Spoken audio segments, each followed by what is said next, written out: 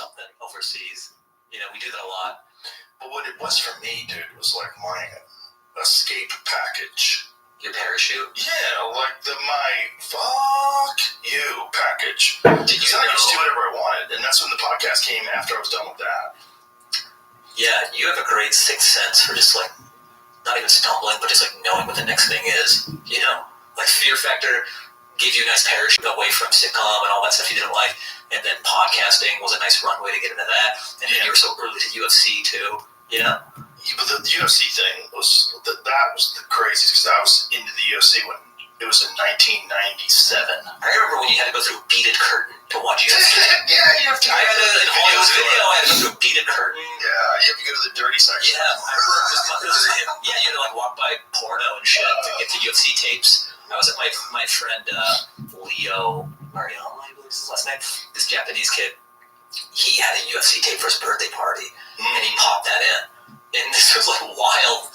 This is Yeah. You couldn't believe it was real. Yeah. These guys are beating the shit out of each other. This is crazy. So you couldn't just get it. It was hard to get. Yeah.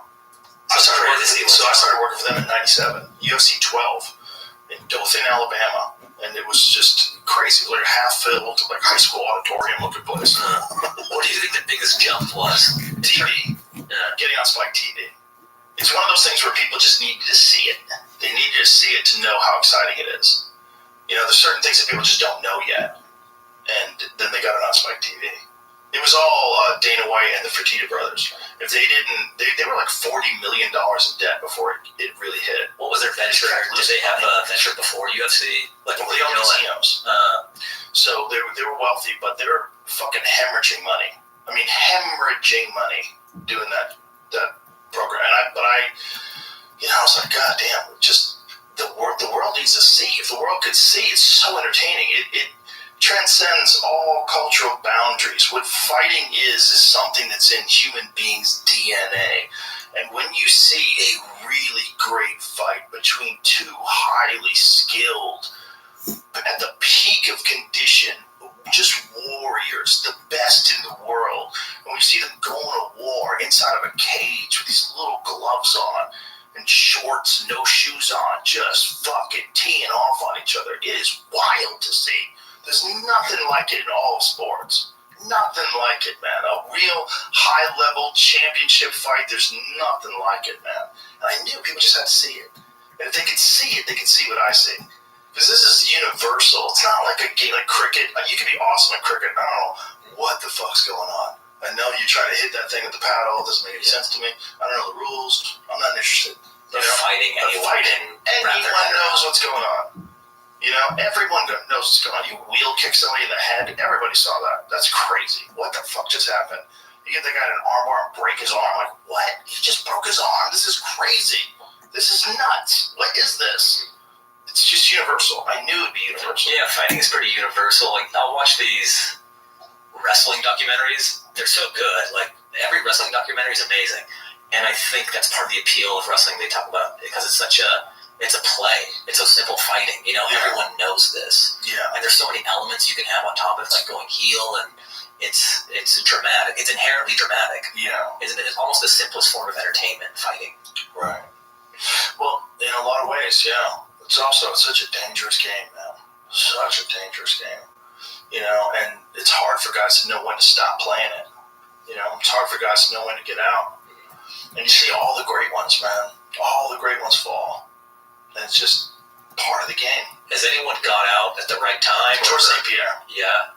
He did it the most intelligently. Better than anybody. He went out as a champion. He retired after defending his belt. And then he came back and he fought Michael Bisping for the middleweight title and beat him. And then retired again. So that's it. And he's got all his faculties. You talk to him. He's great. He's super happy. Still very healthy and fit, still constantly trains martial arts, comes to Austin all the time to train with Gordon Ryan and John Danaher. So he's here all the time. And he's just a martial artist. And a great spokesperson.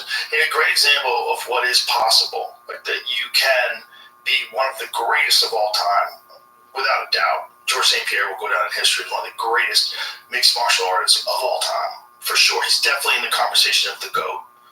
There's a few people that are in that conversation, but he's definitely in there. But that guy's totally fine today. He figured it out. He's very smart. One of the rare people. One of the rarest of rare. Checked out. Yeah, he's smart. He got out at the right time, and he's got all his faculties, and he's doing great. And that's a beautiful example. But for every one of George St. Pierre, there's guys that leave, and you can tell they're slow. You can tell they're compromised. You can tell they've been in some wars, and that sucks too. That sucks to see. Yeah, that sucks. It sucks to see old guys that are just broken down, man. And a lot of them physically broken down, like they can't move well anymore. Imagine, their backs are all fucked up. Bunch of back surgeries, knee surgeries. It's just such a brutal way to make a living. But yeah, when I started getting into that, man, it was like doing porn. Like people are like, what are you doing? The fuck are you doing? Why are you getting involved in this? You have a sitcom career. Yeah. I was on news radio. You're like, you'll see. In a few years, you'll see. I don't think anybody believed it. Nobody believed it. But I was like, look, I can't help you. Well, it's a great lesson. I just can only like what I like. It's a great lesson in just following what your passion is, and then the rest kind of falls into place. If you're lucky, you can just wind up a car thief. Like, things can go bad. You really love it. You really love stealing cars, though. Yeah, some people do. Remember that movie with Charlie Sheen and some other dude? I forget the other dude. They would just steal Porsches. That dude, D.B. Sweeney, is that who it is? Who's the other dude who was in it? The fun movie. What, was it around the era of Gone in 60 Seconds? Or before that, man. It's an old-ass movie. It was this dude would just steal Porsches. It was like 1980s Porsches, which were really cool little cars, man. It's such a different thing than a Porsche of today. Those little, minimized, little sporty cars, and he would steal these sporty cars. And the whole movie is just like a love affair. I love this poster. Yeah, it's great. Who's the other dude? Is it Iceman? Is it D.B. Sweeney? Yeah, it is No Man's Land. It's just a Porsche infomercial. The whole movie's about if you get this movie and watch it, you don't want to buy a whole Porsche. There's something wrong. You gotta go to a doctor. Remember Italian Job, where it's just like a mini commercial? See, look at this. What years is that? Cassette is that? Cranking. They got the glow. The toothpick. Come on. Bro, those cars are the shit. I want a Porsche and a toothpick right now. Those cars are very difficult to handle. They'll see they saw a car, like, let's get it. And they hop out. And Charlie Sheen was a cop who was undercover. Right? Isn't that the plot? Pretty sure. And Charlie Sheen's this guy's got a cabriolet. Car phone. I think that's an alarm. I think it's one of them alarm jobs. Yeah. See, because it's flashing. It's like, there's an alarm on this car. So it's going to be harder. Yeah. So you have to look around. Do you know what you're doing, man? Yeah, bro. I'm going to steal this Porsche. Oh, shit. Is he getting used? Okay. By the way, if you have a convertible, can you just cut the top? Oh, here comes the knife. So this is how you do it. Is he going to cut the top? He is going to cut the top. This sly bastard. Look how slick he is. Ooh, nice watch. He's looking for the spot. This is very sensual. Yes, very. That's why you shouldn't have a convertible. That's ridiculous. Charlie Sheen will steal it. Get a cloth house. So Charlie Sheen's going to cut that. Right. What's he going to do? Pop it? Okay. It's that simple, huh? Yeah, he's going to pop the convertible. Hey, what are you doing? That's my Porsche. Oh, shit. Whoa. Guy just shoots at him.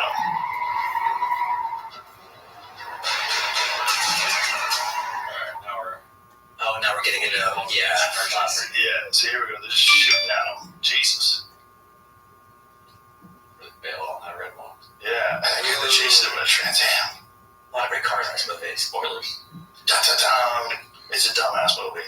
But every guy loved it, I'm sure. Oh, yeah, the Porsches are awesome. It's awesome. I watch him speed away in his little Porsche. Charlie Sheen car movie. How many's he got? Another one came up I've never heard of. A sci-fi movie called The Race. What? What is that? It's like Knight Rider? I don't know. What's this movie?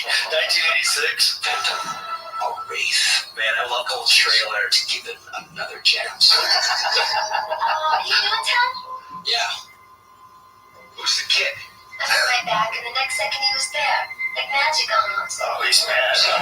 Sweet, what is that? It's a Cybertruck, dude.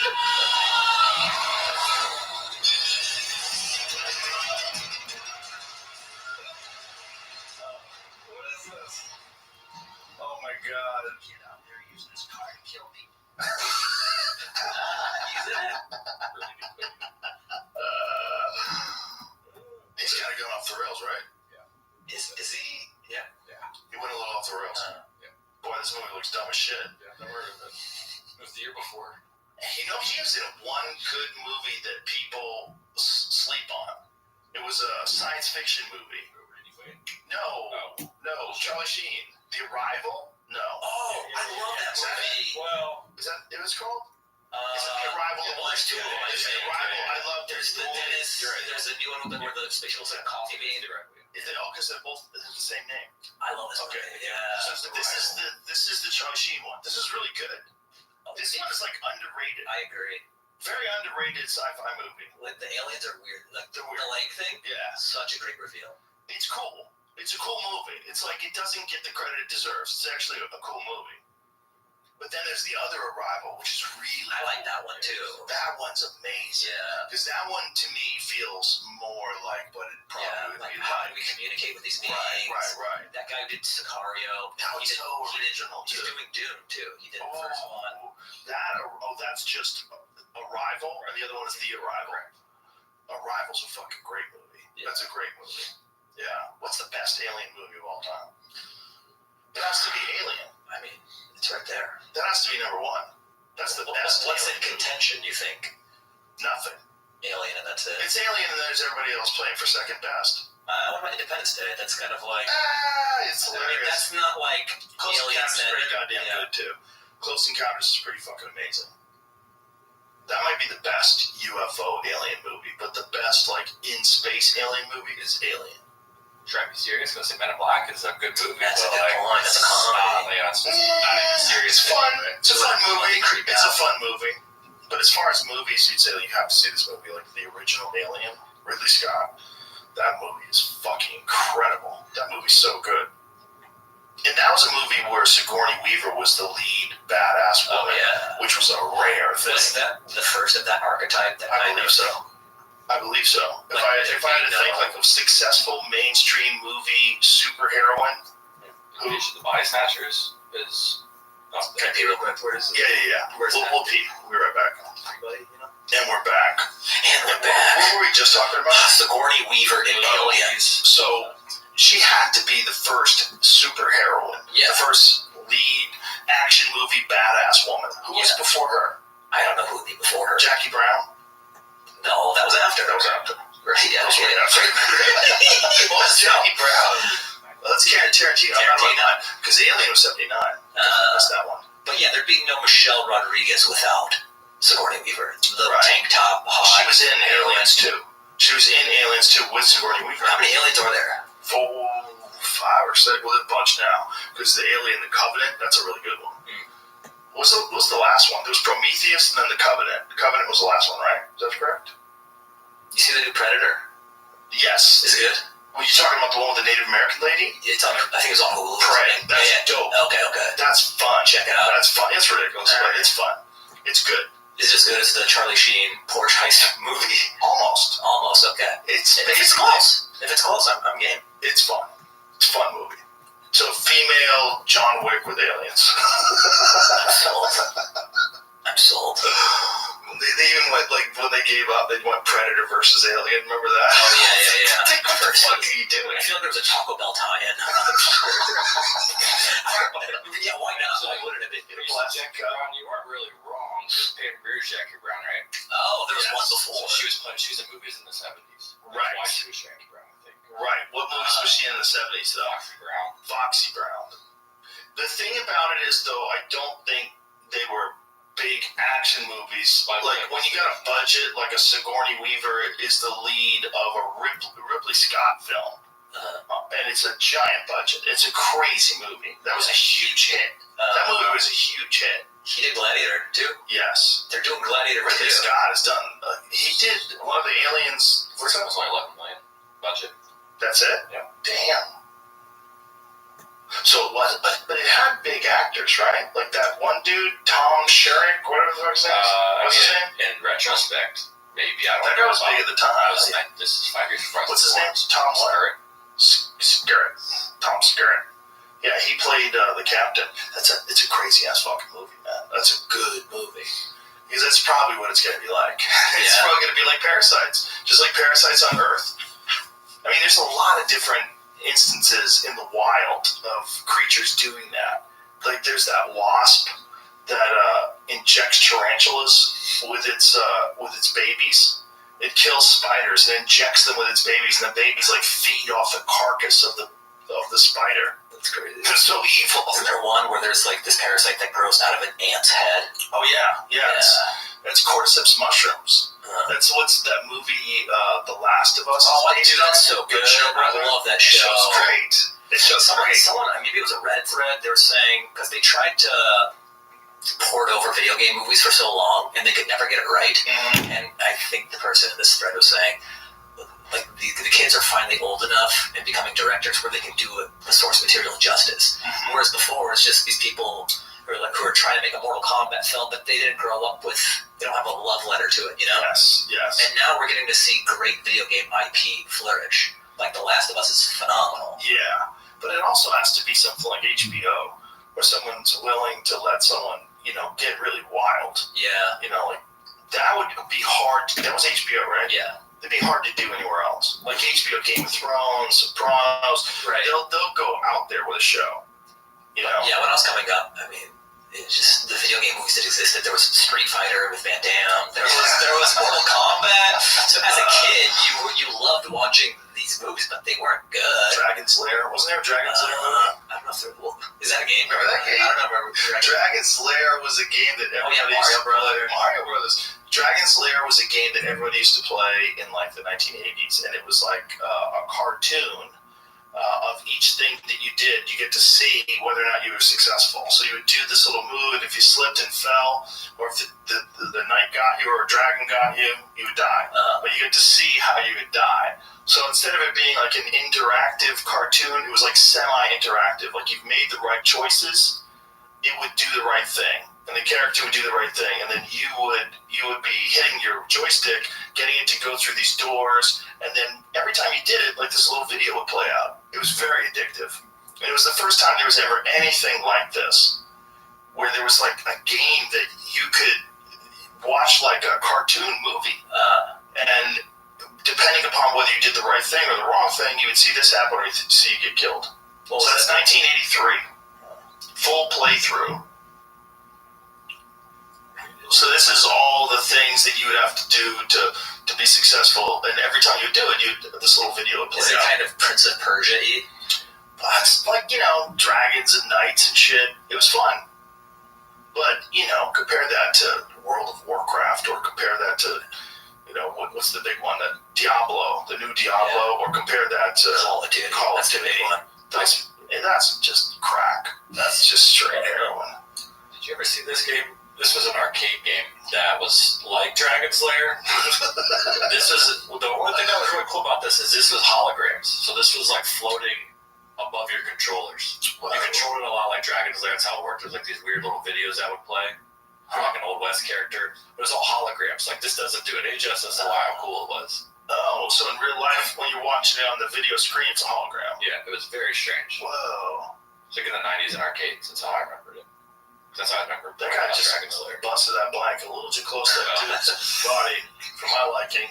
Oh, they They didn't edit that out. It's not like they had one guy, they spliced in the second guy. How much you That think guy was right in front. you got paid? $4. I got paid by Fortnite. They used my dancing in an emote, and they paid me like $5,000. Nice. What'd you buy with it? Just like more Fortnite stuff. I'm just kidding. I have no idea what I spent with it, but it was kind of cool because I posted the dance videos sometimes, and I guess their programmers found one on my YouTube. Like, it had no views. Mm-hmm. Maybe they're comedy fans, and that's how they found out. But, like, they just hit me up, and they go, hey, the game's going to use this excerpt of you dancing as, like, a skin or like an emote. We'll give you $5,000. And I was like, fuck yeah. Wow. It's still one of my favorite credits in Hollywood because it's just so weird and bizarre. That you're in Fortnite. And then I have a Fortnite dance. It's You called, play Fortnite? no, but I know it's really popular. So it's called the Vibe and Emote. So if you look at the Vibe and Emote, that's me dancing. Oh shit, let me see that. Yeah. So they just took an excerpt from like me when I was dancing in my apartment in Koreatown. Sometimes if I like really like a song, I'll just set the camera up and dance to it. Yeah, that's me.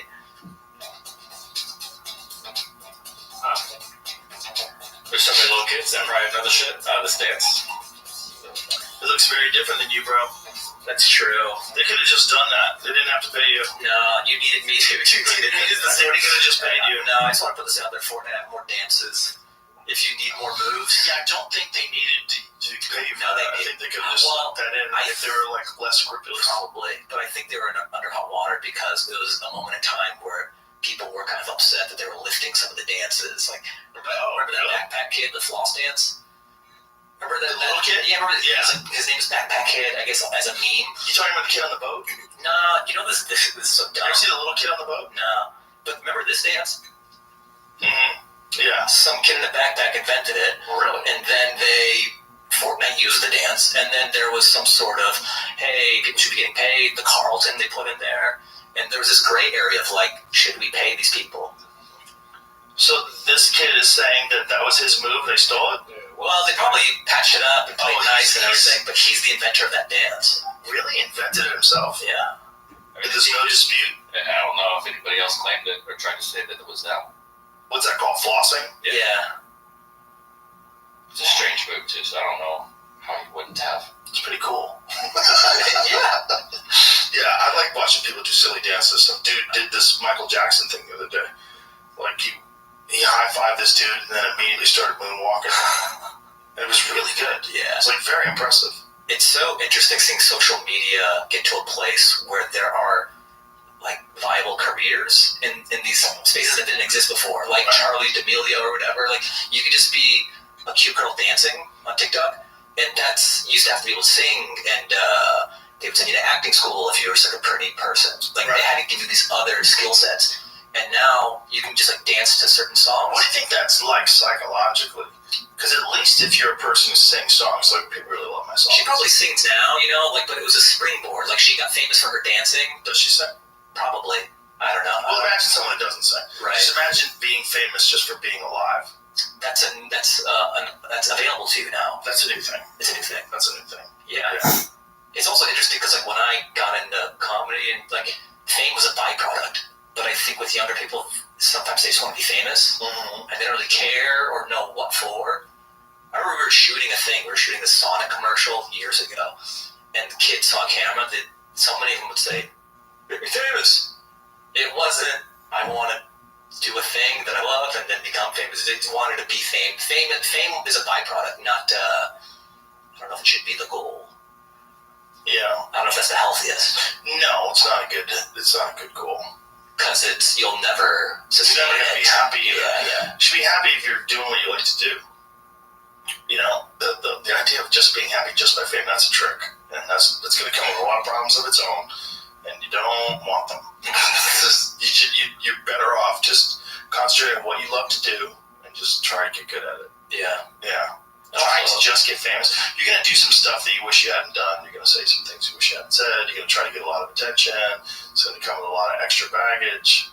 Yeah. And the fame isn't exactly the fun, but there are some parts of it that are fun, but then it also impedes your life. Like, well, it depends on if that's all you do, right? Like, there's people out there that are, air quotes, influencers. All they do is like either, you're the Kardashians or you're whoever you are. You're doing something and you're making videos. That's your whole thing is you getting out there. It's not like exceptional content. It's not like they're doing crazy backflips and climbing mountains. They're not doing anything crazy. Yeah. They're just being alive. Right. Being alive with a lot of money. And a big ass. Being beautiful. That helps. But it's also being around famous people and, oh my God, it's the glamorous life. And then people are sucked in. And if you edit it correctly, we do nice fast, keep my attention span moving, you can suck me in for years. Yeah, you forget editing is such a strong necessity nowadays too. It's huge. Yeah, it's almost more important than a performer. I mean, it's hyperbole, but a great editor can really elevate some content. Yeah. Like Schultz's guy's amazing. I mean, Schultz's is fantastic to begin with, but editing, when you're trying to grab people's attention in 20, 30 seconds, with all the zooms and all these psychological tricks too, like shaking it, having the text come in. Mm-hmm. So now even to promote as a younger comic, people coming up, you have to be aware of, you might have a great bit, but you have to have it be a little cuttier than it would be live. Right. You have to use a certain type of captions.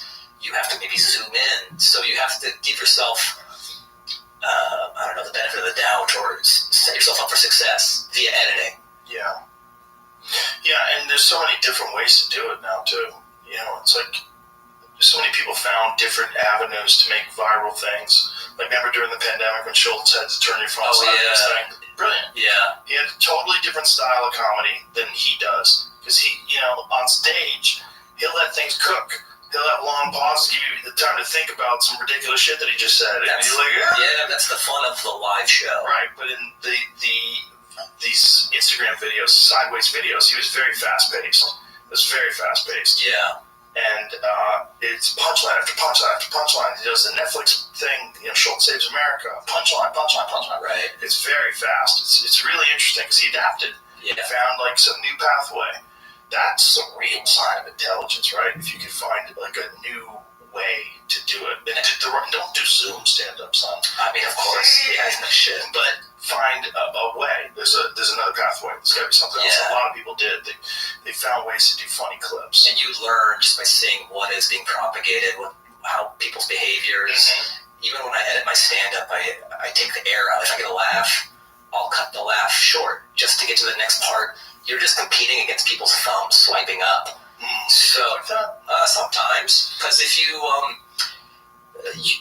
can make your joke a little tighter via editing. I see what you're saying. You know what I mean? Because if you're unknown and you're just competing about people, you're competing with people swiping their thumb and wanting something else. Yeah.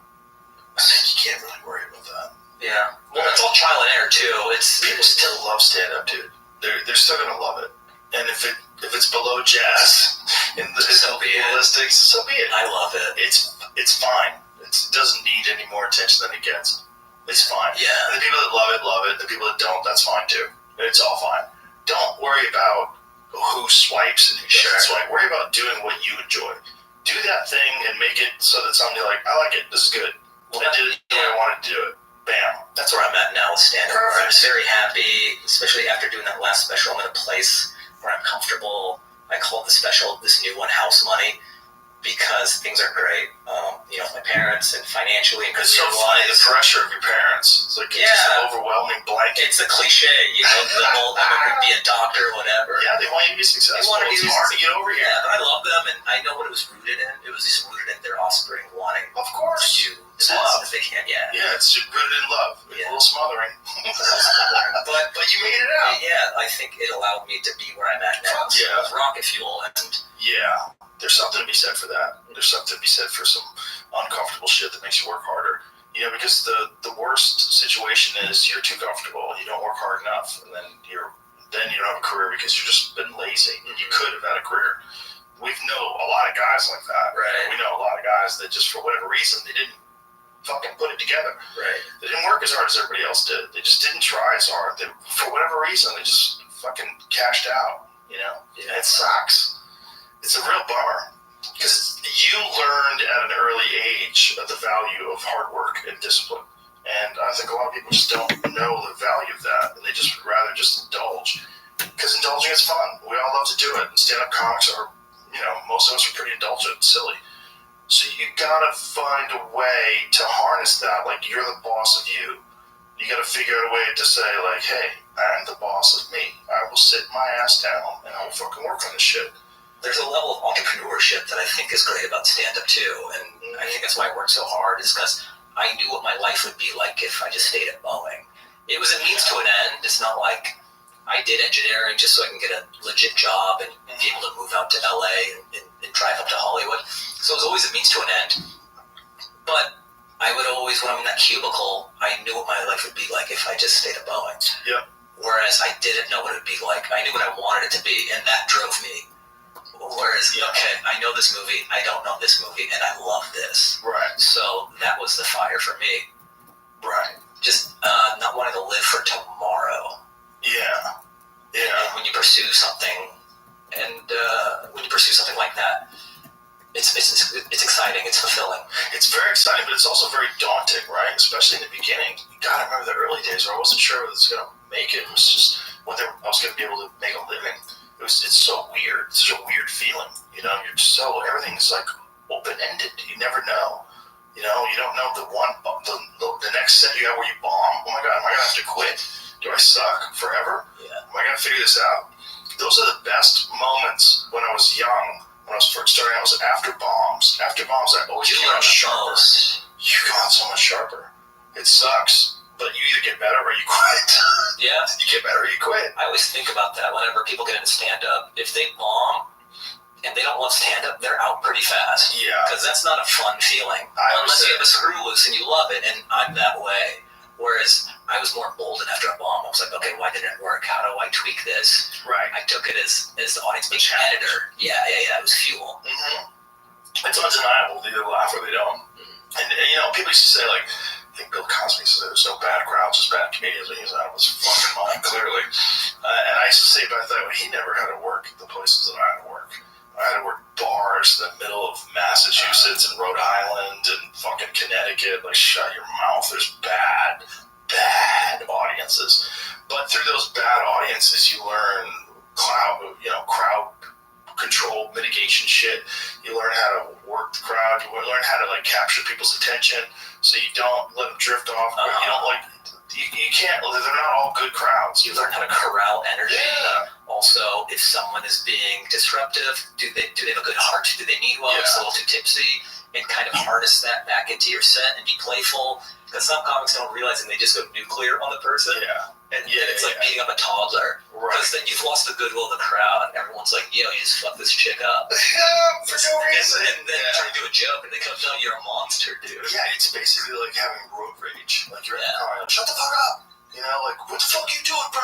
Fuck you, no fuck you. Right. You're so amped up because you're already in a car, you're driving fast. When you're on stage, your brain is amped up. When someone chimes in, you're like, what? Shut up, you stupid bitch. Even though he's like, everybody's like, oh my god, what have you done? But there's a nicer way to say keep it down, and you may have lost the crowd by saying it's Right, a but bit. then there's some people that you just have to address. Like, you Yeah. have to get rid of them. They're going to ruin your show, no matter what you do. And they do it on purpose. Sometimes they're so malicious and mean that you have carte blanche to fucking lay into this game. And it's kind of fun, because sometimes these people are so singular-minded, and they think the world revolves around them. When the crowd starts booing the person, and you see that switch in their eyes, like, oh, they've been perceiving the whole situation wrong. Right. So they go, why is this entire room booing you if you're the good guy? Right. You know what I mean? Everyone's like, get the fuck, shut the fuck you. They got babysitters and shit. They hate this guy. Yeah. So I kind of like teaching a lesson sometimes when that happens. I'm like, I do a million sets. This is fun for me to teach a grown man a lesson. you all these boos? Why are they hissing at you, dude? Yeah. It's fun to educate sometimes. Well, some people they're drunk and they don't even realize what the consequences of what they're doing are. They're just being so selfish. They don't care about the other 300 people in the room. They just want to just yell out. But most of the time, they mean well, but they've had a few drinks, and you can rein them in. Booze is the best and the worst thing for comedy. Yeah, for real. Ideally, you want everyone who's great on it. Yeah, you want people who can handle their liquor. But every now and then you'll get, that's not true. How is it a mothership? Because you're on a tight ship, no pun intended. And because you have to put the phone in the bag. Yeah, you have to kick people out that are disrupting the show. Does it happen still? Yeah, it's happened. It happens. It's going to happen. No matter if you have live comedy, you're going to have people that are just hammered. We had a lady go into a K-hole. She was on ketamine. She went into a K-hole in the middle of the crowd. How's a K-hole audience member? What's that like? They didn't know if she took an opiates or what she took. Were you like, this joke's really good? I wasn't there. And it was the night that I was off, I think. Or it wasn't on the show. I don't remember what it was. But either way, the lady went into a K-hole. And they had the Narcan ready. They thought she'd, overdose. But no, she's just fucking gone. Because a lot of people take this nasal spray of ketamine and they take it like as a therapy. Quasi-dimensional traveling in the middle of a comedy show. I don't understand when people go that hard and then pay tickets to an expensive show. Like, some people will go to a concert and just be fucked up beyond belief. Yeah. That's our share. You're not even mentally here to enjoy Beyonce or whatever. Exactly. Yeah. Well, I think it's the experience. Sometimes people say, I'm going to take an edible and go see a show. You're like, How do you finesse that, though? Like that lady on K, I don't know if she was really processing the jokes, right? Oh, she definitely wasn't. She was gone. I mean, she collapsed. She was gone. Yeah, I've never done ketamine like that. I don't know what happens, but the way they do it, if you do a lot of it, you go into what they call a K-hole. hallucinations, and they have like these weird experiences where they're interacting with interdimensional beings. They're in empty apartment buildings and space and shit. Weird stuff. Yeah. Yeah. It seems like you don't need a show for that. It seems like a heavy drug. It seems like one that you get to be out in the town on that stuff. Yeah. But I guess people microdose it. I guess that's the thing. Not this girl. The antidepressant effects from microdosing. They said the ketamine drip thing that Neil did. Oh, yeah. Brennan did it. Yeah. Yeah, he said he thought that he would go to a doctor's office and it would be like mild. He's like, no, tripping balls at the doctor's office on an IV drip of ketamine, just like interacting with space beings and shit. Yeah, I remember when he was going through a phase of like trying different things for depression. He was doing. He showed me the video of the magnet thing, and then K, I guess, and then ayahuasca. Yeah. He was telling me about it. Like he was doing it a lot. I didn't know that you could do ayahuasca that frequently. Probably not supposed to. Yeah. He's a pioneer. He's a wild dude, but it did help him. It definitely did help. Yeah, I've noticed that there's a difference. Yeah, I talked about it. It's like, I forget what percentage. People who's not now stuff, just like, yeah. It might be real. There might be something to it. I'm so scared of ayahuasca. He actually asked me because I like control. Right, you had a bad mushroom trip, right? Yeah. Because you like control. Well, yeah, exactly. And you can't control when you're on drugs, you know? Not one of those. Not mushrooms, that's for damn sure. You And have if you to. try, it'll take you down a very bad road. Yes. You gotta learn how to Let go. let go. I know. Ari Shafir was, because Ari was living in LA at the time. Pauly Shore does ayahuasca. He just did it. He talked about it. Let's go. I know. He's like, everyone said like what you did. If he starts wearing wooden beads, I'm gonna strangle him. As soon as you do too much ayahuasca, you start wearing wooden beads. I'm always like, bro, You're you tapped okay, in, dude. You okay, bro? Do you have an eagle feather in your hair? Because I'll kill you. Have you done ayahuasca? No. So then why haven't you? I haven't had the opportunity. I haven't had people that I want to do it with. I haven't had that. It's illegal in America, so Oh, it is? if you do it illegally here, you go somewhere else. Yeah, it shouldn't be. But also, maybe you should know who the fuck is making it and how they're doing it. And I've done DMT though, which is that's the active ingredient. I saw a guy take a hit from a DMT pen at a party, and it was like unsettling to watch him because you just see him blast off in a chair. I'm like, this is too personal. It's more like seeing a guy jerk off or something. It's weird you do that in front of everybody. He just blasts off for like 5 minutes, and you just like okay. Jesus. It's kind of weird. Yeah. It's a potent drug. Like it's a hit off of a vape pen. I think it's a portal into another dimension. I really do. I know that sounds completely insane, especially from the host of Fear Factor. Right. But I think it's in your mind. I mean, they know that your brain produces those chemicals. Why would your brain produce chemicals that let you interact with beings in other dimensions that are giving you wisdom? Why? Why would that be something your brain makes? I don't know. But the speculation is that your brain makes it when it thinks it's going to die.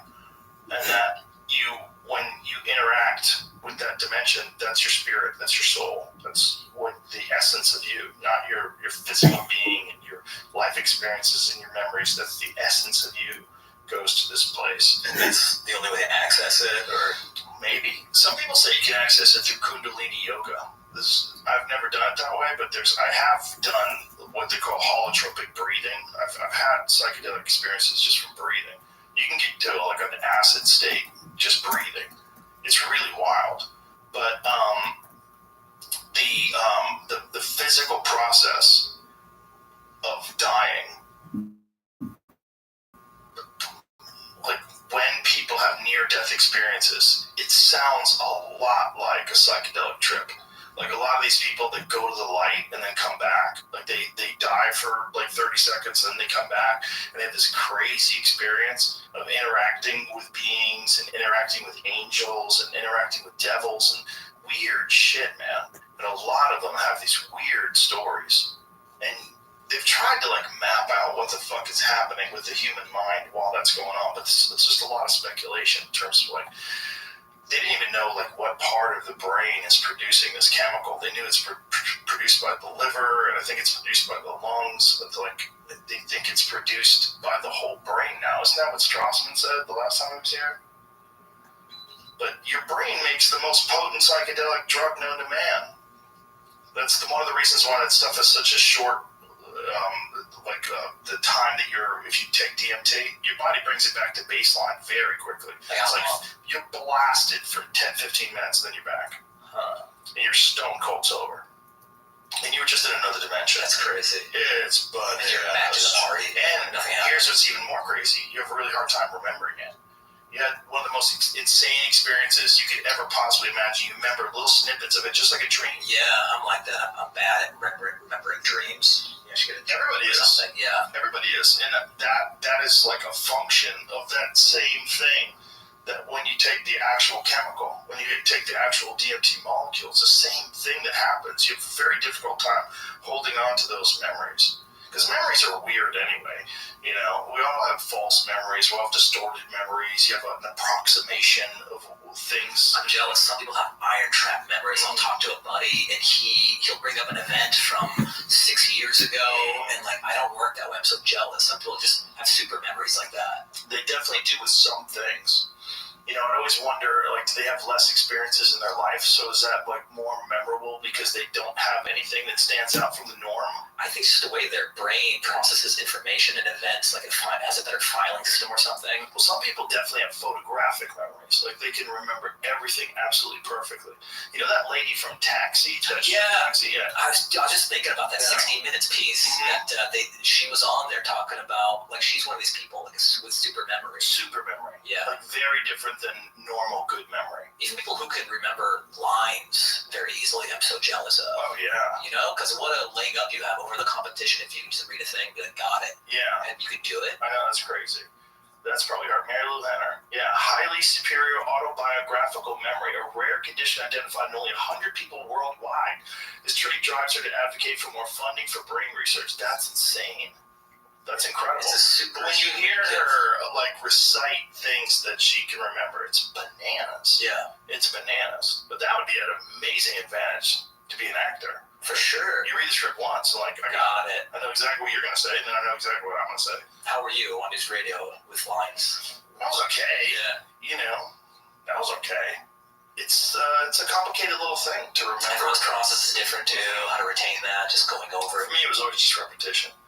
You have to do a lot of repetition over and over and over again. Say it out loud, write it down. I always hear get on your feet, so like pace and say the words, so it's in your body. Sure. I heard Riz Ahmed, you know him as an actor? No. He's great. He's in Sound of Music or Sound of Metal.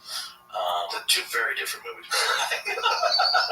He was in Sound of Music or The Sound of Metal. One of those. I'm pretty sure it's Sound of Metal. But he's a super talented actor, and I heard he like runs while he does his lines and just get himself out of his. Was he? I feel like everyone was in Oppenheimer. Oppenheimer's a damn good movie. How crazy is it they went after him for communism? What was that? How crazy is it they went after him for communism? Oh, that's what they got him on. Well, that's what they're going after him for. That was the thing, dude. They get you. Yeah, but I mean, the guy who invented the fucking bomb. Leave him alone. Yeah.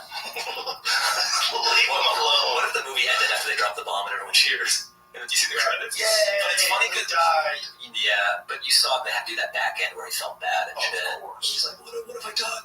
One of my favorite all-time videos, let's leave it on this, is the Oppenheimer video of him describing what he said when the first bomb went off, when he quoted the Bhagavad Gita. Let's watch. We'll leave with this. Fahim, you're the fucking man. thanks for I appreciate having me. you. Love you to death. I Thank miss you so you. much. Your new comedy special? Yeah, it's called House Money. It's on my YouTube channel. So if you go to youtube.com/Fahim Anwar. And It's Fahim for free. Anwar, it's for free. Fahim Anwar on Instagram and all the other social media Yeah. platforms. And always the Comedy Store. Yeah. Oppenheimer. You know, the world would not be the same. Few people laughed. Few people cried. Most people were silent. I remembered the line from the Hindu scripture, the Bhagavad Gita. Vishnu is trying to persuade the prince that he should do his duty, and to impress him takes on his multi-armed form and says, Now I become death, the destroyer of worlds. I suppose we all thought that, one way or another. It's a quote. That's a bar. That's a bar. Right. Somebody put some hip-hop beat on it. Yeah, it probably is already in a song. That should be in a Wu-Tang song. All right. Goodbye, everybody. Thank you. Bye.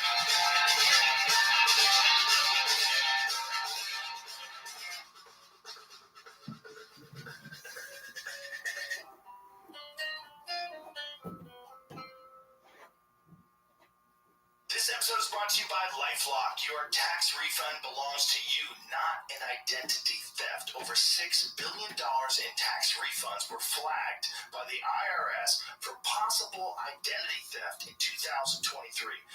If you're in a bind this tax season, LifeLock can help. LifeLock monitors and alerts you to identity threats you may miss on your own, even if you're careful with your personal information. And if you do become a victim of tax-related identity fraud, LifeLock has U.S.-based restoration specialists ready to help you solve your identity theft issues. Plus, all LifeLock plans are backed by the $1 Million Protection Package, meaning LifeLock will reimburse you up to the limits of your plan if you lose money due to identity theft.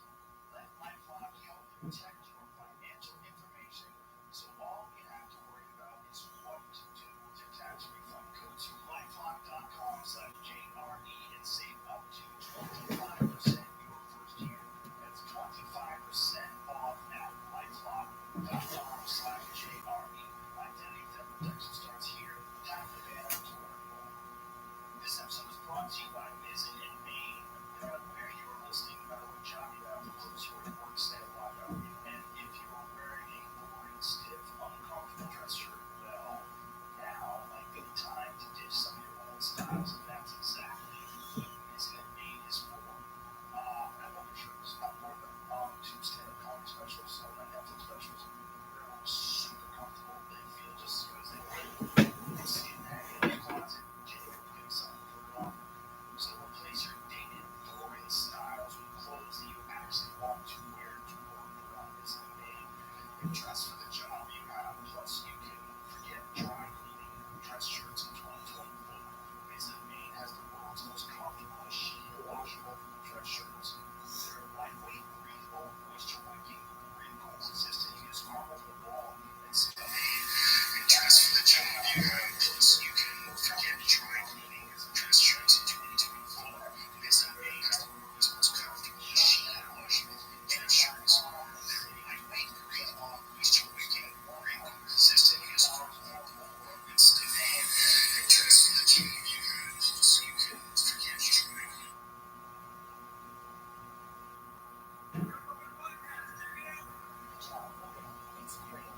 Straight by day, show up your podcast by night, all day. What's up? I can't believe you never read it till today. That's kind of crazy. It's kind of crazy. I got this story with a calcium last night. I'm like, fuck. So it's true. Two shits in the night. Right? Now, obviously, nowadays,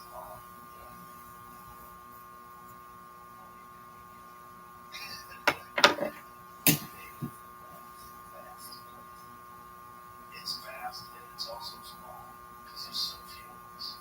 And worldwide, we're talking about this thing that there's 85 worldwide. You know, you gotta be real generous to say 500 because it's really not much.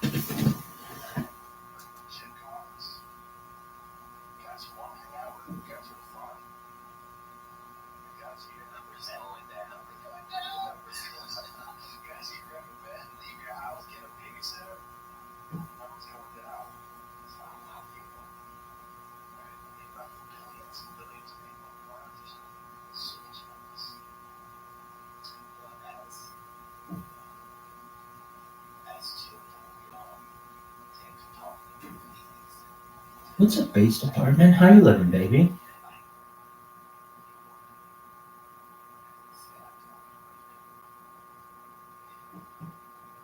Based apartment, how you living?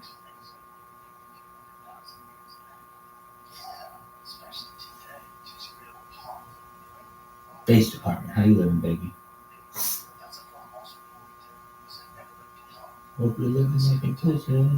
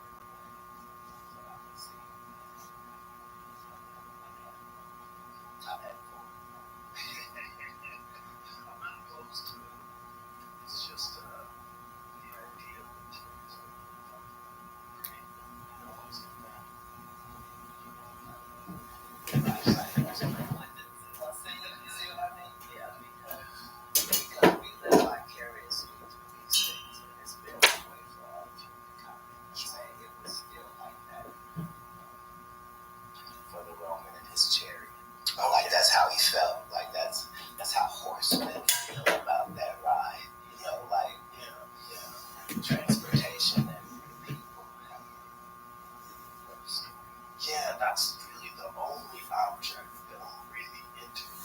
Like, I mean, it's in vehicles. I'm into mechanical vehicles. Right. There's like something about mechanical vehicles that just speak to me. I love them. I love looking at them. I love sitting in them.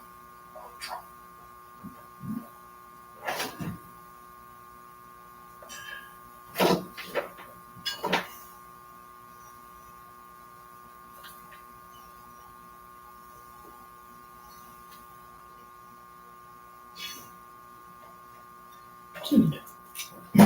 We got Sonic AD in this bitch. Sonic AD, how you living, baby? We got the whole crew in here. Well, if you weren't aware, I'm streaming on Rumble right now for the first time in global history. Pretty tight. If you're like, weren't we just listening to Joe Rogan? What happened? Yes, we were. And then an advertisement came up, and I think I accidentally clicked it. And now it's randomly taking us to some undesired website. So we're having to go back and fix it. We got Tempura in here. We got Sonic AD in here. We got Passport. I mean, it just don't get no better, baby. All right, back to the man, the myth, the legend, Cat Williams. Pimp amongst pimps. Yeah, that's really the only object I'm really into. Like, I mean, it's in vehicles. I'm into mechanical vehicles. Right. There's like something about mechanical vehicles that just speak to me. I love them. I love looking at them. I love sitting in them. I love driving them. It's just like, it's one of the things that people say, like, money can't buy happiness. That's definitely true. If you're fucked up, you're not going to get happier if you get rich. But if you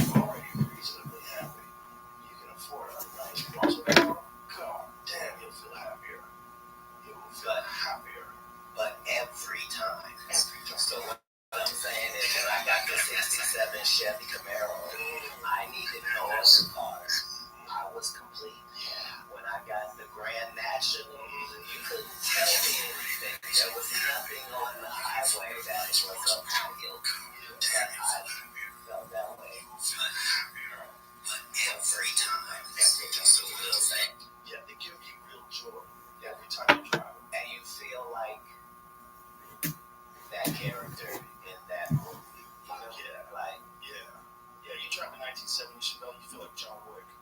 Yeah, it's a sacred place. There's music there. There's recklessness, but there's safety. Yeah. You know, it's like it gets to the essence of a being. And I think it's a thing that won't exist 100 years from now. I think automated driving will be mandatory. I really do. I think we're about 100 years away. 100 years away from no personal automobiles. No control of your vehicle. We're going to stop all crashes. We can stop all crashes and all highway deaths. Come on, Cat. Won't you contribute and give up all your rights to drive?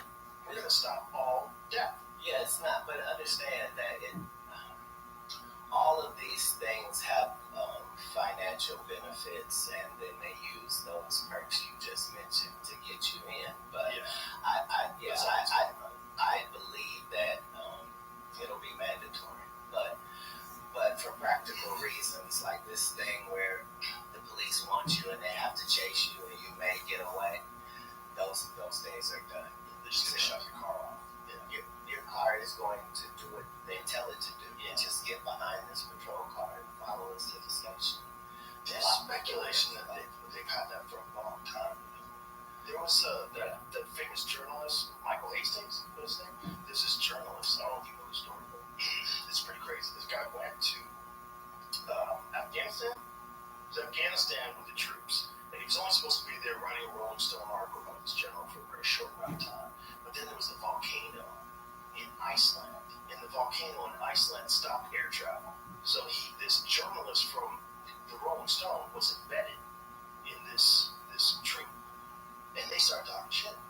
And he started reporting the shit they were talking, including disparaging comments that the general had said about Obama. So the general gets back. He has to retire.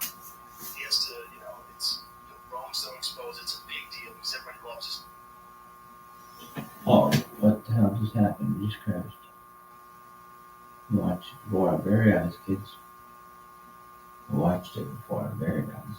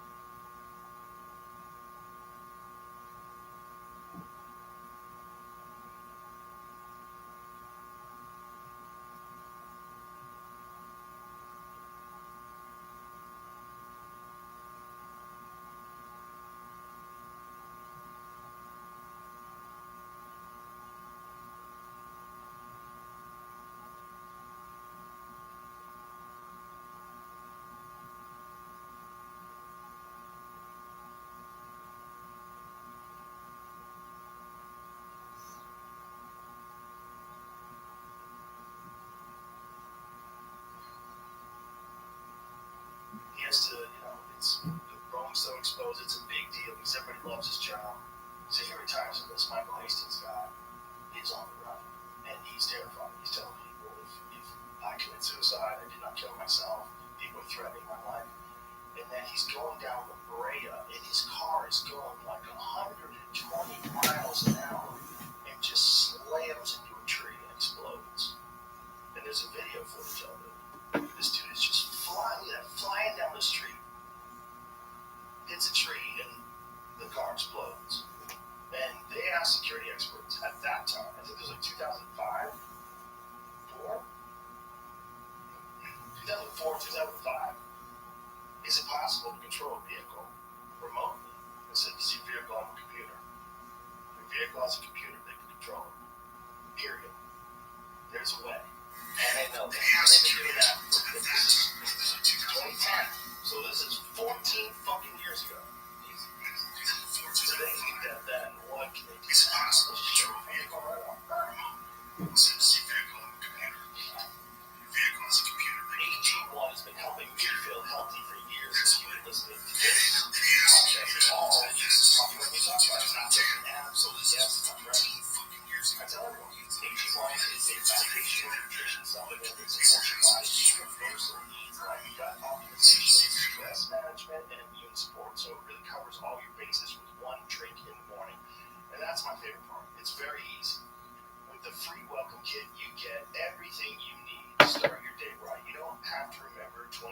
those vitamins or something. Just Dude, we got Curtainer in here.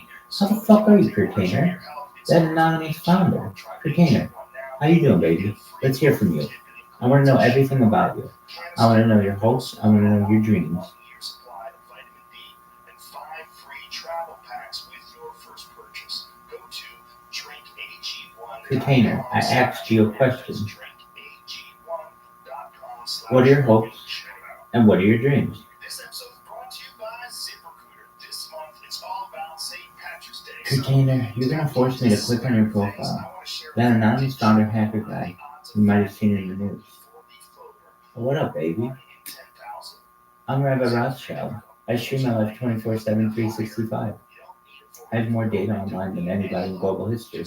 If you're a hacker who's been on the news, then we may be able to help each other. I have more data online than anyone. Literally 3 years worth of data uploaded to YouTube. This is more data than any person's ever uploaded in the history of mankind. Pretty crazy. Curtainer, can you hear me? Or are you just vibing away over there? Hell yeah, baby. Yo, dog, that's tight. Feel free to pass out in here if you'd like. We're listening.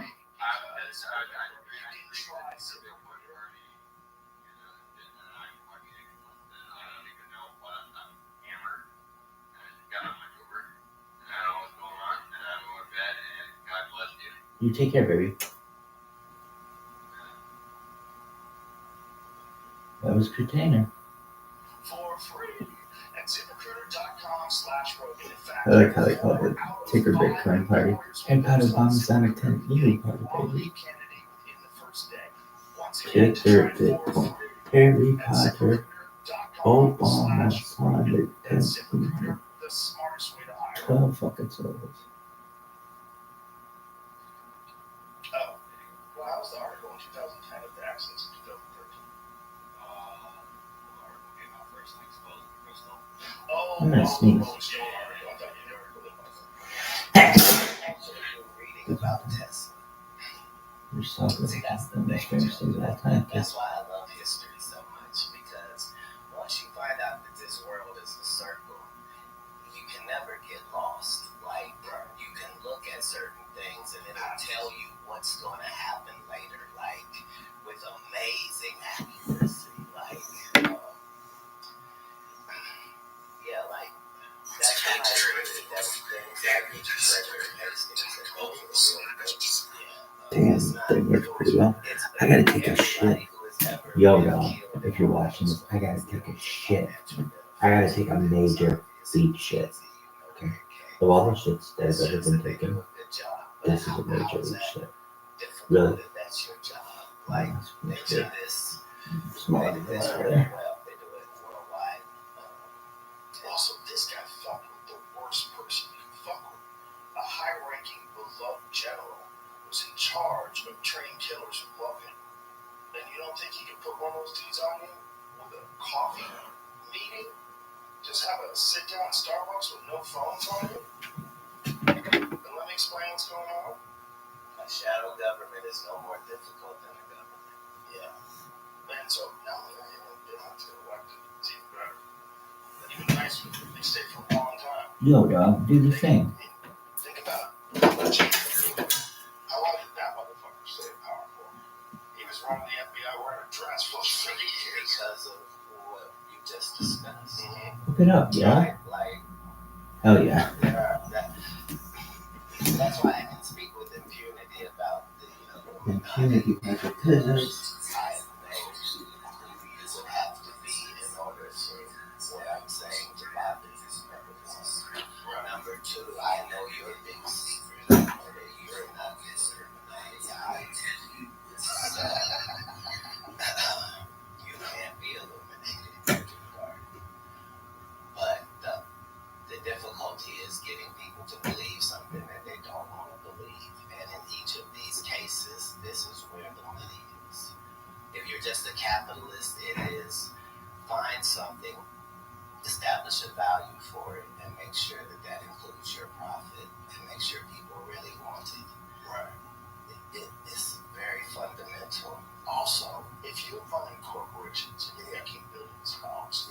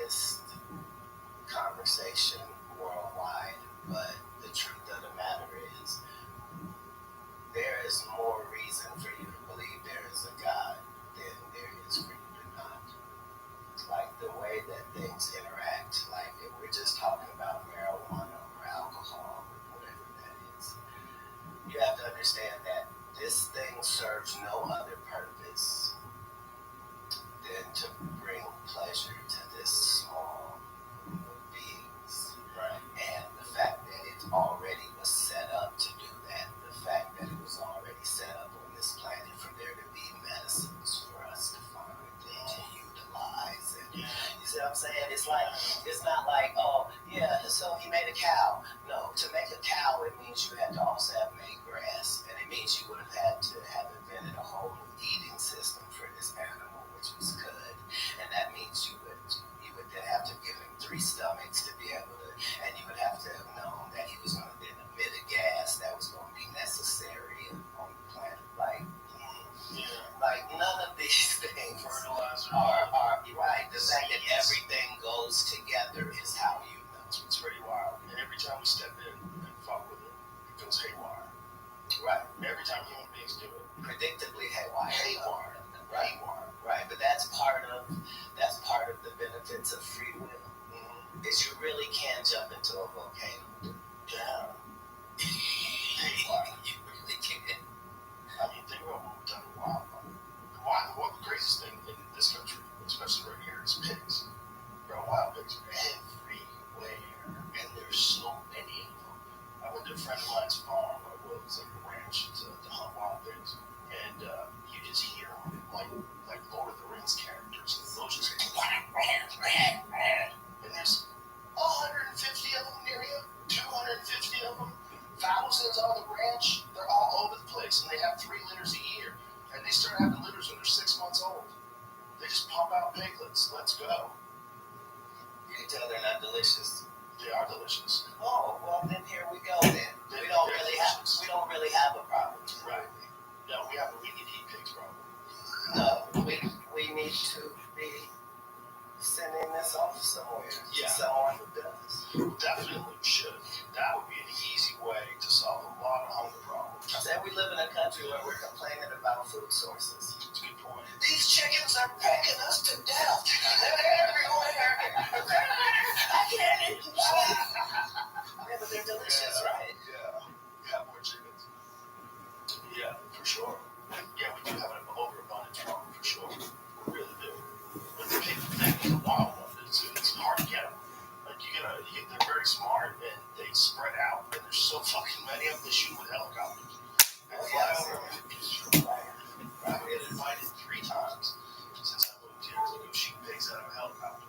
But that's part of the reason that you came to Texas. The freedom. Sure. Texas is a place of great adventure. Yeah. And people who believe in that. Yeah. It's really God's country in the right places. It is in the right places. I think you're going to have annoying people everywhere you go in this world. But in general, I think this country is over here. Wild pigs are not captured. They're not captured by the ether of Hollywood. They haven't been sucked into the vortex of ideological thinking and just that weirdness of that town. So when you escape that, just be around regular people, you're like, oh, people are alright. I've just been in the sane asylum. You're looking for a girlfriend. You have to be in a place where you're around good people, like normal people. That's better for you.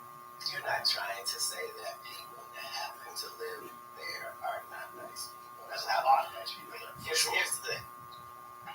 Hopefully we can agree that the problem is with extremes. Yeah. Extreme anything.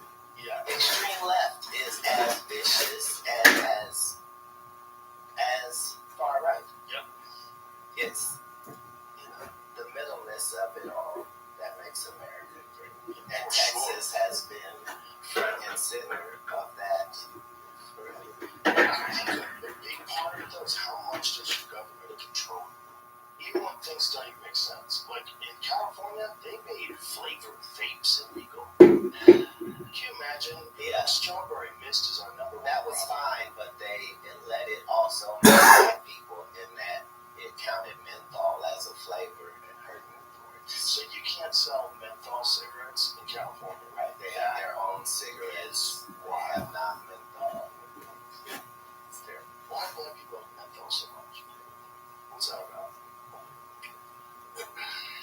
It's a totally different type of cigarette.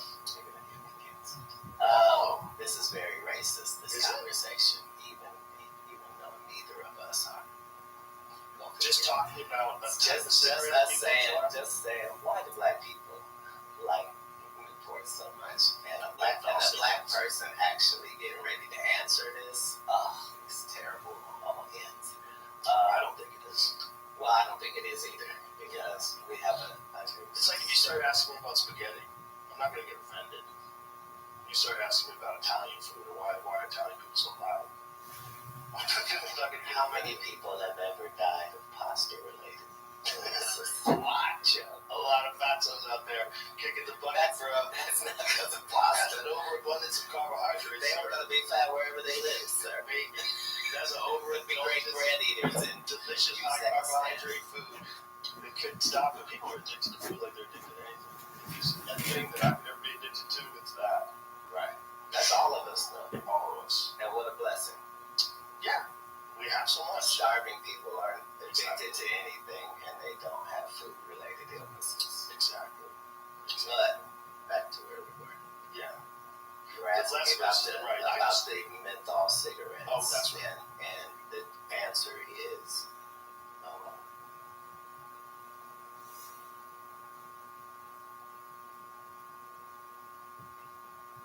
we value strength in product. So there's this whole thing with liquor and malt liquor, and the difference between the two, and one is richer and stronger. And The more potent version. right, and as the people, we tend to go with those products. Things are stronger, that makes sense. Right, like before things were called concentrate. Yeah. That's what we appreciate. That makes sense. Concentrate. And the fact that menthol is a natural thing. So, Right. anybody who is from the South knows about mint plants. And menthol always is a skincare product with injuries and shit. Right, like you appreciate that as a flavor profile. Right. That makes sense. The mint julep. It's just telling people they can't have it anymore. Who the fuck are you? That's my position. Well, and that's a noble position, and we appreciate the fact that you represent that. But the truth of the matter is not really. And the truth of the matter is that most people would like to be controlled more by their government. And easier. Maybe. Most people are all for government control, as long as they don't have to. As long as it works in their favor, they'll give up a lot of rights. And then hopefully the next administration that's Rights are generally worthless at the time. Yeah. Well, there's a lot of people that the government can make life easy. A lot of people have a market, right? So if the government comes in and says, I'm going to make it easy for you, but I'm going to need certain requirements of it. I'm going to need you to have a digital ID. That digital ID will be attached to a social credit score. And we're going to give you universal basic income. You no longer have to worry about food or shelter. You will be taken care of, and now you can pursue your dreams. Is this the mark of the beast that you're Yeah, speaking of, sir? I think it is. Right. That's the whole thing, is it's never been difficult at any point in history. Like we got a dude right now that's telling you front and center that I put a computer in somebody's head. Right. Like, Yeah. And everybody's going, it's the greatest thing in the world. So. yeah. But we understood this 15, 20, 25 years ago. We understood while watching Tron or while watching Cyborg. We understood that there was just this small line medically that needed to be crossed in order for us to be able to do these things. Yeah. Like if you can hook a battery up to an octopus and make it go like this, you're halfway there. Yeah. Why? Because this is a machine that we have. It's a biological machine. Right. Well, you don't understand it. You understand. We understood this 15, 20, 25. Juice it up, you can get stronger, you get smarter. This There's is a lot of things with that machine. This is what the Anunnaki said. This is how you know that these are not made up things from people's imagination, because everything is too factual. Like this necklace, right? People online were like, yeah, is that Buddhist or that's this or that? It's none of that. Like I just try to find the answers to things. So I designed this because this is that thing that you see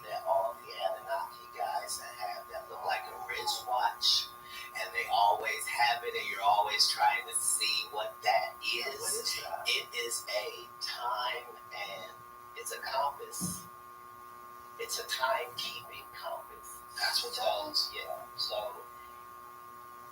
that's what made the carrier of great importance, because he was able to do things that were magical in nature, like go somewhere Once, and get right and back. they always have it. They're always trying to see. Like, you know what I mean? Like That thing on the wrist was a compass? a timekeeping Compass. Yeah. Right. So you had to believe in things that didn't exist at some point, like magnetics and distance and probabilities and that's how, like, if you were to read like thousands of books about people that knew a bunch of shit, like you start finding out that it's not really about knowing anything, it's about where to go to get the information. You know what I mean? Yeah. So like when we get all the ruins all around the world, like we're not seeing ruins of colleges and universities and all of that. We're seeing temples and synagogues and churches, but people don't understand that that's where that information was coming from for that period of time.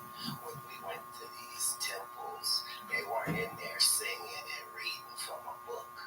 They were in there being taught things that they were able to go put into practice. You see what I'm saying? Like they were being taught art, agriculture. You know what I mean? Like they were being taught. Yeah. And they had some very bizarre knowledge too. They had a detailed knowledge of cosmology. They had a really detailed knowledge of our solar system. 100% of the writings across the world, whoever said anything about space or the universe or what was out there, why were all of them correct, Joe? It's not even possible. Like, how did they know that Mars was the red planet, and why was it a worldwide fact? Right. Planetarily, Saturn had rings. Like, based upon what information? Because nobody worldwide is disagreeing. Nobody's like, oh, I thought of this, or it came to me in the truth. Nobody's saying that anywhere in anybody's civilization. Everybody's civilization says this information came from the people that came. It's like there are no coincidences. Well, they know that Mars used to have an atmosphere. Mars used to have an atmosphere, used to have water. Something happened to its environment. If that's correct, then there's a guy right now saying he's getting ready to put people up there. Yep. Exactly. It's restarted all over again. 50 years ago, there was no water in our whole universe. Let them tell it. Now there's been water almost everywhere. There's water on the moon right now. Are you familiar with the Younger Dryas impact theory? Do you know what that is? Say what The it Younger Dryas impact theory is a theory that Earth goes through a cycle of like comet storms every June and every November, and most of the time nothing happens. But every now and again we get hit. We get hit big. And they think we got hit big 11,800 plus years ago, and that had to restart civilization. And that what you're seeing from like Mesopotamia, all these people 6,000 years later, they think that is a rebuilding of civilization that was already like just whispers and stories and tales, and then they rebuilt it again thousands of years later. But if you go back to like 11,800 years ago, you're dealing with what we thought were hunter-gatherers, and now we know they weren't. Now we know they built complex stone structures, and the real speculation is they think that the people who built the pyramids built them way earlier than the conventional dating is. They think there's real evidence to show they're 9,000, 11,000 years old, easy. No people built the pyramids. No people? Who built it? This episode is brought to you by DraftKings Sportsbook. Football season is over, which means that now all eyes are on the NBA. And it's the perfect time to take a shot with DraftKings, an official partner of the NBA. This week, new customers can play free for a share of millions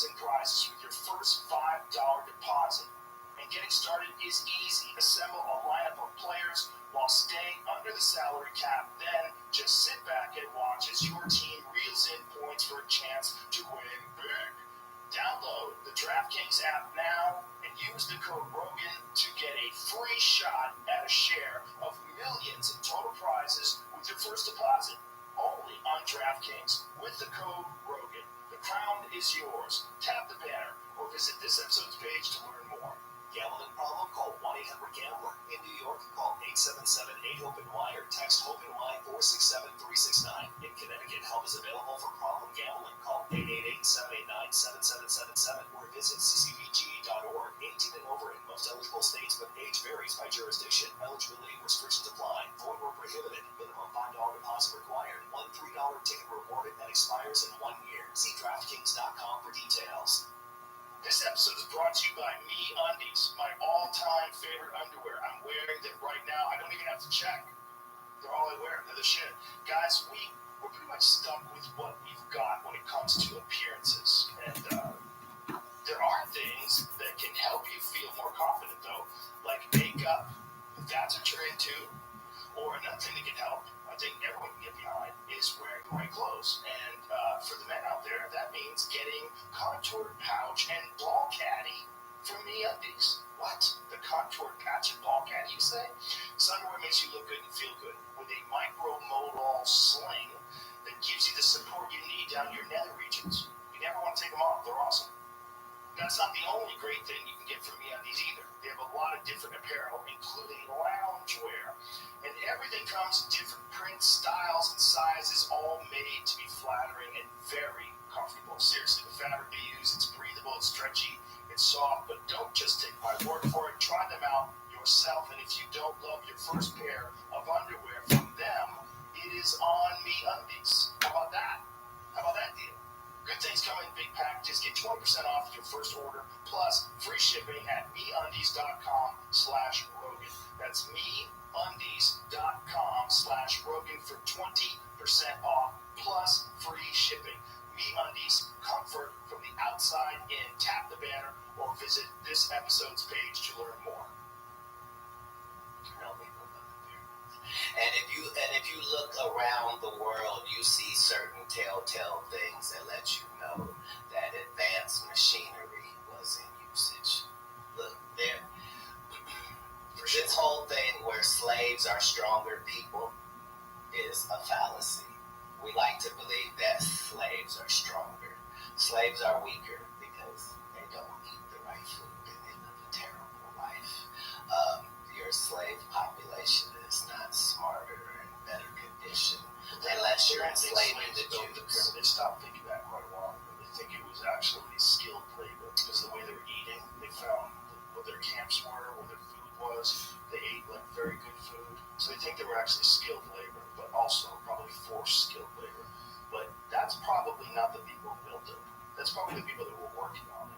That's probably the people that worked in the village or in the city. How many companies have done renovations on the White House? None of them have done enough renovation that they can claim it's their White House. So, yes, thousands of years worth of people were there. But that doesn't have anything to do with the building of it. Well, understand, we know enough now to understand that this was a complex. This was not, right. We've been led to believe that this is how much they worshipped their dead bodies. Right. But the evidence doesn't show any of that. No, like when you see inside, when they have those intricate carvings and paintings and stuff in gold and stuff, you have to remember this is in a windowless room, folks. There's no candle soot. There's no this. It's clearly a power plant and built specifically for that location on this planet. What do you think was powered by? The hot water springs. So it was powered by the hot water springs? And to what end? How do you know on this first one? Is this marijuana talk? I don't think so.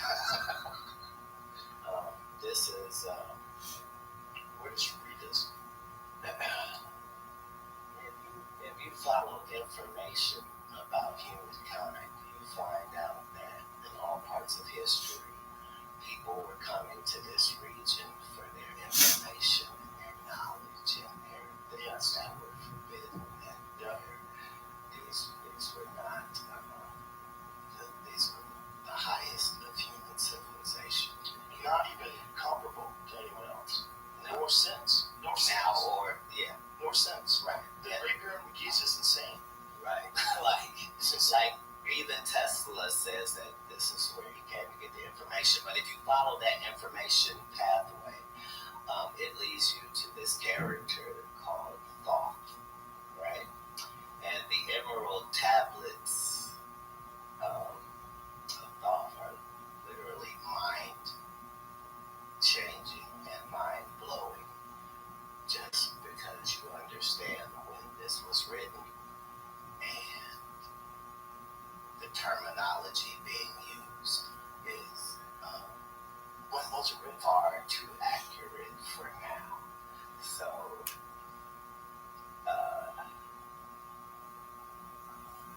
I'm sure that Here it is. Emerald tablet, also known as the Smartdyne tablet, or the Tabula Smaragdina, or something like that. It's compact and cryptic hermetic text. It was highly regarded by Islamic and European alchemists as the foundation of their art. Though attributed to the legendary Hellenistic figure Hermes Trismegistus, how do I say that? Trismegistus. The text of the Emerald Tablet first appears in a number of early medieval Arabic sources, the oldest of which dates to the late 8th or early 9th century. It was translated into Latin several times in the 12th and 13th centuries. Numerous interpretations and commentaries followed. So what does it say? The Egyptian god Thoth. Okay, it's at the beginning of the 2nd century BC onwards. Greek texts attributed to Hermes, a syncretic combination of Greek god Hermes and the Egyptian god Thoth, appeared in Greco-Roman Egypt. Those texts known as the Hermetica are heterogeneous collection of works that in the modern day era are commonly subdivided into two groups: the technical Hermetica, comprising of astrological, medical, botanical, alchemical, and magical writings, and the religio-philosophical Hermetica, comprising of mystical, philosophical writings. Holy shit. Is this weed talk, Joseph? No, this is so legit. So legit, my man. So this dude was probably an alien. Dude, first of all, there are no probablys. Yeah. That's the benefit once you hear it or read it, is the fact that it's given in first person, and that's not possible. The things that are being said are impossible. Enough time has passed, though, that it's not like that. But I'm going to read that. It literally says, hey, there's a spaceship on Earth, and this is where it is. Because if all you care about is information, right? Like, that's what you start to see is when you get to everybody's civilization, Asian, Indian, African, you get to the crux of their information. Nobody's disagreeing with anybody. Right. If you figured out how the fuck they did it, if there's any logical explanation that people could have done it, I would be on board. I'd be like, okay. But there aren't any people saying that. Human beings it's possible if you have enough power in engineering, mathematics, that you could figure out how to design and construct the pyramid. Yes. But then the logistical problem, getting the stones from hundreds of miles away, massive, several ton, up to 80-ton stones. Yeah. That's crazy. If you 500 miles away somewhere. Even if you could do it, let me ask you this: would you build it on sand? I don't think it was originally sand. So that's the thing. Right. This was a fertile valley. Yeah, it was. Yeah. Right. The Fertile Valley. They had electric and Wi-Fi, and they had all of that. They probably did. And that's probably where the younger Triassic theory comes in. The greatest trick is to make us believe that people back then were dumber and we're smarter. Right. And that whole thing is a fallacy. Yeah, that's definitely not real. But it's worth it for us to believe that. I think we are the children of the survivors of some great catastrophe. And I think that's why every single Not everybody. biblical scholar, what? Not everybody. Some people are that. other survivors? Well, I mean, most human beings probably got wiped out in common storms. And I think we probably got, there's reports in history that they know of where human beings got down to like 7,000. Who's counting? I think they use genetics and they back tricks. They try to find individuals that are capable of having X amount of children. I wonder how they do the calculations. It's a good question. The things in Hollywood and in writing that have attracted our attention worldwide were all based on some truth. So all the stories of hobbits have been successful in all of their genres. Why? Because they existed. Like we now know that they were old pygmy groups, and that we understand that that's what the Seven Dwarves was. Yeah. Like that island of Flores, man, that they found. That they literally call it a hobbit. It's like a 3-foot tall person that was covered in hair, smaller head than us, used tools. As a preteen, that Atlantis really existed just because of how it was spoken of offhand. Just that inerrancy, Right. Yeah. Well, not just mentioned, but mentioned offhandedly like you would a place that's just a landmark. Right. We landed in New York before we went to Montreal. Yeah. We were in Austin. Yeah. By Dallas. Right. Exactly.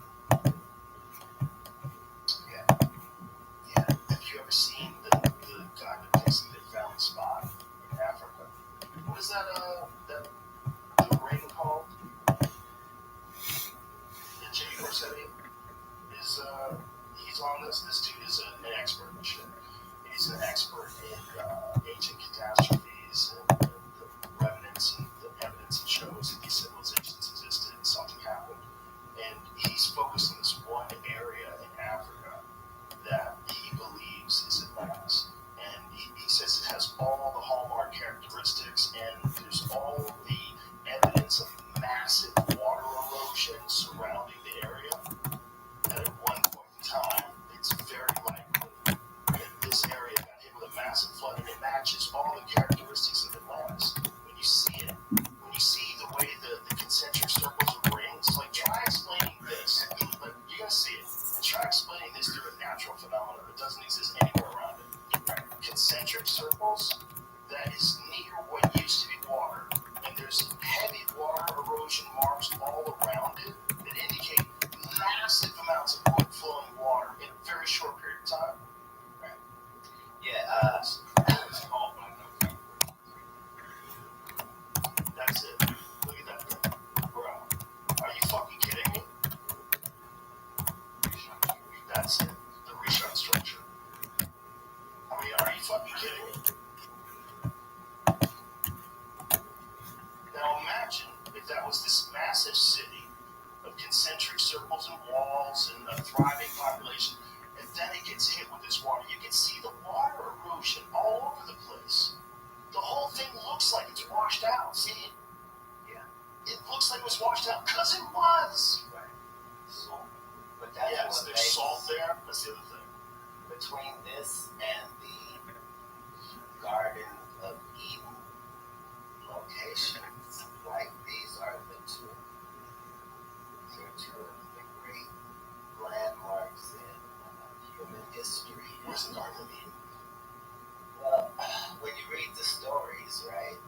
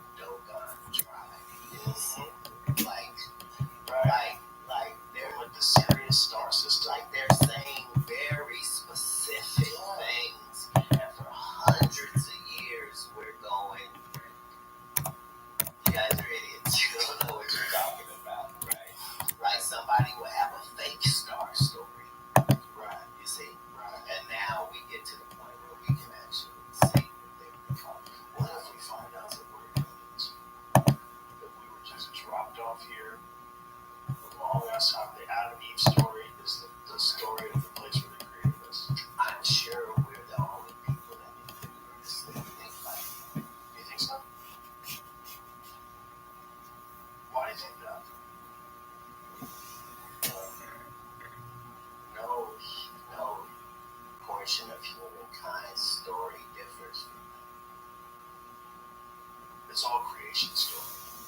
Like if you go, that's why NASA and Space Force are not more forthcoming, because the further you get in space, the more obvious shit is. Like once you're up there and you're looking down, this shit doesn't look like there is no God. It looks like you're in the middle of somebody's workshop and they just showed you every single way that every star can be made, every single way a planet can be made, every way that a black hole can be, a galaxy, a universe, and then showed you the best of the best. It's the spot. I mean, in our solar system, we're the best neighborhood that's ever existed. They all suck. Every other planet sucks. We're rudimentary enough that we still require environmental help. Right, until you get that chip. Once you get At that chip, this point, it would be like saying people that didn't learn how to ride horses, they were slow. Like they couldn't run fast enough, so they got horses. right, No, it didn't have anything to do with that. Better's better. that's really what it's going to be. Better's better. We're all going to agree. Like we would have told you 30 years ago that we wouldn't need a space force unless we went up there and found something.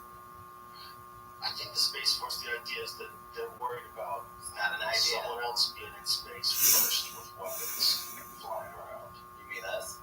Yeah, well, if we can do it, they can do it. That's the thing. Who is they? Whoever it is. No, China. there's only humankind and alien. Oh, I agree. Right. The problem is, this is what we really need. We really need this neural link to lock us all together so everybody can read everybody's mind. That's what's going to happen, and then there's going to be no more leaders. There's going to be no more governments. You're being very controversial right now. Okay, so look, Better is better. that exists already.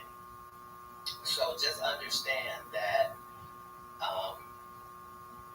the worldwide government is way smarter than we give them credit for, because they have us believing they don't do nothing. But the truth is, like there's no such thing as the government is in bed with the internet. No, the internet is a government installation that they allow the world to use for free, so that they could have the information willingly, because you're on it.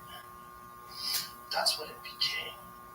Exactly. But I think That's it's what it just was the to progression. become. You think so? Yes. I think the progression of technology oftentimes leads itself to like even cell phones. At first it was Michael Douglas walking on the beach in Wall Street, looking amazing with that brick, carrying that big brick. Look at that guy. He's got a phone with no cord. He's out on the beach. This is insane. To everybody having a phone. But not to everybody, because those in the ham radio community and people with the CBs, they didn't feel like that was cutting edge, because it really wasn't. Like It's still cutting edge. This to is- walk around with a device. It's a leap in technology. here's the thing: when you look at all of our inventions, that's when you know that these space encounters were real, because we only have advancement in a couple of industries in the world, and everything else is nothing. So, like the microwave that they had 30 years ago, it looks the same. It's the same microwave now. Why? Because it was done as a military thing. It was supposed to be a weapon, and then they found out, it heats up food. They put a door on it, and so it hasn't changed at all, because invention is very difficult, and Do you subscribe to the idea that we get back engineered? absolutely. That's why those leaps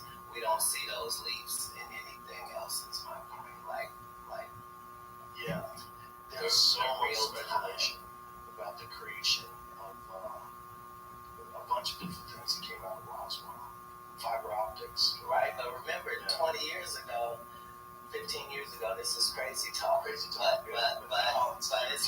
Like, it's at the point, at this point, like, Area 51 would have to be doing something. They were definitely doing something. Right. And nobody's telling a differing story as to what it is. Right. Like, people have great imaginations all through history. They could make up something. The only damning information is if you read 3,000 accounts of these entities and realize, wait a minute, why is everybody describing the same couple of beings? Right. Like, there's no outliers. Like, there's like 3 different things they describe. Yeah, they said that the documented 8 to 12. We're not talking about English-speaking people. We're talking about worldwide, right? Like, that's what is striking. Indigenous people in Australia, truly. Yeah. Right. Nobody's saying anything outlandish, and that's what you get to when you go religiously, or. Well, the alien thing is a bit of a religion to a lot of folks. They don't want to believe. It's a necessary component. Yeah. In whatever religion you're a part of, at some point it says that there was a fight in heaven, and this happened and that happened. Yeah, every single one of them. Everyone, without nobody's telling a different story. Everybody's telling the same stories. Like, that's how you know that vagina and gold are universal things, because in everybody's story, none of these otherworldly entities had any interest in anything other than women and gold, right? Pussy or gold, like, because and you understand that now when you start learning about what's in space, because you can see that any element or any commodity that we sell here is abundant in space, like trash. They found one meteor that was worth all the money on Earth. Yeah, 770 billion. No, a trillion. It was another number. Some crazy number. Right. Yeah. Wow. Yeah, they know that there's spots in space that have abundant minerals that are very valuable. And the thing about the Sumerian story, the Sumerian text story, real story, we're a billionaire on this earth. Everyone would be a billionaire. Every person would earn several billion dollars.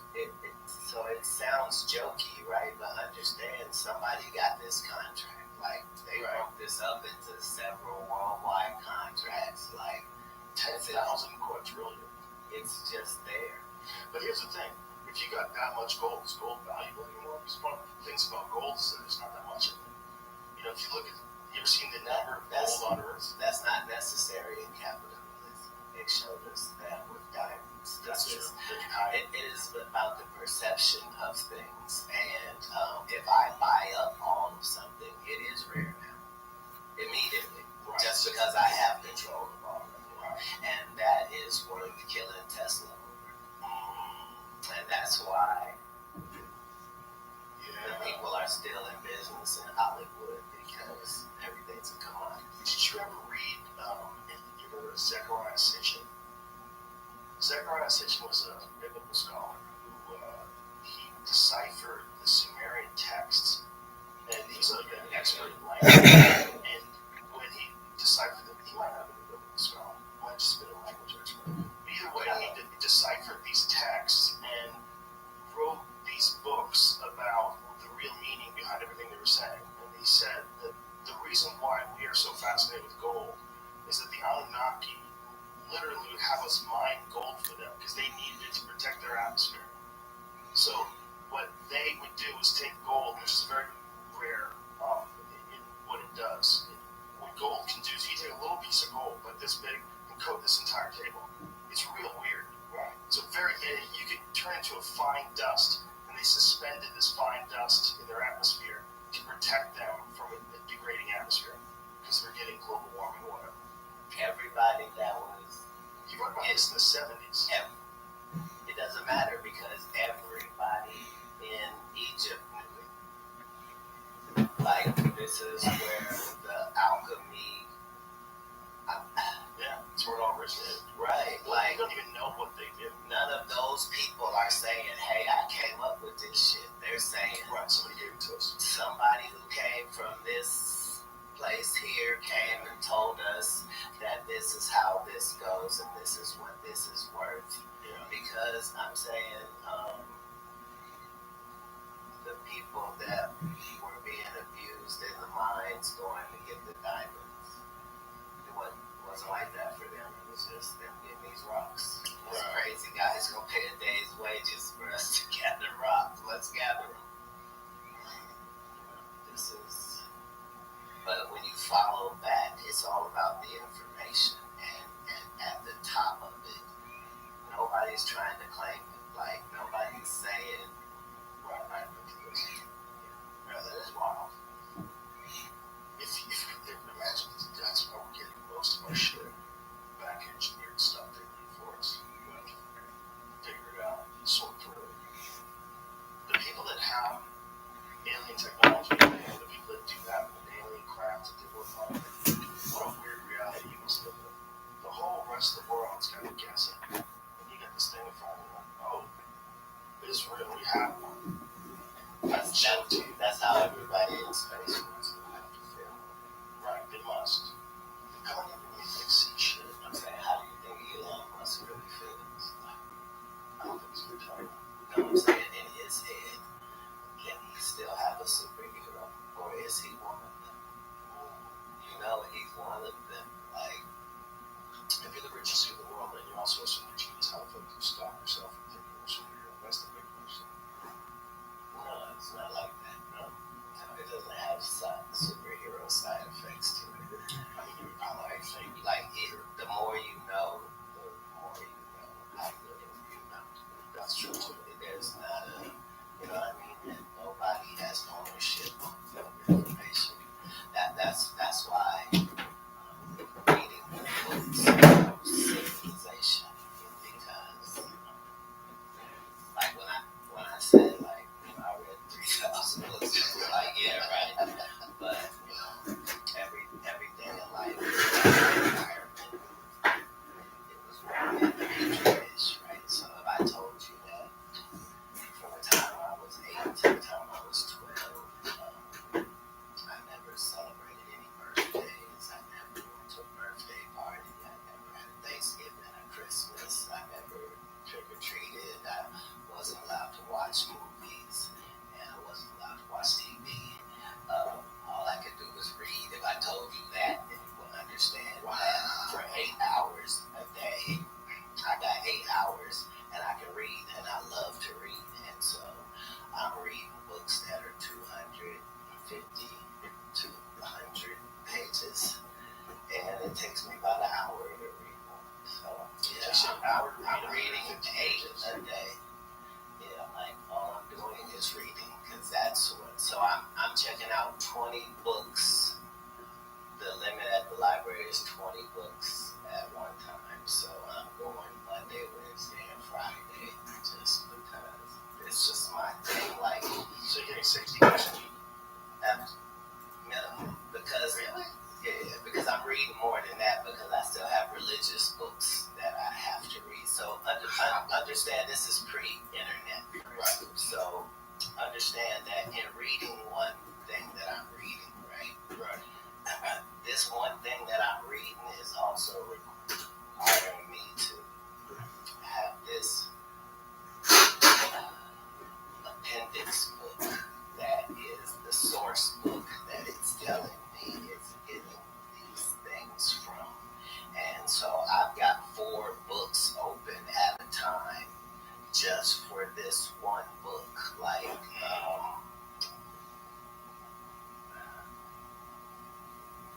But yeah, AG1 has been helping me feel healthy for years. If you've been listening to this podcast at all, you've probably heard me talk about it, not just in ads, but with guests and my friends.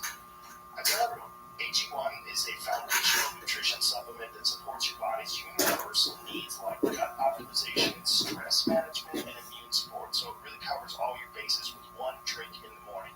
And that's my favorite part. It's very easy. With the free welcome kit, you get everything you need to start your day right. You don't have to remember 20 different pills or vitamins or supplements, just one scoop in cold water and you're good. So if you want to take ownership of your health, it starts with AG1. Try AG1 now, and you'll get a free welcome kit that includes a shaker bottle, canister, and metal scoop, along with a 1-year supply of vitamin D and 5 free travel packs with your first purchase. Go to drinkag1.com/Rogan. That's drinkag1.com/Rogan. Check it out. This episode is brought to you by Squarespace. You probably already know that Squarespace is the all-in-one platform for creating a website, but they do so much more than that. For example, you can drive sales and engage your audience with Squarespace email campaigns. They make it easy to collect email subscribers and repeat business through regular email updates. You can sell anything you want with Squarespace, whether it's physical goods, digital products, or services. They have all the tools you need to set up an online store. You can even sell in person by connecting a Square reader to the Squarespace app and keep your orders, inventory, and customer data in sync with your website. Try it for yourself. For a free trial, just head to squarespace.com/Joe. And when you're ready to launch, use the offer code Joe to save 10% off your first purchase of a website or domain.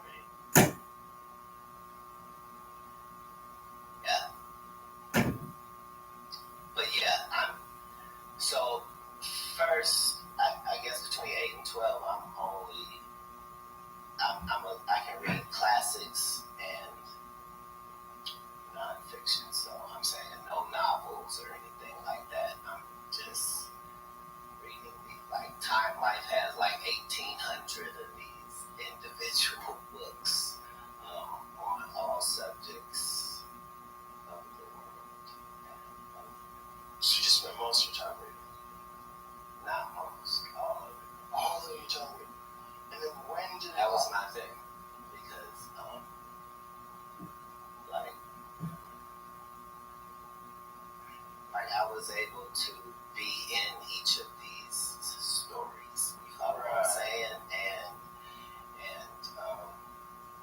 I was getting so much information. Like half of those, I probably had to write a 1-page report on after, But yeah, that was my whole thing. And the numbers aren't even really accurate because I read more than that. Because like sometimes I would read something and I wouldn't get it. Like there was this classic book called Little Women that I probably read it 4 times. I just didn't understand it, and I knew it was a classic, but I never read it. What's it about? Have you read it, Jim? Some Little Women. So kid, I just watched an episode of Kurt Ruben. They're talking about it. What is the story Well, about? here's the thing. Yeah, right. Like 4 sisters think that, okay, but they had money and an incredible circumstance. But the thing was, I didn't have any sisters, so I didn't have anything to pull from, and I didn't have women in my life like that. So, yeah, a lot of things I would have to read multiple times for me to get. Right, trying to think how they thought. Right. Well, yeah, like even like the 3 Musketeers. Like I probably read it 3 times because it was so. I read it like the first time to read it, but then the next time I had to read it again because these characters were really distinct characters, and I couldn't figure out. Wait a minute, did this happen really in history, or was somebody just as good at telling this story? But it's things like that leads you to the Knights Templar story, which leads you to seeing how things through history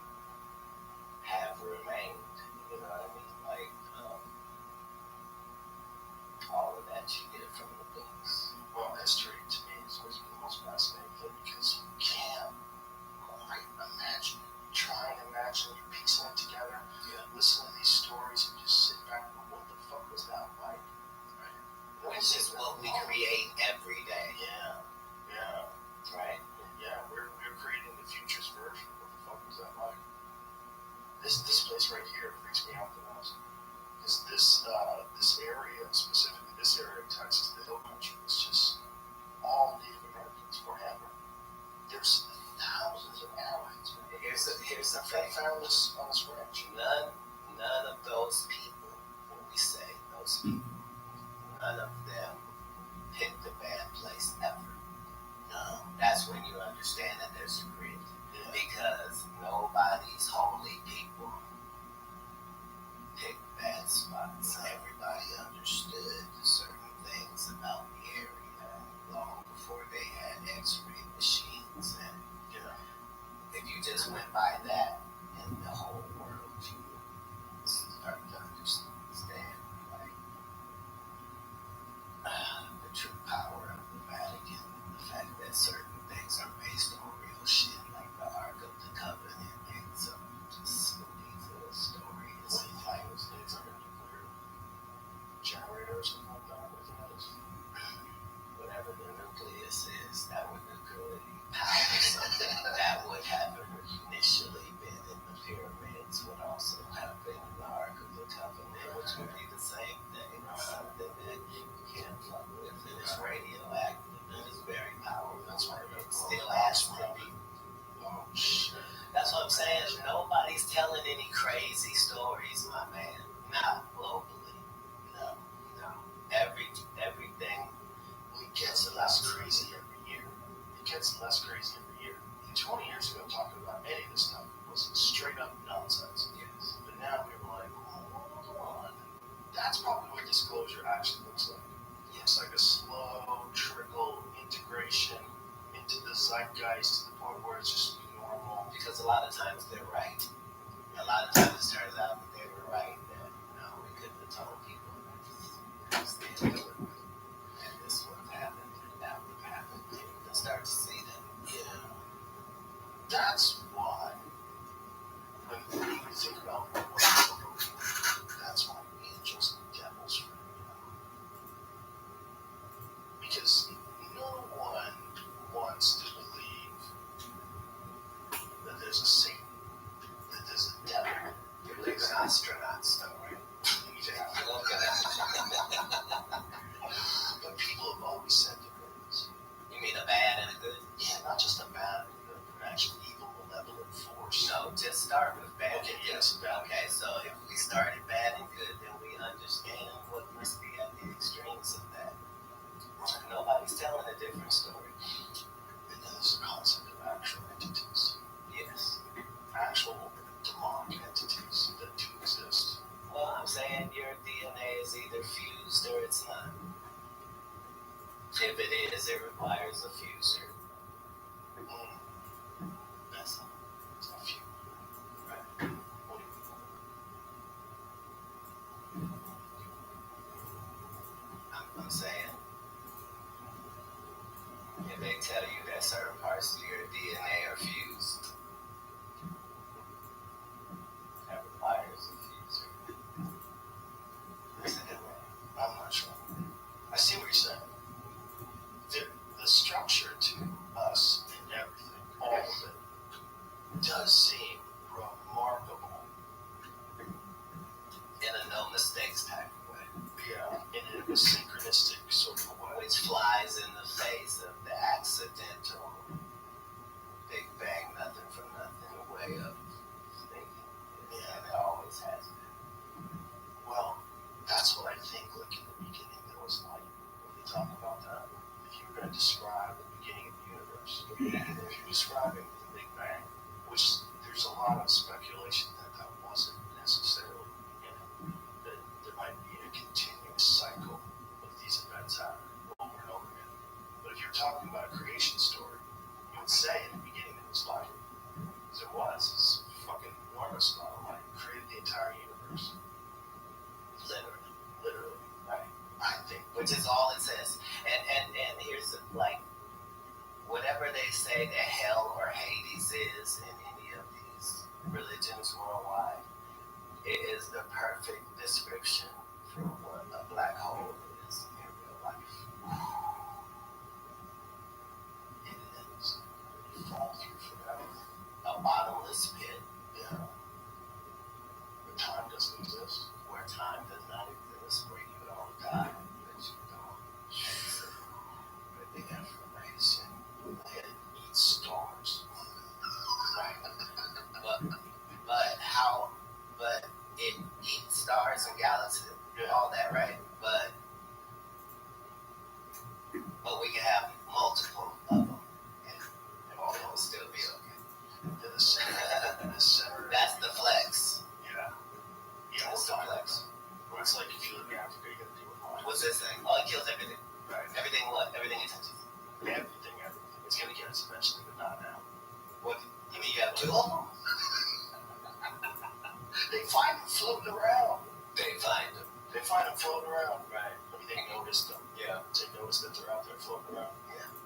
found one that's so fucking big. So we did this thing where we played a video of how small the Earth is in comparison to the Sun, how small the Sun is in comparison to the giant stars, and how small giant stars are into the most massive, supermassive black hole that they know currently. It's bananas. Our perfect habitat is so perfect that anyone universally in a sense would say, location. Like the greatest real estate agent ever. If the moon or the sun were further back, we'd be fine. Yeah, or closer. Or like the whole thing is, someone later saying, do you think Beverly Hills was just an area they built on purpose?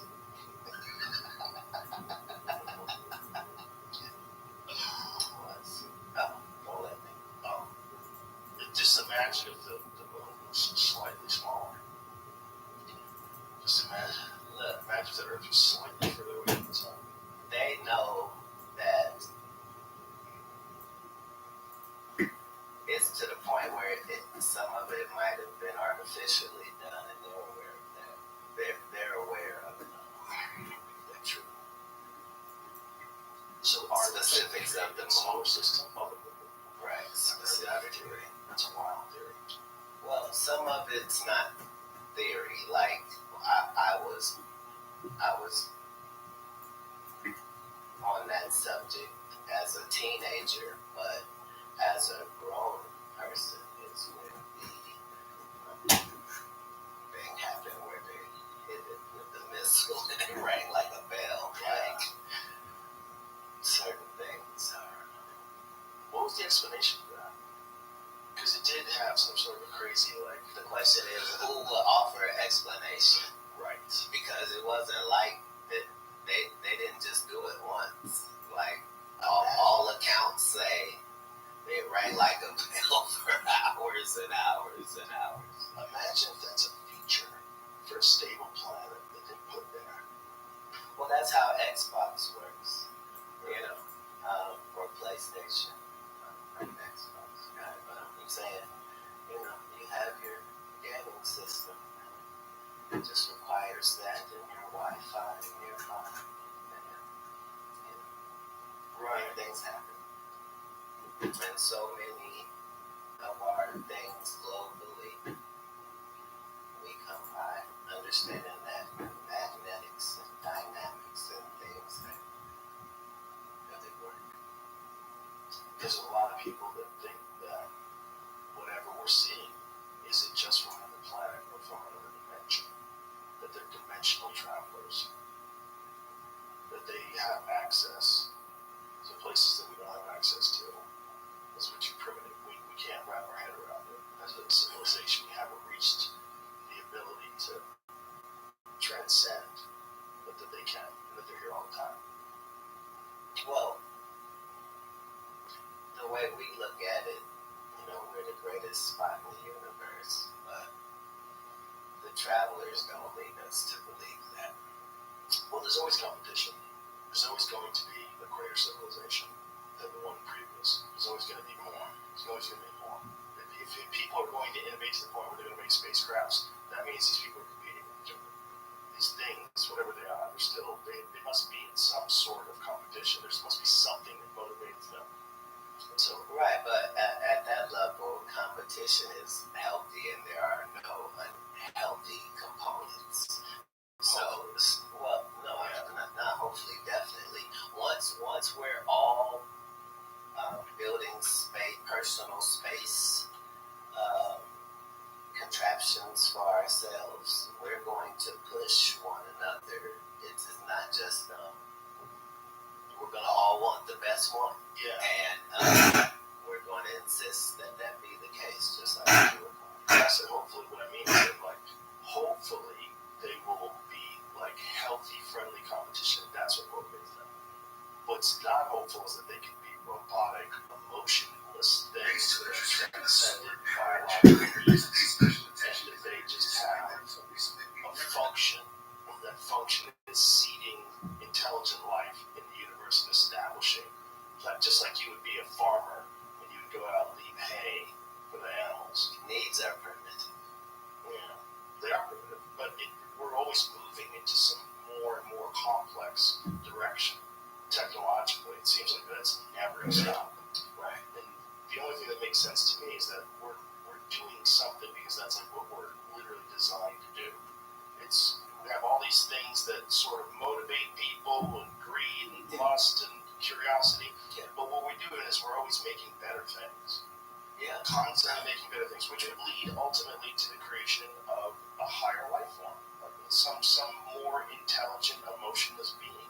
And that's the scary thought, is that all this life out there is life that was created by biological creatures who had these desires and needs that ultimately led to them making a better version of them. And that is like the butterfly that comes out of the cocoon. As soon as we put people in space, we became aliens that day, right? Right. Yeah. A lot of things are restricted. That's true. I mean, you could say you're a camper, but you really only go in a 10-year yard. You're still kind of camping. Well, that's what I'm saying our guy has put a date on the Mars colonization, though, right? Yeah, but he's also put a date on the Roadster. When that Tesla Roadster's coming out, that motherfucker's never going to see the light of day. When's that car coming out? No, because that car is supposed to be out for years. that's part of being a billionaire. Sure. It's not worth putting out something that's not right. It doesn't matter how bad it's wanted. Well, he actually explained that. He said manufacturing is insanely difficult. The way he explained it, it's, you don't consider it because people just manufacture things, think it's normal. But he was like, the process of manufacturing, especially like a car, an electric car, insanely difficult. He had a harder time doing that Cybertruck than he did space stuff. The Cybertruck's hard. It's all folded steel. It's this fucking massive 7,000 plus pound folded steel truck that goes 0 to 60 in 3 seconds. And it looks like it's from the future. It looks like if you it's the hottest thing on Mars. It's crazy. Yeah, that's what it is. Yeah, it looks like the most futuristic car ever. Right. Yeah, but as kids, that's what we drew. I don't know when we're going to Mars, and I don't know who the fuck's going to do that. That's a 6-month journey, and you just hope it. So what? Several billionaires were talked into getting into the capsule with limited air to go a long way down. Dark way to die. Just knowing Well, that you chose. Just know, even if you're a racist, hearing this, all death is dark. So what I mean is the last moments must be horrific. No more horrific than anyone else's. I know, but there's something about the choice of being, thousands of feet under the water. It's being a billionaire. Crushing you. Your soul dies long before. I could have done anything. This is what I chose. That's hilarious. That death. That guy could be fishing in Maui right now. With a nice cold beer, hanging out with his friends, listening to some music.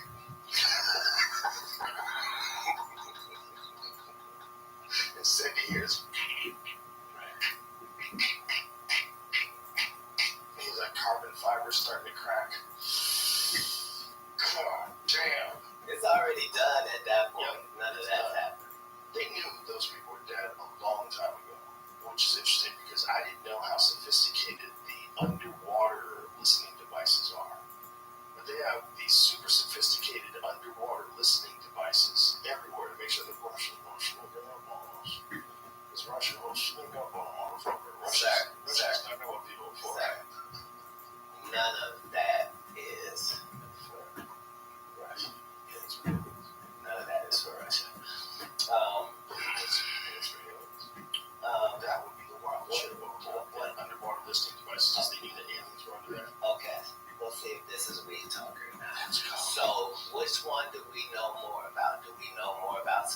or do we know more about the ocean? We know more about space. Quite a bit more. Okay, so yeah. And part of that is because The ocean's very difficult to penetrate. at some point, is government. They're hiding things from us. I would hide things from people. I would definitely make it illegal for you to have a submarine. You could have a yacht. Don't get crazy. You can't go underwater. I gotta know where the fuck you are. I need to collect taxes. Well, If you're floating around, I can pull up. it was a conspiracy theory at one point that you know the government got bases inside the mountains. Right. Well, until they had to expand the boundary behind Area 51 and make Area 51 larger, they never even admitted it existed. It wasn't until the Obama administration that they actually came out and said, Area 51 is a real thing, we need more land. You ever see the video of Bob Lazar, the guy who used to work there? Have you ever seen that guy? That's I was wild. following the old Bob Lazar. What do you think about that? Do you think he's telling the truth? Here's the thing, Joe. Just an opinion, but what I find fascinating is the lack of imagination in these stories, where imagination could apply. Like, Look, if someone was bullshit, you'd see evidence of it. like Right? Because that's the thing. If people bullshit, they kind of bullshit about everything. right, Because they think they're smart enough to trick you. No one's smart enough to come up with one story only their whole life. The whole life, they're straight, down the middle, square, tell the truth all the time. But one time, they decided to have a whopper of a lie and just fabricate this thing and structure it. you're seeing somebody tell you a story that is the only explanation for certain things that are happening. Yeah. Especially he tells you a story, and then you have independent people who also used to work for the government now becoming whistleblowers and saying there's a crashed retrieval program. Crashed UFO retrieval program. It goes back to what I'm saying, Joe. This is how you say this without getting canceled. But you do think they're doing something, don't you? Doing something. They wouldn't tell us everything we do. We want to believe like nobody's doing nothing. Like no, we're doing stuff. Like They're doing something. They're just not telling us. that's part of it, though, right? You know what the people involved in the retrieval call the vehicles? They call them donations. Right. Well, because That's what they think they are. They think that the limited times that these crafts have shown themselves. you as the driver or the occupant didn't mean for that to be your destination, and you don't take anything. You only give. Therefore, that's why it's known as a donation. It's what you would say if one of those meteors that we were talking about, it was just the size of a refrigerator, landed in your backyard. Like, $1 billion can land in your backyard. Easy peasy. Or obliterate their entire city. Send everybody back to the Stone Age. That's the wildest one. Right, but it's not that wild if you look at the moon. Right. The moon shows you the evidence that that's a thing. Right, like, If we could just look at it, it's just filled with holes. right. Big fucking craters all over that you can see with the naked eye. Well, I'm saying most of the people that are in America and drive in urban settings know what potholes are. And so, the same thing. Yeah. This is a weird time where people are just starting to pay attention to so many of these subjects. So many of these things like, are we alone? Have there been advanced civilizations before? How did we become us? It's been a conversation at all points in time. Like, But more people are having it now without fear. information is now a free commodity, whereas in different points in history, it wasn't like that. Right. It was protected. You didn't make enough money to get access to this information. And no matter where you're looking, information is the driving force of almost every war and conflict. It's, it was about the place that you conquered. Not only did you conquer them, but you got a chance to know what they knew. And that you found was more important than anything else. And that's... Think about the people that lived just before they translated the Bible from Latin. How many people couldn't read it? Well, that was part of the experience that you were getting from church, was the fact that it was being read to you. Right. You see what I'm saying? It not what we have currently, where you have the book and they have the book, but this person is literally reciting the word of God to you. Yeah. And he becomes the holder of all the information in the only one. All holders of all information are that. Yep. It's like a human pattern that people follow, even if they just run an internet company. Even if they run a social media company, they follow that same pattern. Well, because everything in the universe, everything on this planet, everything that we could look at in the wildlife or in the plant life, or everything is a formula. Everything is that way. Yeah, that's one of the science and math go together with the occult and alchemy, and all of these things are based on things like even the Smurfs story, right? The Smurfs are based on something? Well, religious people would say, oh, you can't watch the Smurfs. That's bad because they have witchcraft and stuff in there. But the whole thing is based on this, the homunculus, the idea that you can create a human life form without a mother or a father. So, really? That's what the Smurfs are based on? So what two Smurfs do you think got together and had Smurfette? She was the only female of the Smurfs. So it's a good question. Well, it's not a question in the Smurfs. They tell you that Gargamel made Smurfette, but in somebody's history, I don't want to say what race of people or group of people it is, but in somebody's history, there was this homunculus thing. Like a genetically engineered human? Life form. Creature. Right. Whoa. And so, it's spoken of in history very sparingly. But, a lot of things in the world are perception, So we don't believe that there's clones. We don't believe that because we don't feel like we have the technology. But the truth is, if you go body part to body part, you'll go, what if I lost 2 legs? Well, we can give you 2 legs. Well, what about 2 arms? I can give you 2 arms. Okay, well, what about the heart? Yeah, what about the we're already... Yeah. All you have to do is make a clone brain dead. Figure out how to engineer a brain dead clone that'll grow organs for you.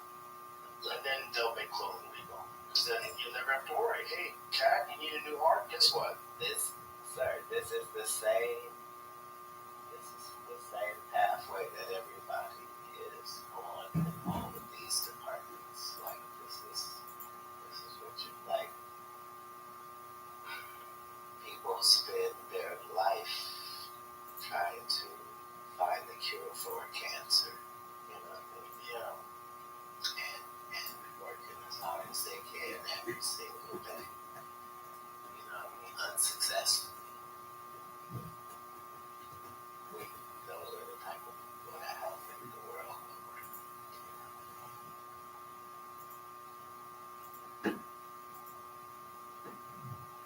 This episode is brought to you by Me Undies, my all-time favorite underwear. I'm wearing them right now. I don't even have to check. They're all I wear. They're the shit. Guys, we're pretty much stuck with what we've got when it comes to appearances. And there are things that can help you feel more confident, though, like makeup, if that's what you're into. Or another thing that can help, I think everyone can get behind, is wearing the right clothes. And for the men out there, that means getting contoured pouch and ball caddy from MeUndies. What? The contoured patch and ball caddy, you say? This underwear makes you look good and feel good with a micro-modal sling that gives you the support you need down your nether regions. You never want to take them off. They're awesome. That's not the only great thing you can get from MeUndies either. They have a lot of different apparel, including loungewear.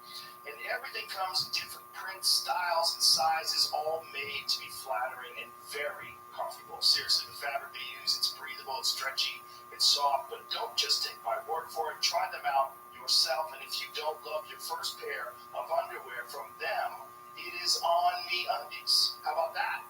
How about that deal? Good things come in big packages. Get 20% off your first order, plus free shipping at MeUndies.com/Rogan. That's MeUndies.com/Rogan for 20% off, plus free shipping. MeUndies, comfort from the outside in. Tap the banner or visit this episode's page to learn more. Yeah, because it's all about information, and we'll be so close most of the time.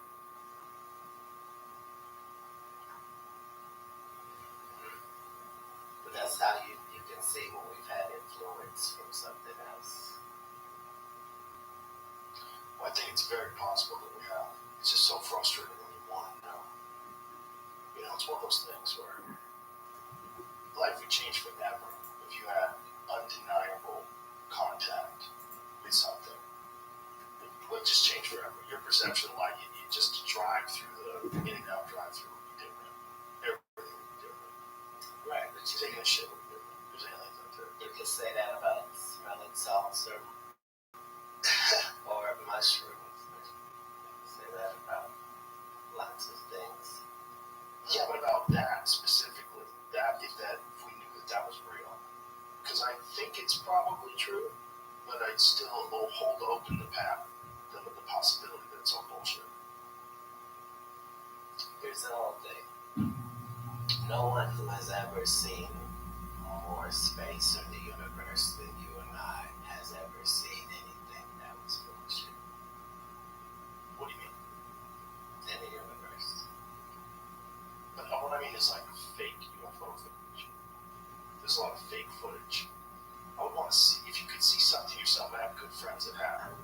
I have good friends that have had experiences that they say there is no fucking way that is us. That this is something else.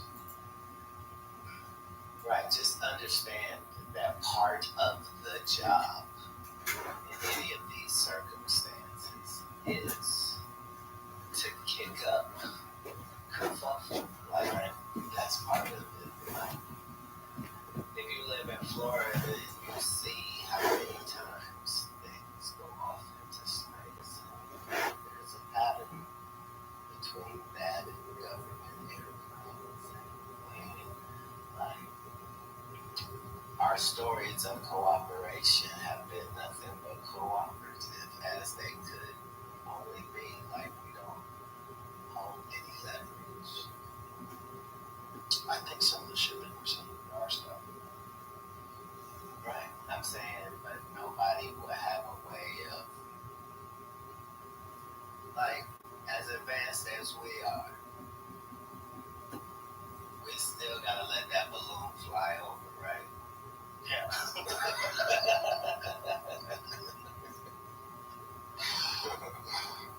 What the fuck is that? That's the most obvious shit ever. That's your neighbor peeking over the fence. No, it is not. It is your neighbor's drone Yeah, your neighbor's drone. in your Out yard. of your house. Yeah, Right. ridiculous. Filled with a pinata. Like the next COVID. Right. I mean, what are they doing? Flying. It's not like that. It's not like that. In the world of flying things, sometimes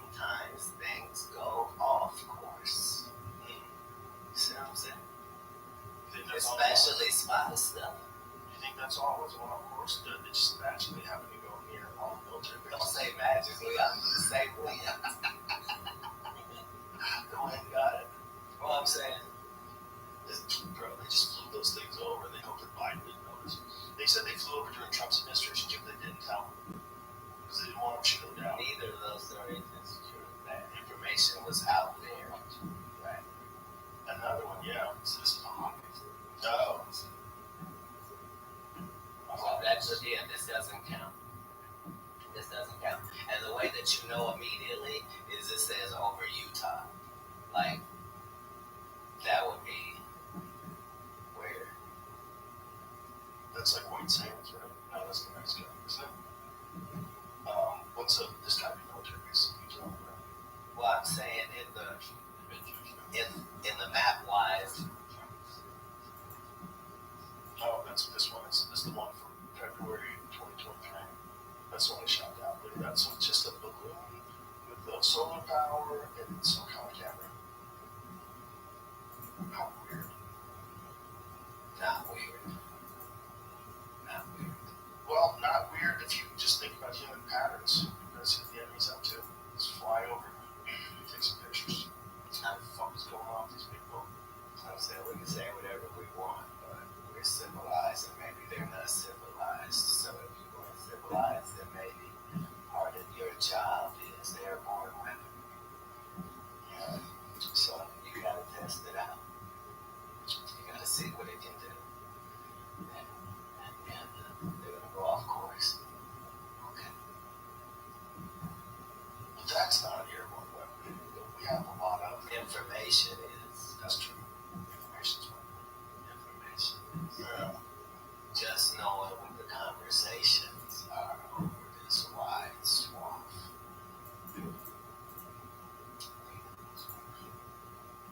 Because at the end of all these information, driven society places is analytics, and that's what this is. No, that's alright. We'll be fine. I just wonder where it's all headed, because it seems like we're building towards an event. I think about it all the time. It seems like it's not. It's time to get a bunker. It seems like it might be a good time to get a bunker. Or some supply of water. Well, here's the thing. If you follow what becomes accessible, that's how you can generally see where things are going. And so that's the true magicalness of Elon Musk. Just take that guy out of the story and just tell that story. And, you know, Yeah, he's moving us into so many different directions all at the same time. Going to car thing, the internet satellite thing, and now this Neuralink thing. The Neuralink thing is the craziest one. because all of these things are connected in these higher upper echelon conversations. I'm saying you see the same conversation. Tesla or Da Vinci or like information is limited. Whole industries can be built upon your ability to know how certain things are going to hit certain people.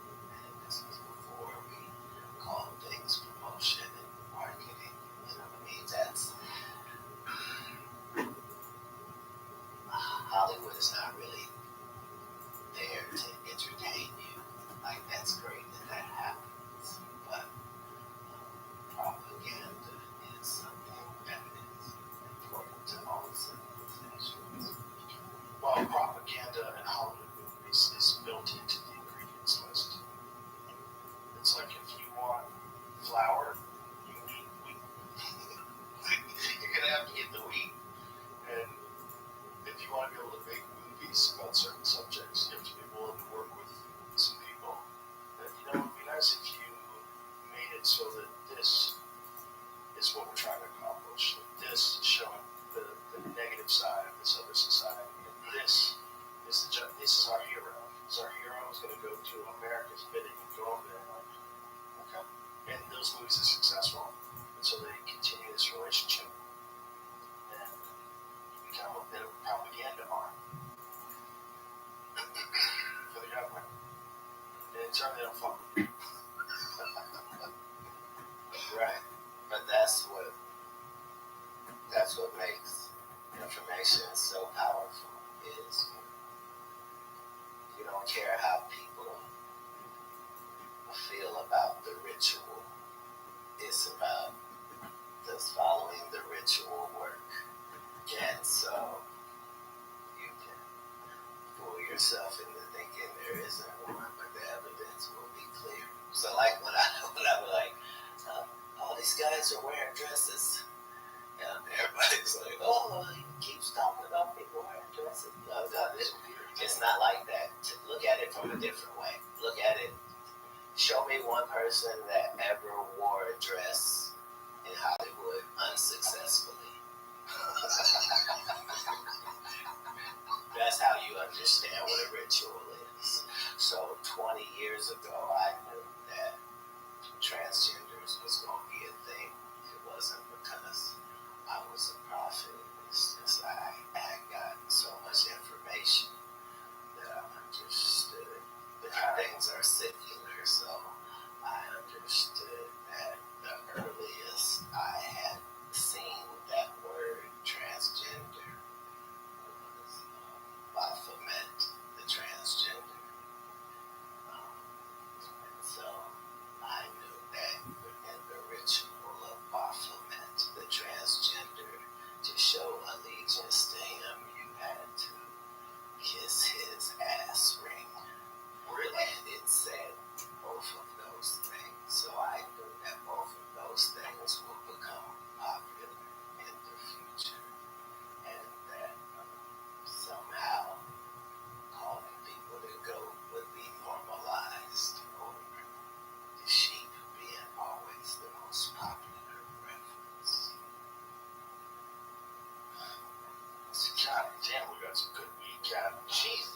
It just must be the weed trying to figure out how to jump in on that. Right. Which is my only goal.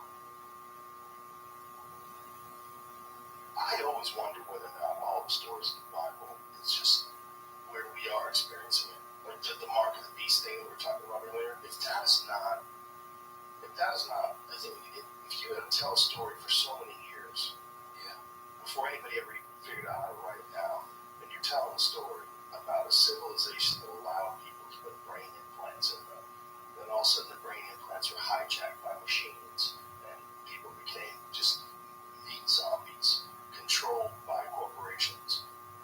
That would be the mark of the beast. That would be a demonic thing. If a demon tricked human beings into wearing a hat that turned you into a zombie, that demon would be like a famous character in books and folklore. But that demon exists, and it's just technology.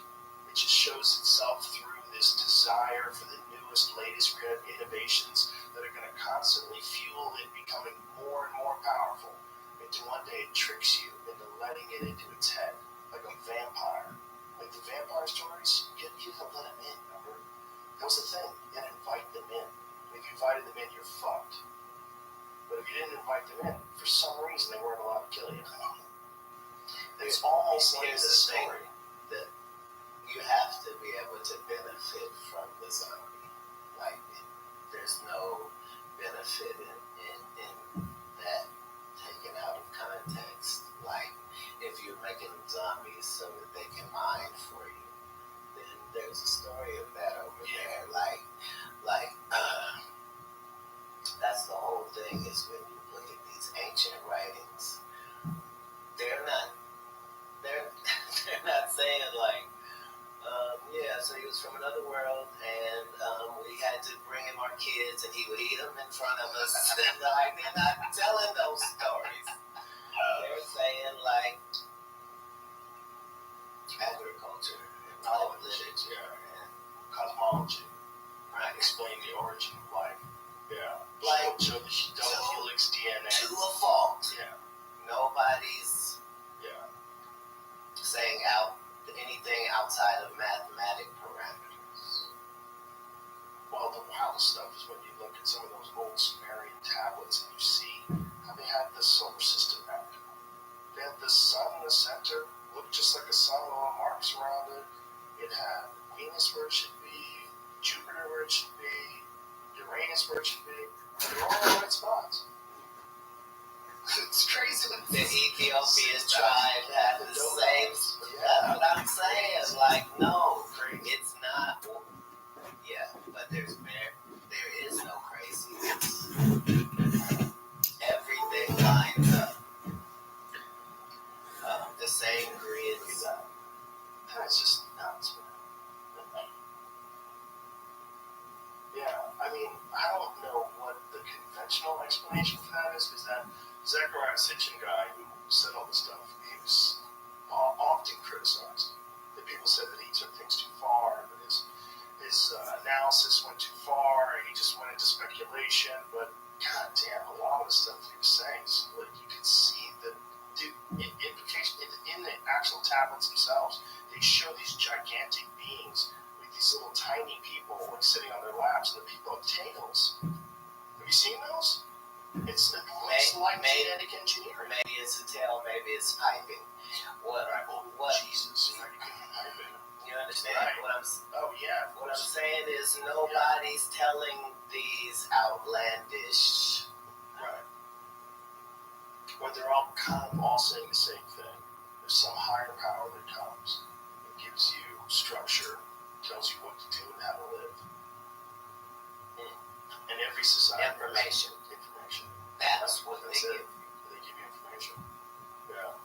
Every story, every civilization, every time. Yeah, that's it. And that's what we're all thirsty for. You know? And Well, we're thirsty to monetize. That's too. But also humans individually are thirsty for information. We always want information. We want gossip, we want news, we want bullshit, we want science. Especially if you have an appetite for, things that make you think. There's so much information that people are just constantly consuming. There's bullshit information like TikTok and nonsense that just passes you by. But there's still, But none of that stuff is nonsense. well, it's not all nonsense. What it is It's just another something offshoot. to get your attention. Right. Yeah. Which is what all of this is about. From the Roman Colosseums to, it doesn't matter. Yeah. Roman King Colosseum. Arthur's court time, like. That's the first viral videos, right? Like that's, Right. They Like, would tell viral stories. yeah, this is all about this experience of being a human being in this amount of time. Yeah. And the interaction between other people and this thing you're doing. Yeah. And in the middle of you doing it, you realize you only have a certain amount of time.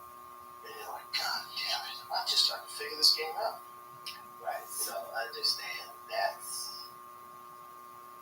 I was probably like 5 years old when I had that moment. So I love that because it happened to me so early.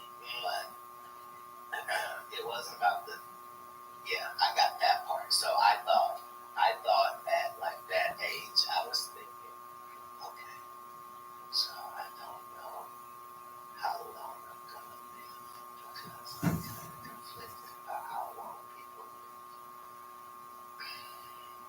100's a good number, but there's been people that 600 seems like this. But I'm just gonna space it out 7 years at a time. So every 7 years, that's gonna be a life, so I don't waste anything. So I couldn't wait till I got 7 because that was gonna be the start of my first life. Why'd you bring in the sevens? Just randomly? I don't know what randomly means. It's a seldom seen thing in the universe. Random. So just 7 seemed like a good number. Was it instinctual or was it To people around the globe. 7? Yeah. It's great. It's a lucky number. That's why I asked. Yeah, well, I'm saying not for no reason. I'm saying if you like math, I'm saying it's a great number. That's how you know that the pyramids are about something because of what they represent mathematically. That level of mathematical information is another step in civilization. Yeah. the idea that was just by accident. Like, they Trigonometry is not by accident. Also, that they figured out that there's some measurements. I don't want to bore anybody with the details of the butcher too, but it's the measurements of the height and width and mass of the pyramid in comparison to the circumference of Earth. It's like they knew so much about like where constellations would be at certain times of the year, like in the summer solstice. It's just wild shit, man. Right, but all in stone. But not that wild though, because we know that if you were traveling, that buoys are out there and they're out there for certain reasons. Right. We understand satellite positioning and makes perfect sense. Imagine it's the pyramids, man. The ultimate buoy. That was home base. Well, I'm saying it's not different than how we would treat a planet that we have not been. No, not at all. Not different at all. Like we would locate where's the best place to land, where is the most hospitable of this place, and we would put something there. And let's imagine that we landed somewhere and we found this lush, green, vibrant planet, and we found those hotter people. But those are the most advanced people. Those Homo floresiensis, is that what it is? Floresiensis. So this creature, this 3-foot-tall human, imagine if we found them. I guarantee you someone would want to introduce them to tools, introduce them to having fire, introduce them to figure out language, try to transfer their language to our language, try to teach them our stuff, try to genetically engineer them and turn them into something different. If we have the tools that we have now, like CRISPR, and we found some primitive apes that were a massive population of Australopithecus on a planet, and we said, look, they're on the way. Right? Let's just give them a little boost. Just give them a little boost. Right? And that's what But not too much. Not too much. And that's what you see with all of the UFO stories is they keep popping up in these times when we as a civilization are getting ready to F it up in real time. In real time, yeah. You know, that's like my comedy club. That's why I named the mothership. rooms. I named the rooms Fat Man and Little Boy. Oh, because the UFO started coming after the big bombs. That's when they really started like ramping up their presence. Like if you look at all the reports, the flying saucer reports, they're all like 1947, 1950, 1952. If you cross-engineer our shit, it's going to show up on our radar at some point. Yeah. This information is... Especially when we're using that information very recklessly. Wild.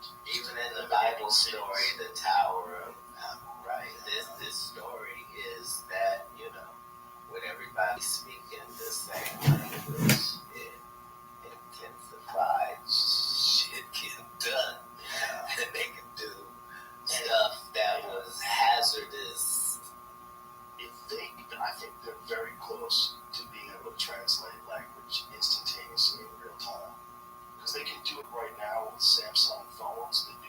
They have the new Galaxy S24. Animals are doing it worldwide. Oh, for sure. They have some sort of language. They have some sort of communication. There's something going on with animals that's verbal. And with all of us. You know Tom Green? You know Tom Green, right? Yes. Tom Green was here and he has a mule. And he said that you have like a connection with that animal where you know you want to go left and you start like looking left and that thing starts going left. He goes, it's really crazy. It's spooky. He goes, you develop it, it takes time, they have to earn your respect. But once you develop this like loving relationship with this animal, you're tuned into it like an avatar creature. Just like when they would lock onto their dragons. He's like, dude, it's like that. Eat rice before bed liquefies 2.2 pounds of fat almost overnight. So if you're struggling to lose weight, I'm going to tell you a secret that the weight loss industry doesn't want you to know. This shocking 2023 study by top scientists Again, that's part of some religion's story, is that one of the gifts was the relationship between humans and the animal world. And it's something that all civilizations have been able to use and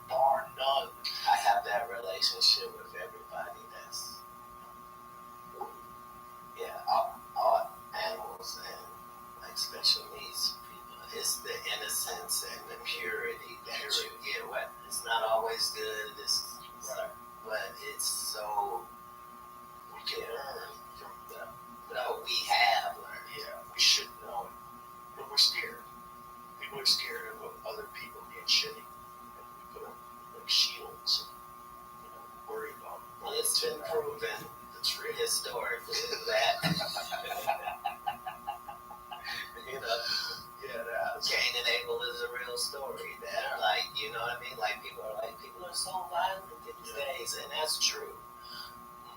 But people have been violent. Like, there was this point where humankind learned that they could take a life and change things. Well, especially take a life quickly. Like when they figured out swords, bows and arrows and shit. What do you think the story of Sodom and Gomorrah is about? Because I was just reading that last night. Cleanliness? Yeah. That's what took them out. That like plague. Okay. Because this is 69 times I've gotten canceled in this one conversation. The stories of Sodom and Gomorrah, there's two speculations. One of them was that God decided that they weren't hospitable enough. And the other one was God decided that there was too much sin. I mean, that's not speculation, that's in the book. Right. That person. Right, but the respectability part, that they were not hospitable enough. Yeah, that was a part of it. That's part of it too. So God just decided that fuck this whole city. No. Right. What's the real story then? Okay, so Turned it into village assault. 2 cities, right? And he said, "Find me 50 good men, and I won't do this." And then I think he said, "Find me 10 good men." Okay, so this story is generally used to say that God doesn't like homosexuals. This is the story that highlights. Okay, so it's not just sin. It's not just because sodomy is even technically like oral sex. The meaning of that word comes from Sodom and Gomorrah. Right. So that's why I said it's technically it includes a lot of things. People think it's deviant sex. Yo, I gotta piss so bad. Can we come back to this? Sodom and Gomorrah. Come back to this. I remember that. Okay, let's take Sodom. Yeah. So There's one simple. Tell several stories. The weather's getting colder outside, and you could keep doing the same old thing of putting on 17.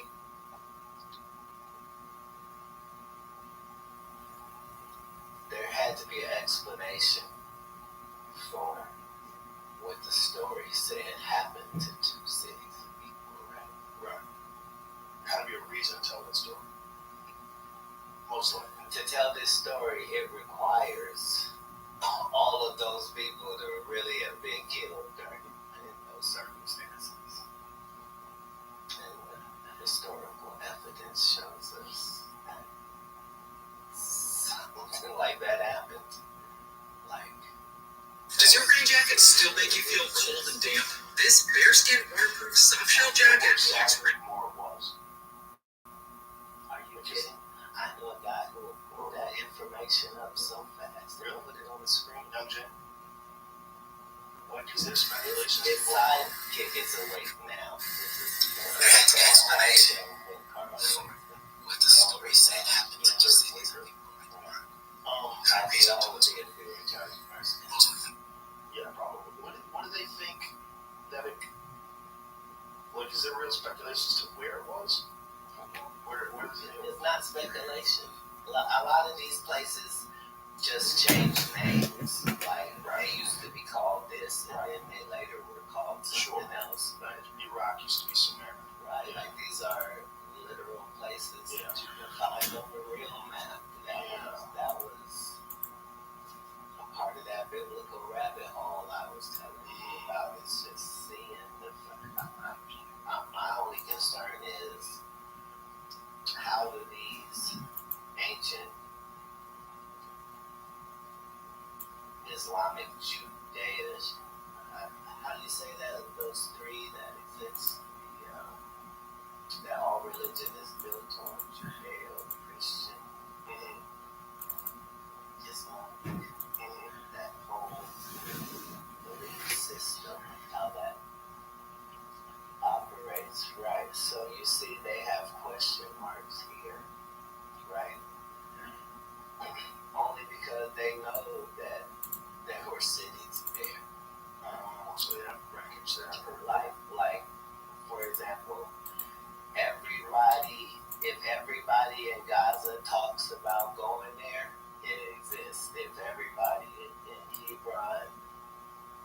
family members that live there. It exists. If everybody, we know that. So they think that was right in the Dead Sea. Wow. Well, they didn't think it any differently than they thought. Halal, if I'm pronouncing that correctly. Like, there were places like, people throughout history, if you show any body of water, those are always hotspots. Water is its own commodity and currency at all points, and that was the Dead Sea. But that's everything. Was the Dead Sea always the Dead Sea? Because, goddamn, there's so much interesting stuff that came from that part of the world. That's why they found the Dead Sea. But a lot of the stuff that was supposed to be unbelievable was all based on something real. Like, right, how long was it the Dead Sea? Long before they knew what high salt content was. Right. Or they might have called it high salt content sea. But what they were trying to say is stuff's not growing here. Okay? Don't come here as a fishing spot. Right? It's a good spot to gather salt, which at that point in time is valuable as anything on earth. Salt did go to war for salt. Salt allowed people to preserve their food. Salt was insanely valuable. Understand the whole portions because at the end of the day, for all people, it comes down to quality of life. So the jump that was made between people eating food that you had to kill yourself catching just so that you could put it over something hot so that you could get it where you can eat it and eat it like you. That experience to seasoning your food and having order from the best place because they eat too much spaghetti so you get fat. Right. That's part of the greatness of human experience and has been that part of being a king or being royalty through all civilizations was being able to experience the best culinary things, because if you believe in God, that's one of the attributes that makes you believe in it, because every vegetable, let's say, that you would have, when it gets to the point where it would spoil and it would be useless and you'd have to throw it away, it becomes worth more money. Because it's compost. So, like if you have potatoes, right? And so you have potatoes, but now you got too many potatoes. You get vodka from that. And if you have too much rice, you could get sake from that.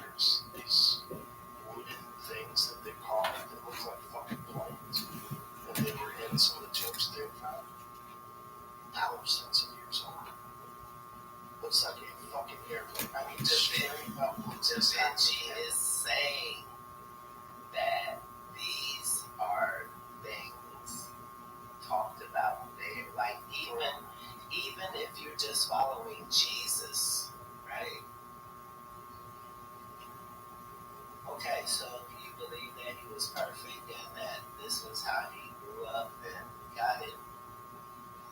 When it comes to him going to get information, he went to this specific place that we're talking about to get information and to get it. That's not a hidden fact. Like, it's been that way. So, you can't be reading all of these stories and not see how everything lines up. It does kind of line up in a strange way. You try to decipher it from all the different cultures. They all have their different versions of it. But at the end of it, there's a lot of similarities. If you follow the stories, like what are they saying? Right? All of them have some sort of creation. But was that odd though? That a creature, we think human beings is that a human being that's never created a being itself has this idea that a magical force that is all-knowing and all-loving created, not they evolved, not they came from this and they thought they got better, but that they were created.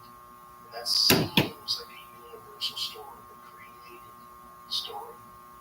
That's only because the duck that's outside of my house right now believes that. So the duck is sitting on 6 eggs on a nest right by the house, right by a 250-pound dog, alibi, and believes that it has life that is sitting on, and it's going to come from that, and that there's somebody there that looks out for them and makes sure they're fed. In the Bible story, it says the sparrows said, like Jesus said, who feeds the sparrows? Like worldwide, there's how many birds? Like billions and billions and billions of birds. Like who's feeding them every day? Like real talk. Right. Yeah, because what you're looking for is you need to find a mistake. That's how we would know maybe there's no creator. But we don't go through our regular life seeing things and thinking nobody created it. Like that would be as weird as being in this room going, nobody made those curtains, nobody made these cameras, right. Nobody made, like what? We never have evidence of that. What do you think? Why do you think people have a reluctance to take in the idea of a creator? What do you think about it to them? Is there's some people that fancy themselves as intellectuals and they refuse to take in a concept for which there's no proof. And that's what they'll say. They use this very reductionist view of what God is. They'll say there's no proof. And that, they're staunch atheists. A lot of them, they even talk like religious people. Almost their atheism becomes a religion. So being completely open-minded to the possibility of zero idea what happens when you die. A lot of people that are atheists don't like God, and God would have to exist for them to not like. So the whole thing is, if you were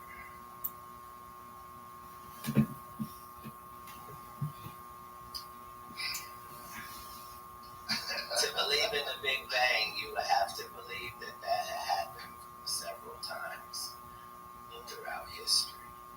Just because that's what we've seen from everything that's been created.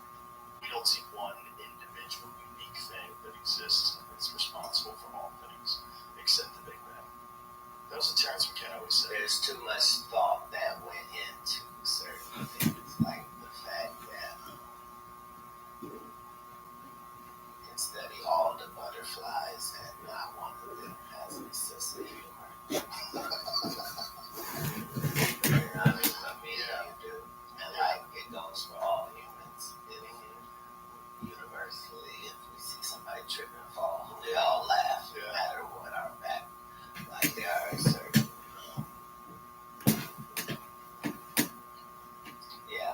like there's that I'm trying to think of what the reasons are to not believe, but I can't remember what they are because it doesn't line up with anything. Like and we would have to have gone in space and and there be no other planets, just this one. Just that's it. For this story to make sense universally.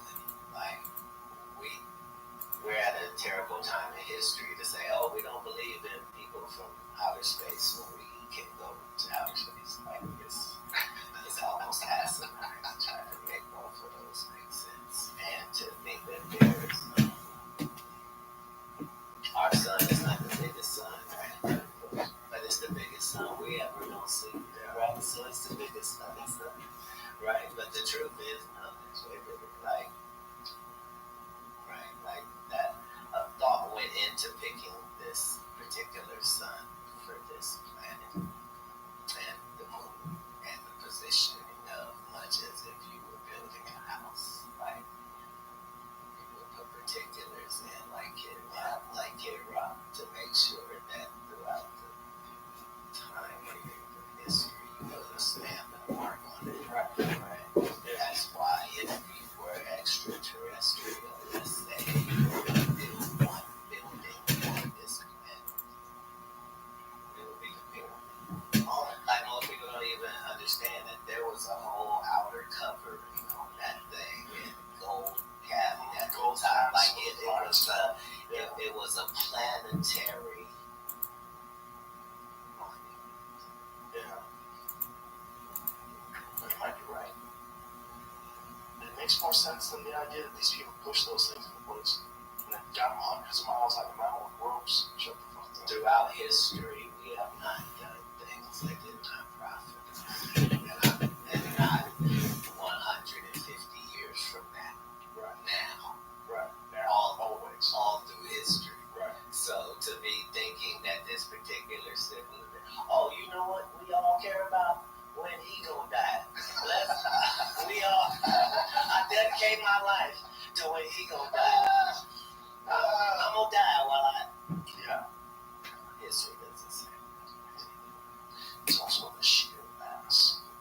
3,200,000 stones in the Great Pyramid. That is so much mass. All of the wonders of the world are truly that. Yeah. There's a bunch of them too.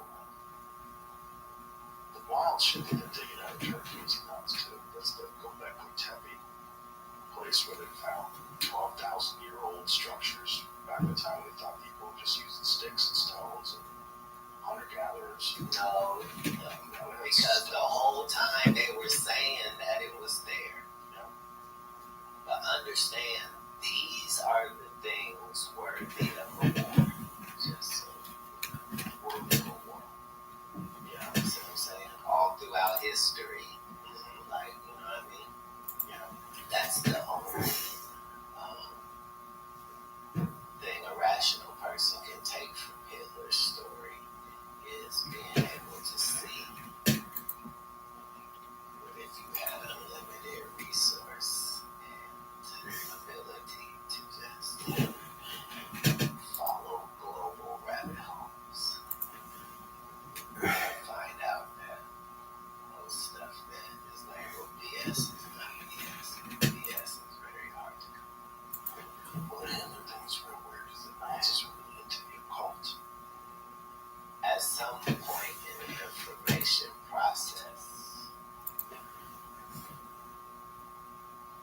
that was required. So, It's required.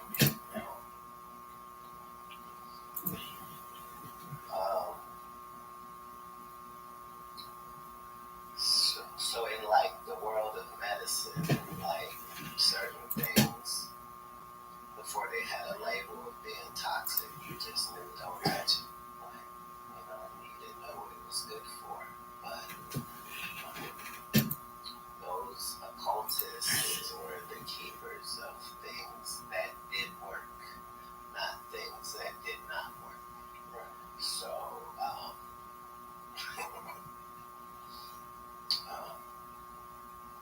but throughout history, that whole process of thinking anything that could fall into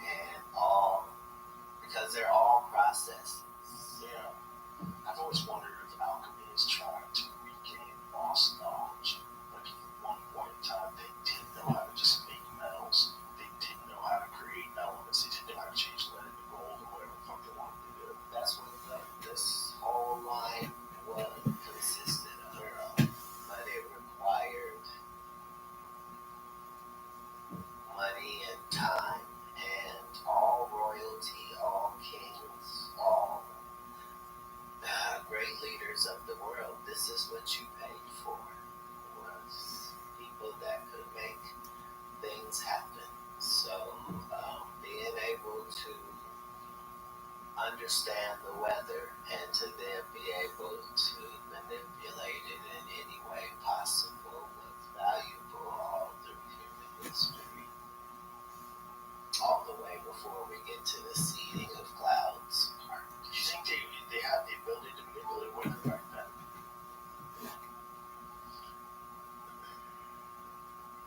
It'd be wild if they did. If that's what caused the Sahara Desert to emerge. Because all that shit used to be lush tropical rainforest. Imagine that's humans fucking with cloud seeding. They just ruined it. Well, that wouldn't explain how that has its own environment that's just as valuable. You know what I mean? It goes to further back up what I was telling you about how it seems like somebody put thought into every scenario you might be in. So let's say you lived in one of them deserts and all you had was cactus. Guess what? You can take that cactus and make tequila too. True. Like every part of the process, like People figure something out. not people figure something out. Something is there to be figured out. Right. Well, that's what the indigenous people said about ayahuasca. They said the plants told them how to make it. The mushrooms told them how to make it. As a person that loves nature, you know that most of your experience in nature is based upon how other things react. You know what I mean? So you don't know that this is poisonous except for the fact that it doesn't look like anything's eating whatever's on here. And looks like it's avoiding it. Like these are real things, and that requires creation as well. The whole consequence thing and the fact that this animal is able to live with this thing that's going to be doing damage to it. So let me ask you this. This is the end conclusion that if creation is real and if God is real, if God created us. Wait a minute, hold on. Let's be specific. Creation of what? I just told you about my ducks and her eggs. That creation is real for sure. For sure. Yeah. I'm not. And life is going to come from it. Yeah. What I mean is that God created everything, and that there really is a reason for all of it. What is the reason for us? Like if God really did make all these things synchronized together, and put us here.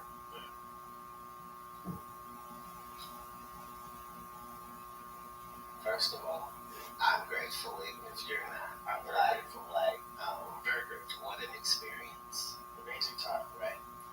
And if you take time and space out of things, right, like the people that sold me Call of Duty, right, gave me a great experience that I've been enjoying for years and years and years. And the person that I am on that platform is the person I would like to be on.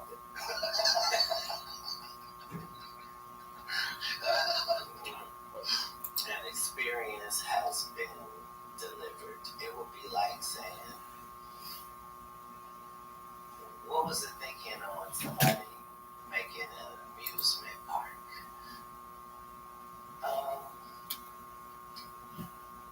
To amuse people so that they could have a full experience and be able to enjoy it. You know that because things happen like the humor thing that I was telling you about, and health, how important good health is over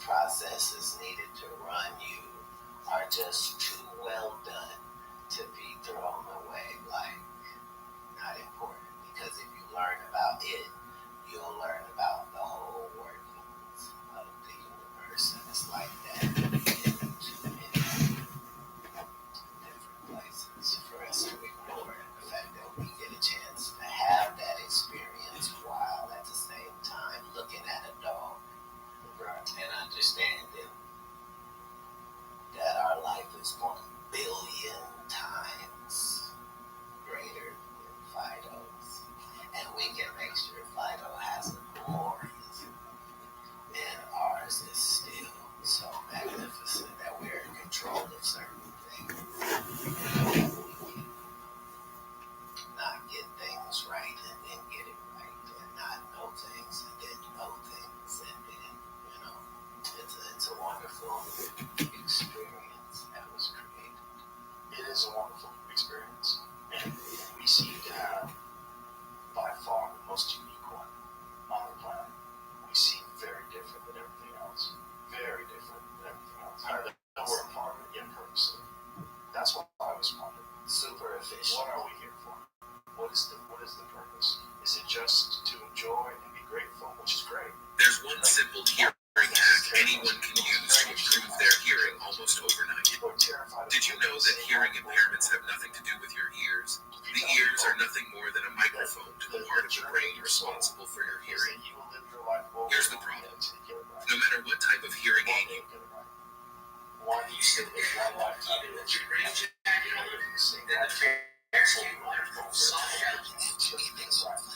you will terrify them. But I say, Right, but that will require a creator, though. Sure it would, but what I'm saying is, why would you be terrified of that when you're not terrified to exist right now? Why are you terrified of existing right now forever? I don't find that terrifying. If you enjoy now. If you enjoy now, now's great. Whenever you die is forever. You know what I mean? So I know and have known in my life that I'm going to live forever. I know I'll die, but I know I'm going to live forever until then, and then live beyond that. Right? Well, that certainly is a better approach to life than that gives you comfort. And that's what history shows us. History has shown us that human beings are still here, not because of our wise decision making. Nobody's story says that we've gotten assistance along the way that we needed, and we have implemented it globally. This is why those one world people exist, because it's a very powerful concept to have, and far too lucrative and beneficial to not be attempted. Yeah, I mean, I was going to run some global power organization. I would try to co-opt every single leader, try to suck them in, offer support, bring them out to where the fuck I have my big-ass meetings, fly everybody in private jets, talk about the climate crisis. All organizations have to follow the same rules. Yeah, that's wild. Recruitment is an important facet of all. We have to get some young global leaders.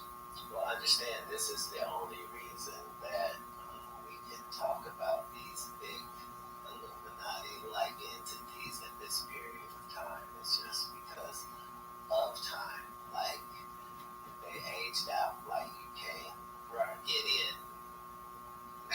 So, everybody got decrepit over there, and they can't exchange, really, for this period of history. And so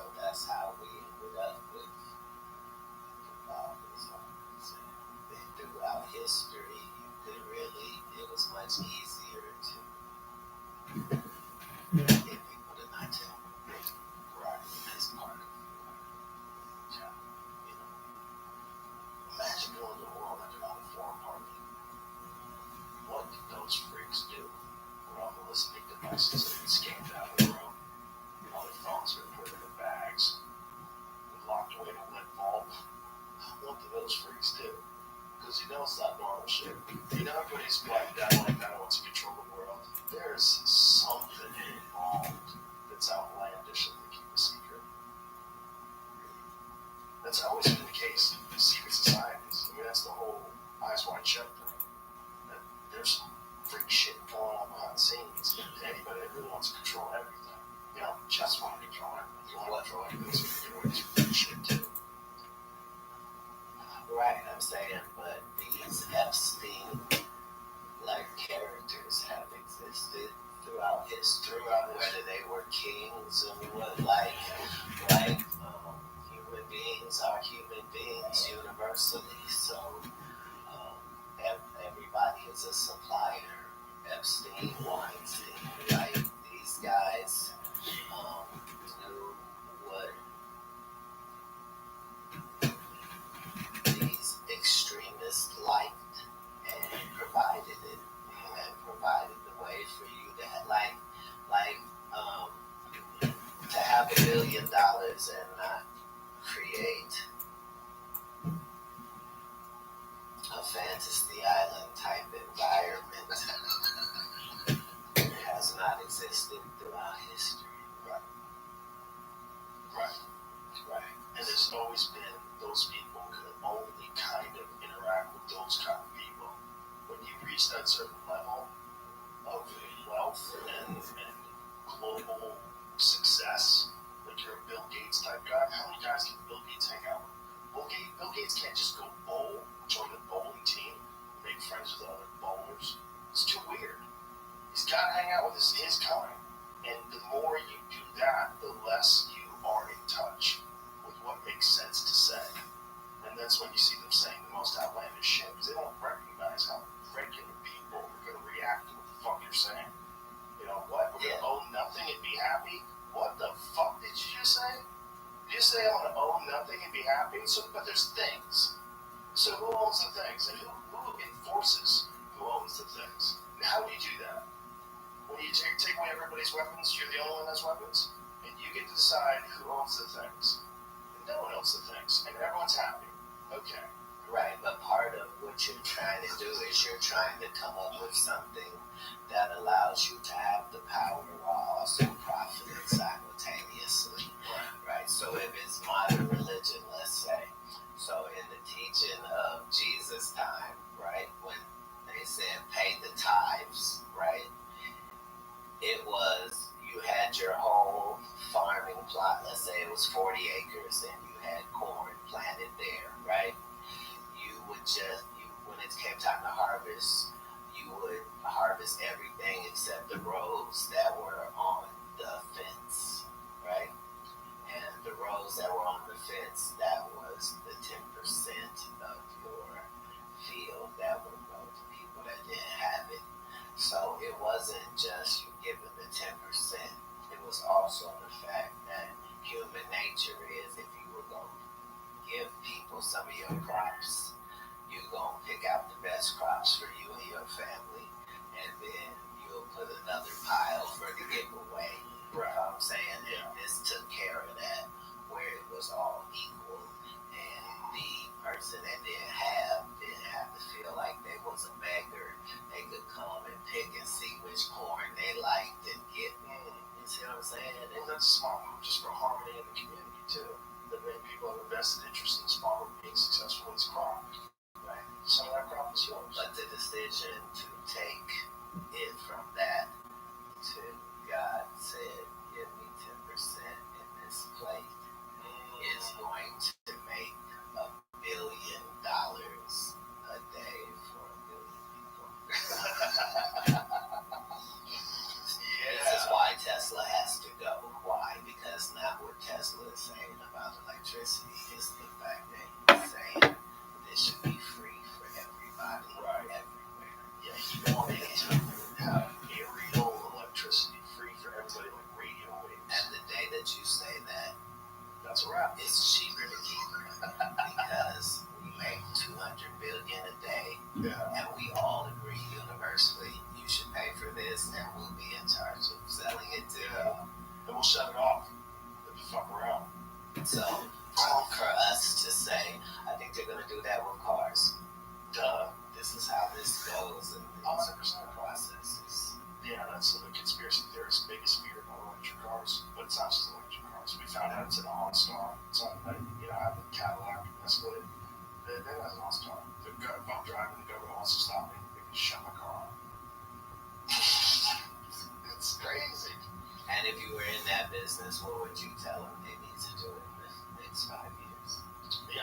get better at it. They get better at that. Yeah. Control where they go, control the steering wheel, control everything. I want you to auto driving on all cars. Auto driving on all cars with third-party input.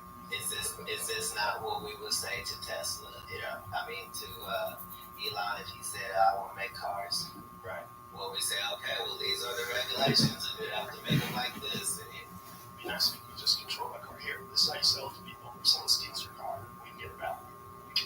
And you go, oh, that's great. If someone steals my car, they can get it back. How are they going to get it back? Well, they control your car. you can make it cheap enough to not be a difficult sell. Yeah. That's what capitalism is about. Yeah. Well, that's also like when you get free internet or free services through Google, right? It's free. But what you're giving up is your data, which is extremely valuable. So they're giving you something. You can now use Google, but now they have all your data. And they're just a big net that mines data. And because of that, they're one of the most powerful entities that's ever existed on Earth.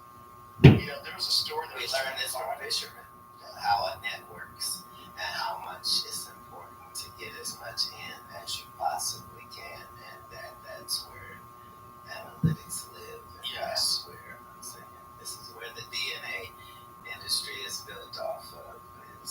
Is the fact of the future, right? At that same point that you're saying that we'll have those cars that do that, they'll be able to predict crime.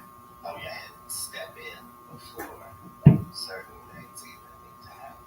Or they'll probably instigate you to a certain level of stress that they can indicate that you're about to commit crime, and then they come and get you.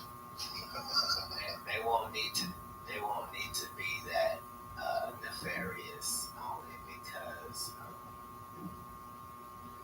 some of this stuff we know already. It just requires profiling that we're not comfortable with. Like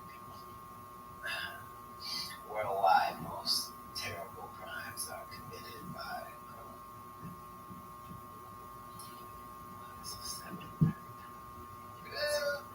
most crime worldwide is done by men with a micro penis, and doctors know who they are. And so at some point, they will be able to just focus where they need to focus. They know certain things, and that's where this is why AI exists.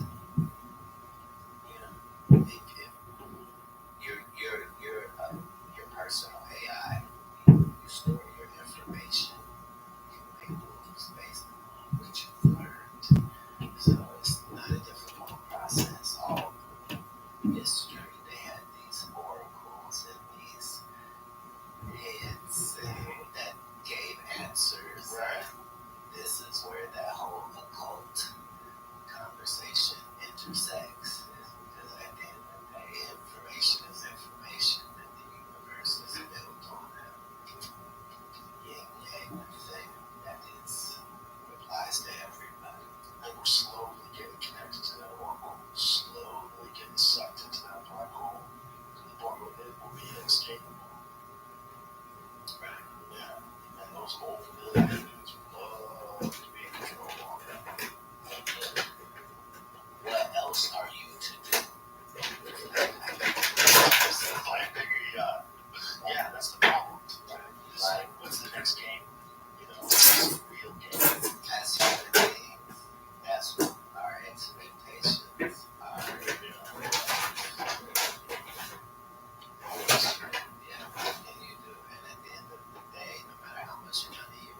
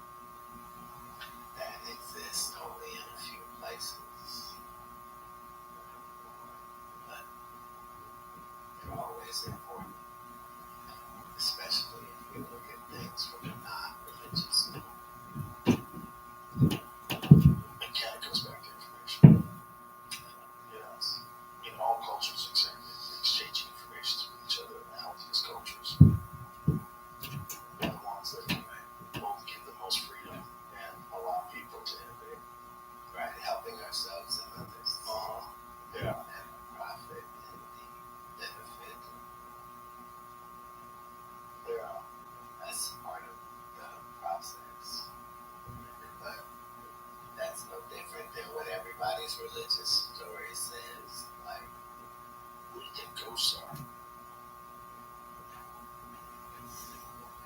You think that's real?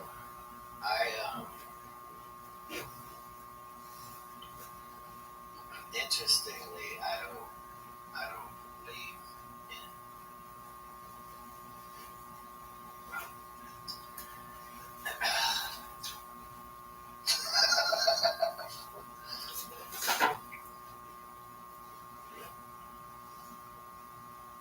You either believe in the natural and the supernatural, or you don't. And there are facets to it. So if you don't believe in anything supernatural, then I would assume that means you don't believe in God either. Just like I was telling you earlier, I don't know how you could be a Christian and not believe in extraterrestrials. It's in your book. It says there was a war in heaven and God was fighting Satan and threw him down here. This is taking place. So Also, is the Old Testament Ezekiel's story. Ezekiel's story is essentially about a UFO encounter. I was really frustrated as a black person that we weren't included more in the Bible. Right? And so I felt very good when I found that some of the books of the Bible that were banned because they had black guys in them. Really? What books of the Bible? This is the New Testament? Is this when they were Constantine? You've heard about the book of Enoch. Yes.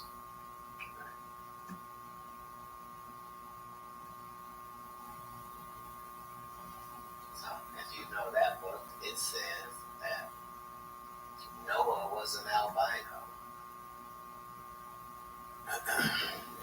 I always still wondered about Noah's age. We were talking about being hundreds of years old. And it tells everybody's story. But here's my thought. If human beings were at one point in time more technologically advanced than we are now, which is possible, we are on the verge of taking human life and expanding it way beyond 100 years. We're like real close to that. People that are alive today will live to be 150. I'm not qualified to be having any of this conversation. I'm barely qualified because I've talked to a lot of qualified disclaimer, but understand, we know more now. Like we know that the earth is not spinning now the same way that it once was. We know that. It's slightly different, immeasurably different, right? I'm saying, the interesting thing is in all of those stories that we're talking about, it never says that they did anything different that got them to be in that position. It just says they were blessed by God. So now this is at a time where people were dying of some things that today we would call pretty easy. Yeah. But it was wiping out whole groups of people. Yeah, it's interesting. Well, it's fascinating because there's no way to go back there and see what the fuck was going on. So not yet. Let's be fair though. They're not telling some wild story. Like if they say that a guy had this guy lived 600 years. They're also telling you about the 346 children that he had and his 1,500 wives. Like, hold on. These are numbers to back up. Right. If human beings do live to be 500 years old, that's a real possibility. That will be the only way that you can show that. It's by talking about all the wives and all the children. And if you do take what we know now, in terms of like what they are capable of doing now. There's one simple morning coffee hack that anyone can use to get rid of stubborn fat almost overnight. Did you know that they will extend human life? You submit form. if you won the lottery, who would bet you fortune? This guy in Maryland won the lottery 3 times this year. What are the odds? Engineering on kids now. In China, they did the genetic engineering that would make the children more likely to be brilliant, more likely to be super intelligent. Sir, why are you acting surprised by key components of the breeding process? Right. True, right? If we're talking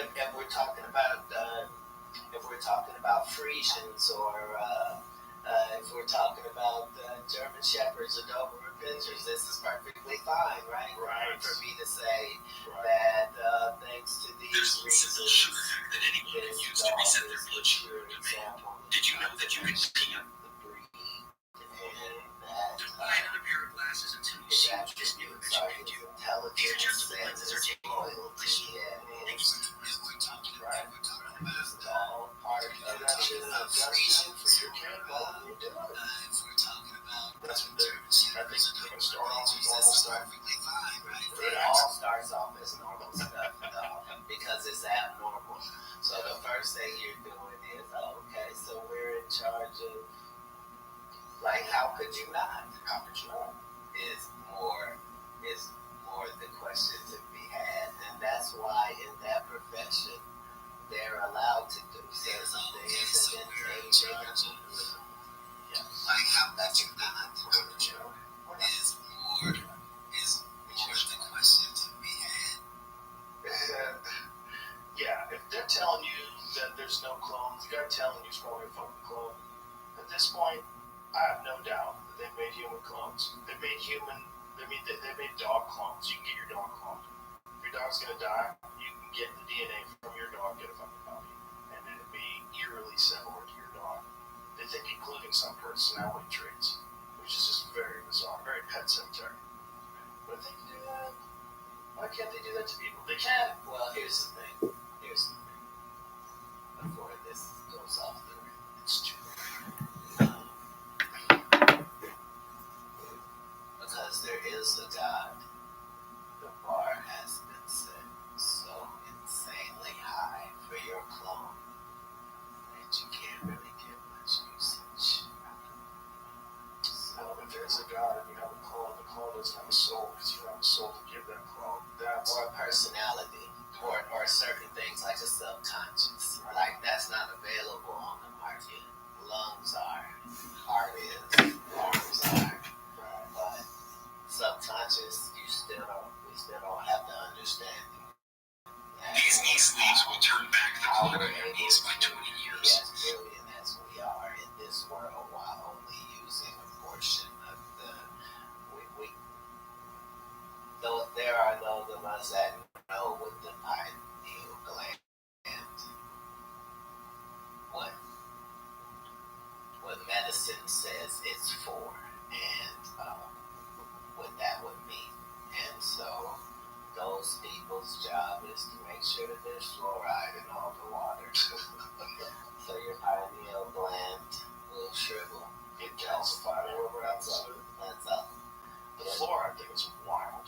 The fact that people aren't up in arms about them putting fluoride in your fucking drinking water is so crazy. It's so unnecessary. It's brilliant on the other end, though. So what happened is the reason people have that relationship is they cleaned up the water the same time that they did that.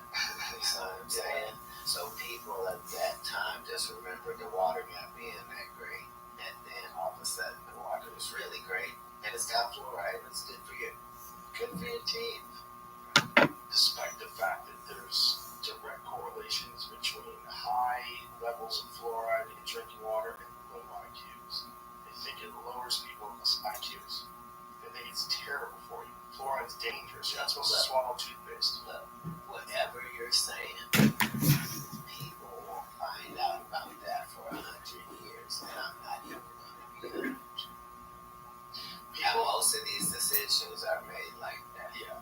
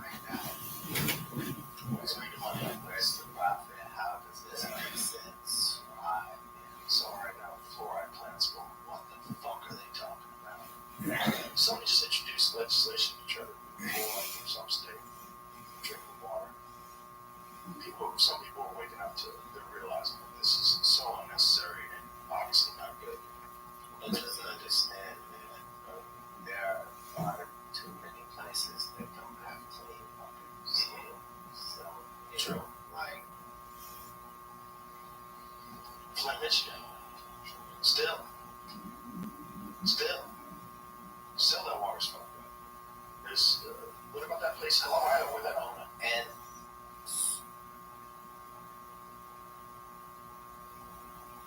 why? Because nobody wants it to be their fault. So nobody will take, like, Right. you understand how What do you think of it? That's plenty of money for not even like how are we allowed to have a foreign policy when we are violating the policies here? Right. You see what I'm saying? Like what do you mean the immigrants are getting a check and we're putting them up in places that have what? You mean in the homeless people's face? Right now, it's real spaces. Like, Right. let us show you what we could have done. Right. Wow, Crazy. that's not okay as a society. No. Well, did you see the scam that they were trying to do in New York City? Where they were trying to give them debit cards with $10,000, but there's people getting cuts all along the way. That wasn't a scam. That was business that got uncovered. Yeah. And I'll prove it to you. When you go to jail in New York, everybody goes to Rikers Island. So I was at Rikers Island. So if you got money on you when you go in, they give you a card when you leave it. And it's got money on it. You're around, like, systems are the system. Like, Yeah. There's a lot of money being made. yeah. A lot of money being tossed around in the system. And if you have a thing like an open immigration policy, for sure, someone's figuring out how to profit off that. Someone's figuring out something about that. No, you're looking at it the wrong way. There is no one who isn't profit. Everyone's profit. I'm saying, how ridiculous is it for you to think you have the greatest country in the world and then it not be a big deal to get there? Of course. Of course. This is the bees saying, why do they love our honey so much?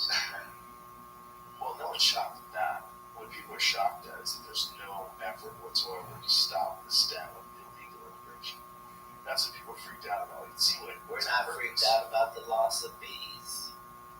I am. If all the bees are gone, we're going to die as a civilization because we didn't protect one of the most important insects in the whole ecosystem. Yeah. Right. So, And they think cell phone signals are fucking them up too. well, Imagine letting it be forever, and also someone chooses cell phone signals everywhere. this is part of the purpose of religion in society is to try to get you away from exploring all of the things you could be doing with your time. Put it somewhere that's healthier. What do you mean? Like principles of meditation,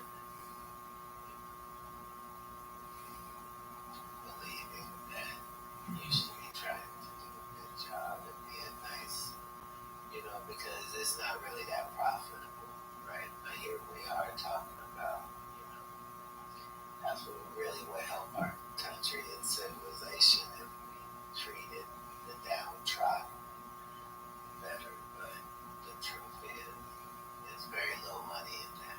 Yeah. Very little money in that. The truth is that the immigrants that come over here are generally super qualified in something. Yeah, and motivated. And I mean, shit. yeah, I just walk and that's what's made all immigration important. It, you know what I mean? Like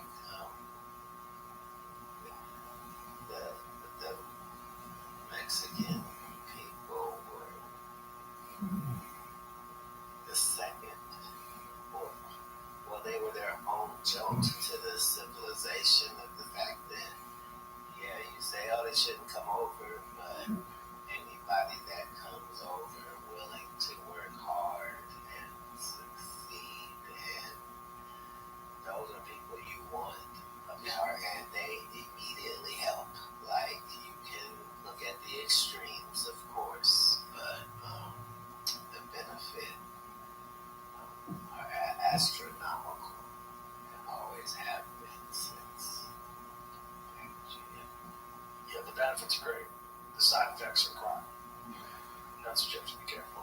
especially when you got organized crime that's coming in to sell fentanyl. You got a lot of that. That's a wild one. Because that's propped up by laws. That's propped up by our drug laws. And that puts you in a real complicated situation. If you make drugs legal, everything. The problem is you're going to get a bunch of people that get addicted to drugs that probably wouldn't without that. And you have to say, is that just part of the process? We have to learn to deal with this new thing that's everywhere and readily available. And how many people are going to try just because it's legal?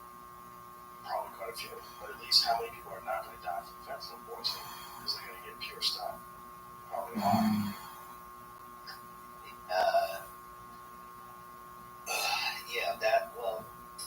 Talking fentanyl in specific, like it's a very difficult conversation to have because most of the things that we will all agree are terrible drugs aren't being used at the hospital. Right. So until that part gets like it's a bad look all the way around, but the bar has been set so high. Like everything that's called a drug nowadays is terrible. Like there's been no evolution. Yikes. Well, that's part of the problem. Keeping drugs illegal, and especially psychedelic drugs, since 1970. It's like stymied human evolution, stymied research, stymied growth. What did? Keeping drugs illegal, keeping psychedelic drugs illegal. Look, if there was a God, then he put a fail-safe on the drug so that you would have a area. And that's Richard Nixon. That's OD. Yeah. Right, So, with those drugs. Right. So really what's happening is you're like, okay, whatever you're on, do it till you're dead. And so, statistically, that's going to happen. You're going to lose some people, but the people that's not doing it, they're not going to start doing it. Like, They're going to learn from the people that died. Like you learned to not eat poisonous plants. you would think, but if that were true, nobody in the world would ever do heroin. Like, if you've ever seen somebody kick it, like, you would never do it. Like, it doesn't matter how it makes you feel if the end result is defecating and urinating in a puddle that you're laying in while being naked, then like, like, True. you would just call that poisonous. Yeah. You learn from what we were doing. And that's the thing, it's like we're reluctant to allow that factor into people's lives, but we kind of have with a lot of other factors. Well, a lot of these things were used sparingly and in context as well. You know what I'm saying? So particularly on psychedelics, they were used in a ritualistic way. But that's like us saying, you know what, in that cooking show, they were using herbs and spices. Like, yeah, that goes with it. Right. Like, if somebody tells you that when they used to come through with the ball and smoke and the incense, that at one point it was marijuana, right? Understand that it was setting the mood of the room. Like, you know what I mean? Like, that's how you know there is an occult. How could there not be? There's another side to everything universally. So, It's been a wild time in church. Everybody's got contact high. People walking down the aisles with balls filled with marijuana smoke. well, understand this is not being consistently done. This is being done. You know what I mean? And so there's no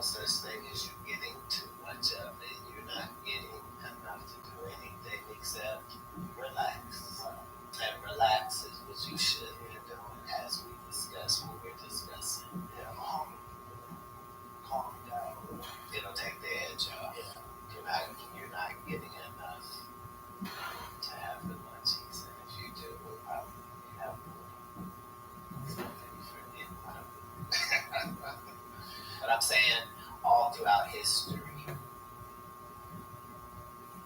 people have been searching for this connection. And we don't have historically any evidence of any groups of people doing something for no reason. Right.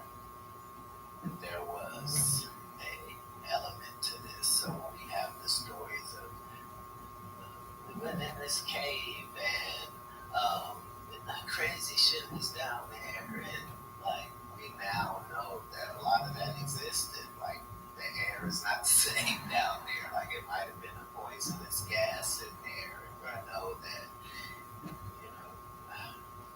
these were things that were not known. So it's just fascinating to see the stories where we are now and to see how advanced they were on these particular subjects. At that time, weeded out the BS stories. Right? Yeah, there's probably something to all. There's probably something to all stories from all cultures. There's a reason why they want to tell them over and over and over again. One of the criteria for it to last over time. Like, that's what I understood.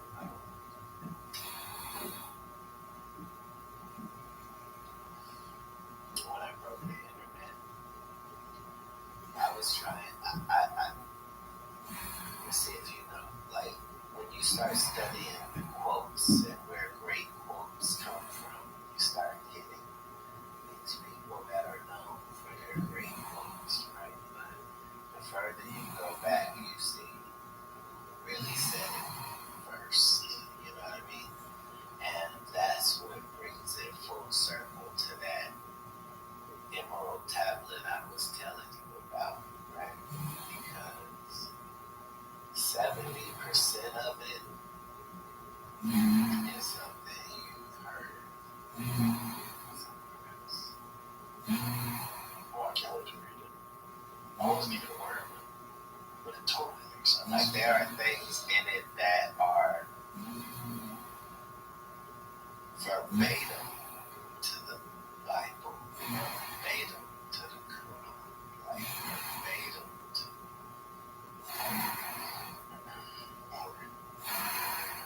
It's a great thing. Cat Williams, thank you. It was so fun. Really fun. Yeah, good job. You're Is that fun, man? Yeah. I appreciate you very much, man. And we talk well about you all the time. I think you're one of the best comics of all time. And, I think you're fun animal, man. You get after it in a way that, like, the energy that you have, I appreciate you very much. Very much. So, likewise. Thanks for being here. All right. Bye, everybody.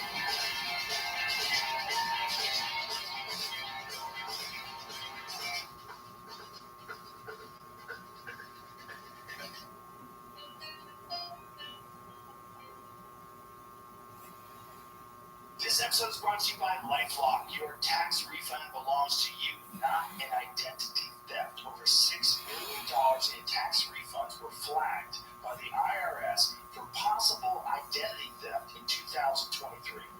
If you're in a bind this tax season, LifeLock can help. LifeLock monitors and alerts you to identity threats you may miss on your own, even if you're careful with your personal information. And if you do become a victim of tax-related identity fraud, LifeLock has U.S.-based restoration specialists ready to help you solve your identity theft issues. Plus, all LifeLock plans are backed by the $1 Million Protection Package, meaning LifeLock will reimburse you up to the limits of your plan if you lose money due to identity theft. Let LifeLock help protect your financial information, so all you have to worry about is what to do with your tax refund. Go to lifelock.com/JRE and save up to 25% your first year. That's 25% off at lifelock.com/JRE. Identity theft protection starts here. Tap the banner to learn more. This episode is brought to you by Mizzen and Maine. No matter where you're listening, no matter what job you have, the clothes you wear to work say a lot about you. And if you're wearing a boring, stiff, uncomfortable dress shirt, well, now might be the time to ditch some of your old styles, and that's exactly what Mizzen and Maine is for. I love the shirts. I wore them on specials, like our Netflix specials, they're super comfortable. They feel just as good as they look. You can see it hanging in your closet and genuinely get excited to put it on.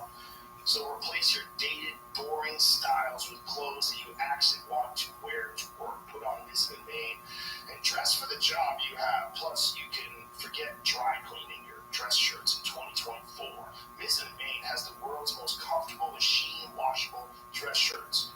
They're lightweight, breathable, moisture-wicking, wrinkle-resistant. You can just crumble them in a ball and stuff them in your bag and pull them out and wear it, and it looks great. Most comfortable shirt on the market, looks and feels amazing for whatever you do, wherever you wear it. Shop now at MizzenandMain.com and save 20% off when you spend $130 or more using the promo code Joe Rogan.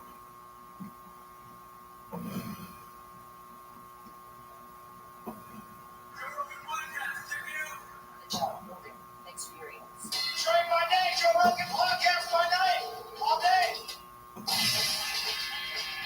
Let's go, baby. Yeah. I forgot how good a week you have. That's Cat Williams. Is that really? Yeah. Oh, shit. I'm going to start talking shit on everyone. And there ain't never been a day that Shane Gillis ain't never texted me. Always calling me gay. We had Cat Williams ride the Mesa simulator, and I filmed it and put some of it up on Instagram. So it's like, This is how he drives. This is a normal thing. He does this because he does this in real life. yeah, I would love for Cat Williams to be the voice of my self-hate. He's like, you ain't never gonna be nothing, baby. You suck. It's like, I know, Cat, just to wake you up every day. Yeah, it'll work. Yeah, he's the new David Goggins. Yeah. He's like, Pain is good. Feel everything bad, Pippin. I'm on your dolphin in $5,000 sneakers. the books thing is still the funniest shit in the world. Bro, he doubled down and then some respect. He said, doubling down on the crazy shit is fucking hilarious. He was saying, I went to the library and I got 20 books at a time because that's all they would let you get. And I would be there 3 times a week. Oftentimes I'd be reading 8 books simultaneously because I have the original book and then I have books that are annotated. And I love it. The idea that a librarian sees him coming and gets nervous. No, lock the doors here. I got 20. Only 20 books. I need to read 30 books today. How many books does he say a week? He's over there. I don't give a fuck what he says. He's a gem. That guy's a gem. I love him. Well, I was so happy that I got him to come on the podcast because, like, he's like, Joe Rogan don't want me on this podcast. Yeah. I do, though. I fucking love that guy. I've always sung his praises. When you heard him say that, did you talk back to the interview? Were you like, but I do want you on? No, I immediately went on Twitter. Yeah. I immediately went on Twitter and I said, dude, I love that guy. Yeah. Let's go. And it was I never met him. I never met him until yesterday. I've never met him. So it's just like we passed each other in the night at the store. I just never was there when he was there. And he was already a big, giant theater act by then. Yeah. And now he's an arena act. So it's just, I just never met him. That's all it was. It's hard to meet arena acts. Like, unless it's Chappelle, who still goes to the clubs. Yeah. Like, I asked him to do the club. Like, you want to do a spot in the club? So he goes, I'm an arena act. Just to clarify with someone like that. Like, I do arenas too. It's okay. Yeah, The club's amazing. Yeah. Not enough people. I think he genuinely doesn't enjoy being in tight crowds like that. I think he's uncomfortable. And I told him, you got 2 things. And he was like, what going on? You got 2 things. I mean, he's been doing arenas for over 10 years now. At least. And theaters the whole time. Well, Pimp Chronicles was when? When was Pimp Chronicles? I'm going to guess. I mean, I know James is going to look it up. I'm going to guess 02, 03, something like that. I watched that in the gym yesterday before I came to It's one of the greatest stand-up specials of all time. Fucking amazing. The amount of it's crazy. It's like up there with like the energy of Chris Rock, Bring the Pain, where there's like it's like yell But laughter. it's his own flavor. It's the best. It's his own flavor of comedy. Like his flavor of comedy is uniquely Cat Williams. The way he can repeat things and they become funnier. Look who can fucking repeats a line and it becomes funnier. He does. It gets better. Come on, son. I was saying even his 2019 special was so funny that I sat through 16 minutes of Jacksonville jokes. Yes. Acting like I knew that Jacksonville, like the house with those bridges. I forget who Chris Rock was watching it with, but they were going crazy just because he was just talking about Florida for 16 minutes. I love him. And by the way, you're laughing with him The whole time. Yeah. He doesn't lose you. And then the special just gets better and better. He was doing sex robot bits on that. That's awesome. Yeah, he's awesome. I think he is top 10 of all time, and people don't even. I think he gets overlooked a lot for a guy that's been doing arenas. Well, he's had a lot of controversies and craziness. Yeah. But that's what you get when you get a brilliant mind. You get a fucking Ferrari engine on a kid's bike. Yeah. And sometimes it goes off the rails. Oh, absolutely. So it's almost like Howard Hughes shit, where you're either going to be wearing a boxes and Kleenex's shoes, or wrestling a 7th grader, and it's going to be filmed. Because that shit, if you had enough money, you'd be like, nuke the internet. I want that off. Well, when you see the Howard Hughes type characters, you see those guys just get completely isolated and they can't interact with people. That is terrifying. Yeah. But I see it. I get how it happens. I see how it can happen. Getting a lot of money. Yeah, that's a lot of money and You become defensive, like crazy defensive and paranoid. The paranoia is the thing that makes you just go like, no, I'm just going to grow my beard and my fingernails and not leave outside. well, you stop it. You have to stop and think about the time that Howard Hughes lived in, okay? And how easy it was to kill somebody. There was no fucking video cameras everywhere. There was no cell phone cameras. There was no DNA evidence, and everyone was corrupt. And people feel like it wasn't a thing where after 12 hours you're like, let's get eyes on it. It'd be a couple days. They And people would be like, you just didn't show up for work. People shit on Oh yeah. you. You know, the billionaire guy who's controlling the schools. Like making weird decisions about the drinking water in the town. Rockefeller. Yeah, you're just like, You better be concerned. yeah, you better have people around you. Well, that's where you got to worry about. Who are you insulating yourself with? Because if you're like a billionaire like that, and you've got crazy motherfuckers in your ears. Yeah. That's how you get like last time I was here, we were talking about Saddam Hussein's kids. Right. That's the kind of similar shit. You just get like crazy people around you, some Machiavellian shit. You're like, yeah, burn the town. It's always the evil son. Yeah, mafia kids. Mafia kids are always not as good at mafiaing as their dad. They're kind of dangerous because they didn't earn it. Right? Yeah. They just got that power, so they never had to work for it, which is really weird. Which also leaves a hole. I think it leaves like They have to prove themselves more too. yeah. Whereas if you make your money yourself, there's always this like gaining momentum where you're like, look what I'm doing. Right? You know you didn't just hit the lottery. Yeah. Well, you kind of hit the lottery at many steps along the way. Get lucky for sure. There was a lot of work involved in getting to where you are, so you know your progression and what you put in to get to that progression. But if you just are born the son of a king, That's and what you have a dragon, yeah, you're just like, let's torture. Well, that was torture people about. and dogs. So you're probably, not to like empathize with these guys, but you're probably trying to feel something. You're probably like, everything is, all the great shit that I have does nothing to me. Right. That would change someone's life. Right. So now, what do I gotta do to Cocaine. Yeah. Go back then, they're like, oh, the milk of magnesia. And just putting hot flames on people and shit. When did they figure out cocaine? Who was the first to figure out cocaine? A brave person that knew a little bit about science. Because it ain't like weed where you can just pull it off and put fire to it. Cocaine and alcohol takes someone so dedicated to getting fucked up that they become good at science. Because I watched, have you ever seen that show Trafficked? No. There's this woman who's like one of my personal heroes, Mariana Benzeller.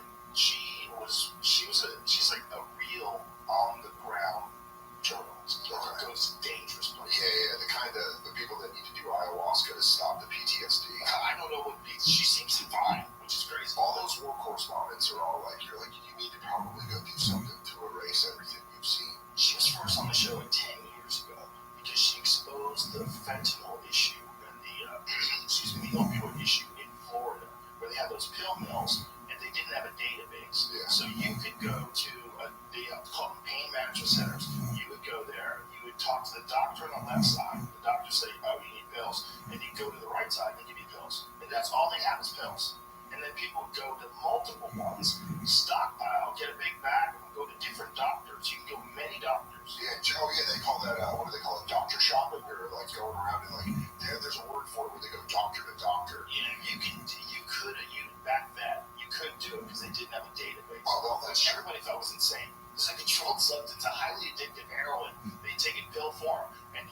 There's something like, oh, yeah, it's like, I don't know, did you come by today? You go, no. It's like, we can't She tell. did a whole documentary on it called The Oxycontin Express.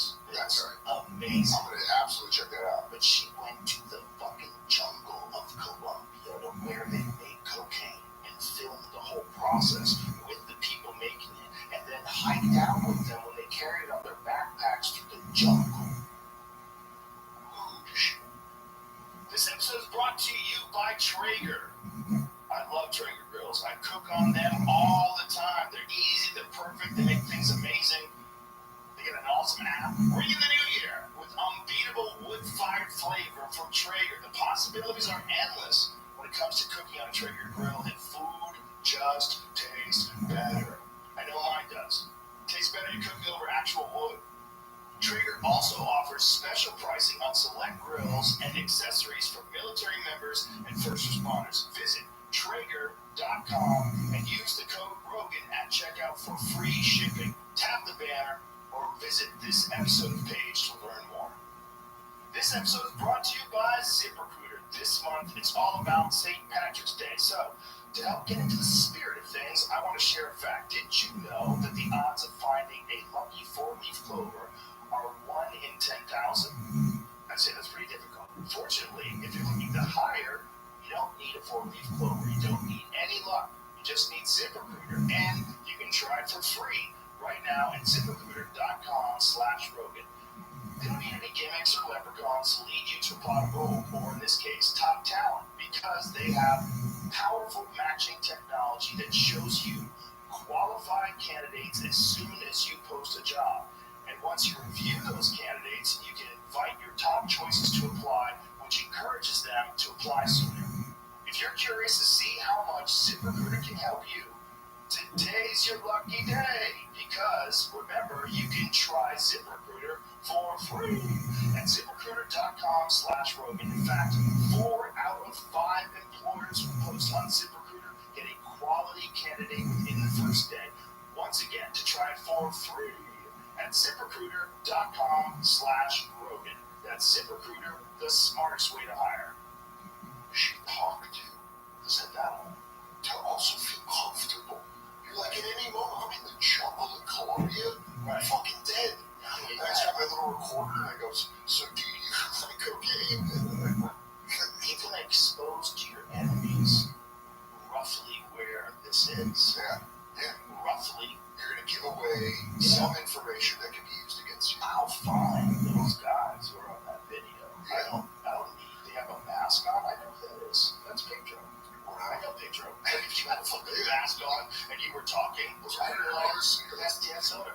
You have to do it. You guys like watch around? You have to do it all Cat Williams. Yeah. While you're working on cocaine. I ain't giving away this cocaine. Ain't no one touching it, damn it.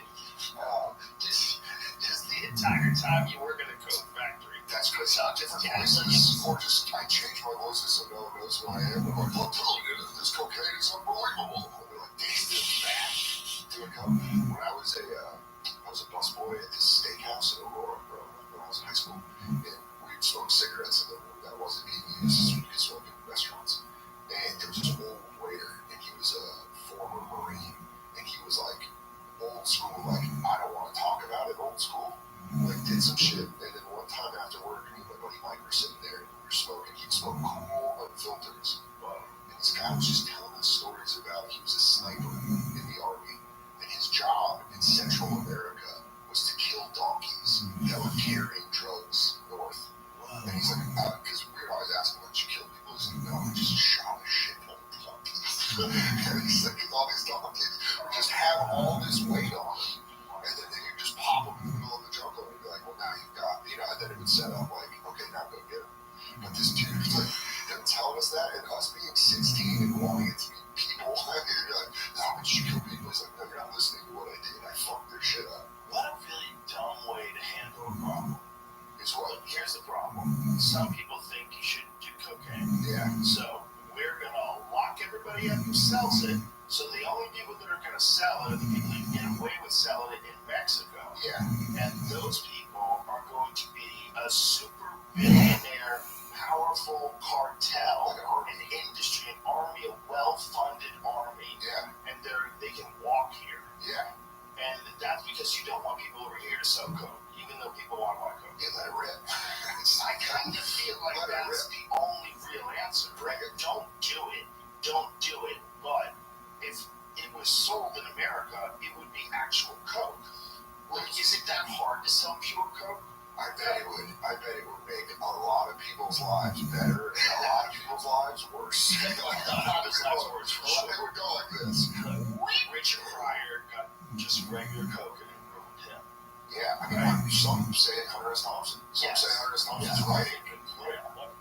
Oh, I mean, all the old school guys. Love the way cocaine made him feel. Fucking Also, and he's into psychology. Yeah. I bet there were some Freud talks that you're like, dude, I don't want to do this. And he's like, no, think about it. If you want to fuck, you're wrong. Because, dude, it's not even wrong. A lot of blood. Like, dude, it's like 80s coke movies where you know they're writing and they're making it while they're doing coke. There's some of those movies, like, what are you saying? I do, probably not, maybe, but Electric 2, Electric Boogaloo, Breaking 2, Electric Boogaloo. I watched that in my hotel room and everything. I was like, this was right on cocaine. Because every scene just goes like, and then they're here, and then they're here, and then they're here, and everything's all right. My number one speculation is Showgirls. Yeah, Showgirls was written with a half-erect penis. that movie was written by a guy that's like, let boobs come out. And that movie hit when I was in middle school, like right when jerking off started. And so it was a gold mine. You'd be like, it's so much shit in that movie. It wasn't porn, right? Like, but she's topless. Dude, the sex scene in the pool is the dumbest shit where she goes like, she starts frothing around. She was possessed. It doesn't make any sense that anybody would be like, not losing their boner. Oh my god, she's insane. Yeah. Having sex with insane person. Also, that would hurt having sex like that. You'd be like, hey, calm down. It was only NC-17. The first and to date only NC-17 film to be given a wide release mainstream theaters. I'm telling It was so dumb. Yeah, It's one of the dumbest movies ever. So it's great, but it's great to watch. It's great jerk off. It's just great to watch because it's so goofy. Like if you're with a bunch of buddies and you get high and watch Showgirls, you're gonna laugh. You're gonna laugh really. It's like Hinchcliffe, Gillis, Showgirls. Oh yeah, we're having fun. I mean, all the dialogue, the choppy dialogue, it made Cinemax movies look better. Where you're like, man, we were really making fun of Shane and Tweed and all those Cinemax movies. Right? They're like, it's actually much better than this. Better than Showgirls. But Showgirls is a sell-out movie. They were like, Jesse Spano gets naked. I mean, I'm telling you, it timed out perfectly. I was young enough to watch Saved by the Bell and take it seriously. That by the time puberty hit and Showgirls happened, you're like, I was waiting for something like this. And you're like, wait, I think kids now get it too quick. The sexualizing of like everything happens so. Movies are seeing porn the moment they get a phone. Yeah. The moment they get a phone. Why wouldn't you? You can't stop. Yeah. They're too smart. My youngest, my middle daughter, rather, she figured out how to. My wife put a password on her phone. Yeah. And so what she limited the use, she figured to record the screen and give my wife the phone. So my wife punches in the numbers. It's recording the screen. It's like Velociraptors learning how to open doors. That's exactly. What the fuck? She was 12. That is, they know so fast. That's so creepy. Yeah, I think You so. little raptor. Yeah. Like imagine taking that and here, Mom, here's my phone. I really agree with you that limitations are important. I want to see the puppies. And she's like, You live in a screen time, it's 4 hours of TikTok. she goes around the corner and she looks and she's like, we got her. Well, they're little drug dealers. Yeah. That's what the phone companies are. Little drug Don't dealers. call me kids. Yeah. I mean, we do Drug too. dealers, and the kids are little junkies. And we're junkies too. But I think it is, I think it's one of those things where you're like, what's going to be their response to it? Because they're smart. They can do shit like that. When they get older, are they going to be like, hey, we should limit this? No. You know, it's not going to be limited. We're in it now. We're in it now, and this is us. And I think it's just going to get more and more invasive. Because that seems the direction that it keeps going. If I had to guess, and this is obviously just a guess, I don't know what I'm talking about, but I feel like this can't be stopped, especially with AI. When they're talking about AI and all the things that AI can do for you now, it's just people getting papers written, they're getting busted all the time. ChatGPT is writing any answer to kind of anything. You can code websites instantaneously. You can do your voice, replicate your voice. So if you're the one can't show white people that which is malicious. So really, you didn't know this? Oh, dude, are you ready for this? They asked the Google one to show images of World War II Nazi soldiers. Yeah. And they made it all woke. So they made like a Native American Nazi, they have an Asian lady Nazi, they have a black man Nazi. You were describing a perfect punk album cover from the 80s. Bro, you couldn't describe the founding fathers of the United States. Well, they were men, but were they? Did they identify as You're gonna have to see some of these pictures. You got any, Jamie? Here's my question to you. And this is the perfect place to ask this question about cell phones. Do you think there's any chance that cell phones are weapons from aliens that disarm us because we're all looking down and they know it can use our emotions, like a grenade that takes a long time to explode, or they're just like so we each have them. Everyone, but like, because I love alien shit. You're like, well, there's got to be some alien technology if they're watching us that just drops them. Like, hey, you guys want to watch them get fucked up? Let's give them cell phones. Look at that. That's great. Founding fathers of America. It's sober. I like how one of them is a Native American. Like that's like saying a Holocaust victim is a Nazi. Yeah, that's so crazy to say that's one of the founding fathers of the United States. No, that's where we stole them. Yeah, this was what are you talking about? The images of Vikings. Dude, that's great. Oh, and a Samoan dude and a black lady. Yeah. Look at the popes. An Indian woman and an African man. It's amazing. This is hilarious. Google Gemini. That's so funny. Google Gemini. I don't want to say it. That's not good. Because you are messing with the fiber of reality to fit in with your ideology. You shouldn't be doing that if you're in control of artificial intelligence. It's supposed to be an artificially intelligent program that takes all the information in the world and gives you a take on things, right? It's not supposed to be an indoctrination tool.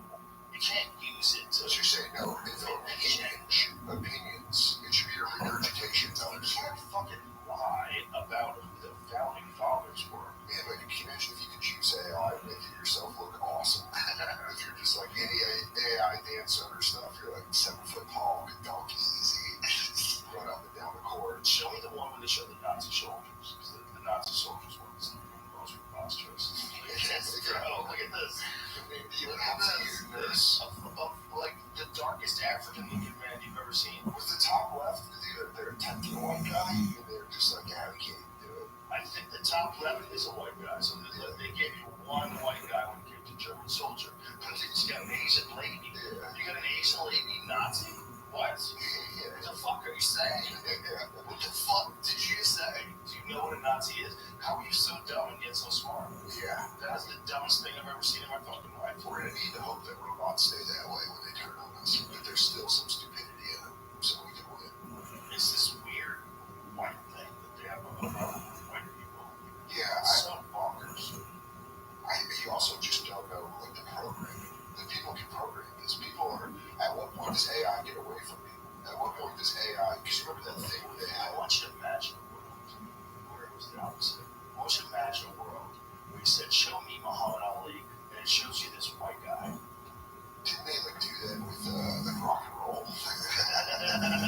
Where they're like, hey, black music, it's a white guy. I'm sure that was the criticism of Elvis. Yeah, that he stole rock and roll. Like Ray Charles never went to Elvis. Like Ray Charles talk shit on Elvis. Really? Yeah, you never see Ray Charles talk shit on Elvis? I want to see We're that. gonna see it. It's amazing. Put his sunglasses on, talking shit. Pretty big camera that after the off and looked at the camera, he's like, look at me. Yeah. Fuck Elvis Presley. Look at my gray eyes. Like an oracle. I'm going to touch you. He grabs your wrist and takes it.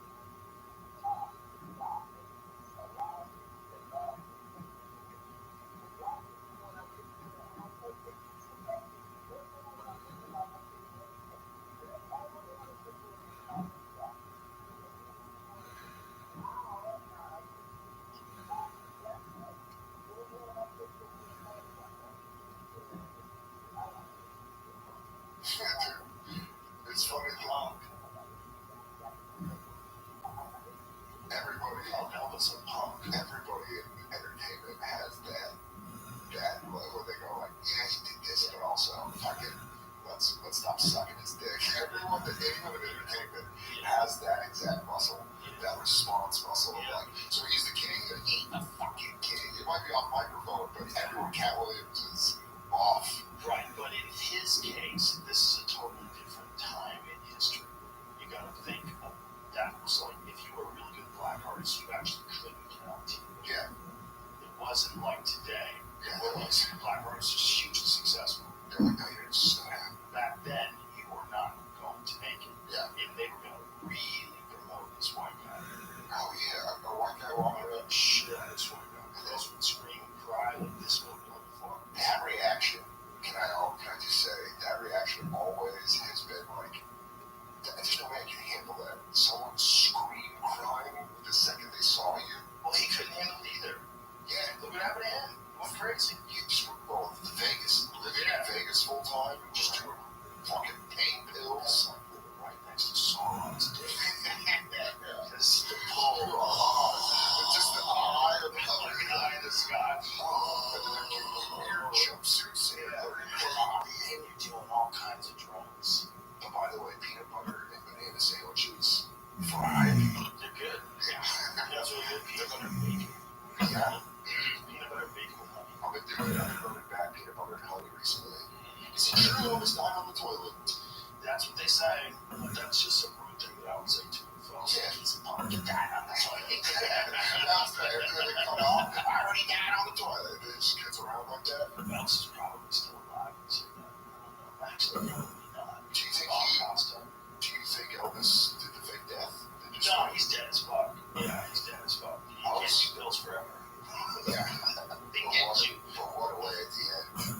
I mean, there's a moment there where you were flying high, and then you gotta be like, well, you either gotta wrap it up or just be like, let's just play it out.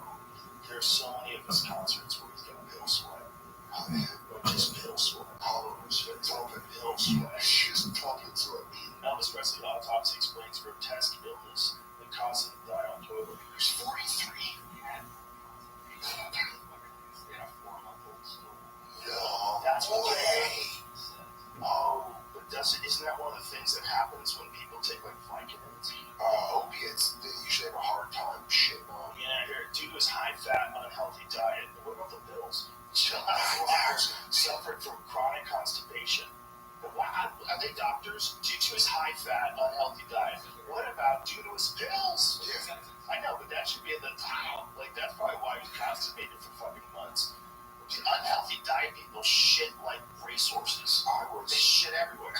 Yeah. Yeah, he must have been, the amount of pills he was on that was stopping the shit, making it damn in him for 4 months. So, the rock singer, anyway, I don't know if I'm tangent, suffered from chronic constipation. The postmortem examination found he had a 4-month-old compacted stool sitting in his bowel. Oh my God. Can we talk about what came out? But imagine how much that dude was eating in 4 months worth of food. And banana peanut butter sandwiches. He didn't shit for 4 months. They just packed it in. How could you not shit for 4 months? Because my initial thought is, this is just as a channel. No, not 4 months, but weeks. What, now Ari would go weeks? I got constipated 2 years ago, and it was one of the most terrified I've ever been in my life. Scary. For 2 weeks I couldn't. 2.5 weeks I couldn't shit. Oh my God, you're still eating. Oh, but you're also, you have to do it, go, you have to do it, but it just doesn't show up. Just, dude, it was an after I got it. I have a friend that I go to the doctor to get it pulled out. Oh! Yeah, my friend Larry, shout out to Larry. Yeah. I used to work with him on Fear Factor. Yeah, and he had to get Pull that story, every time we tell a story, I literally couldn't breathe. I was laughing so hard I couldn't fucking breathe. Because he's funny anyway. Yeah. He's telling the story. And but when it got to the point where it was hard, so they had to go in there and like break it out, like dynamite it out. They had to use tools. Like they had to just chip away at the cement shit that was stuck at the fucking base of his butthole. Dude, there was a moment where I was in Rochester working a weekend, comedy across the Great Club. Didn't shit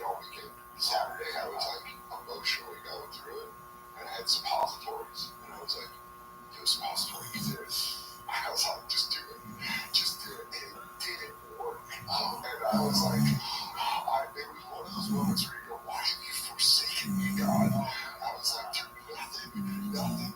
And then after the weekend, I went back to New York, and my doctor was like, just drink Miralax. Just keep drinking Miralax. And fuck what it says. Every time you think about it, have a cup of Miralax. And so I was just taking time off. I was taking time off. On stage like that? Dude, I had to. And I was like, I had to go. And so I get through the weekend fine. I get through the weekend, but the second I got back to New York, the next morning I woke up and was like, fucking around in my apartment, and all the adrenaline had dumped from the past 2 weeks. I sat down and took the most glorious shit.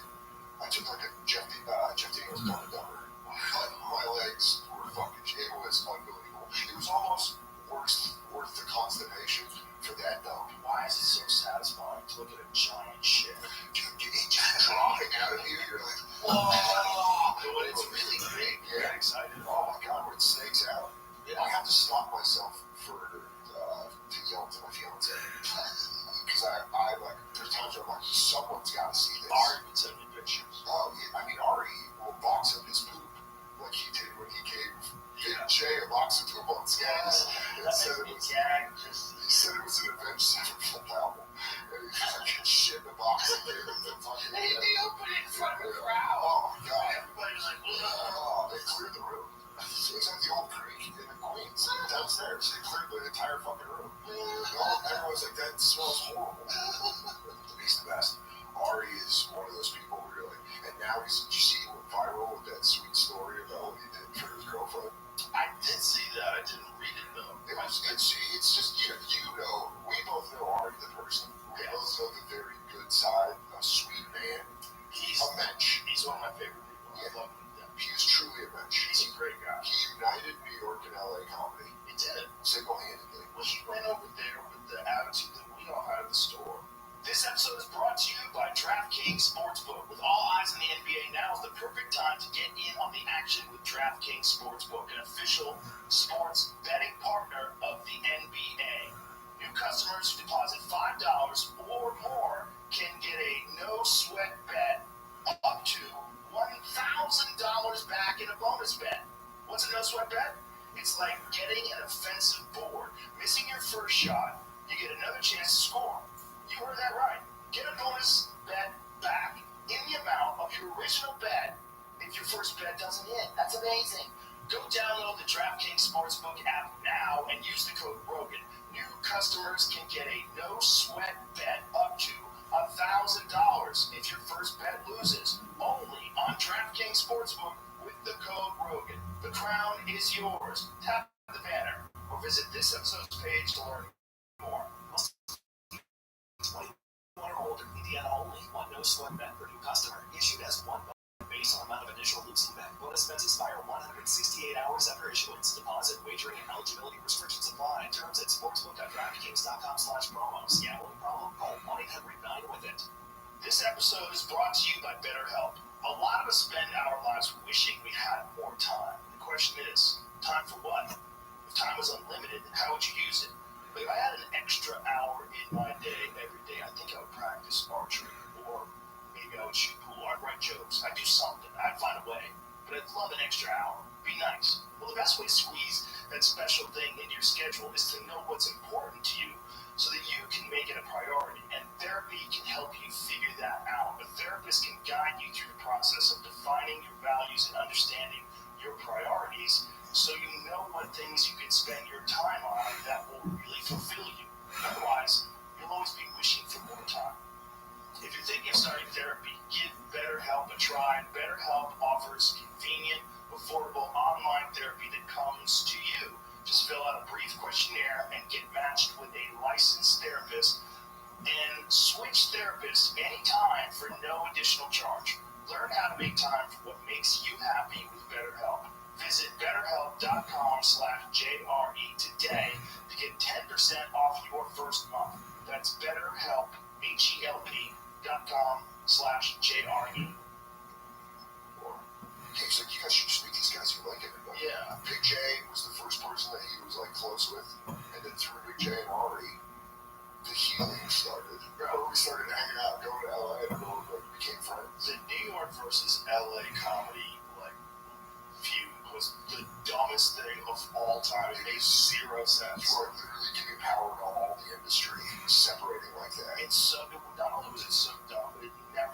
sense because most of us started on the East Coast. Yeah, you're from Massachusetts. Yeah, it's like you started in Easter, like Sam's from Worcester. It's like So many guys started in New York. I moved to New York in 2007, right when Bird left, and so it felt like ridiculous that people were like, LA comic strip. Yeah, Bird's like people that were there. It was ridiculous. It's stupid, but it was a dumb thing. Like we just weren't communicating. Yeah. So you do football stuff. It's like the walled garden feel. Like you come to the store and there'd be all the cliques and nobody to hang out with. You know, it's all high school. It's always high school. High school just keeps repeating itself throughout your life. But you can have a cool group of friends in high school. Yeah. You know, and that's what I try to cultivate. Yeah, just people you want to hang with. A cool group of friends. I figured out a long time ago on the road, and I was trying to explain this to Dean. It's better to make less money on the road and then pay a guy who's good to open for you. Absolutely. And pay for his airfare and hotels. So you'll make less money, but you'll have more fun. You have to have more fun. Fun is the whole thing. I'll add to that. I like bringing my friends who I like to watch because then I get to watch a show. Yes. I watch them in the middle and I go like, oh, this is so fun. Yes. And you get to go on laughing. Yeah, like you're already laughing. Dan St. Germain's one of my best friends, and he's a hilarious comic. I bring him on the road, and he just does little stuff that I'm just like, dude, that's so fucking funny. He'll get off stage, I'm like, that line is so funny. And I'm like, oh, thanks. When we filmed, because I'll, put out my special on YouTube Friday, March 1st. When we filmed that, I brought him because I was like, let's just keep this like a weekend. We're just going to film this like this is, because I was just on the road. Yeah. And I was like, let's just film a show at a club that I love, Portland Helium. We'll just film it like it always is, and I get to bring my friend, and then it's just like a hang. Yeah. It's like a fun hang that doesn't feel, because when you do special tapings, they can feel like everyone's like, are you gonna do it? Right. Is it gonna be and you got like your managers there randomly. Yes. And it just doesn't feel like a show. Right. Filming it at Portland Helium with St. Germain and having like people around and just friends come through, and it's just a show. And it's like, oh, and then I'm like, I'm just gonna put this on YouTube for free, and this is great. And this is exactly what we do on the road. Yeah, it's like a fun fucking hang. And I think the club shows represent like a more intimate thing, which is what you're doing at home anyway if you're sitting in your living room. Yeah. I think there's a disconnect. Like if you watch, like I've seen some guys do arena specials, which is nuts because it's nuts. They're great. Listen, arena shows are great. Arena shows are fun. You know, it's on Nate and fucking State Farm in Atlanta. I'm not saying arena shows aren't fun. I love your Here's the point I'm making is I went and saw Nate, and live, it was an experience. It was like watching one man in front of all those people just murder my friend. Just be like, buddy, my wife. And then it's just like sending out waves. And it's at home. And like minimal exertion, but maximal reward with the punchlines. If we were in the 40s, he would have had so many. He would have been a Hall of Fame sniper in the Army. He would have been like 7 degrees left. That's a great description. They would be like 7 degrees right. I've never seen someone more calmly kill.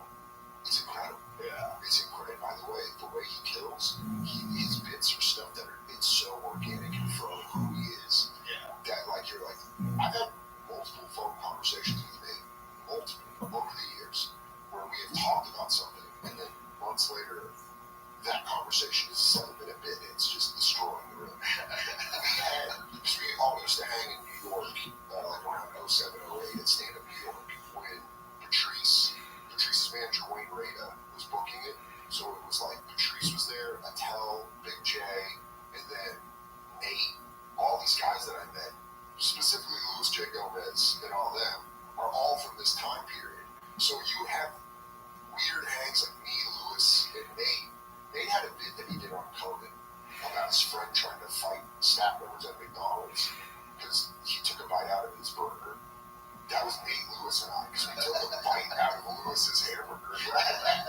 And this psycho came back in and was like, oh, what's up? And started walking at the McDonald's workers. Oh, and Nate and I were like, no. Dude, Nate was laughing so hard he had to bail out of the McDonald's, and I had to get in front of Lewis and be like, it was us. And then 6 months later, Nate's on Conan, murdering with a bit about it. Dude, I bought a cheeseburger once from Burger King, and then I'm like taking out of it. That is an act of war. If it's not your friend, it's an act of war. I was driving home from training, and I got bad guy.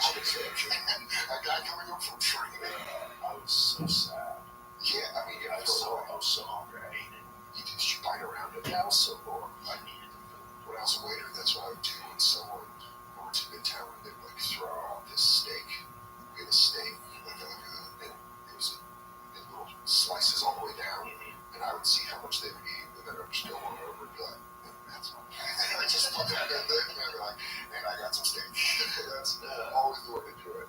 When you're that poor, you're like, I'll eat around it. Yeah, I just ate it. I was so hungry. And But it's a bummer. And I didn't know what to do. But then I started going to town with it, so I took a bite out of my burger. I have to get home. I'm tired. Was that? I just ate it. Because I'm saying you picked the wrong guy. You picked me. You just smoked a bowl. And all You you had to go and karate kick people. Yes. Yes. No, I wasn't that kind of guy. You could be like Show Enough. They hit the last dragon. Go fuck up. Eat my fucking cheeseburger. When I say you eat my burger, And then pick the wrong guy to do that. Then you pick a guy who just found out that his wife's been fucking his best friend and she stole $100,000 from his bank account. His boss just fired him, and then he is in a fucking rage. He gets a cheeseburger and it's got a bite taken out of it. And it's like, oh, okay, motherfucker. And then you pull in with that cheeseburger and just start laying people out. Yeah, you're describing out there. You're describing what's going to happen to all these YouTube pranksters. Some of them are big giant security guards. Well, that's their thing now, because there's a story that we got. Like, one of these pranksters that got shot in the stomach. I saw that. And then an article came out with the interview with his dad. Shot in the stomach by anyone. Yeah, but still a prank. I know, but that kid is just so quick to pull guns. I mean, Where's he from? from around, he ran from something.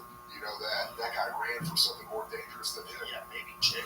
I mean, yeah, there's like Maybe some ran guys. from jail. Some of these people are like, dude, you don't want to fuck. It's again the wrong guy. You picked the wrong guy. Yeah, you picked the wrong You guy. picked the wrong guy. You by the fucking pull his pants out. Shot him the guy. Dude, there were old pranks. People used because this is coming waves. There was like in the Vine days, people were doing pranks. Yes. And they were deep-pantsing like black dudes, just walking up and deep-pantsing black guys like in the hood and being like, no. And the second they would like get swarmed on, they'd be like, that's a prank. And there's one where a guy does it and you hear that gun hit the street and that prankster's like, and the guy like picks up the gun and you're like, dude, what did you? You could have been dead. You could have been dead. 100%. It's by the way, the security guards are just going to make it worse because then you're going to get a guy. Maybe you have a guy that can fucking handle himself and he's not scared of your security. And now there's two levels of security. Shot first. Exactly. Yeah. And you're like, dude, Oh, it's crazy, man. It's what people would do for attention. It's just nuts. that's alien weaponry. You might be on something. They're coming from under the sea. Here's the And problem. they're giving us weapons. I'm all about USOs now, dude. Yeah. I'm all about Undersea UFOs. It's unidentified submersible objects.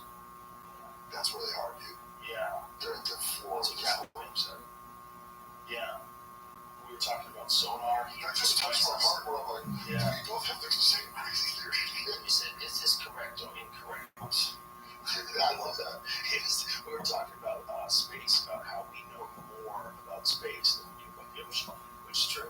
And he was saying that those underwater listening devices were most likely so that they could hear UFOs. Because if they're really, imagine they're really on bases. Here's the ocean they know about. Well, here's the thing that if they know about it, fuck you, you should tell us. But here's what I think.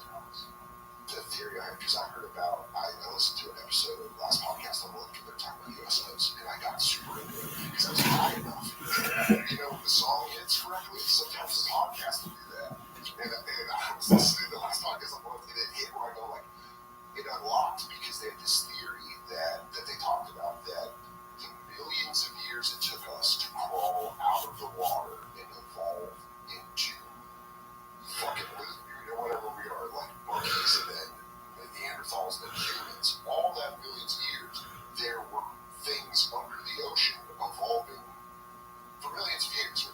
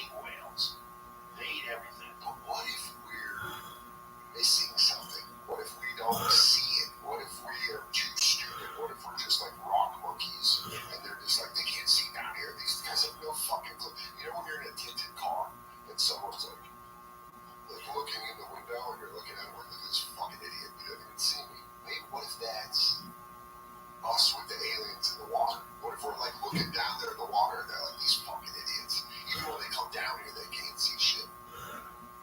That's possible. It's possible that they also can be completely invisible. Yeah. We're really close to being able to do that now and stuff. They figured out how to like project what's behind things on screens, so you can like theoretically have a vehicle that as it's moving through an environment, it's projecting what's there. That's predator shit. Yeah, like literally, that's a concept that they're working on. They're working on it for aircrafts. They're working on it for vehicles. It's terrifying. Yeah, It's so terrifying. and that's just step one. Step two would be do something that alters reality around the thing so it's invisible. Yeah.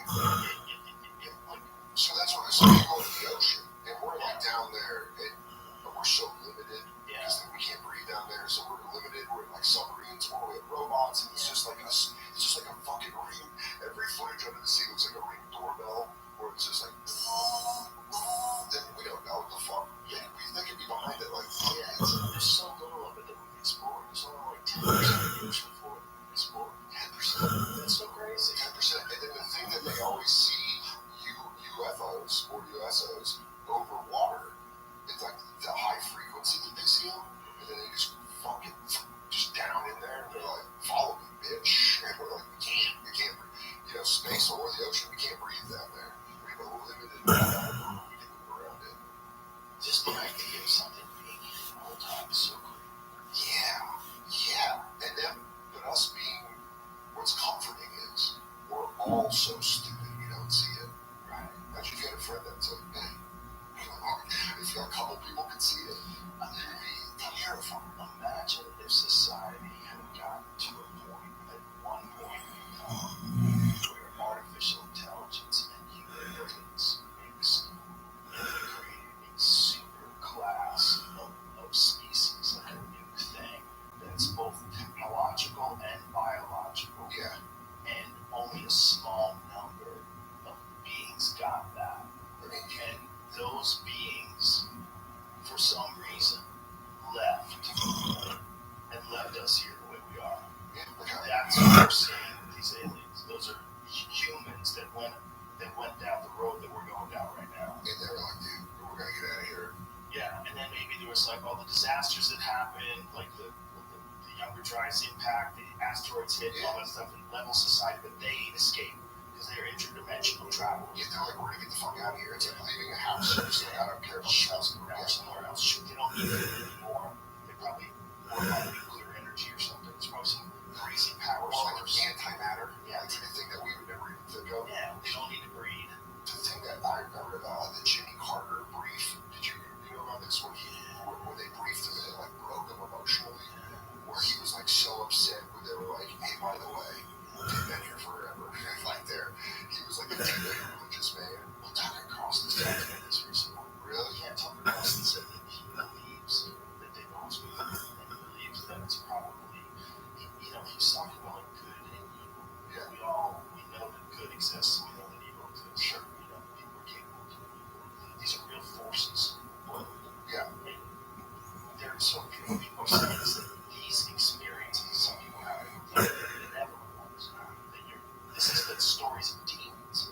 This is the stories of the Bible. That there's races that are evil. There's alien races that don't give a fuck. Just like there's praying mantises that eat hummingbirds. Like nature. Just because they're super strong.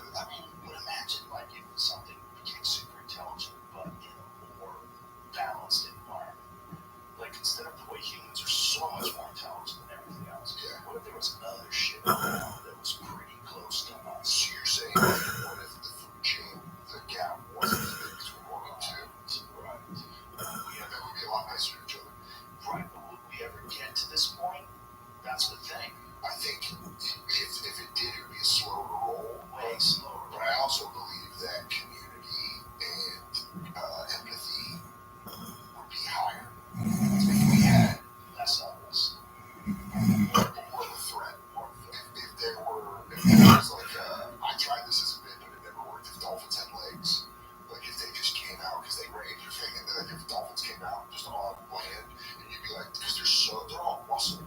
Yeah. So they would just fuck our shit up. Yeah. A dolphin that could breathe. Yeah. And then, yeah, we're absolutely fine. Imagine everybody's so pro dolphins of all legs. They just become the worst. Yeah. And they're like, what were you doing? They rape your dog. They make everything. They rape your car. I'm super intelligent. They just fuck everything they find. My Altima got fucked by a dolphin very late to work. Your emus laid out in the garage. They're just like a tornado would break. It's just coming through and fucking it up. Also, Canadian infanticide. What's that? They kill babies. So dolphins train. I don't think they call it infanticide. What do they call it? Infanticide is like large scale killing of children. I think I might have exaggerated that. But I think what they do is when female dolphins have babies, apparently they won't breed for a long period of time while they're raising them. Sure, they're being good moms. And what the male dolphins would do, if they have not had sex with a female dolphin, I hope not fucking is, they'll kill the babies To fuck the mom. force the mom into breeding, forcing her back into estrus. That's So trailer trash the shit. strategy that the female dolphins employ is to have sex with as many male dolphins around her as she can, so that no one knows who's the baby. Yeah, so everyone's like, that might be my kid. Exactly. Jeez. So the reports of infanticide incestations have been quadrupled in the past decade, and now infanticide has now been documented in 6 species of toothed whale, including multiple populations of common bottlenose dolphins. Damn. Yeah. So if you're a grown dolphin, you made it through a lot. You made it through a lot. You made it through a lot. And dolphins wanted to fuck your mom when you were a kid. If you can't make a house, the world is rough. Do you know how different I would have been? I was raised by a single mom who dated. If all those guys had to kill me to fuck my mom, do you know how dangerous I would be right now? I'd just be a one. Yeah, I'd be absolutely dead. I would have been. I was also a little sweetie pie. I was in a Alistair. I said hello traps. I would have gotten rolled. Dennis, I'll tell you the guy's name. He was the first guy I walked in after my dad. Dennis would have killed me. Yeah, probably. Yeah, because he would have been like, wait, you're not going to fuck with this kid's around. And she's like, he's nice. Just coming with 100 piano wire. I think for dolphins it's like 6 years too. That comes out exactly how old I was. Maybe 5 when I was starting dating. It's so funny to think about that. I have to be like, when I was like going on a date, it's the whole day. It's like, where the fuck is it? How can you son of a bitch? How where is it? Those things in swimming pools. Pet them and ride on shit. Yeah, just tricks. Do the trick. I went to the Atlanta Aquarium. They have a great aquarium. When I was in the shows there, and I went to the dolphin exhibit. And I thought these dolphin trainers are also scientists. Yeah, but then they have to dance. It's like the weirdest thing. They're like, they know all this stuff about dolphins, but then they're like, hey, do a little routine and feed them a fish. And you're like, how disrespected are you as a scientist? That they're like, and fucking twirl around a little bit. Shut up, and they these incredibly intelligent, wild beasts of the sea do these things. I'm surprised they don't snap all the time. Yeah. Do they kill a lot of trainers? Killer whales too. They've killed a few. Yeah, that's what they. There was one they kept using them because they're so valuable. Male killer whale. So he killed someone and they kept him around. Who's the guy that's next up on that? Who's the guy that they're like? I think they sold him to another place. That's what he did because no one worked there. Or like, yeah. Whatever happened to that? There's one in SeaWorld. So the four fatal attacks by workers in captivity. Tillicum was involved in 3. and he's He killed 3 people. he's one from Blackfish, right? Yeah, he probably killed 3 people. Man, he's got 3 bodies on him. Why wasn't Tillicum put down? Brancho's family and animal rights activists say they do not want to see Tillicum killed. How do you say that name? Brancho's sister Diane Gross told the Associated Press that the trainer loved the animals like they were her children and would not want anything done to that whale, even though it killed people. Yeah. Get over it, lady. The thing's murdering people. Yeah. It killed your kid. If you're the family corpse of one of those people that will kill. Like, first of all, you should really let it go because you're holding it in captivity against its will, and it's a super intelligent, like behemoth of the sea. Yeah, they went down with that facility. Where they take it? They moved it somewhere after it killed 3 people. Just imagine working at that fucking place. and you go, who do we This get? is the killer that's killed 3 people. We got Tilly.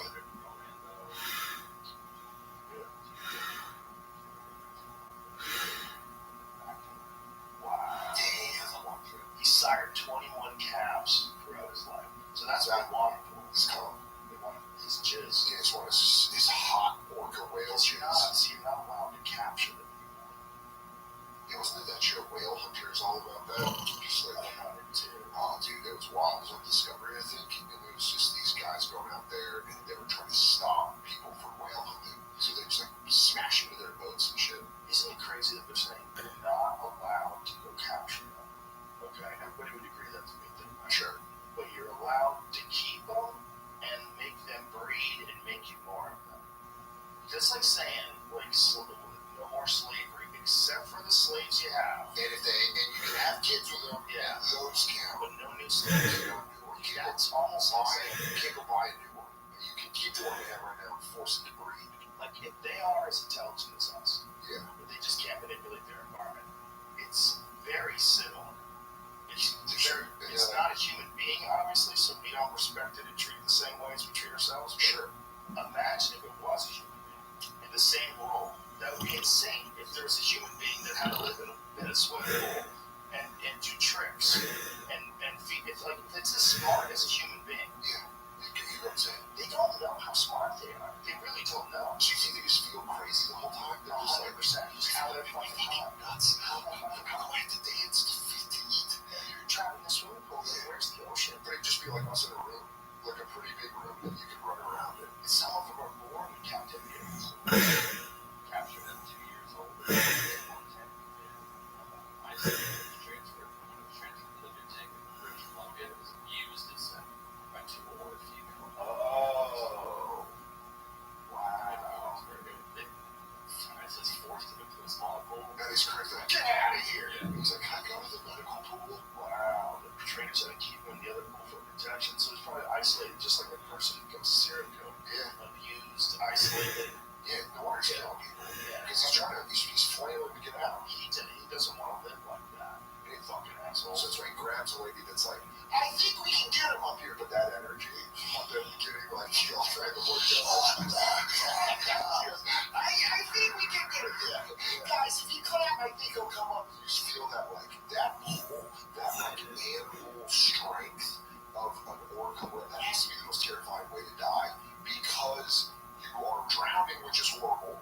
But number 2, you're being forced down by a thing that's the size of a building. Yeah. Or not that big, but like it's the size of a Mack truck, and it's fucking holding you down at the bottom of a pool. And you're just like, And you're just trapped in his teeth. yeah. And So it obviously doesn't give a fuck about you. but it's holding you in a way that you're like, man, well, this is it. Rescue attempts were thwarted by the whales who refused to let Bergen go even after she was believed to have fallen unconscious in the water. Her corpse was later retrieved with a large net, after which she was determined to be deceased. Her death was ruled an accident. It's murder. That was murder. The whales were like, keeping her there. They were high-fiving after. They were stopping the rescue attempts. Yeah. They dabbed each other up. And after, they were like, we got her. They wanted her dead. Yeah. That's so crazy. They're so smart, man. Also, was she the head trainer? The lady that got killed? Well, she was on the 20, and then I'm reading the second one. The second one was like a guy, they call him a baker, snuck into the. Which, by the way, Until it killed him. by the way, Well, that's that is the Ace Ventura moment where he's like, you're Snowflake. You're Snowflake. I'm on Silicon side. That guy, fuck you. Yeah. That's on you. That's him. But I'm on Tillicum's side. Like, what are you doing?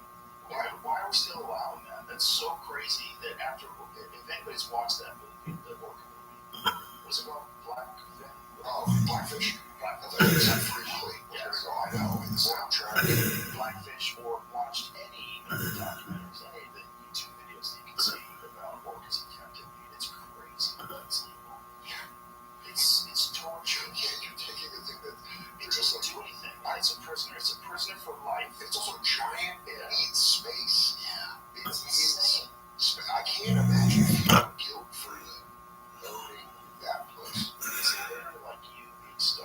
And then I come out and I do a sick routine. And then I come back in and give me like cheeseburgers. And then I come back in here and I go like, that new Batman bit's really hit. Stuff my face, and then finally I just had enough of it. After years of daily, of just that. Yeah. And by the way, absolute abuse. Because I'm sure orcas, they're smart enough that they don't always listen to commands. Like anything with intelligence, it's not 100% going to listen to commands. Right. Because it's got to think, and sometimes it doubts, and sometimes like, and then they probably were like abusing it. The fact that they killed her, and that the other whales didn't look out like a fucking prison kid, I would be like, I don't speak that term, but if I was a family. It goes back to Shamu. So I was like, why did they call them all Shamu? Yeah. The first one, not the first, but it was one of the first ones called Shamu.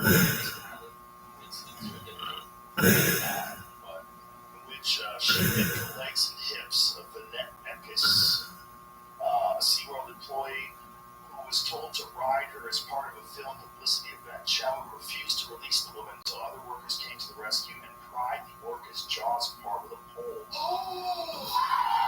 Oh my god. Oh my god.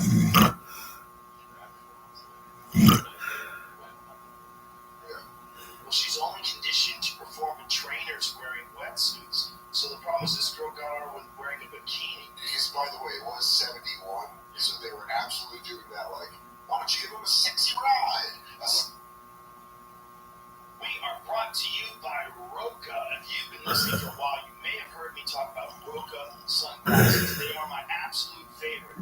But today, I want you to know about the prescription eyewear. If you are active and have bad eyes, do not skip this shit. Roka is a brand based in Austin, Texas, and they have been making performance eyewear for Olympic gold medalists and world champion athletes since 2016. For the last few years, Roka has been building out a badass prescription offering and investing millions of dollars to build their own optical lab right here in Austin at their headquarters. All of Roka's frames work for prescription lenses, and they have something for everyone, no matter how fucked up your eyes are. Regular prescription, progressives, also readers. Since they cut their own lenses, they can also work with extreme ranges that a lot of other brands can't offer. I've been wearing the readers and sunglasses for a few years now and absolutely love them. They are ultra lightweight, super comfortable, and Roka fixed that problem where glasses slip off your nose when you're looking down. They're the best. Since Rokas stay on your face, you can actually work out in them and ditch the contacts. Some brands have made prescription eyewear easy to get online. Roka did that and actually made their products better. No bullshit. Check it out. I can wear anything, but I choose to wear Roka, and you should too. Get 20% off your order with the code ROGAN at roka.com. That's ROKA.com. AG1 has been helping me feel healthy for years, and if you've been listening to this podcast at all, you've probably heard me talk about it, not just in ads, but with guests, my friends. AG1 is a foundational nutrition supplement that supports your body's universal needs like gut optimization, stress management, and immune support. So it really covers all your bases with one drink in the morning. And that's my favorite part. It's very easy. With the free welcome kit, you get everything you need to start your day right. You don't have to remember 20 different pills or vitamins or supplements, just one scoop and cold water and you're good. So if you want to take ownership of your health, it starts with AG1. Try AG1 now, and you'll get a free welcome kit that includes a shaker bottle, canister, and metal scoop, along with a 1-year supply of vitamin D and 5 free travel packs with your first purchase. Go to drinkag1.com/Rogan. That's drinkag1.com/Rogan. Check it out. A sexy ride on Shamu. Shamu loves sexy legs. And Shamu was like, oh, I am a devout Muslim. He's like, either get a burqa on. That's, I mean, Dude, like skin. Yeah. Get your dirty vagina off me. Yeah, you fucking weird. Yeah, rock monkeys touching me with your fucking hands. Skate. You get your feet out of your dry skin. She was only trained to do people wearing wetsuits. Yeah. So she had previously attacked bikinis before. And if you're one of those guys that like is running that part and you're all sexed up on cocaine, on good 70s cocaine, and you're like, yeah, baby, you can run Shamu.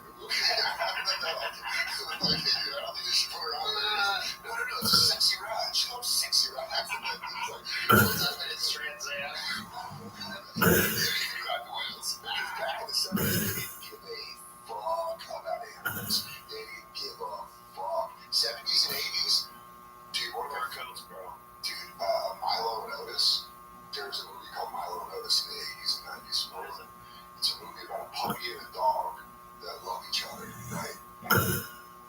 My favorite episode of Agents Kings ever is most people on it. It was Jake Gomez talks about getting a kid because he loves the movie so much. I think he was drunk on the podcast. It's like, if you watched it in your childhood, it sticks with you.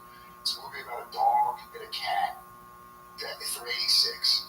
And it's like, yeah, it's about a pug and his cat and their friends, and they just go on a wild adventure through wherever they're going through. Right? And that's part of my childhood. It's live action. I remember this being like, dude, this is such a sweet movie. You look up the animal abuse that occurred on this movie, and I can't even watch this because it upsets me knowing I think you can look it up. There was a scene involving a cat where they killed like 12 of them to get this scene done.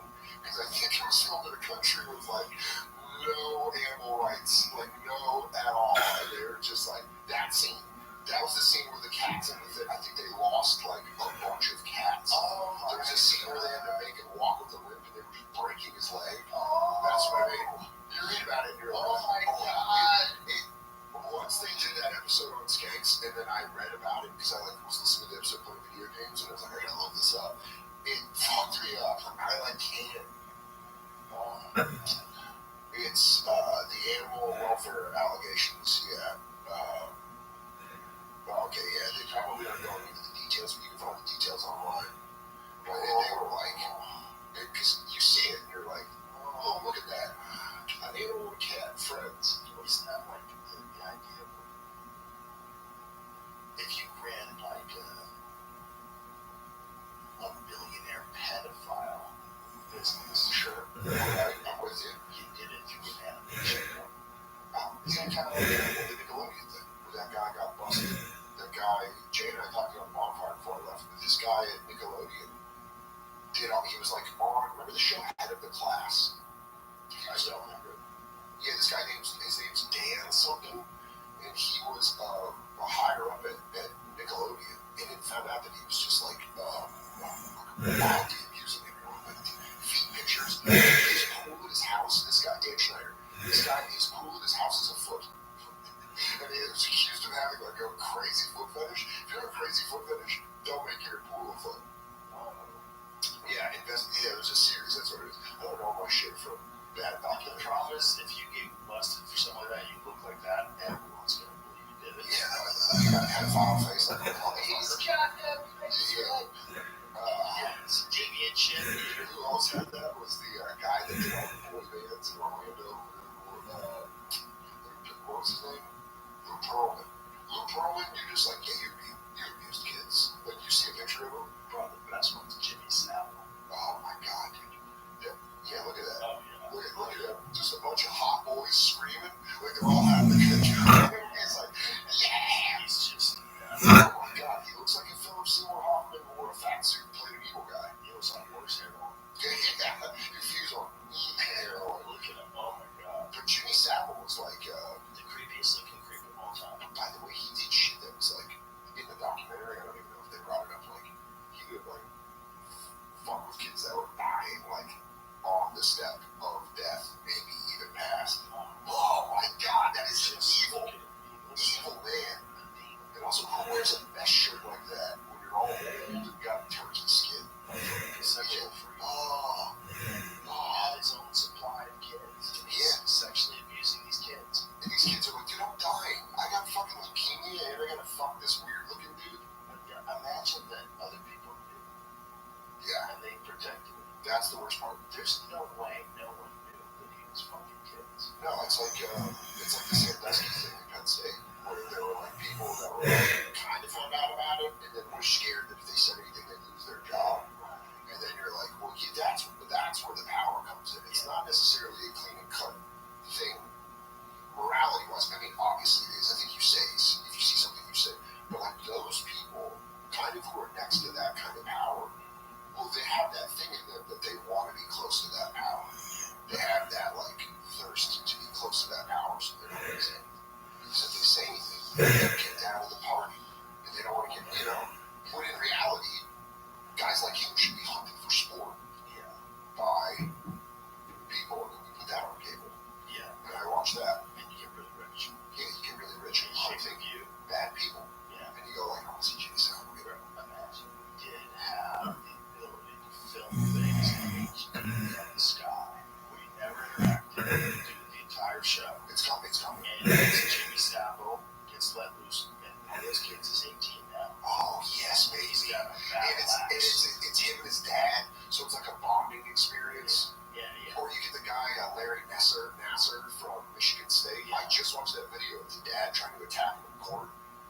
that'll fire you up. When you see a dad be like, can I get a minute with him? The dad's like, I can't do that. That's exactly what we're moving. It's like this guy. And it's completely understandable. Larry Nassar's a piece of shit. What happened to that guy? So, yeah, this is it. By the way, shout out his daughters for being proud the entire time of him. They don't ever break. They watch it and they're like, thanks, Dad. He just wanted to get his hands on Larry Nassar. Dude, that's wild. That was wild. That guy got some hair. Yeah, dude, that guy had a full fucking jump, man. That was a full Goldberg spear in his hair. That was not instantaneous. He was preparing for that. There's still one. Then he go like, you think he did like a he just went for it, man. He was so fast. He was like, over if he goes like this. So fast. Watch that guys. Here he is.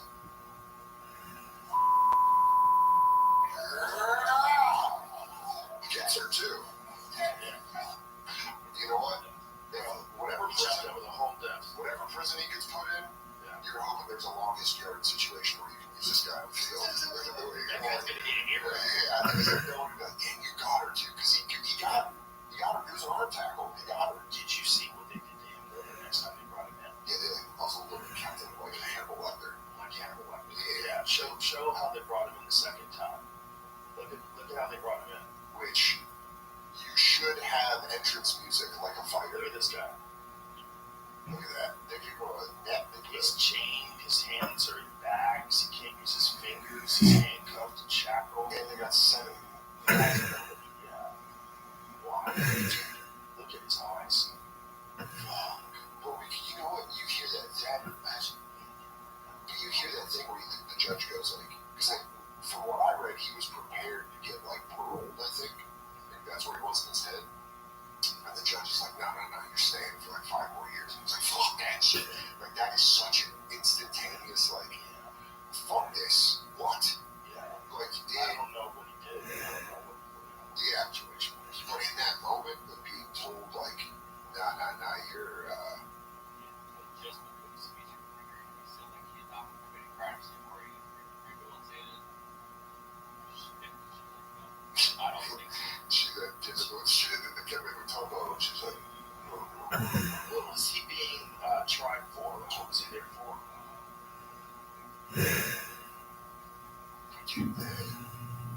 Battery. No way, not that guy. That guy doesn't have enough blood in his body. Dude, but by the way, that is a fucking hell of a defense. No, that's what that's what I heard. They hit him with a book. They hit him with so many charges. It's a violation. They have to put stop for that. Yeah, it's like restrictors. Right? Like they don't show them on TV. Right. And then when they do catch him, they're like, we gotta hit you with something big. I was at the Super Bowl, they ran the streakers that got there. You see the one guy bet on himself? Yeah. And that's immediately what I said to Jay when we were at the game. I was like, dude, those guys put a bet down that they would do this, and they're gonna make a lot of money out of this. Because why not? I bet there'll be a streaker in the third quarter. I can affect that. That's what my parents did. All these betting sites now allow wrestling as a lifelong wrestling fan. Come on, guys. This is crazy. Like, you're watching Monday Night Raw, and they're like, Monday Night Raw, DraftKings. This is how fake. This is predetermined. How is that? Dude, trying to ruin gambling forever. Dude, also, what's next? You're gonna bet on Fast and Furious movies? Finn hits Nas in the first fucking hour of it. This is fucking wild. You're gonna bet on plays, on like Broadway plays, or like, Funny Girl. I bet she has a problem at the end of Act 1. It's fucking ridiculous. It's so stupid. And I love wrestling, but I would never be like, oh, finally. My favorite thing was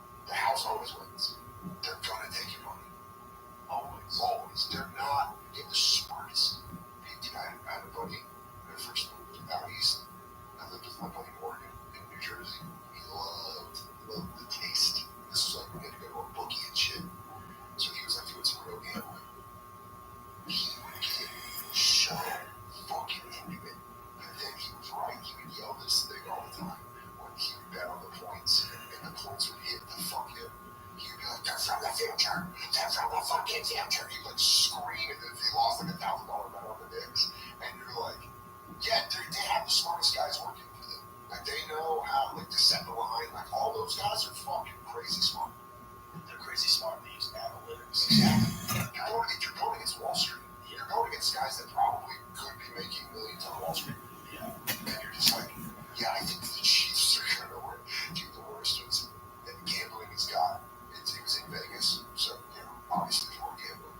But the Super Bowl, if your team's in the Super Bowl, you fucking care. But I've been to 2 Super Bowls or whatever it is. There's a lot of people there that don't give a shit. They just want to go to the Super Bowl. They're just at a Super Bowl. They don't care who the teams are. As someone who does care who the team is, it's a different viewing experience. Right. So the fourth quarter of the Niners-Chiefs game, I'm a diehard Niners fan. I am like sweating. I'm like Jay and I are like punching each other in weird ways. Like we're just like this the whole time. We're like holding hands. It was fucking nuts. These fucking guys in front of us are just these like business CEOs from North Carolina. And as they got drunk, they noticed Jay because you know he's on SNL, so they like know a famous guy, so they kind of ruined that thing where they wanted to talk to us, but we were like, dude, it's a fucking Super Bowl. Like, we're watching the Super Bowl. This is big for us. We're 49ers fans, and we watch this.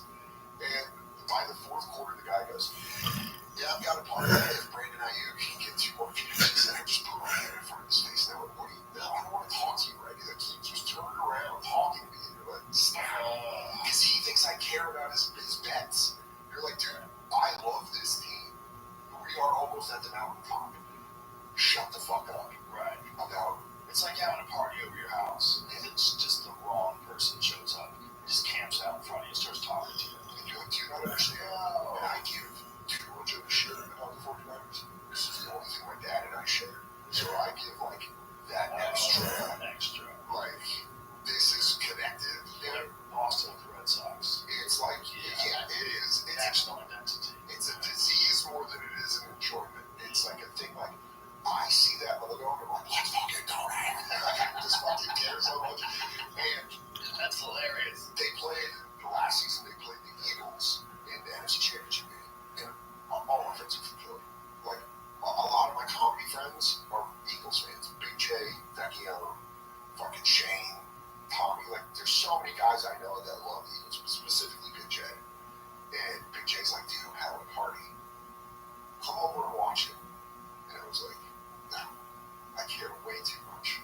I care way too much. And it was just him, Eagles fans, and then friends that didn't give a shit. And that's what I said. I was like, I know there's going to be one person that talks to me that I'm like, please don't talk to me right now. But also, I'm the idea of it. So then I watched it at home. Worst decision I've ever had in my life. Because I watched it alone, and I just went like crazy, like an orca whale. I was just like screaming at the TV by myself. I do that for watch fights. Yeah. Yeah, for watching UFC.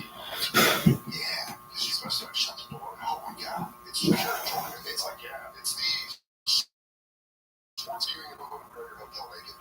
Yeah. You're like, no one can come in here. This is my room, and I'm going to do whatever the fuck I want right now. Yeah. It's unbelievable. And if you're live and you're screaming, it just seems normal. But you want one other person there. You want a person. All I had was my dog, and she didn't understand why you were yelling. I was so fucking hyped up. And when Brock Purdy's elbow got injured, she just saw me spiral and went, you know, dogs can tell you're anxious or whatever. Yeah. She's just like slamming her body into my leg and shaking, and I'm like, no, it's all right.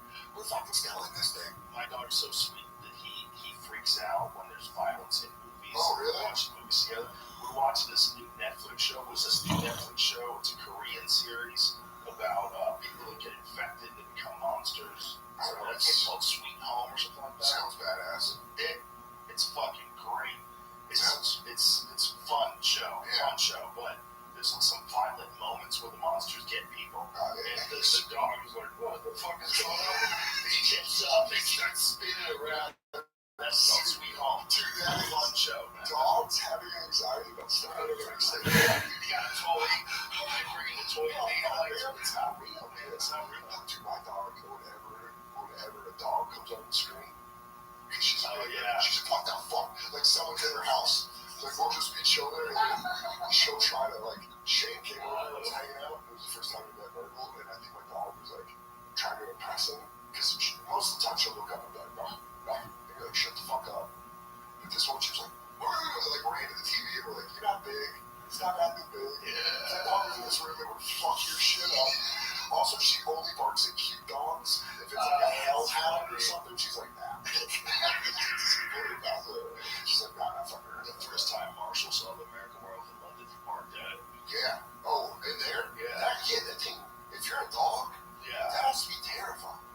saw it, he's sort of, whoa, yeah. Is he cool with it now? Oh, yeah. He knows it's not real. All right, like that first time, he's like, boom, first time, he's like, whoa. And he hardly ever barks. Does Carl? Carl saw it, was like, yeah, hey, cool. Dude, that is crazy in a dog that you don't know if it barks or not. Marshall never barks. He'll bark if he wants to come inside. Like if someone leaves him outside for a bit, and he comes to the door, he'll bark. He'll like one bark. No, Mom! Dad! Someone's here! Yeah, Dad! We wrote it. We were like, because we got her during the pandemic, so everyone was inside in New York, and so we're like, don't bark, we live in an apartment, shut the fuck up. And then, hilariously, Katie and I left the dog with her parents in Boston. Oh no! And we came back, and the dog's barking, and her mom rules, and her mom just box bags and does what she wants now. Okay? I don't think we want that. We've tried hard not to do that. And now she'll pop off for random shit, like people in the hallway. Oh no. Because we live in a big building, right? So someone will be out in the hallway and she's like, just that, and then it's the little rumbles. Like fucking, goddamn, dude. I'm so jealous you can go everywhere with Carl. I wish I could do that fat little bitch everywhere with you. Yeah, Carl can go anywhere. Carl will just sit in your lap. Yeah, Carl's just like, especially if you time it right. Oh, Jamie, you get to get so evil if you want to, and then you just have like a dog where you're like, that is correct.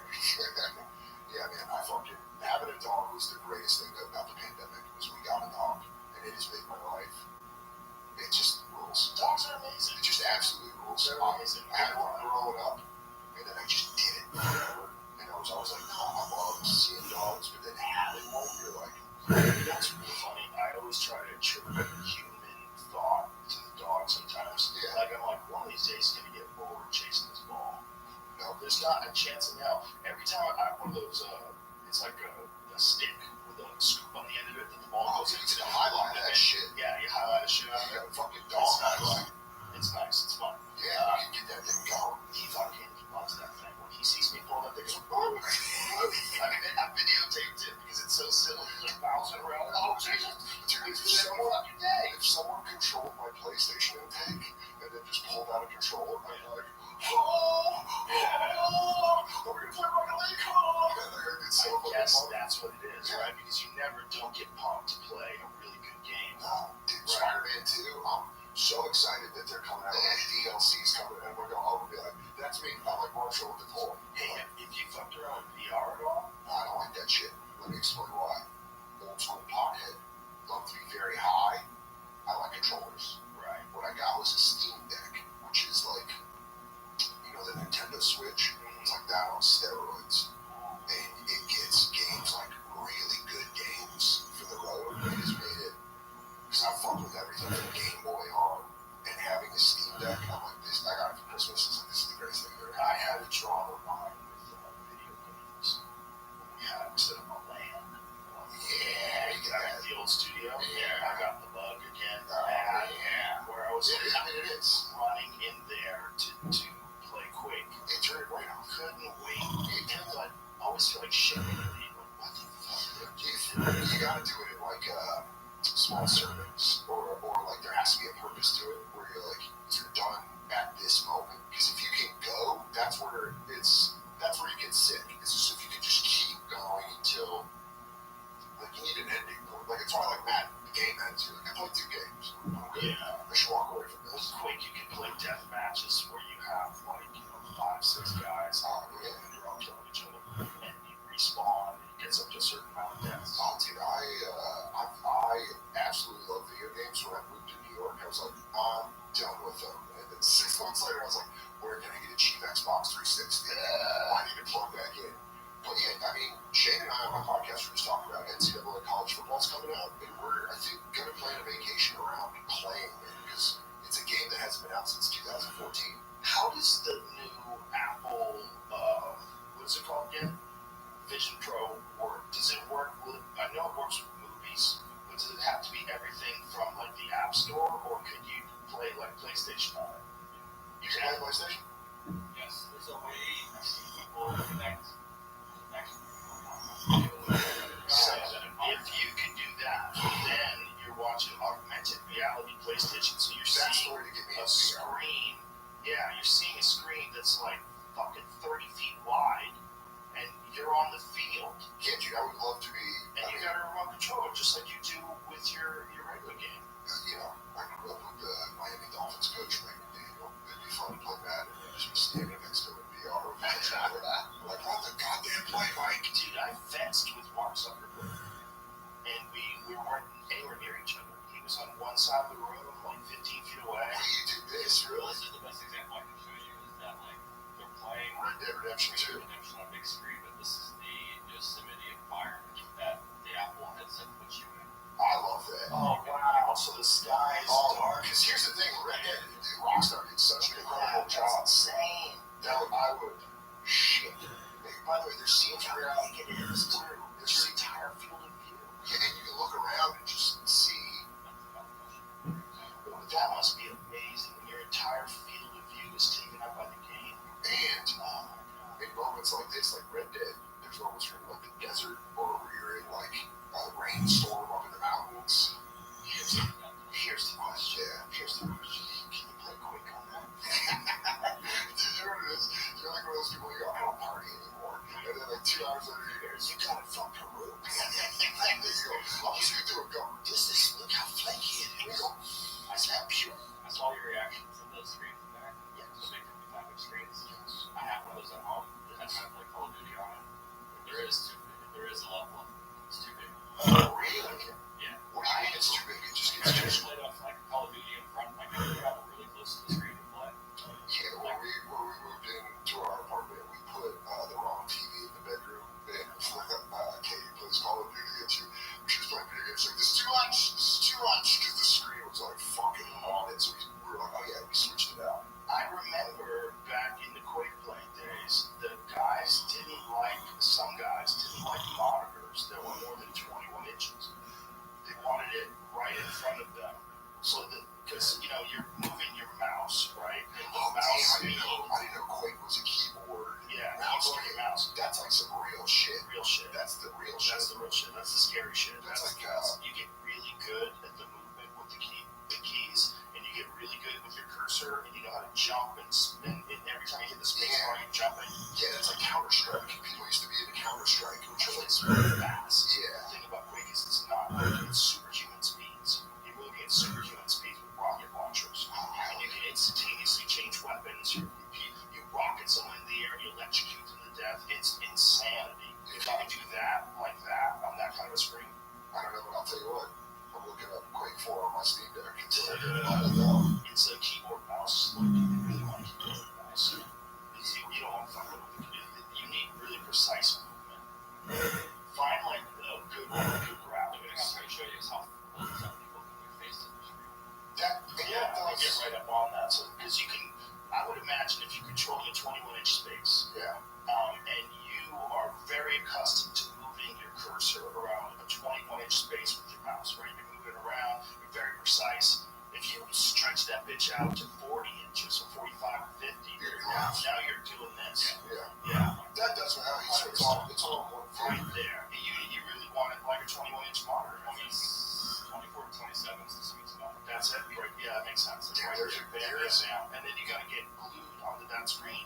Yeah. Because you don't want to go back and forth the screens. It's gonna fuck with your timing. Yeah, you need something It's that's taking a consistent. while. Yeah, you need to consider. Those guys are fucking freaks with their mouse sensitivity and the weight of the mouse. Yeah. They add weights to the mouse. They take weights away. Some of them like lighter mouses. They make mouses that are hollow to take as much weight out of them as possible. So these guys make custom Gaming mice. mice. To go find the lightweight gaming mice. They literally, like, you know, like doing race cars. Yeah. They take everything out, anything that weighs anything. They drill holes in the door handles. They do that. Look at these mice. Hybrid, dude. Look at that. They're so, like That's skeletons. one that's $170. Oh, dude, there's By the way, some of them are more than that. That's at Hermitage. That's Some what of it's them are more called. than that. I love that it's called Hermitage. You do 495. See that one in the lower right-hand side? Yeah. It says Eurogamer, Jamie. The right-hand middle. Yeah. Oh, right there, that lightweight one. in the middle, right? That's my style. Damn, dude. And so what you're doing, because I know are you using the wheel on the top? I use the wheel to switch weapons. Sometimes I use the wheel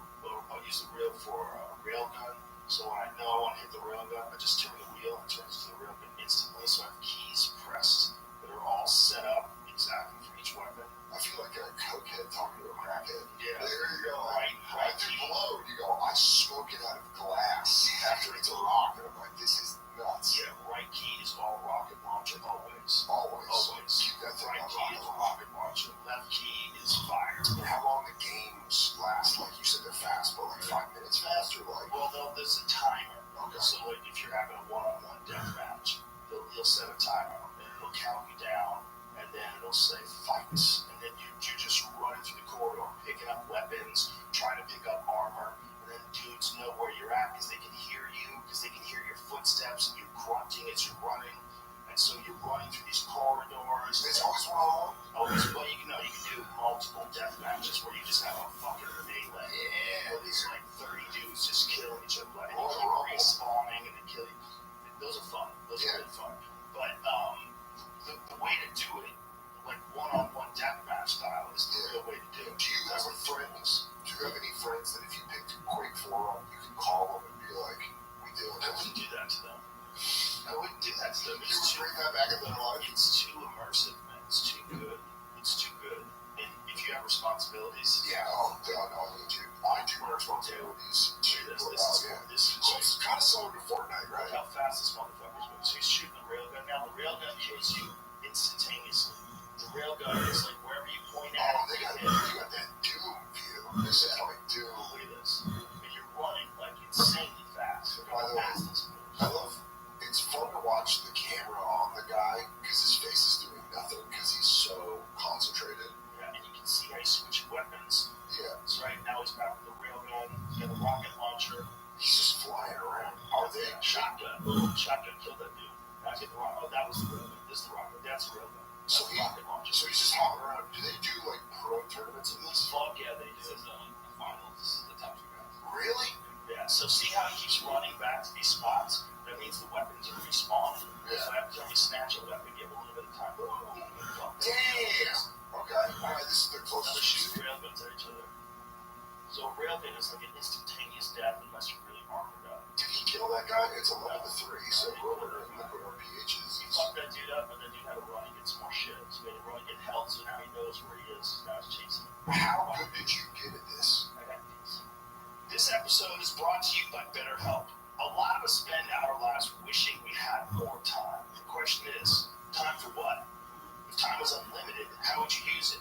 If I had an extra hour in my day every day, I think I would practice archery, or maybe I would shoot pool. I'd write jokes. I'd do something. I'd find a way. But I'd love an extra hour. Be nice. Well, the best way to squeeze that special thing into your schedule is to know what's important to you so that you can make it a priority. And therapy can help you figure that out. A therapist can guide you through the process of defining your values and understanding your priorities so you know what things you can spend your time on that will really fulfill you.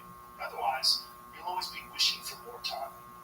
If you're thinking of starting therapy, give BetterHelp a try. BetterHelp offers convenient, affordable online therapy that comes to you. Just fill out a brief questionnaire and get matched with a licensed therapist and switch therapists anytime for no additional charge. Learn how to make time for what makes you happy with BetterHelp. Visit BetterHelp.com/JRE today to get 10% off your first month. That's BetterHelp, HELP.com/JRE. You got decent. You get on and then see some I guys. get fucked up. Because there's games. all the time. When you play online games, you'll go against people and you're like, oh, you're a different level. You don't have the time to compete with some autistic dude who's on ADHD medication, doesn't have a job, gets a government check, and he's just rocking people It's like outside. that South Park where they play World of Warcraft and their villain is that guy who's like, those wrist brace on. Those guys get good, and their identity wraps around what their name is, and they're going out fucking people up. There's certain guys you would see on a server, and you're like, oh no. Really? Yeah, you have a match with them, you just get killed, blundered to nothing. Do you get that thing where you're like, stop? Oh yeah, you get panicky, so you're running into walls, trying to find armor. Do they, Get blown up again. do they have videos of them freaking out? Because that's something I like to see. Is They like also have sort of like, gamers spazzing. there's a lot of those on Twitch. That's great. Yeah. It's almost done with sports fans losing it, watching TVs. Well, it's so crazy, and you can do it anytime you want. So you can have a match anytime you want. That's too tempting. Online with real people, anytime you want. You log in, you see a server, you can join the server, boom, Yeah, you're in it. there's one-on-one death matches where there's people waiting. So you'll look, you find a server, you're like, one guy's waiting, Death Slayer 69 is waiting, And he's just like, and you spawn, and we'll start talking shit. And oh, man, you got the keyboards, you can talk quick shit. Fuck you, bitch. We have to, we'll play online Rocket League or whatever, which is like car soccer. It's fun. Yeah, right. I rate a lot of Rocket League. I played this for years. It's soccer with cars, which sounds, dude, it is so addictive. We get online at night, and Katie and her brother Kevin are both really good at it, and I get too intense, and I'm like, fuck, and I like miss the ball, and I rage out. But you'll play guys that you're like, oh, this guy's too good. Like he'll hit it in the air and then just like over you, just score a goal. But what do you do? Yeah, there's tricks people can do in Quake. Yeah, that's what I mean. Like guys that get so good at it that you're like, Guys rocket jump. It's rocket jump. So if you are fully armored, so you get 200 armor, you can point your rocket down at the ground and jump at the same time as you pull the trigger, and you go flying. oh, that's genius. So you can rocket launch and rocket jump up to like a platform and then hide. And then just start picking bitches apart. And so everybody that walks in, you got the railgun, you got your cursor pointed right at the doorway, and every time people run in the doorway, boom, Now, dead. that's how it is when I watch people play Call of Duty. I'm like, oh, you're just picking people off. Campers. You get very mad at campers. Yeah, dude. But it's a fucking look. You get mad at snipers in a war. Shut the fuck up. That's the part of the war. Snipers are cheating. Stop camping. He said, I'm a sniper. Was cheating big back when you were playing? Oh yeah, there's bots. Yeah, So they would hide. They would like. people would program. There's different bots, and one of them was an aim bot. So that what the aim bot would do is you could never miss. So if you just with a regular stupid gun, like that only does like 10 points of damage every time it hits you, you get a pistol when you start. Sure. You're minimally armed. That's why you're going around getting the Right, guns. so it's very difficult to kill a fully armored guy with a pistol, or a rifle, or whatever you get. So then you have to run and grab armor. You have to run and grab a long rocket launcher. It's like a super the sweepstakes, the superstore sweepstakes. Where like, oh, and you're just like going through. You're just running through and trying to gather up as much shit, and you know the map. Everybody has maps memorized, so they know when things are spawning. Some of them even have prompts that tell them, health spawns in 30 seconds. Yeah. So every time they pass over armor respawns, and they have it all listed on the map, and they're running around. And the guys would have these aim bots, and they could never miss. So they would kill you, and every time they kill you, they would be fully armored. They'd have all the weapons, and then they'd know exactly where you're going to be. And then they would kill you again, and they'd kill you again, and kill you again. And every now and then they would die, and they would respawn, they would kill you again, because they couldn't miss. I would love to just talk. It was just an aim bot. This is all sorts of, at the beginning of this video, which you were talking. This is Call of Duty. It shows you That's fast. the cheats you can buy and how you subscribe to them per month. Oh, so you pay those companies are all that give you all that shit? Oh, that's Crazy. That makes me mad. That's crazy. But And how do you prevent that? Bro, Call of Duty's a lot better than I thought it was. That's fast as shit. This game is very fast. when they do multiplayers, there's one game. Yeah, there's one level where they're doing like storage units that I watch. Yeah, shipment. That's what it is, and it's like nonstop. Like you just like turn a corner, dead, shoot, dead, like that fast. But when I remember one time laser tag back in laser tag days. Laser tag. I camped one time. I camped in laser tag. I just sat by the charging station, and every time someone would recharge it, we all went, you know how you go out in the lobby and then show your stats. My stats were like, I'm surprised I didn't get a call from the military. It was like 700, like 300 kills. It was something wild because I was just sitting there. I was like a shitty little 9-year-old. Just be like, what you want to do? What? You want to do the zombie experience at Sandbox. What is this? Sandbox is a VR game place. Okay. You go and there's a thing called Deadwood Mansion, and then there's a new Deadwood something. So you go to a place to do They VR. have 2 zombie games. Yeah. Okay. You put on the headsets, Yeah. and you are in a house. You are in this house that's getting stormed by zombies. Yeah. And everyone has something. pistols, or you have a shotgun, or you have a rifle. And then so then you're Listen to me. Get the shotgun. okay. The shotgun is overpowered. Sometimes they fuck up when they make a game. Yeah, they got a nerf for weapon. The shotgun's overpowered. The shotgun kills everything. The shotgun is the weapon. And you just stay there and You you just cha-cha, boom, cha-cha, boom, but you're just safe for down in zombies. so you don't run into a table or anything. Yeah, well, you run into your friends too sometimes because you're all together. You can see each other. Oh, so I you can bump see into you. So literally, I would see you with your armor on. I would know where your space is, and we would all be moving around together. So, but sometimes you bump backs into each other. Like there's zombies going from the ceiling. They're storming at you and clawing at you. So you ran in front of you. As someone that has sworn on VR, this is the way to get me into it, which is saying VR zombies. It's so fun. Because it's gonna be scary as shit. Yeah, at one time I had the number 3 score for this Deadwood Mansion game. Just so What? I got a shotgun. Did you feel it though? Someone that gets work and don't get the shotgun. Get the shotgun. Yeah, because you show up as a true get the shotgun. It's really fun. It's a crazy game, dude. It's crazy. What the VR does, the video games, is it just heightens the emotional impact that it has on you because it's sensory. It's like kind of like deprivation tanks, but like it's just putting all the senses into that. Yeah. Because like I was obsessed with this game, Friday the 13th, that they made back on PS4, and you would either be a counselor or Jason, and it's just all online. Dude, it's fucking wild. It was wild. I loved it. But what I would do is I'd smoke a fucking doink. I would fucking giant joint, and then I'd turn off all the lights in my apartment, and I would play Jason. And it's like it's scary because this is the guy as Jason. When you go around and you hunt, so you can see the counselors inside. Oh my god, you're hunting counselors? Yeah, and that's the phone box. That's how you call the cops. He's got to set the trap. He's a decent Jason. I still play it sometimes. I got it. I'm level He set a 100. trap at the. So Jason is smart. Well, you can set. It's you. It's all strategy. It's you versus these counselors. So Jason can set traps. He has 5 bear traps and then 5 throwing knives. Does not seem unrealistic that Jason would want to set He's a traps. stupid mutant that drowned in him. Like He's dead. he's dead. Monster. But Should be set smart. this game's fucking traps. You get so scared. Dude, you get so scared when you're like, because when you're a counselor, you're just like walking around, you're like going through drawers trying to find weapons or whatever. Yeah. And then all of a sudden it's just like in the background it's slowly like ching, ching, ching. And then when Jason shows up when you're at a cabin, he'll smash the window and it's like, yeah. If you have headphones on, go, oh my god. I'm getting all goosed up. I'm going home and playing Jason. If the servers are still up, I'm fucking back on it when I get home. I have not seen it, but I have heard legend of this alien game that's on VR that's supposed to be insane. Like Alien, Like you get a dust. movie. Oh, Alien. Ridley Scott. Yeah. There's an alien. I just watched This is true. I want to make sure this is true because someone told me it's a terrifying game that you can play on VR that's based on the first Alien.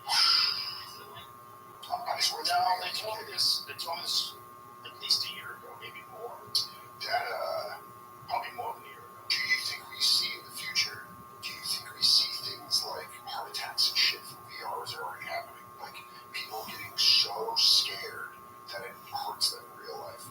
Well, I think if you're really vulnerable and your heart gets jacked up to like 190 beats a minute, especially if you have one of those guys on those omnidirectional treadmills they have now. Oh, really? Dude, they have a surface. This is a new surface that it's a contained surface, like Yeah. a contained space, and whatever direction you walk in, it moves. Oh, so it does like the topography of like. No, it just stays flat. But you can go left and right, and it goes left and right, and it goes.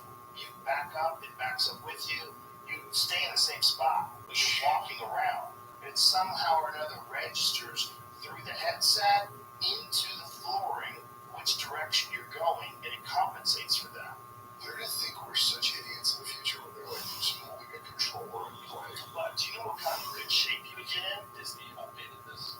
It's not available yet, but they made one that's now they've shown it this year. Here's what you do. You put ankle weights on, and you put a weighted vest on. Yeah.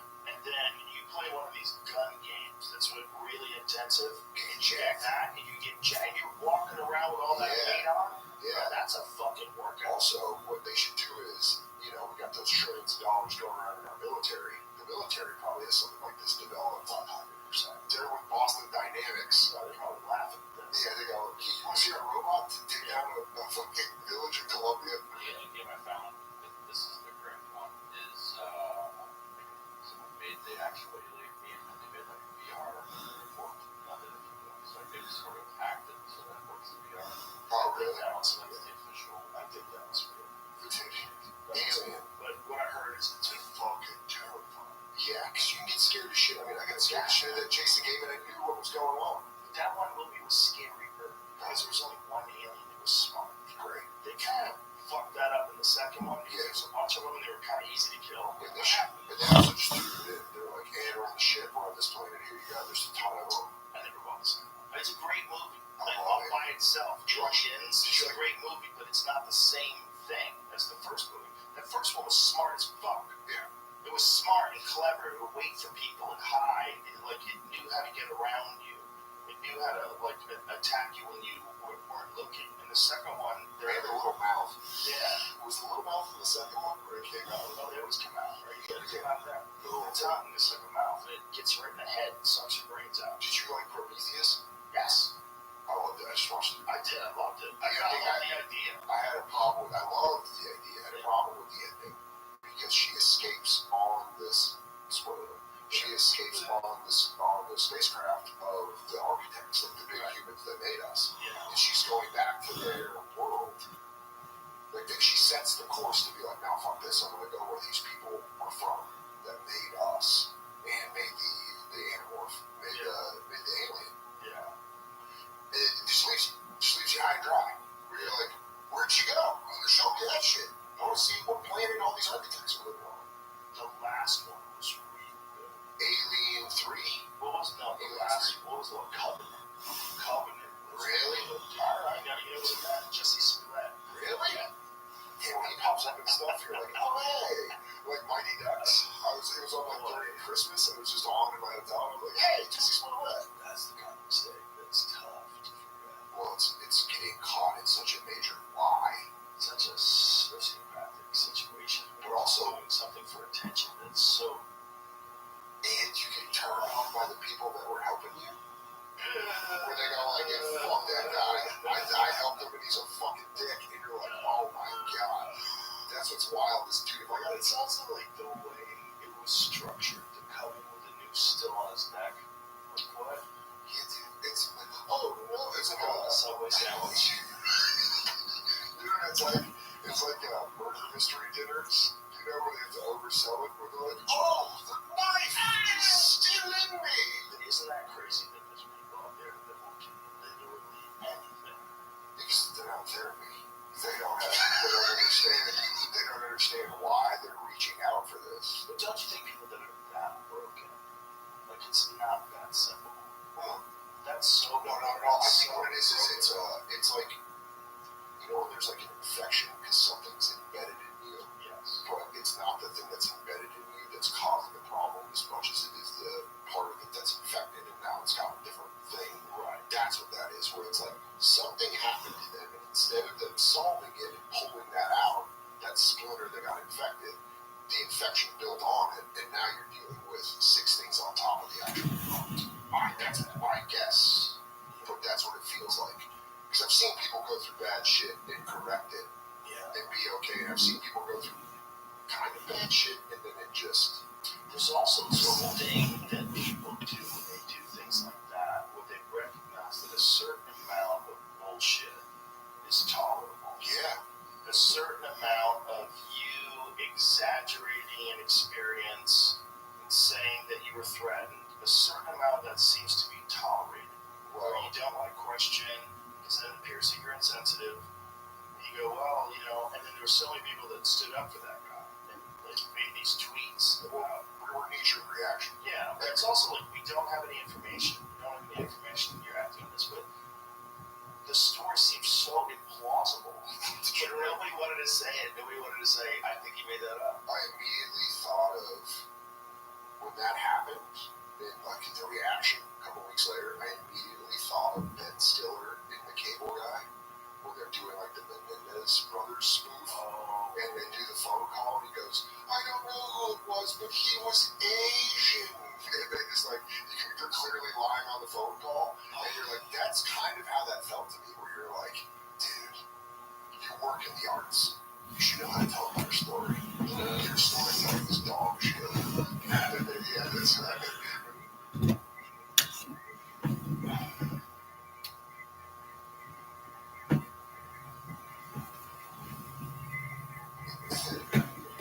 So that's like they're spoofing them. Yes. Like they clearly killed their parents, but that was their excuse. Yeah. And you're like, when someone like him, who's been a child actor, this guy's been a child actor his whole life, right? And they know how the roller coaster goes. They know they're on fire, they're in Mighty Ducks, they're in fucking Alien Covenant, you know what I mean? And they're on a big show. They're on a big fucking show. And then it starts, the tank starts running out. Where you're like, hey, the show's running out and we're not paying as much as you think you can get paid. You're desperate.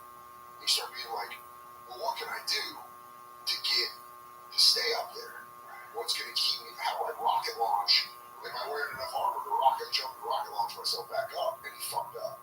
And he just was like, it was a desperate move. Yeah, being like, if this works, I am the victim, everyone knows the victim. And it'll just keep being that. And you can't fucking get caught, dude. Hilarious. It's just funny. It's just the funniest shit in the world. It's like, what's up? Like that call one day, Jermaine Azizi did this awesome show in Edinburgh at Fringe in 2019 when I was there. And he did an hour about what it was like being busted lying about 9/11. Right. And the show gave me anxiety because how he did it beautifully. He did it beautifully. It was funny. It started funny. He was explaining how he was famous. It was the league. It was the last season. And he goes into and he tells you about the call from the New York Times. The guy goes, I want to talk about 9/11. And Henry Azizi was like, dude, the way he even the way he describes it, you're like, oh, fuck. And he made it fun.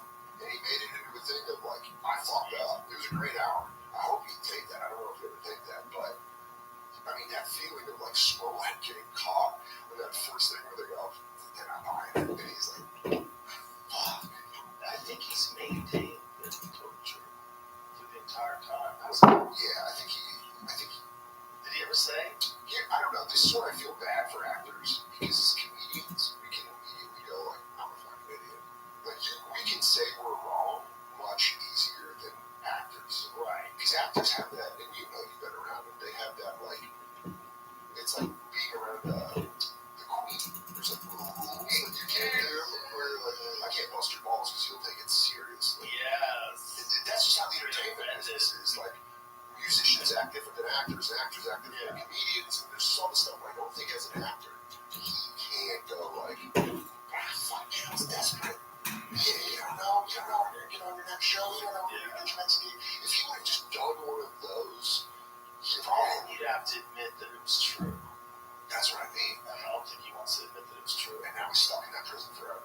And now he's stuck in that thing where you're like, well, so you're saying something that that the guys involved said that he was wild, though. I guarantee you some people believe him still. Like, there's people that believe Cosby to the end. That is, what a ride or die. When that evidence comes out, it's like women that love serial killers. You're like, you can just get there, huh? It's like thinking that orc is not going to turn on you after it did 3. Yeah. After it killed 3 people, and you're like, ah, man, you know, my pool's a little bit bigger. And there's like the female vampire helper. There is a level of evil on that whole Ghislaine Maxwell Epstein. That's why it's such a joke right now, is because it's so bad. They're fucking Epstein Island, and you're like, oh, it's the weather getting colder outside, and you could keep doing the same old thing of putting on 17 layers just to be comfortable. You could. Here's how to back up your phone in seconds. This innovative stick makes it easy to back up your smartphone. It's compatible with all devices. Maxwell looks great, and she runs Florida prison half-time. Does yoga and Pilates.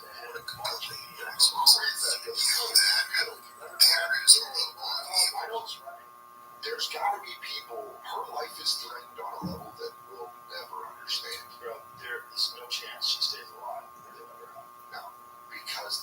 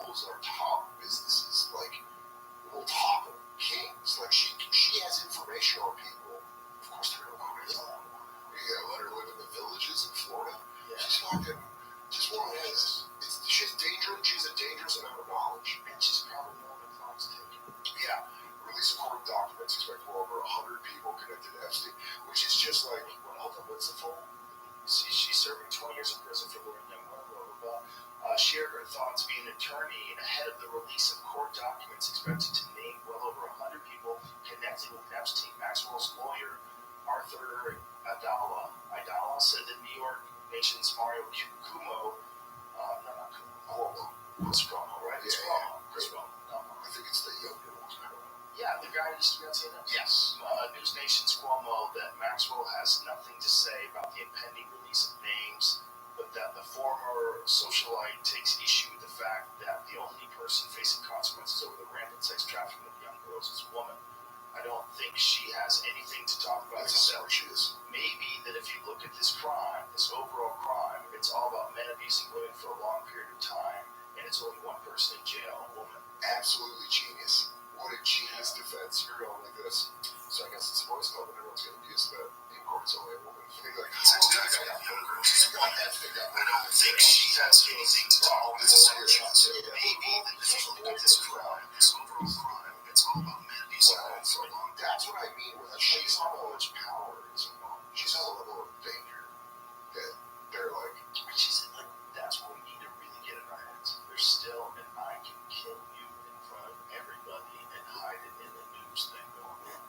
What Putin just did. Yeah. Putin just killed the journalist and was like, what are you guys going to do? And we're like, those subways are real nice. Exactly. Yeah, I always fuck it up. That guy seemed to be not like the sweetest of dudes either, right? Everyone's dirty. Everyone's a human being.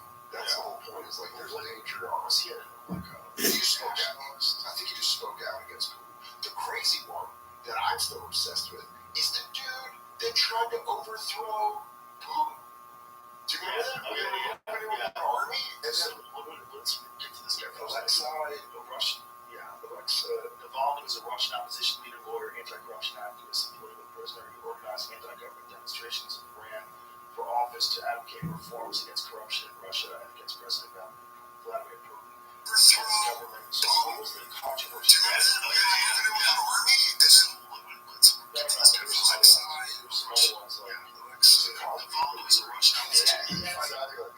He's like, I think Bill Cosby got the better of him. He had some questionable things. But the other dude that led an army, and they were like, hey, he's marching on Moscow, and then they went, just kidding, no, I'm not. And then a month later, they're like, his plane crashed. And you're like, why were you getting in a plane? You went against Putin and you're going to fly around in Russia? Are you on your fucking fuck? What the fuck is wrong with you? How is no one around him going, like, you can't John Madden this, you can't take a bus? Well, we can protect the bus. Thinking that Putin wouldn't kill you when you pulled up to Moscow. In a tank! You like, you're showing him in a tank! Okay. Who he was. So he's basically an anti-Putin activist.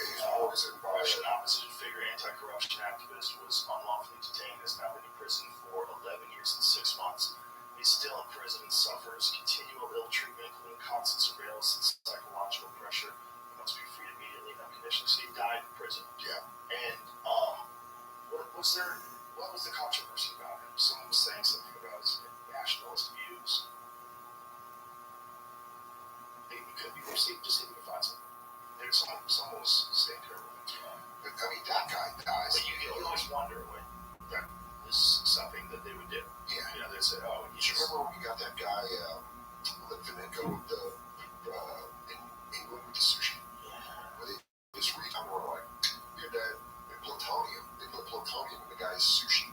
And there was like, he was like a remote KGB agent. And they were like, see, what do you think they're bad? What do you think we do? Yeah, we do that too. What do you think we do? We do shit that we're like, the CIA's been cooking up stuff that like, even Russians go like, that's pretty fucking good. Like, you know what they do? Like, we each other like, you're fucking nuts. It's like, yeah, we fucking did something to put it into our towers. And they're like, you guys don't give a fuck. Like, if there's an open conversation about it, and they just fuck around.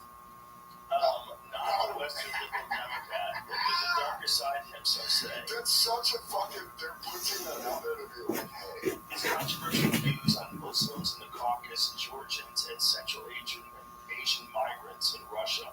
Immigrants from Central Asia bring in drugs to Russia. Navalny said in an interview in 2012 while defending what he described as a realist visa requirement for wonderful people from Tajikistan and Uzbekistan. While he was reflecting upon some of these past remarks, they frequently resurface, causing some to question if Navalny is what many in the Western world think he is. Navalny's controversial statements stem from his political origins in the nationalist movement, according to him again. There will be a feel-good A24 movie about this guy in 2 years. He used to attend the Russian March, a very far-right nationalist group generally behind the slogan, Russia for ethnic Russians. Anybody who expects Navalny to be an ideal Western liberal Democrat has been mistaken, she tells Euronews. His ultra-nationalistic sentiment was prominent in a video dating back some 17 years, filled with xenophobic comments. Do you think this is like his getting like with comics, when they bring up old clips of comics on podcasts? Like he was like, oh, that was 12 years ago, I was crazy. So this is what he was saying. He said, everything in our way should be carefully but decisively removed through deportation. Navalny said in a video dressed as a dentist, comparing immigrants to dental cavities. He was dressed up, he was doing costume work. He's like, it's like this, he's like, I know we're having fun here, but really, we don't get rid of immigrants. Maybe it was a sketch. Yeah, he's just doing an SNL sketch. He's like, I'm from Moscow, it's political prisoner. Someone said, you know, the best way to get this information of this human, I want you to be over the top against the immigrants. Over the top. Like they're cooking cavities, and I'm the dentist. I'm only taking care of cavities for you. They go, we'll call it laughing gas. And it's all sketches done like, and it's just still to do with us. They really did a movie on it. They had a movie. And what does the documentary say? Does it say, is it all a pro things? Yeah, it's pro things. You know, see, anybody that's in opposition to Putin has to be good. You know, it's the enemy of our enemies, my friend. Yeah. That's a the other guy, controversial take. This guy was just gossiping. This guy's like, did you hear what Putin did? The other guy was like, I got tanks, bro. Yeah. I'm fucking pulling up to Moscow. Yeah, and he thought it was going to be okay. That was fine. And by the way, it was in the news a lot, and then it was completely gone, which are like... Of course he did it. Like everybody else did it. They just sucked the air out of their But breath. he's on this. Putin's always like, what are you guys doing? Yeah, that's my Why are favorite. you always coming after me? What are you Oliver doing? in the Oliver Stone, invaded anybody. Oliver Stone interview and Up until this. the Tucker interview, he really loves to be like, you guys aren't so great. You know when you fight with your girl and she like, she'll bring up something you did and you get defensive, so you just go like, yeah, but what's up with you? You fucking, you do stuff. Totally. You're a bitch sometimes. Fucking bitch. I got nothing. I'm sorry. Yeah, that's true. But he's got a point. I mean, he is a lot of shit. Do you remember the lady that wrote the poem when he invaded the Ukraine? She wrote him a poem. This like Hollywood actress did a thing that was like, yeah, dude. No way. This shit is No, this is not real. Don't tell me this is real. You never saw this? No. Dude, this shit is so fucking funny. This is the most I'm in LA. Oh my god, I have to see this. I don't want that. I'm so sorry that I was so out of the arts situation. Everyone was fight with all eyes and pure eyes of patience and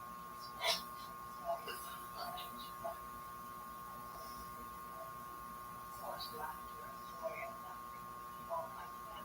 Imagine this state is so still in pain because your brain has seen and believed and the formulation of thought will be taught. This is so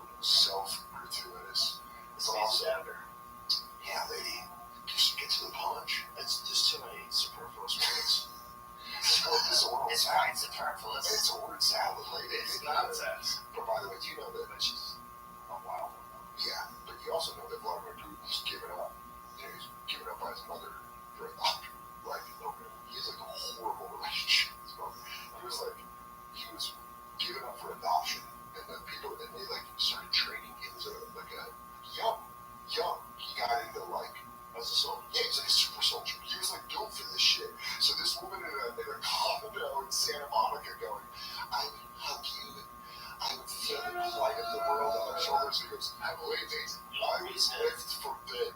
Yeah, and you would be dead as well. And you would be my mother. I would kill you. They fucking don't give a shit. Putin is so scary that when he put on hockey equipment and played against the Russian team, they let him score like 6 goals or some Kim Jong-un shit. 100%. They're like, oh, whoa, look at him go. He's a legit black belt in judo, though. Is he? Does he does sambo and judo? I do not know if he does sambo as well. But he He definitely does judo. He's a legit black belt. Really? Like, he's an older guy, but by the way he moves and the things he does everything absolutely correct. And I'm not a judo expert. But also, I know how these throws look when I see judo experts do them. But this isn't the Steven Seagal videos where he's just doing like that. Well, no, that's not, see, like right there, that's a beautiful hip toss. That is a beautiful hip toss. The way he did that, look at this smoothness, man, that's legit. That's legit. Do you think He's a legit judo black belt. No, Jamie, this is how these things are trained. No, I know, I'm just saying. The guys do resist too, but this is just an execution of technique. Yeah. Just the fact that he can do that. That is very, like, if I showed you how to do that, it would take you a long time before you can do it that smoothly. Now, I'm very dumb when it comes to both judo, but also, more importantly, I'm very stupid when it comes to politics. Here's my question. Jamie, you questioning this? Is that where you... No, I'm not questioning it. I'm just saying, if you're the guy that's going with Putin, you're definitely going to be the best dance partner of all time. Yeah. Yes, but you're selling. You're selling. Yeah. You're wrestling. This is... I've literally had this done to me, and it's sort of. It's actually just drilling. But I've had this done to me by people who are good at judo, and it's shocking how easy they can throw you around. He's like, and kicks his feet out. All he's doing is, it seems a lot harder than it is. You're just getting the guy, you're bouncing together, you're timing the bounce, and you're sweeping and pulling at the same time, and you just go flying. Yeah, it's like when you were little and you'd be walking in front of one of your friends and then kick your foot with the other on it, and you go like, fuck you, go fucking flying, fuck you. I think wars should just be our meters versus theirs. Oh, you would win.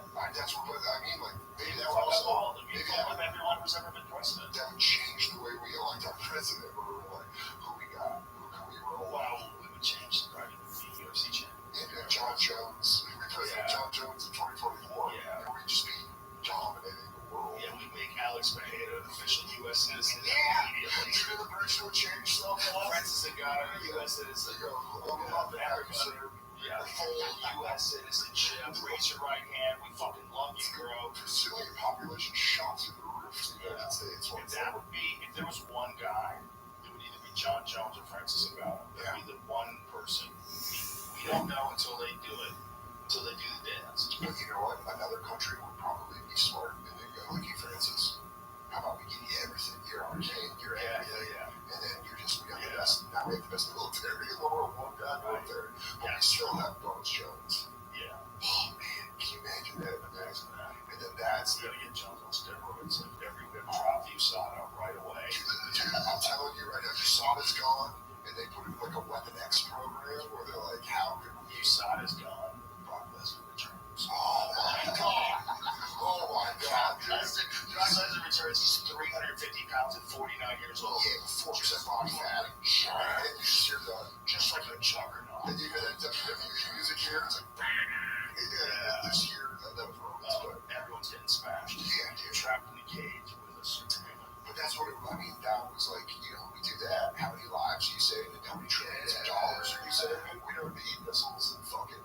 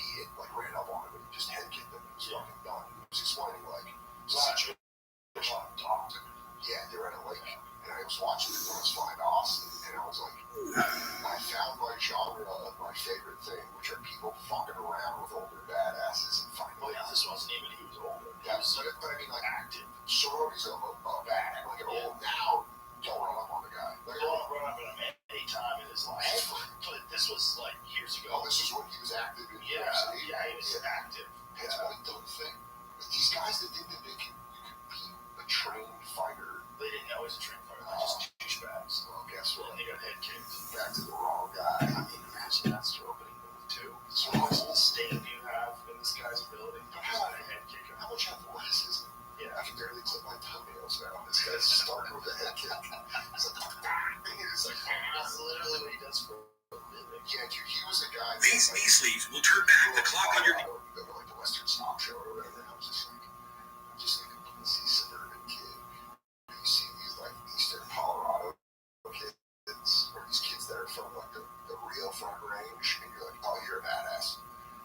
This is how the land got settled. He has this one KO in the UFC, this one combination to this dude where it's like the Matrix. He's just touching him. Punches him up, punches him down, face kicks him, follows up. And the way he did it was... I forget the fight that he did too. We went to Rick Story. we went to UFC. Is that it? Yeah. So Alright, watch this. so- Hold on, let's do it from the beginning. Look at this So, combination. one- Jab to the body, Oh. left hand, ducks down, head kick. That's a full meal. Are you out of your fucking mind? That's a full meal. It's so cool. It's so cool you can do that in real life. I went to a UFC event at Barclays because Steve Miocic was on Billions, and so and Steve is the man. He's like the coolest fucking guy. He's awesome. And his manager was like, "Oh, I can get you tickets to the fight that's at Barclays." Steve wasn't on it, but Cerrone was, and I'm a huge Cerrone guy. And I went with Louis J. Gomez, and we sat there. I got so excited when Donald Cerrone knocked the dude out that Louis was like, "As a friend, it bothers me how much you like this guy." It's like, stop it. It's like a friend calling me out. It's like you want to be your dad. And they're like, "No, fuck that. He's just like the coolest." When you're like, "That guy's so fucking cool." Louis getting elbows I up. love it, dude. The first event we ever went to, the first live UFC event I ever went to was Jones Sonnen in Jersey. It was like, I don't think Jones had the title yet, or maybe he did the light heavyweight, but it was John Jones, Chael Sonnen, and we're in the crowd. And I've been to boxing matches, and you feel that. John had like a good time like that. Yeah, and he was just shooting on you. I mean, He beat the fuck out of him. Yeah, he beat him up so bad he broke his own toe. he's shooting He on you. pushed off so hard off the ground while he was smashing him that you can see in the video where it turns over. Yeah. You know, that shot where they see where it turns over. Yeah. So, He was beating the fuck out of him. And here's the thing, he didn't even know it was broken until he was talking to me. yeah, in the ring. Yeah. You look down. I remember that because I was in the arena. You look down and you're like, "I think your toe's broken." And he was like, "Oh, he hopped over you." Bro, that's how much he wanted to fuck Chael Sonnen up. That's crazy. He just wanted to fuck him up and teach him that you do not belong here. I mean, dude, Bob Jones is just a monster. He's a monster. And the thing is, greatest like heavyweight of all time without question. Yeah. There's no second place. And those old John Nike, Jones is number one for sure. those old Nike, like with the open slit on the sides, he can knee you. Yeah, dude, that was wild. So we were there. Here's the thing, man. If he didn't get busted all those times and all the things he did, he would have Nike sponsorships. He already had one. He had one lined up. He would be the Jordan of fighting. Yeah.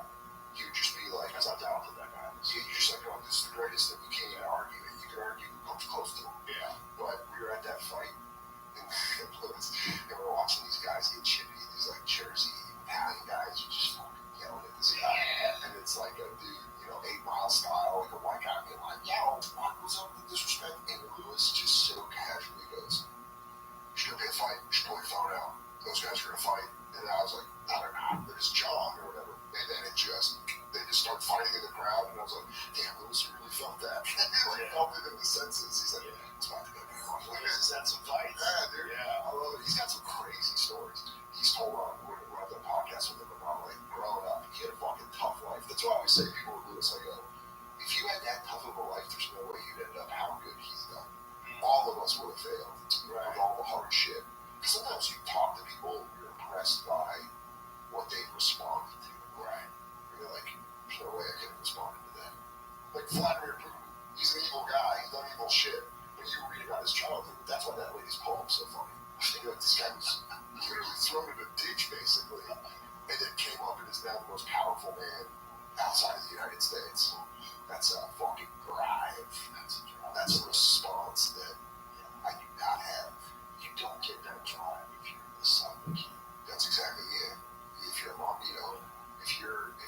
like given everything.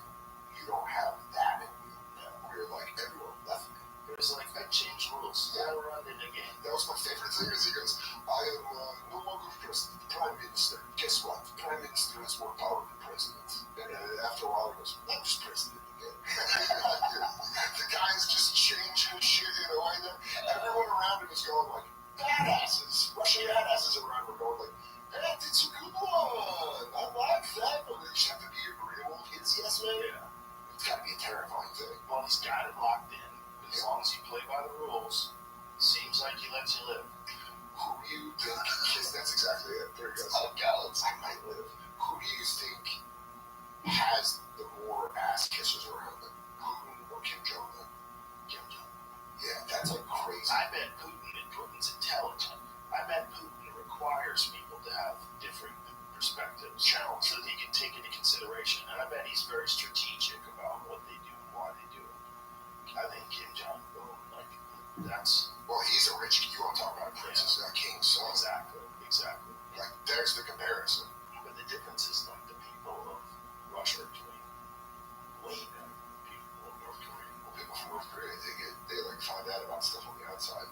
And when they get out, they're like, what the fuck, dude? That can be so bad. If you're North Korean and you get out, you go like, the fuck? That's a whole country, like an architect. Yeah. There's like, no, you don't even get info from the outside. You get nothing, and when deer meter dies, you have to cry for like months. They put people in jail that didn't cry hard enough. If I got arrested, my grandmother passed and I loved her. If they were doing that and I didn't get arrested, I'm like, dude, I was dealing with shit. You know, I deal with it my own way. I didn't think about it. I cry when I'm alone. Yeah, I had to watch Iron Claw, that wrestling movie last night. I had power to charge something loose. So look at this. That's a public cry. All right, listen. Can we also admit, though, when Kim Jong-il died, right, and they did this, it is hilarious that you're that powerful that you're like, cry harder, motherfucker. That everybody has to cry. Yeah. This is where communism leads, kids. Yeah. All you fucking idiots out there that think no one's ever done it right. There's only one way to do it. You have to have someone has to enforce the rules. And that person is always the military. They have to follow everything. Chicken, he's pointing this guy out. You think he's going? This guy in the middle goes like, oh fuck, I didn't know the camera was there. I didn't know the fucking camera was there. That guy's probably tortured right now. Yeah. That guy's just still being whipped. Yeah. And Kim Jong-un didn't he have his uncle killed? Yeah. Kim Jong-un was just like one ill guy. Yeah, so people trying to move in on territories. Like, I'm the prince, bitch. But also, so the difference between a self-made man and a prince is that a prince has that, like, Captain guy. Yeah. Like, they have that energy where they go, my uncle has red on. Like, Vladimir Putin would be like, I am very disappointed that you would not think that I would take care of you. He'd be like, right. Or, you know, he's like, you are dead. You are dead to me. Like that prince energy. And now the sun and the stars have spoken and you have died. Dennis Rodman wants you to die. Dennis Rodman, would you like to kill my uncle? Thumbs up or down? He's like, oh, imagine you like Dennis Rodman. Also, man, when he's over there and he's hammered in that documentary, he's like, oh man, you rule. When he sings him happy birthday, wow, Jay showed me that documentary, and like rubbing his hands together. Imagine being friends with a dictator of a country where people are starving, and you're getting drunk with that guy playing basketball and saying that. And then you walk outside. Oh, there it is. What's he saying? They're clapping off. Do the NBA players that are there for the fat check? You know what, though? How many times have we done gigs that have killed our soul? That one's gonna feel weird. You have to go like this. You have to go see the North Koreans. Just going like this, Joe. Standing there after you were a 4-time All-Star in the NBA, and you're like, here's the question: do they have to lose? I mean, are they allowed to really play? Probably not. It seems like there's no competition here. This is insane. I would say they give them as much pushback as that guy in the judo class did against Putin. That guy was good. That guy's good. Shut up, Jamie. That guy's good. Hold on, go back. What is a bunch of giant dudes letting a really short guy shoot a ball from very far away? It's like it's an airboat. Jamie, you're a hater. No, that guy's the best. key up on that guy and make his life a living up. Like an all-star. Yeah. So they let the Koreans get close. Is that what happened? I would guess they would want this to be like a Harlem Globetrotter game where they want these players that they know to just shit out there. You know, they let Robin play with lip rings. Yeah. This can't be. Left in the last dance, we're talking about. Who's the charge? Yeah, I think they're making a movie about this day or two. Oh, in Porn Gang. I know Robin going to Vegas. Oh, it's not. Like Billy, I think Billy Corey talked about it. Oh, that's nuts. Yeah, it's I think he did too. I think he just asked Phil Jackson. He said, "I'm gonna go to Vegas." Phil Jackson's like, "Please don't do 2 days." It was like 4. There's on the run in the season. He's like, "I'll go to Vegas and get fucked up. We'll have a hangout carnival like Phil Jackson's like, "God damn it, you're so good. Being that good at something where they bend the rules for me." Yeah. They go like, "Fuck, You dude. know, Just go ahead. Just come back." It's like, I might not. Did you miss any games? I think he did, right? Did he miss games, Jamie? the movie right now is in production. It's called 48 Hours in Vegas, but it's been So that's sort of what he asked. 3 years. But that's how I think he took. I think he took like 4 days. It was during the finals. The finals! During the finals. They should make it 3 days. I think he took 2 days. Oh, yeah. They had to go get him because I remember Jackson's had him all got on a plane. They were like, "You gotta come back. We have a game tomorrow." You're our leading rebounder. Like, and he's like, so Saying he's just been partying for days. dude, it's like the Hangover meets a Space Jam. You're like showing up and you're like, hey, we got the biggest game of our life, and you're here in Vegas. Vegas. Did you ever see what? Production's off a little bit, I guess. Jonathan Majors said Oh, he was playing Robert. Did you ever see when he was on Celebrity Rehab? Yeah, it was horrible. It was hilarious. Celebrity Rehab was He like, got Jake Bundy's like running the treadmill, drinking water. I was thinking, He just partied a little too much. I think Celebrity Rehab, the one I'm thinking of, was the first season where you saw people melting down in ways that you're like, what the fuck? Oh, well, first of all, it's the worst thing you could ever do to someone who's in the middle of recovery. Is to broadcast them and all their insecurities to the world and have people shit on each other and insult each other. Dr. Drew hosted that show, and it led to one of my favorite stand-up bits where he said, Dr. Drew is the science. I forget what it was, but he was like talking about it. He's like, that'd be like being an OBGYN that only specializes in hairless, stinkless Norwegian pussy. Like the way that stand-up described it, I was like, it's so funny. I fucking love that. Yeah, in Celebrity Rehab, you just saw people be like, oh, here's your favorite guy, and he's super broken. Yeah. He's fucking crazy. And it gives you a window into the dark side. You see them be like, yeah, I don't keep that money. That money doesn't keep coming in. That's like the Jussie Smollett thing where you're like, you wonder how many of those people that are on drugs hit that moment. They're like, I have to do something crazy Right. to get back up there. I'll do Celebrity Rehab. Like, I'll be the victim. But what do you do if you're that guy? Like, if that guy can't work. He's got to save 3 babies. No,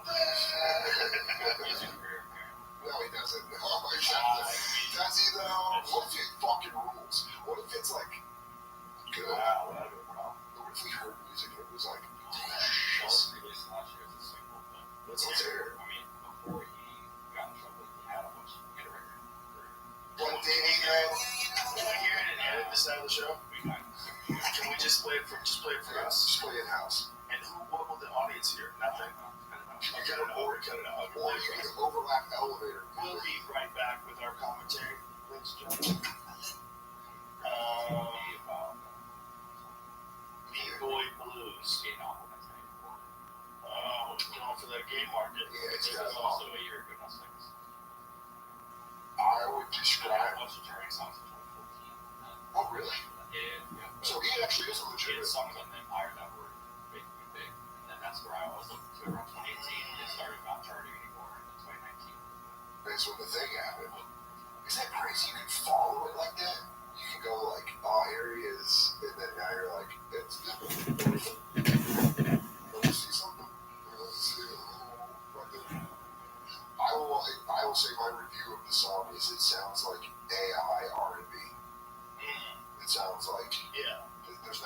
specific thing that I was like, oh, that was really cool. He can sing. For sure, he can sing. But it just feels like a right. A lot of shit feels like a You know what flavor my coffee is next? What? That's it. Oh, what? Okay, cool. I know what you want to drink in the morning. Thanks. I don't know what's worse, that or the open letter to fucking Tiger. That's the worst thing I heard. That's one of the worst things. You're dealing with a man that's a murderer. If I was your mom, I'd fix it. Like, it's also about how outrageous. Great shit. Is she even a mom? No. We'll look it up. I think we're going to throw on the bonfire. Funnier. This is what makes it funnier. It is probably the best piece of shit talking we have against Vladimir Putin.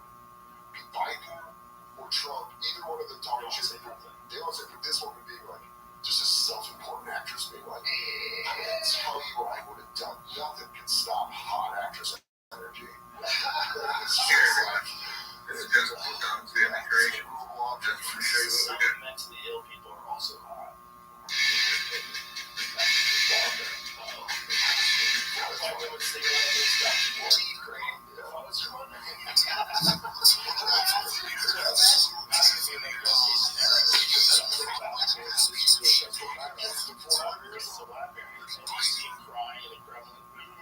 Someone slides across his oversized desk, and then she gets a phone call from Russia. What's going on? What is this? I wish you would, my mother. Could you still be my mommy? Who is this? That's one of the tricks right in the middle of Russia. And then he's got a new bride. Yeah. And now she is married to me. And that's their meet cute. That does sound like a rom-com from the 90s where it's like, she's an actress. He's a bloodthirsty dictator. What happens when a poem goes viral? It's their Sleepless in Seattle. I didn't watch I watched the small clips of the Tucker interview with Putin. Oh, it just what did you think? It looked, did you see what Putin said? He said he was made fun of how softball interview was. How did he really made fun of Tucker to the Russian press? When I prepared, I think the quote was something like, I prepared to be challenged. Oh, interesting. I was prepared for them to come at me. Yeah. Because I guess some of this kid was a little smart. Because he was clearly got involved for all the ranting he did.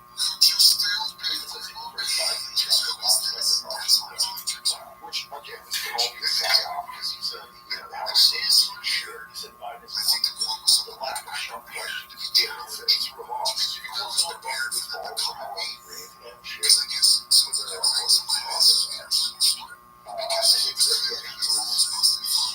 expecting them to. But here's the other part of the quote that he brought. Here's let's scroll back again. He said, he goes, I think that, he said, between Biden and Putin, Putin said without hesitation, the current U.S. president was more experienced, predictable, an old school politician, but added, we will work with any U.S. president who the American people have confidence in.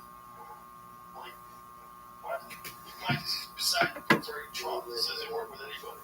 That's what I mean. He's this guy. What up, Anda? How you living, baby? He just said stuff that you go like. He said I'm well. How are you?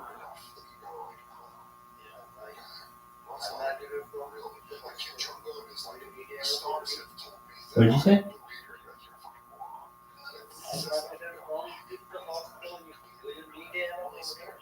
No, we're good, I think.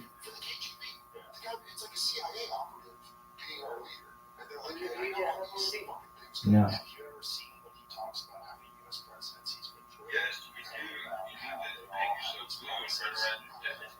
There you go. Do what Bob Dobbs says. Listen to Bob Dobbs.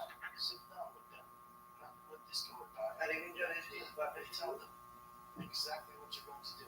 Bob Dobbs, that's a question for you, my friend. He's telling what the question? He knows what he's on the other side of it. He's on the other side of it, but it's not a lot. And repeat your question. And we all know that. Yeah, they all know that.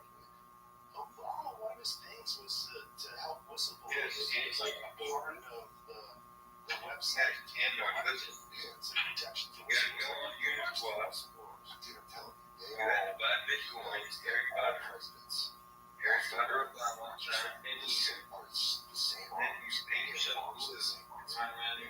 How they work. And post videos on the chat. He's right.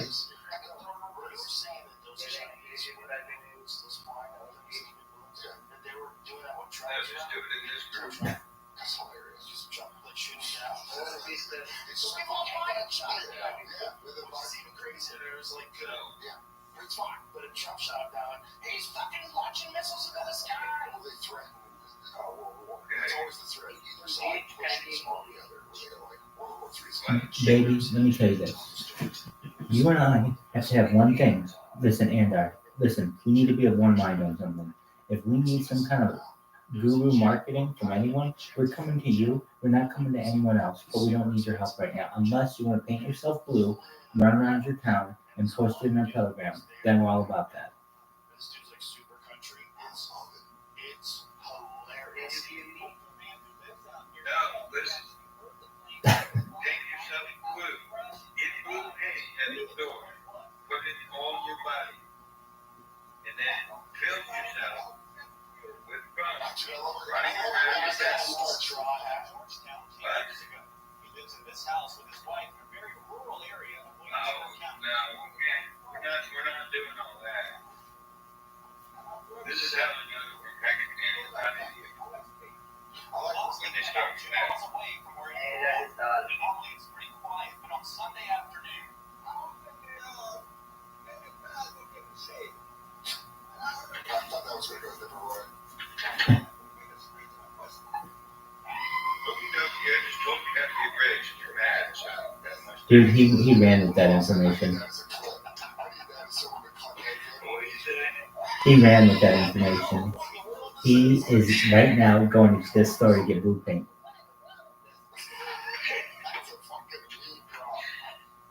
Mike says he didn't realize it was a plane at the time, so he didn't call anybody. We love him forever. Imagine if he actually did. Totally. We'd embrace him like a new Schiller.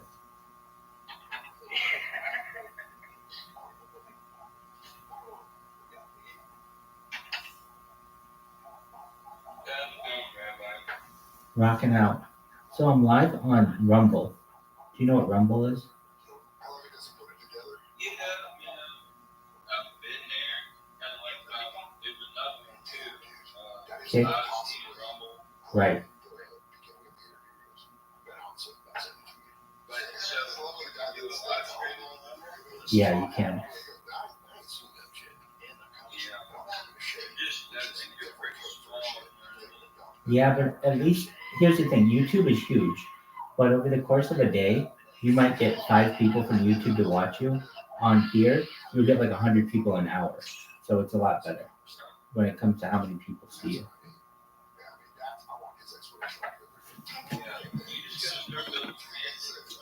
You're right, my friend.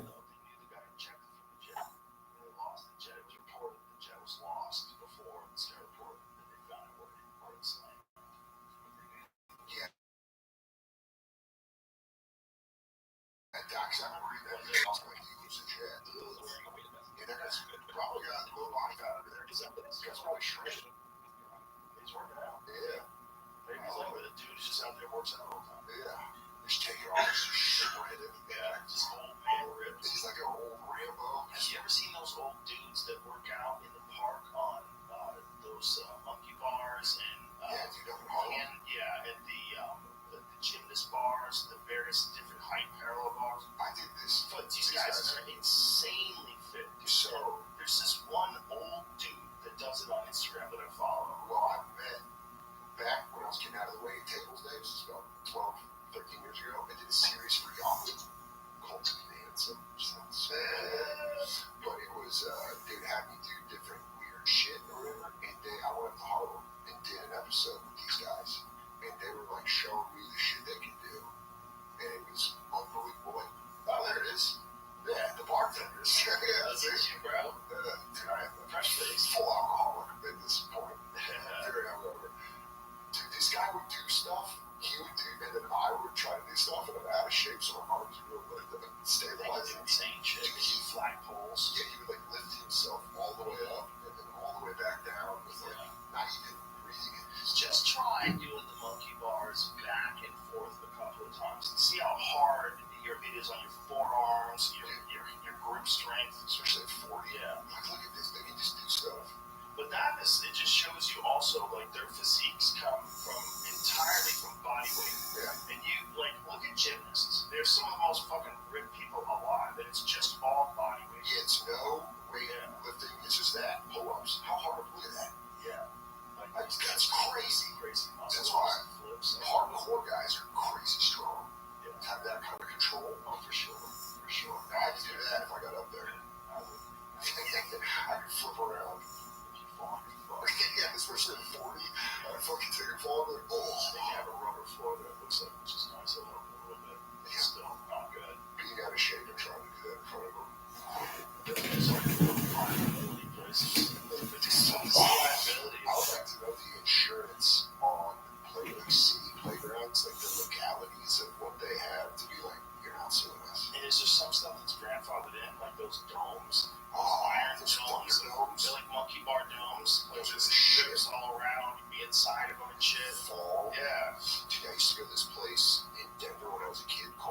fun, and it was like a Discovery Zone kind of thing. But they had these rubber straps. It was called spider web, and it was these tight, thick, like that wide, that thick, across, but like dozens of them all the way up, and you would climb through. Disaster. When you fall, you like go through these like straps slapping you in the back of the neck. You're gonna come back with like lacerations on your arms and shit. It was the most fun I've ever had. And there's zero chance they would do that now. Just rubber straps, like climb to the top. Yeah. It was like a good 20 feet tall. You know what's out still too that I'm just kind of shocked they still have is those trampoline buildings. Those You are awesome. go in them and it's just trampolines everywhere, and everyone's just bouncing from one trampoline to the next one. Yeah. Like, dude, this guy, very funny comment, Damien, that opens, he's open for me. He used to do slam ball back in the day. And he showed I remember slam ball. Yeah, they brought it back, but now they do it with contact. Or I think you used to be able to do it with contact. For a while, they did have basketball with trampolines. It sounds good on paper, but your knees are like, dude, I can't do this. Oh yeah, it's gotta be terrible. Like, you land wrong? Oh yeah. Like, I wonder if it's almost easier to land on a hard floor. I bet you have to do everything totally different because you have two different things going on. You have trampoline jumping, and then you have running on court. Yeah. You're going back and forth to both of these things. Dude, It's probably really hard to do. yeah, comfortable. But is it actually better to see people fly through the air like that? They can do crazy. Is it better than baseball for home runs, of course. Yeah, they can do some crazy dunks. Yeah, but you can't even dribble in the center.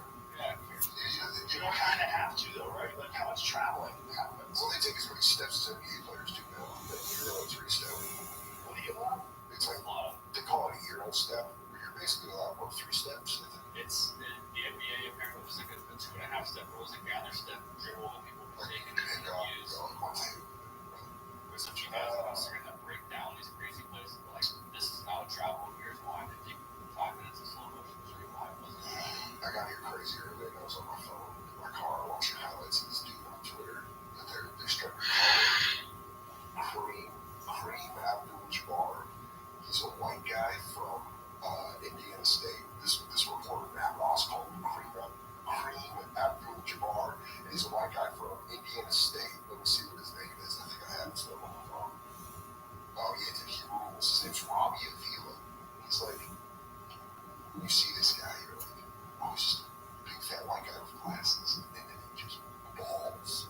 He just balls out. He's at Indiana State. Yeah, I love it. I love the goofy white guy. There he is. That's him? Yeah. This guy had 35 points last night. He's just putting it up.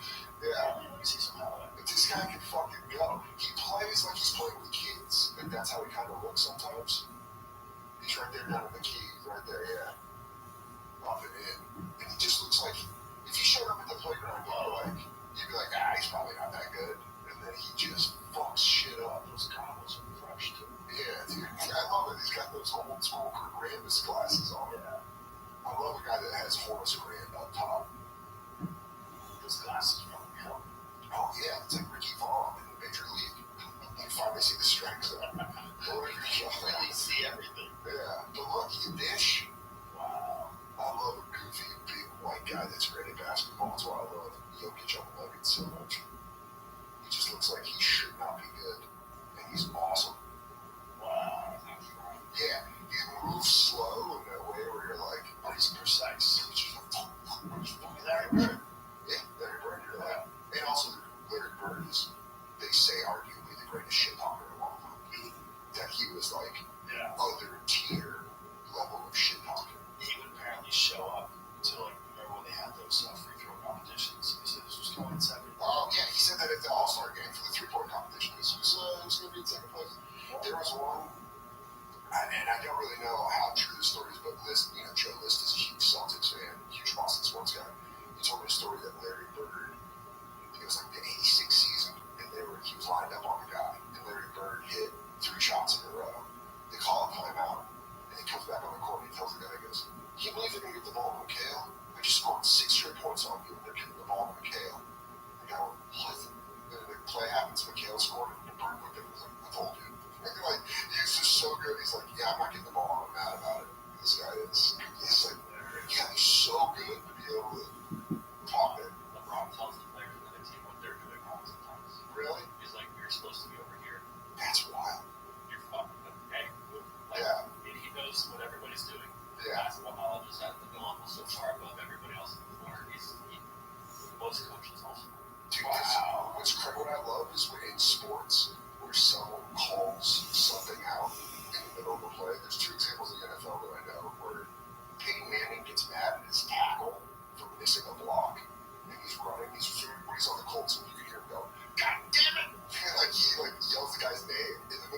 like still has the play done, but he like in the middle of the play goes like, "You fuck that!" and like screams it out. It's fucking hilarious. One of the best versions of that. Yeah. Max Holloway was fighting Brian Ortega. Yeah. And he told Brian Ortega to block because he puts his hand up to help me block.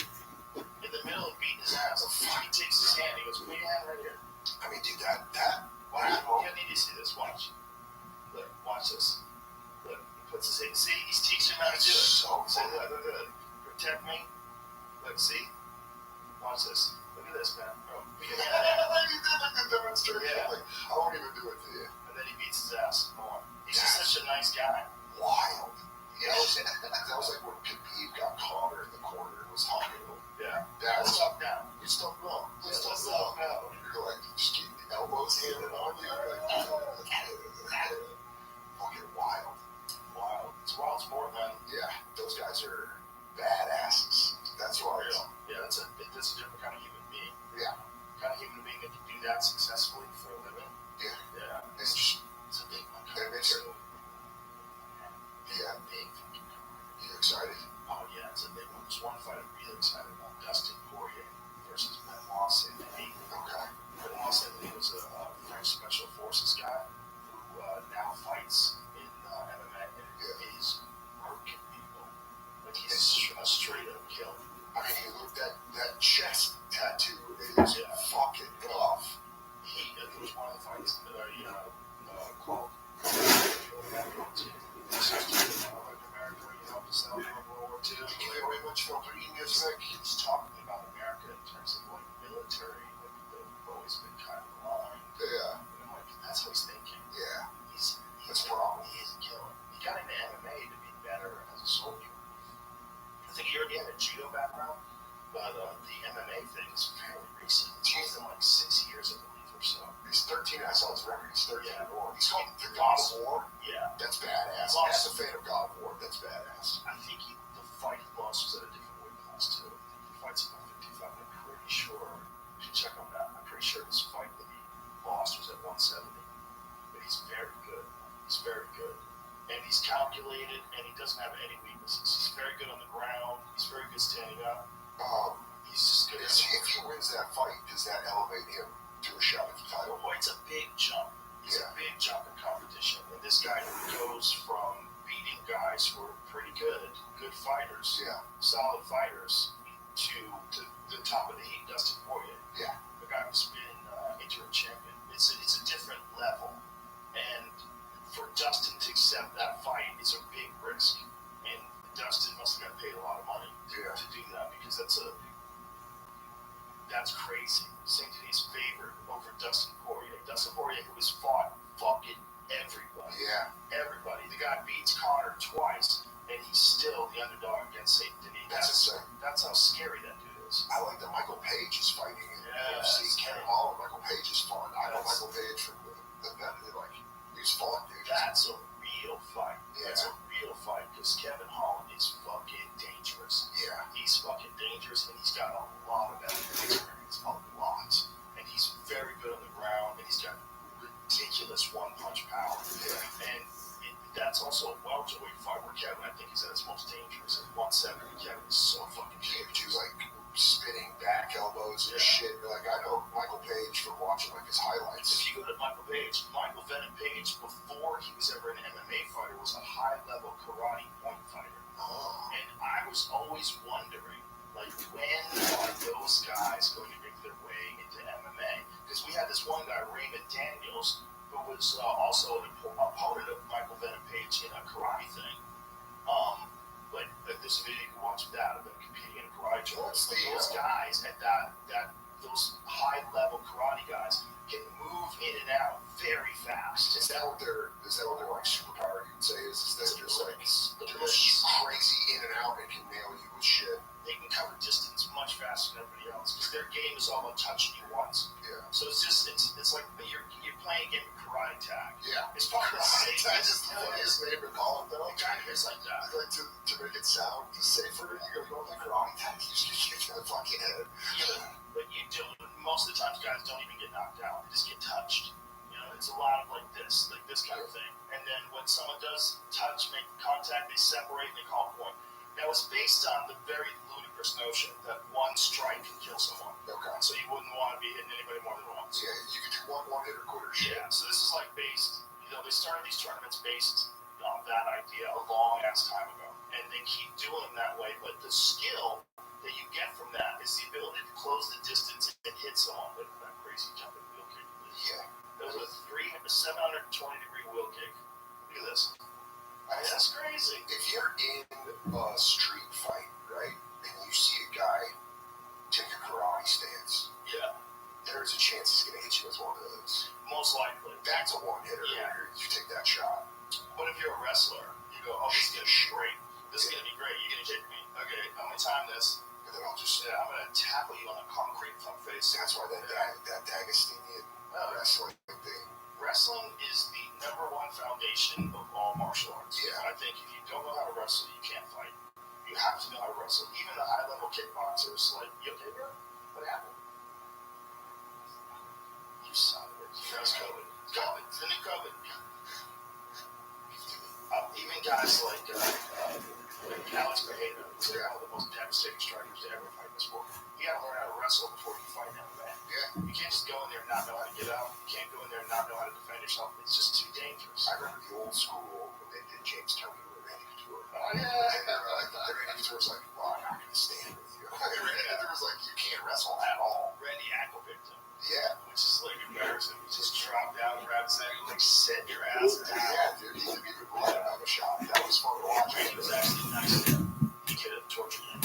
He could have, like, proven a point and just stayed on him and punched him in the face as long as he wanted to. That's why I liked Khabib. Because Khabib just did that to the top guys that could wrestle. Yeah. Guys that could wrestle were like, Yeah. it was like watching someone fight a shark and get brought into the water. And you were like, he's just got you. Yeah, that's what Poirier said about him. Just couldn't believe he was doing that. Can you imagine that? You're just so good that guys at the top level are like, I can't even fuck with this guy. Oh, man, this dude. And he's talking to you. And Poirier tried for a guillotine one time, almost had it. Yeah. It was pretty tight. I watched that. Poirier has a nasty guillotine. Was that fight in London? Or it was, I think I remember watching. What do I remember He could have watching? tortured him. He could have, like, proven a point. They just stayed on him and punched him in the face. That's why I liked Khabib. Because Khabib's the last fight over. Gaethje, did he catch Khabib in a something? I think he tried something and then all of a Tried sudden. a guillotine? Was it Gaethje? Am I maybe remembering it wrong? I thought it was Dustin Poirier. Almost had a guillotine. You probably know more than I do. I I just started getting confused though too. being high and healing in Philadelphia during the day. They're like, we'll put the fight on here. And I was like, that'd be awesome. So we'll go over from London. The story was that he actually likes Gaethje. So he was Poirier. Yeah, it was Poirier. So here it is. He gets him in a guillotine.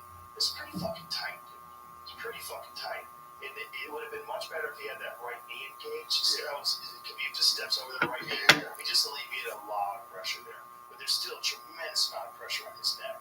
But the key thing here is Dustin tried to scramble and re-engage, but he never got that right knee in play. Khabib kept that right knee from being in play every time. See how he pushed it down and gets sideways? Yeah. That alleviates the pressure from the hips. So now the hips aren't squeezing down on your lower back anymore, which accentuates the pressure. And now he's out. Yeah, he's out. It was the whole key to that. If he was in full guard, Look at how scary it is. Then all of a sudden he's on his back. It's just like, shit. well, that's the problem. Pulling guard for a key. Right here, right, and then he just switches over. Switches over, and then he's just gone. And it's also Dustin needs to take a break here. Yeah. He just exerted an insane amount of energy trying to close the deal. So when you're trying to close the deal on a guillotine, your whole body is involved. Yeah. And you're arcing into it, and and he didn't have the leg. And then he's just, He didn't have that leg. If he had that right leg over, and that's why Khabib, that was his #1 priority. He wasn't even defending the choke. If you notice, the #1 priority is moving over that right leg. yeah, got over it. Because as soon as someone has a guillotine like Dustin does, and they have 2 legs, and you're really trapped, it might be night-night. Yeah. It might be night-night. Because they're pulling down on your lower back, and then they're up on your neck and twisting it to the side. I've been trying to talk. And you can't even get your hands involved. You're just fucked still. Then that was what I was saying last night. You get choked in, it changes your voice. You go like, That's just how the fucking good Khabib was. Yeah. He's so good. It's almost a tragedy that he never wants to fight again. because he doesn't, right? He was like the longest he made his dad. It's beautiful. He made his mother. Yeah. He's gonna have one more fight, and that was gonna be it. It's beautiful. Like, that's a great way to go out. And he's just a badass coach. Yep, and he'll be one of the greatest coaches of all time. And he'll go out as, without a doubt, one of the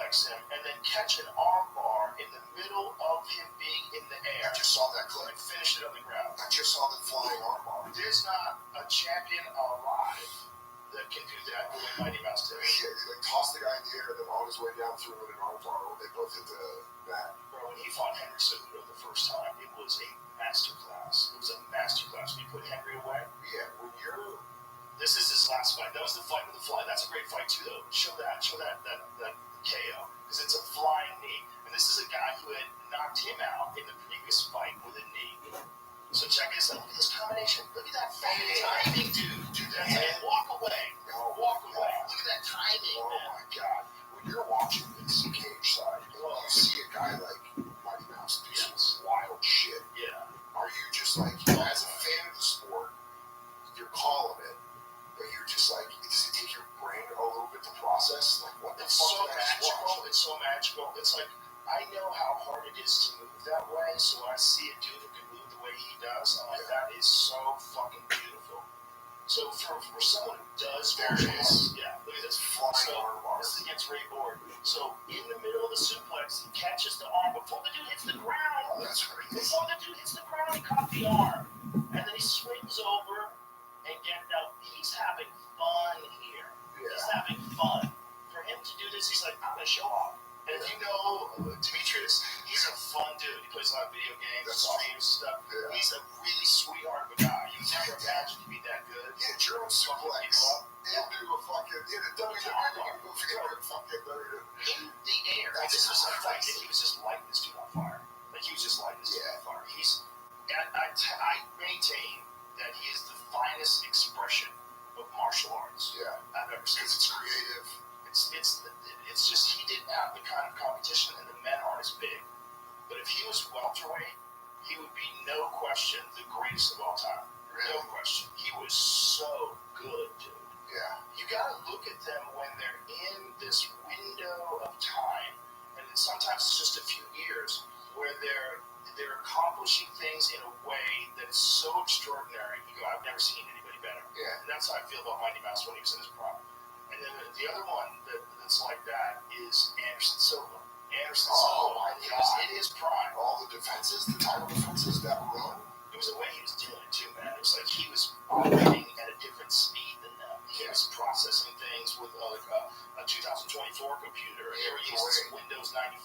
Yeah, the way he would dodge punches all the time. And then I also love, he was part of the reason I wrote that joke about translators in the ring afterwards, because his voice was so soft. And he was like, there's no Portuguese, and they're like, Anderson says he'll kill all coverage. And his voice is so sweet. His voice was like, when he beat Rich Franklin to win the title. yeah, Ace Rich.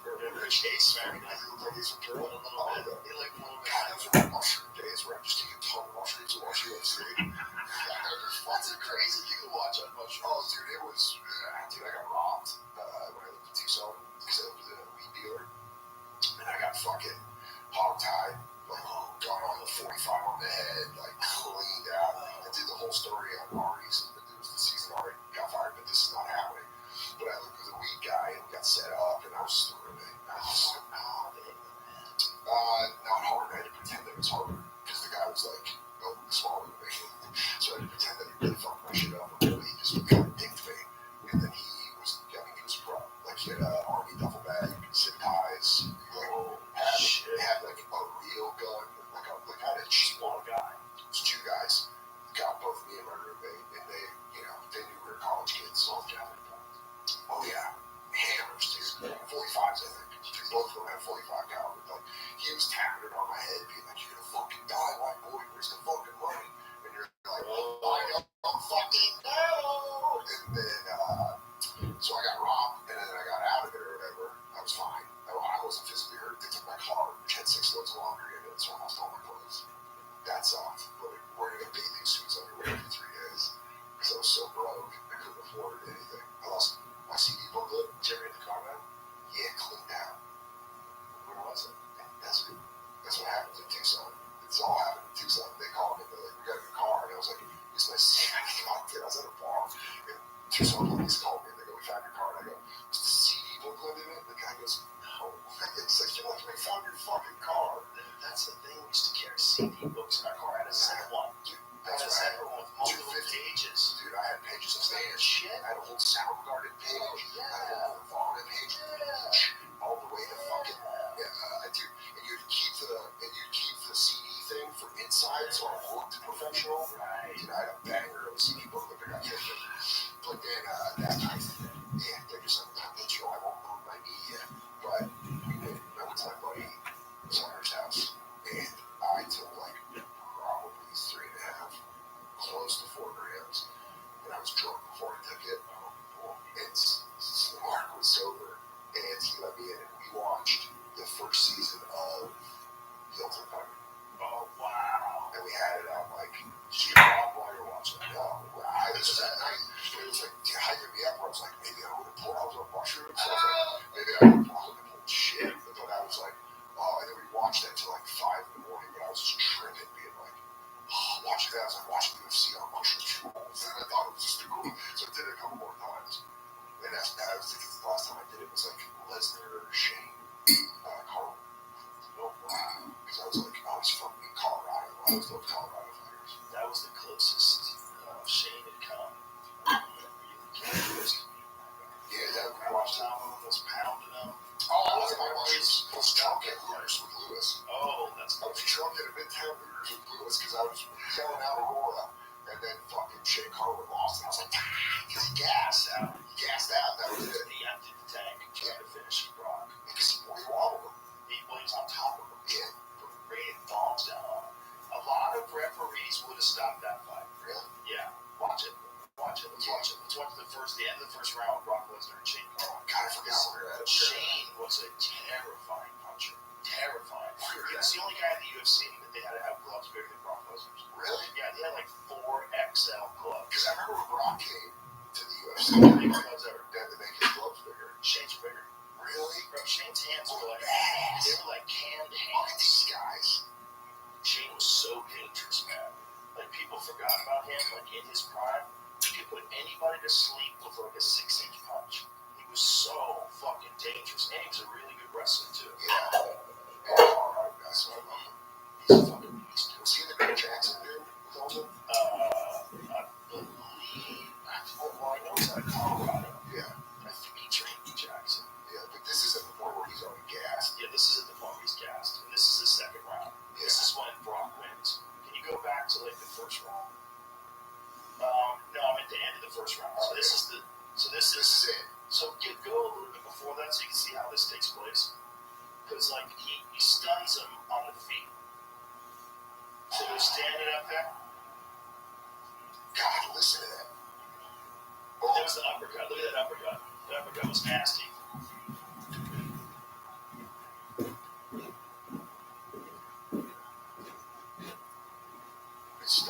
Bro, Shane was so dangerous. So dangerous. I thought it was over right there. Look at this. It could have been over right here. But a lot of referees, man. A lot of referees. There has to be a feeling where you have Brock Lesnar and then you don't, and you go like, fuck. Look at this. Look how close this is. It was so dangerous. So dangerous. I thought it was over right there. Look at this. Fucking pummeled, dude. And this goes on for a while. The thing is, Shane right now is emptying the tank because he thinks he's got the clothes. He's at the end. That's what he thinks. Yeah. This goes on for a while, dude. It keeps going on. Look at this. Big shot. Like right there, stop the fight. Right there, you can stop the fight. But Brock is still pushing him off, but he's not really effectively defending himself. Like many referees would have been like, I've seen enough. Look right here, the blood spraying. Many referees. Damn. But no.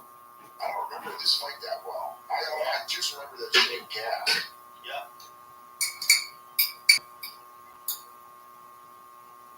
Oh my God, dude. Yeah. The feeling of having someone almost knocked out and they don't call it. It gets worse.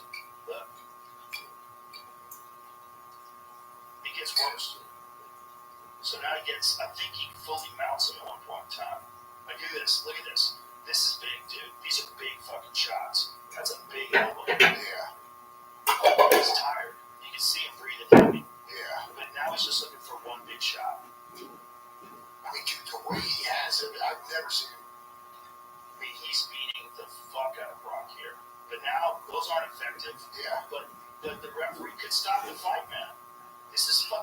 knows this is one of those things where like, the guy's getting beat up so bad, you can make an argument for stopping it. Look at all the blood, but Brock was fighting back. Shane gets on top of him again. Brock can't get up, right? He's getting mauled here. No, but Brock's saving energy doing this, right? Like, he's not. Well, I mean, he clearly had the better gas tank because he made it out of this, and then the second round he was fresh, and Shane was done. Yeah. But Shane right now is done. Yeah. He's done. He's so tired. You have to understand how there's nothing in his arms. He just exerted everything. He emptied the tank. Have you ever seen a fight where a guy does that and then wins by using his legs or something? Most of the time when guys get to the tank that bad, they can't recover. So it's just they're done on everything. And so Brock is scrambling at the end of the round, and he's coming back up. Now he's up. Now he's up. Damn.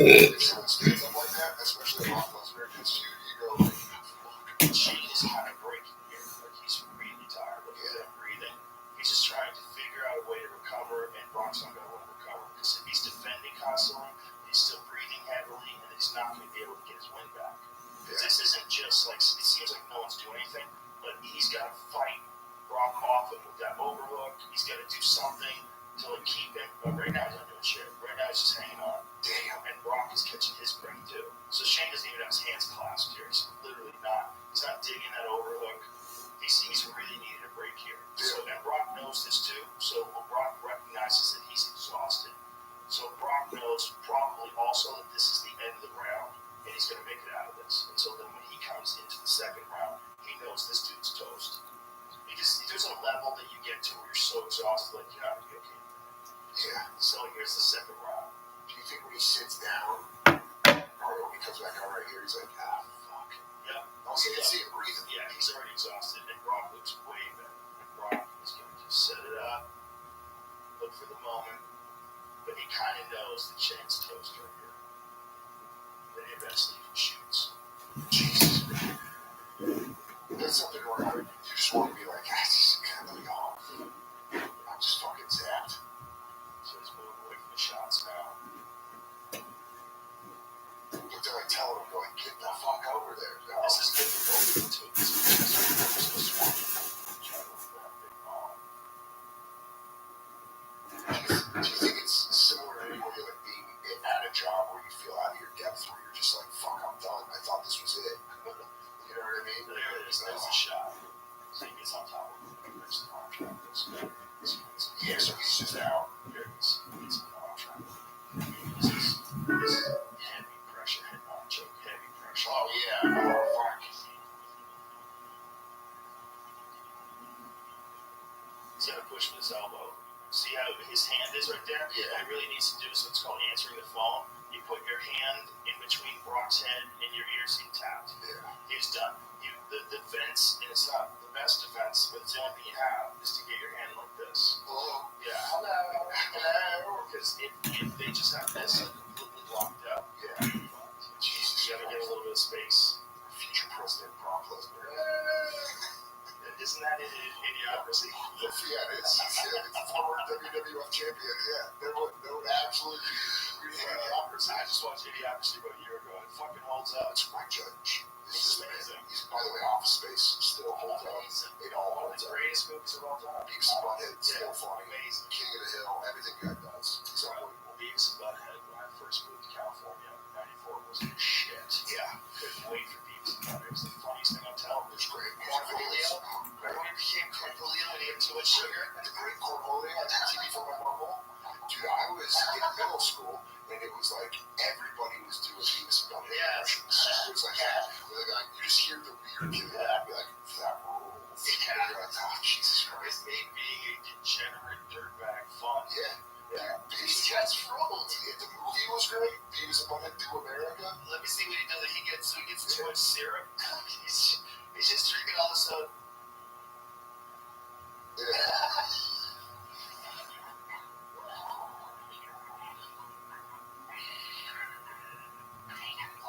Yeah. Got it also. I love it. I remember going to see the movie like pumped, like getting friends together, like Friday night. We're gonna go see Beavis and Butthead Do America. I haven't seen new ones. Aren't there new ones? Yeah, they're doing new ones. Are they good? Did you like them? Because they watch TikTok stuff now. Now they don't watch music videos. They watch like what we watch and make fun of. So it's like that poem. They like watch that. It was great. Yeah, it's Paramount Plus. Okay. It's a very important streaming service. Watch it. It's like a bunch of stuff there. Yeah, Paramount Plus has some good shit on it. It's just annoying that you have to subscribe. Wow, Yeah, old videos. They're old now? Some of them? They, the show I really want to watch is Ronin on FX. You mean Shogun? Shogun. Yes. Yeah, Shogun looks amazing. They put I think there's 2 episodes out right now. I'm going to watch it tonight after shows. What streaming service is that? It's on Hulu. It's FX. Oh, yeah. The show I really want to watch is Ronin. I didn't know there was a remake. Yeah. Original show. Way back in the day. Very excited for this. This looks awesome. It's based on a novel. Oh, it is? Yeah. Okay. I love FX does random shit sometimes, and you're like, this is awesome. They do some great shit. Yeah, they do some great shit. They're kind of like what HBO used. Because I didn't know it was a remake. Yeah. That was a great show. The Shield was very good. Michael Shirtless or whatever. Yeah. So, Shogun American Historical Drama series created by Rachel Condo and Justin Marks, based on the 1975 novel of the same name by. I love FX does random shit sometimes, and you're like, this is awesome. Yeah. Look on the 1980 series. Oh shit. So this was starring. Can you find Richard Chamberlain? That's right. Did you find it? This like they're like white dudes play Japanese guys. No, he was a white guy. No, He was supposed to be a white guy living with the Shoguns. Oh, like kind of like Last Samurai. Exactly. Okay. So basically, like the Tom Cruise movie. Yeah. They just stole that. It's like Shogun. That's totally lived in. Yeah. Like the one white guy fucking kicks ass. Samurai, like get black We're bitch. watching that. We're going. Yeah. Bro, they were raised to sword fight. You shut your fucking mouth. You're gonna lose an arm instantly. You're gonna lose an arm, and then the rest of your life, you're gonna lose. Yeah, and you have no arm. Yeah. Because you're right there, and they got knocked off. So we bought it for $24,600, and I'll sell it quickly for $50,000. I believe that Last Samurai. Exactly. It's like basic. Like, yeah, military advanced by like 100 years now. Whoops. Then Japan was like, Forgot about bullets. I can't you. They didn't want to use bullets too, right? It wasn't an honorable way to kill. Yeah. There was Bushido. Yeah. They're one of the only successful cultures that fought off the Mongols. I mean, you're talking about my favorite video game of all time, Ghost of Tsushima. Yeah. Game's unbelievable. It's a video game about the samurais and the Mongols. Yeah, it's about the invasion of Tsushima Island by the Mongols, and you learn 4 different sword styles, and you change your sword styles to play. Do this game. I played this game, I want to say 3 or 4 times completely. Look at the graphics. It's unbelievable. And it's open world, so you ride around and duel Mongols. You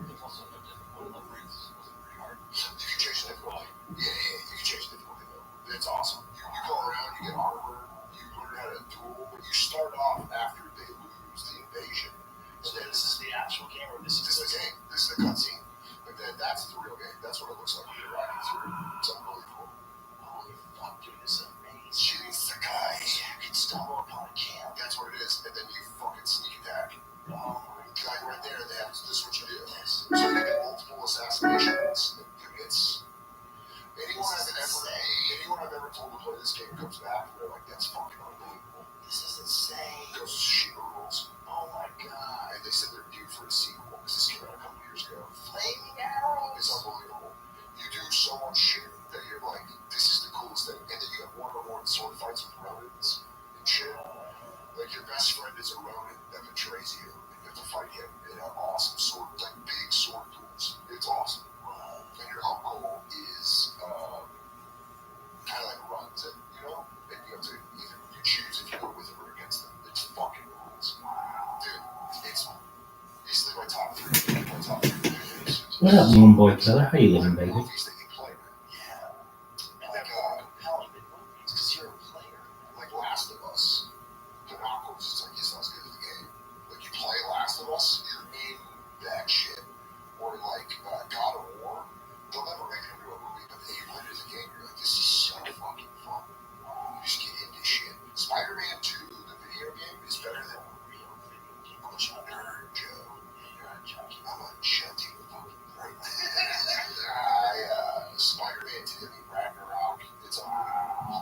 Spider-Man 2 is better than any Spider-Man. The video game is better than any Spider-Man movie they've made. It's as a comic book fan, it's better than anything they've made. Yes. Yeah, dude. Balder versus Kratos, fucking insane. It's not as fun as doing gay war. God, the fucking it's like, I want to suck boy. I'm gonna suck you. Is that what they're doing? That's just so I just make fun of that. Shane and I used to do this. What up, Bagel? It's the actual game. It's a cutscene. How you living? Yeah, that's where you find them. They're like, yeah, friends you can't defend. Does he have just magic? Yeah, it's all about this shit. You basically fight against Odin and everyone of like all the Norse gods, and they find out that you're a former Greek god. Oh, that's awesome. Big fucking rules. When Red Dead Redemption 2 came out, Shane and I were on the road together. I was taking shit on the road, and he would joke that I'm such a nice guy. He's like, "What's your demons? Like, what do you do?" And I was like, "It'd be funny if I like jerked off homeless guys." That's what came out about me. So Shane and I would do a running bit where we'd do a homeless guy and be like, "Hey, watch out, buddy. You're about to make me come." And it's just me being like, "Shut up, I'm gonna fucking jack you off." All right, man, what are you doing? Shane and I would do that for weeks. And then I was out of the country and Red Dead Redemption 2 came out, and I just got this voicemail from Shane that was so excited. He was like, "Dude, have you played Red Dead Redemption 2 yet?" I'm like, "No, I'm not home yet." And he goes, "Arthur Morgan is our homeless jerk-off voice." So the main character of the voice is a guy going like, "Well, hey there." And we're like, "Dude, that is our homeless What up, bro? How you living, baby? That's another game you can do wild shit to people too. Wild shit. But this game you can play 4 or 5 times and not find all the stuff. Like they put that much work into it. Where they're like, "No, this is layered. You can go on treasure hunts and shit that you would never find unless you like went after it." You don't ever wonder if you're like killing too much time doing those things? All the time, dude. All the time. Does it give you anxiety? Yeah, but I also level it by like, all right, if I'm going to spend 30 minutes writing jokes, then I can play like video games for 2 hours. Because I'm high. Oh, that's good. Well, that's good. I might quit drinking or my video game. Going up. It fills the time. Yeah. Because honestly, like 1 in the morning, I'll hang out at the celery till like 1. And then I'm like, I don't know, maybe it has to fun. Yeah, I want to go smoke a fat bowl or play fucking Ghost of Tsushima. So that's the thing. Think about the pleasure that kind of technology gives people. People, their lives suck, but their video game lives are awesome. And it's the joy you get is real. Yeah, you have to deal with post-video game, post-nut syndrome. Like off your belly, and you're like, "I was a Greek god fighting It's bullshit. Yeah, I fought Thor." But it is, they do incredible shit, and that's why it's like it's moving away from movies and shit. Yeah. Like, the Spider-Man movies are really cool, but when you're actually Spider-Man, and you're flying around New York City, and you gotta go fight fucking Venom. You're like, this is unbelievable. It's unbelievable. Yeah. And the price is yeah, it's drugs. Yeah.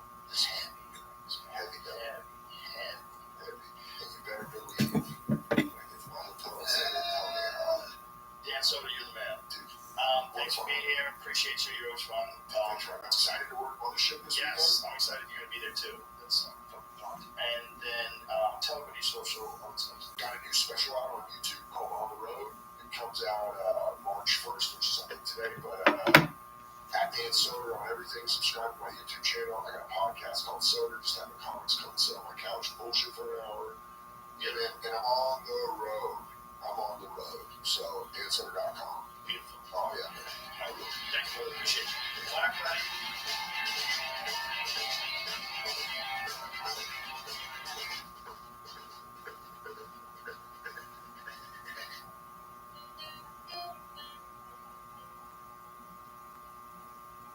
This episode is brought to you by LifeLock. Your tax refund belongs to you, not an identity theft. Over $6 billion in tax refunds were flagged by the IRS for possible identity theft in 2023.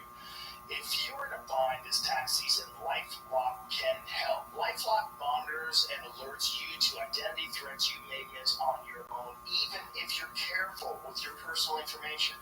And if you do become a victim of tax-related identity fraud, LifeLock has U.S.-based restoration specialists ready to help you solve your identity theft issues. Plus, all LifeLock plans are backed by the $1 Million Protection Package, meaning LifeLock will reimburse you up to the limits of your plan if you lose money due to identity theft.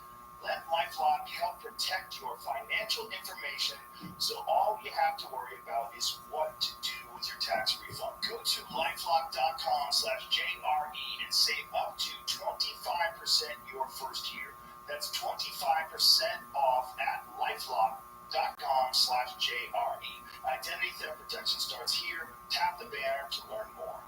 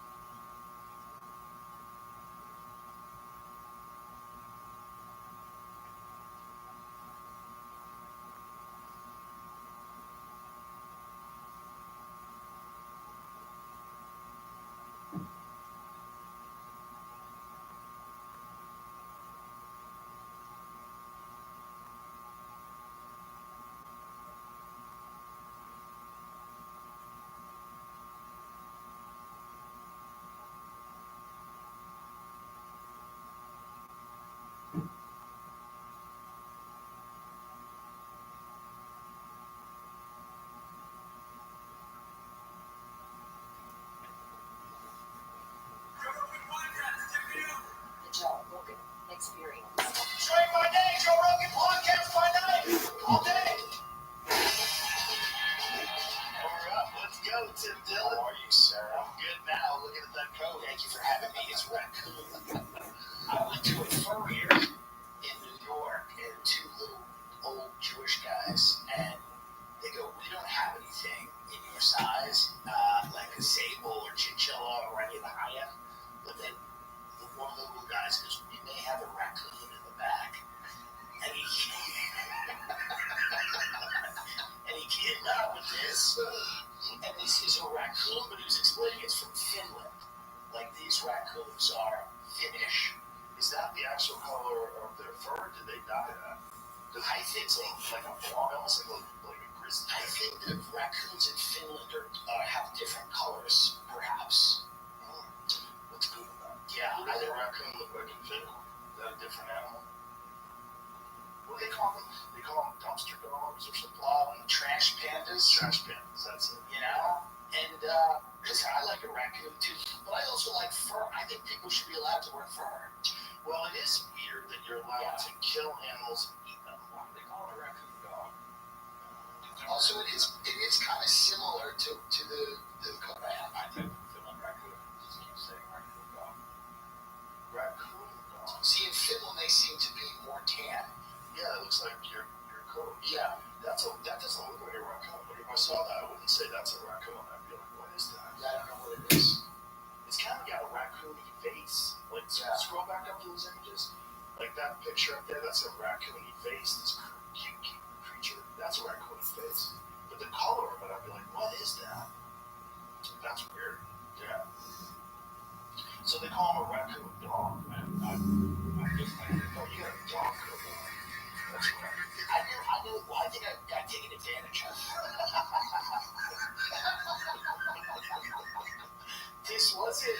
They kind of looked at each other a few times, and this one didn't even have the liner. They put the liner in. Oh, it's a very cheap liner. Oh. They put the liner. I just went in because I was curious about. I don't understand it. I get curious about different things. So these furriers in New York City, a lot of them will kick you out if you don't have an appointment. So one of them just said, "We can't deal with you. You don't have an appointment. Go."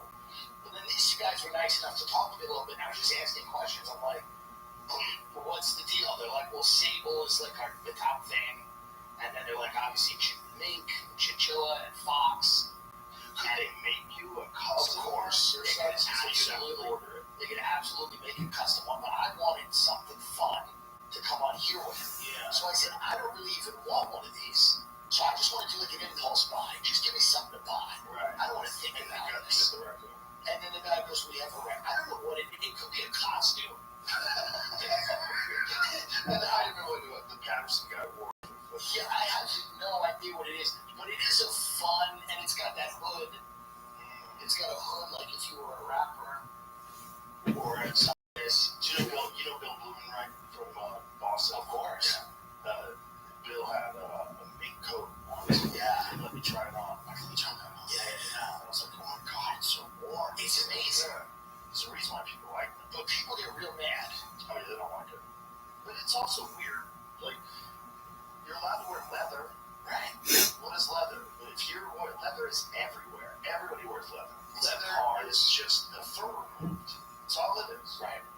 Like crocodile scales. There's a company called Origin, and one of the elk that I shot, we took the hide and had the hide shipped to them. They're going to turn it into boots. Yeah, it's good use of leather. Of course. Well, but that's normal. Nobody gets freaked out if they see leather. Well, wasn't this the entire, you know more than me, but the Native Americans who respected the animals and the environment, it was all about utilizing every part of the animal. Yeah, they used everything they could, and they lived in harmony with them. Like, especially like some of these Native American tribes had these relationships where they were migratory with the animals. Right. Like buffalo and the Comanche, they followed them around, and they used all of their blankets and all sorts of things. Yeah. Their TVs, everything. So to me, I don't understand where it became, so controversial. Because it's really rich people flaunting that they can go have someone murder a mink for them. Right. You're wearing this thing, and you've got all these diamonds, flying and fabulous. It's imbalanced. Right. It's grossly imbalanced. To a degree. A rapper with like hundreds of hands throwing out. But somehow I look balanced with nature in an odd way. I don't even feel like I look rich in this. I look double crazy. Well, you look like a guy on the brink of something, and not a good thing. It depends on what you like. That's a funny guy. My initial reaction when I saw it, I was like, this is awesome. It's interesting because it does seem to me, I understand that people are morally against it, but when you start throwing paint on people, I was in Beverly Hills once, they had outside of a store, they're chanting, and they're trying to intimidate people walking in the store. It just feels silly. I had a girl tell me once she was upset at the comic store that I had I had a hoodie with fur around the edges of it. And she just out of nowhere, when I wasn't even talking, it was something shitty about the fur. I know it's fake. I go, it's fake fur. It's like, it's a fucking hoodie. Right. And she goes, I don't like what it represents. What is wrong with these people? This is a long time ago, by the way. This is not like famous to me. But it was like, this is such a crazy conversation. Like, it's fake fur. I don't understand. I understand people that are ethical vegans who say, I don't want any type of animal product ever. Okay. I disagree with that. And I think a lot of people on Earth would disagree with that. I think the human race would starve pretty quickly if we couldn't eat any animal product. Yeah, that wouldn't work out well. It is also very complicated because the relationship that we used to have with animals, like the animal relationship that you're talking about with the Native Americans, yes, like this tribal relationship where they followed these herds around and hunted them expertly. That is so different than going to Jack in the Box. That's true, and that's what most of what our meat is coming from. This weird subversion of like the natural way of getting food. The factory farming. I mean, there's never been a time ever where in human history where people have stuffed so many fucking animals into warehouses and just beheaded them. But because our population has never been greater, right? It's never been bigger. We've never had more of a burden to feed people. Right. And it's unfortunate the way that it happens. I mean, we've all seen like the footage of like the chickens that don't get to walk around. That's not good. Not good. Also, I think that up until fairly recently, like within the last couple hundred years, it was unheard of to not grow your own food. Right. I think everybody sort of knew that you had to grow some of your own food or hunt some of your own food. Well, that's so hard now because how do you do that in Arizona? You don't, right? Like if you look at the desert, what kind of water rights do you have? Right? Or if you're in Minnesota and it's freezing. So it's just, it becomes difficult to live that. I'm sure that's the ideal way to live.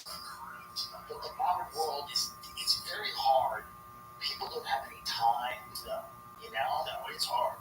And what you know, imagine what we had before they had trucks. Imagine like Surveys Manhattan in January 1700. You can't get an apple. It's insane. Like, there's no fruit. You're not getting fruit. You're not getting vegetables. So what's funny is like there's a show on HBO called The Gilded Age. It's about all these really, like the robber barons and the industrialists, and like they all had these massive staffs of people that would just make them dinners every night. Just crazy. It was crazy. Like they had entire staffs of like usually Irish chefs and cooks and waiters and everything just to facilitate the meal, the daily meal. Like it was very royal, regal, and they would have people just there cooking for them and making their food. And it's interesting to watch because back then it was wild. Like people say it's wild now, and it is wild now because a lot of the haves now can take a spaceship and take a blunt drive around the globe. That's wild. How much? So they did a survey, and 1 in 3 people say they've snooped through their partner's phones, and that's just the ones who admit it. Look, it's only natural to be curious. Who hasn't snuck a little peek at their partner's phone? But that's why you have to use ExpressVPN. Sure, you can put a passcode on your phone or clear your history after all your late-night sessions, but it doesn't matter. Your browsing history is still 100% exposed. Just think about it. Who owns all the Wi-Fi networks you use daily? Your friends, your boss, your parents? Well, if you're using their Wi-Fi, they can see everything. To truly protect your privacy, you need to use ExpressVPN. With ExpressVPN, all I have to do is tap once and boom. Everything I do online gets sent through an encrypted server. No one has access to my browsing history but me. End of story. I've said this for years. ExpressVPN is hands down the best privacy tool on the market. It's easy. It just works. Whether I'm on my phone, tablet, laptop, literally everything. When the app turns green, I'm clean. So, use my special link to get the best possible deal on the VPN that I trust to protect my whole life online. Visit expressvpn.com/Rogan. That's get 3 extra months for free. It's EXPRESSVPN.com/Rogan.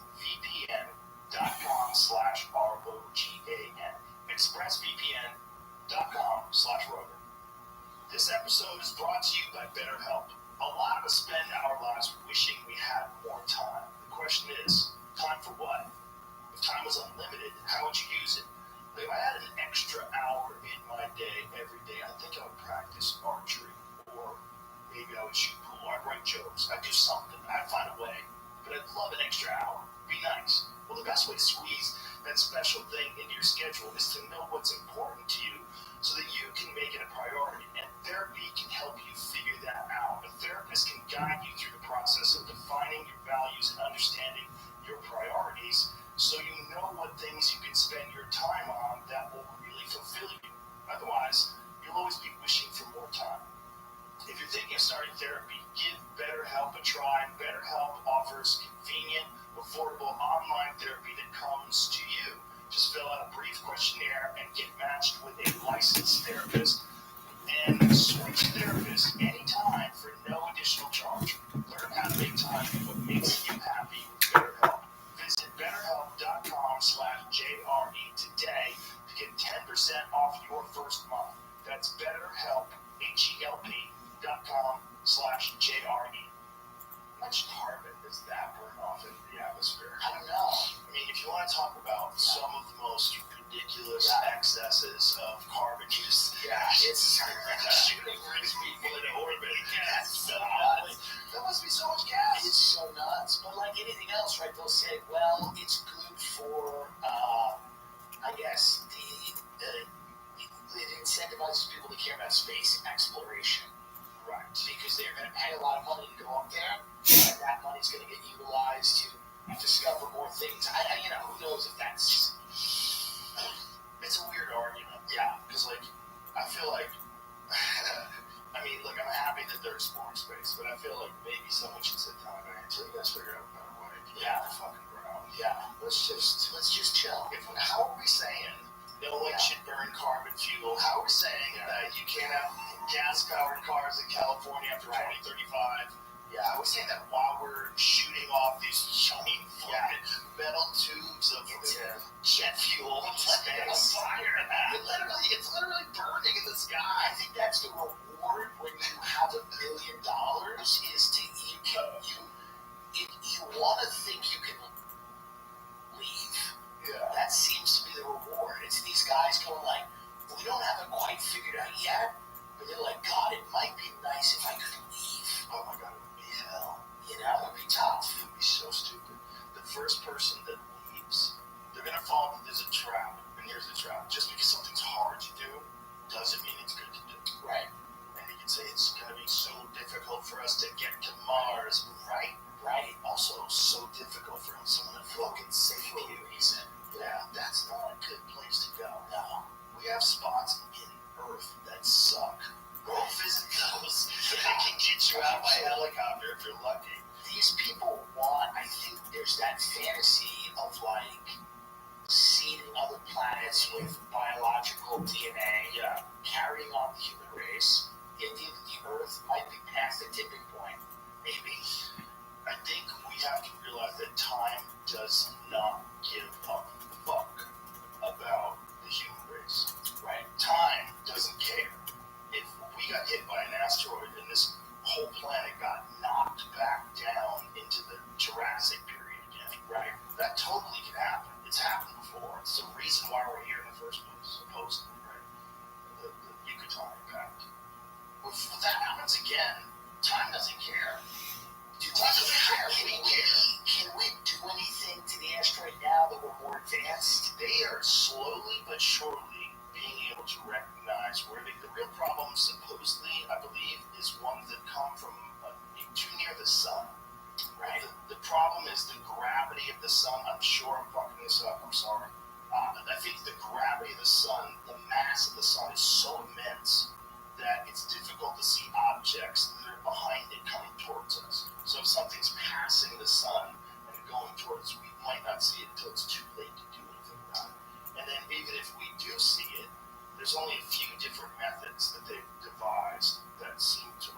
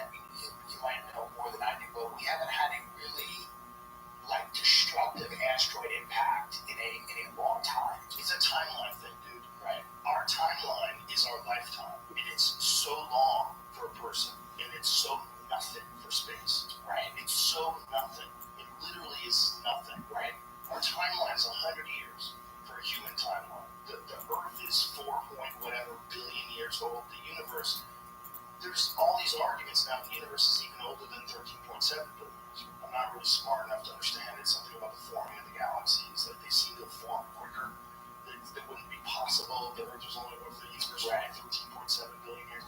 But Brian Keating doesn't agree with it, so maybe he's right. I don't know who's right. But it's either way, we're 100 years of nothing. It's so quick.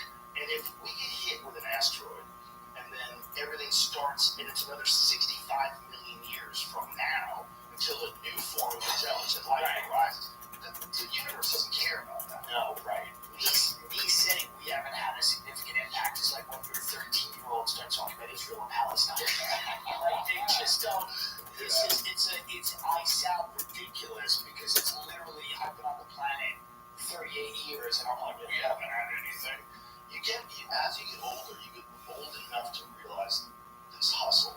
You get, this is a hustle. Like you're pretending like you can do something, right? You're pretending like you can make a life and leave a mark. You're just a movement, right? And you're gonna be gone, and new people are gonna move into that, and everyone's affecting everybody, and we're all working towards some weird goal, right? And some of it involves rockets, and computers, and we're just building wilder and wilder technology. But I don't know if we can escape before something hits. And I have a feeling that's what's happened many times in the past. I think that's the biggest key to the mystery of people. And do you think that we may have gotten to this point? I think we definitely did. Where people were podcasting in ridiculous codes. Yes. And then something comes and ruins it. Yeah. And then it takes billions of years to get back to that.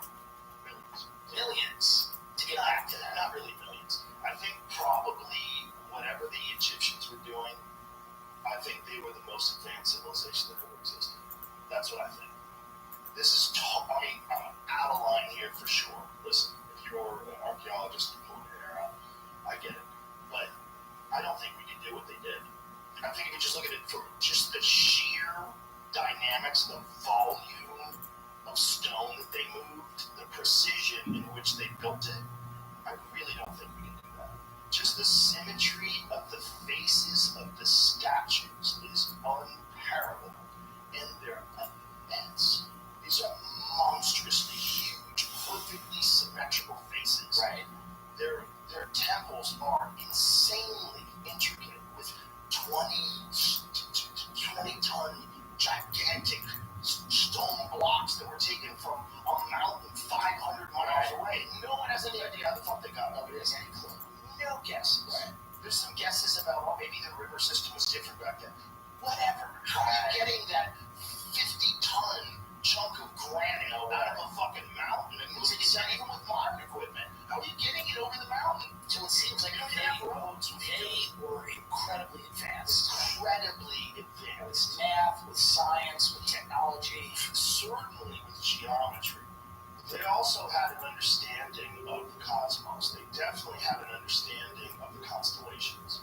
And that's one of the reasons why the fringe theory is that the Sphinx is way older than what they have it currently dated at. It's like 2,500 BC. Still crazy old, right? Right. But what they think is it's probably older than that, maybe even 10,000 or 30,000 years old. And that at these times in whenever the calendar is aligned properly, whatever the year is, it's like exactly where Orion would be staring the constellation Leo. And that's mind-blowing to think about that stuff. I don't know if that's true though. That's a weird one. It's like, how do we know if, like, there's, from the burning of the Library of Alexandria, we lost so much of an understanding of what the Egyptians knew and what they recorded. So there's a lot of weird speculation about this Egyptologist. They look at the old, they have hieroglyphs that show kings that go back 40,000 years, right? And they look at that as myth. Right? So it gets to a certain time and they decide, okay, now this is Tutankhamun, this is Ramses. Are we talking about kings? Biblical times, or even really predating the biblical times? If they're correct, if these hieroglyphs are real, instead of like saying that they're myth because they're talking about kings that ruled the earth 40,000 years ago, where we decided that those people back then were primitive. But if they're right, and if it only existed in a few places on earth, well, that makes sense. Right? That's how it is now. You can go right now, you go to the Amazon, you see people living like they lived thousands of years ago, and then you can see someone here get hit by a car because they look at their phone. That's right. It's like they're both existing at the same time. I think that's probably always been the case with people. There's always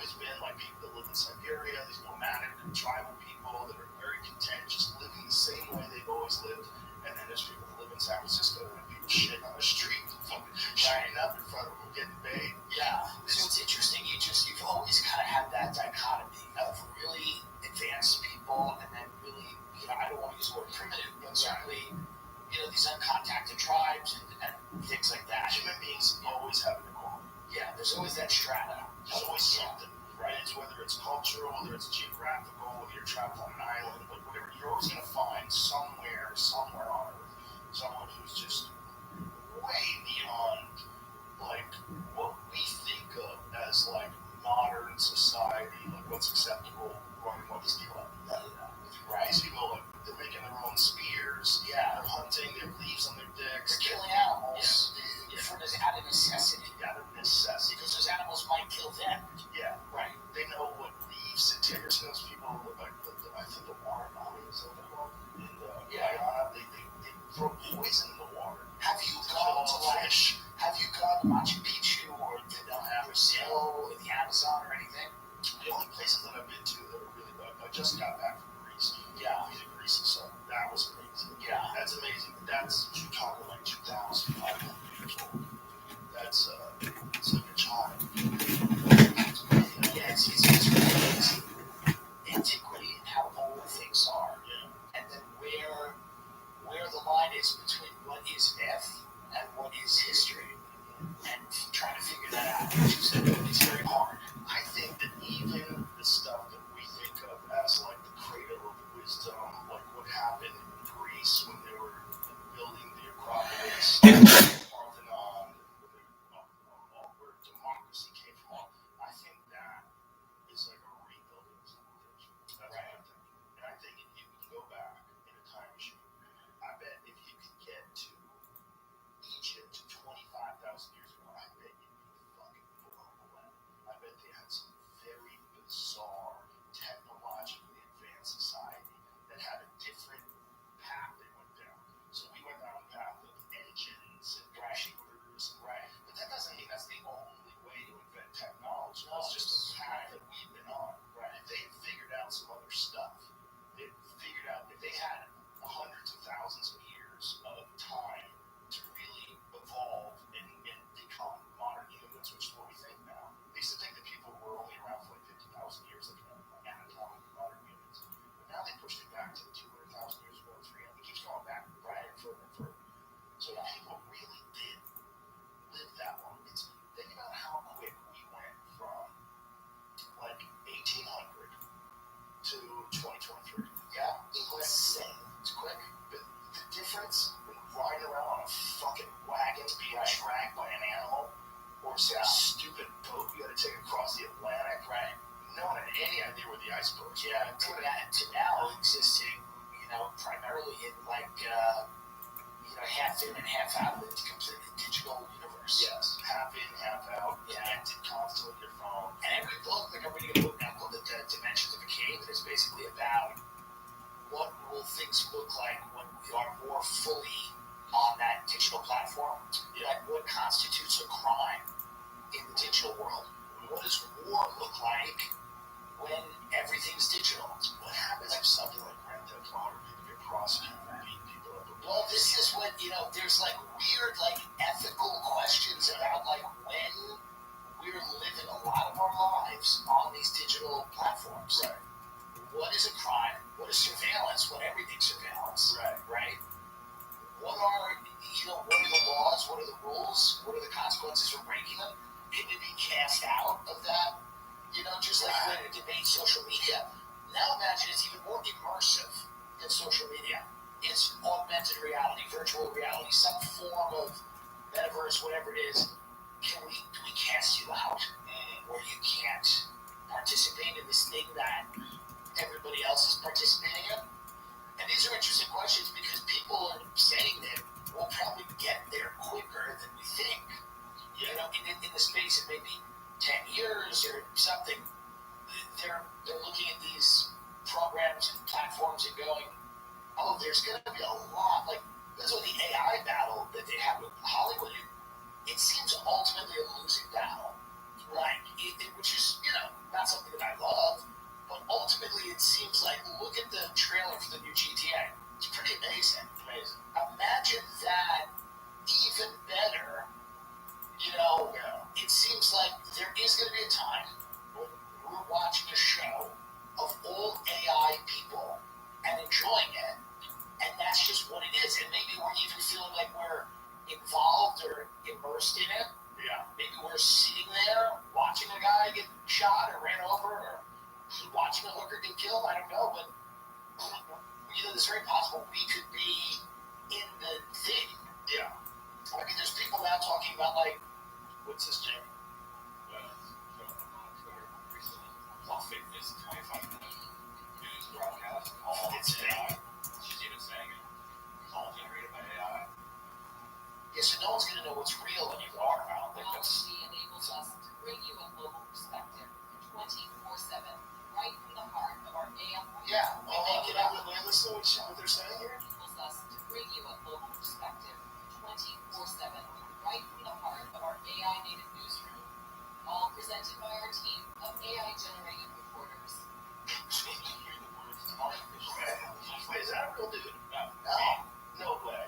It may be at one point, but other stuff. This is AI generated movement, talking, clicking, all that. Oh my god. I see this a lot of news. This is so dystopian. Maybe do AI news though, because the reality is most people can't do much about the news anyway. Right. So AI news, where you just kind of make up stories, Right. might be the future. Or you might heavily censor what you want, and people can choose their own news. Yeah, that's what People are kind of doing that already. They choose their own news. My aunt chooses her news. In her news, Donald Trump has been running the government for the last 4 years. He speaks to the generals directly. Biden has been dead for a while, which, by the way, that's harder and harder to argue with her about. And in her news, Donald Trump will then come back to the throne, but he's still running anything that she goes, anything she tells us Thanksgiving, because anything that could happen with China and Russia, Trump's doing the negotiation, not Biden. Have you seen the Biden ear conspiracy? The No. earlobe conspiracy? No, I love it. Already, I love it. If you And he think thinks old something in his ear. photos of Biden, his earlobe hangs down. As he gets older, his earlobe is connected, which is impossible. That's odd. It's impossible. Like your ear doesn't change its position unless you get surgery. So what do we think? I think he had a facelift. Oh, definitely. 100%, right? Definitely. Which is, by the way, that doesn't work on guys. Right. It doesn't make you look better. It just makes you look weird. Your face is shiny. Russia has different doubles. He has body doubles. He has body So doubles. they 100% can do that. They can do that with makeup. Like I've seen videos where a person is talking and it just looks like some weird old man. Yeah. And they just grab their face and peel it off. Like there's the makeup they can do. It's like Hollywood stuff, like stuff like Rick Baker could do. Sure. Like they have like real It's insane. experts. I did some dumb cameo in a horror movie, and they made my whole head. Yeah. They just made my head. They molded it. It looks exactly like my head, and they cut it off. Yeah. The special effects and the ability to do things like that it's insane. And they can 3D print things now. The technology is so good, and the materials are so good. And these artists are fucking incredible. They can 100% make you look like a totally different person. Oh, for sure. I guarantee you they employ some of those people. Right? If you were going to have someone and they were like a CIA undercover person going into a terrorist organization, wouldn't you fucking have them dressed differently? Absolutely. Different face? Absolutely. Why wouldn't you do that? Well, the things that they're doing at DARPA and all of these things are so far from what they had the internet in the 70s, right? They had a version of it. Did you see this new stealth bomb? No. Oh my god. So they're doing stuff that's far beyond our conception. Yes. They're doing some wild shit that they're telling us about. Right. This is from the Drinking Bros podcast. I'm going to send this to you, Jamie. This episode is brought to you by DraftKings Sportsbook. With all eyes in the NBA, now is the perfect time to get in on the action with DraftKings Sportsbook, an official sports betting partner of the NBA. New customers who deposit $5 or more can get a no-sweat bet up to $1,000 back in a bonus bet. What's a no-sweat bet? It's like getting an offensive board. Missing your first shot, you get another chance to score. You heard that right. Get a bonus bet back in the amount of your original bet if your first bet doesn't hit. That's amazing. Go download the DraftKings Sportsbook app now and use the code ROGAN. New customers can get a no-sweat bet up to $1,000 if your first bet loses. Only on DraftKings Sportsbook with the code ROGAN. The crown is yours. Tap the banner or visit this episode's page to learn more. Must be 21 or older. Indiana only. One no-sweat bet per new customer. Issued as one bonus bet based on amount of initial losing bet. Bonus bets expire 168 hours after issuance. Deposit, wagering, and eligibility restrictions apply. Terms at sportsbook.draftkings.com/promos. Gambling problem? Call 1-800-9-WITH-IT. This episode is brought to you by Policy Genius. If life insurance isn't a part of your financial plans, it should be, because it's an easy way to protect your family and give you peace of mind. It's a big relief to know that my loved ones will be taken care of if something happens to me. Now, where do you find good life insurance? Well, just check out Policy Genius. They have licensed, award-winning agents and technology that makes it easy to find and compare life insurance quotes. With just a few clicks, you'll be able to see what America's top insurers have to offer.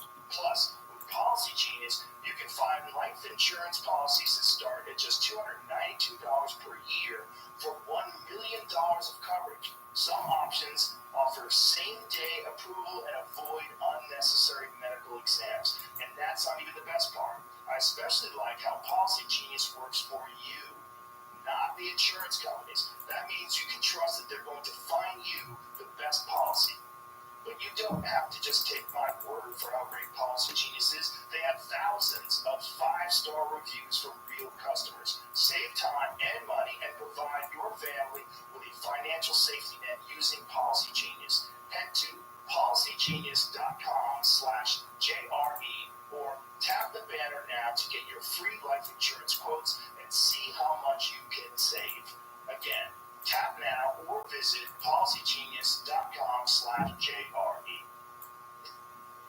And this is our new stealth bomber.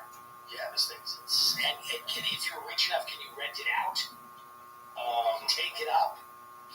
No, I don't think it has humans in it. Yeah.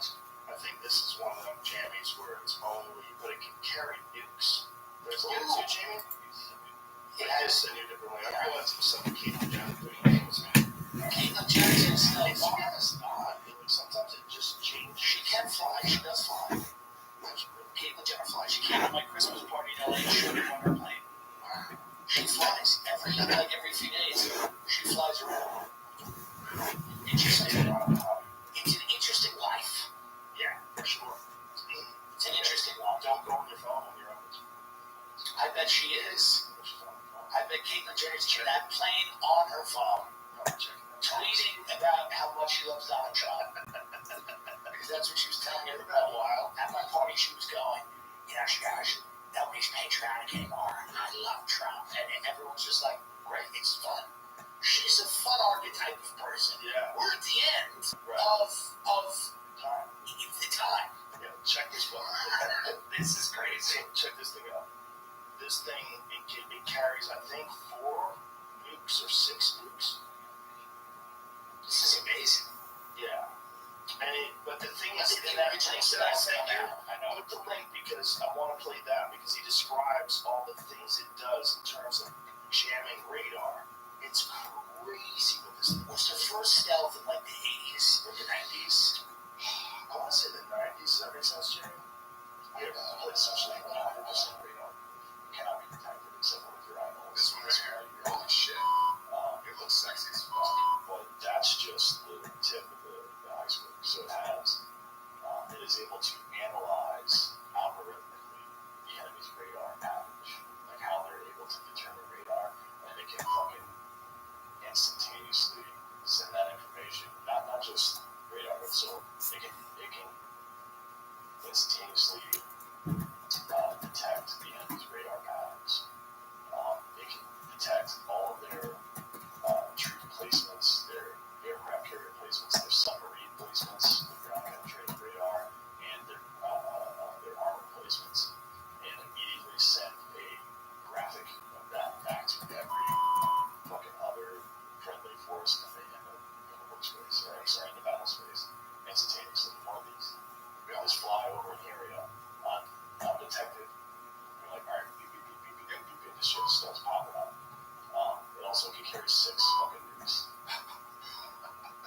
their crap is, especially 100% real. Jesus. Well, we need How it. wild is that? Well, we need it. You know, we're heading into perilous times, and we need something that can carry 6 nukes. Invisible 6 nuke down. Right. That can detect everything instantaneously. Yeah, but China's got it, and Russia's got it. They have good stuff over there. That's why we gotta have that, right? I think that might be the top of the food chain. We'll see. We'll see. That might be the Don't top. count out the Chinese. I wouldn't count them I out. wouldn't count them out. They do a really good job of siphoning information. Oh, they might have stolen that fucker years ago. Corporate espionage. China did that. They're so good at it. Well, also, we let them in. And we let them buy companies. Oh, yeah. Which is wild. So DeSantis, by the way, which I think this is good, he's basically, and the real estate lobby's fighting it. He went out in Florida, he's like, we got to make it harder for Chinese nationals to just buy property here. Right. And then the real estate lobby's like, hey man, you're fucking up a good thing. Yeah. We like making money, we like earning commission, and China's a huge buyer of U.S. real estate. So all these real estate people, the BlackRocks, are coming into DeSantis and going, hey, we can't have this. You have to let the Chinese play. It's real weird. Like they can buy property, like a certain amount of property here in areas that were like, hey, isn't that kind of close to a military base? Like, Oh, yeah. Isn't that close to infrastructure? They bought the Waldorf Astoria Hotel in New York City, which is where the president used to stay every time he went to New York. They bought it. Now he stays at the New York Palace. But it was just a fun thing to do. They were like, oh, where's the president stay? Let's buy that. We're going to own that. And they own it. And they just flipped it to condos. They don't care. So the thing is, so much of these cities, Miami, New York, LA, even Austin now, a lot of this real estate investment is foreign. People that are laundering money, washing money, hiding money. Yeah. And that's why the prices of real estate keep going up no matter what happens. Rates go up to 8%. It's still more money. A friend of mine was telling me about this apartment building he lives in Manhattan. Yeah, it's just filled with empty apartments. Oh, Like super expensive, empty apartments, and it's just like Russian billionaires pulling up, and it's just Russian fertilizer magnets and Chinese amusement park tycoons. Just weird configurations of I humanity. wonder what percentage of those giant luxury apartments that are purchased Oh. are unoccupied. Tons of them. It's wild. Tons of them are. And people just stash money there in case the government in their country decides to get cute. Right. And I love some of that. And that's what happens. So when you walk around New York City, you look at all these buildings, right? And here's what you see. Cheers.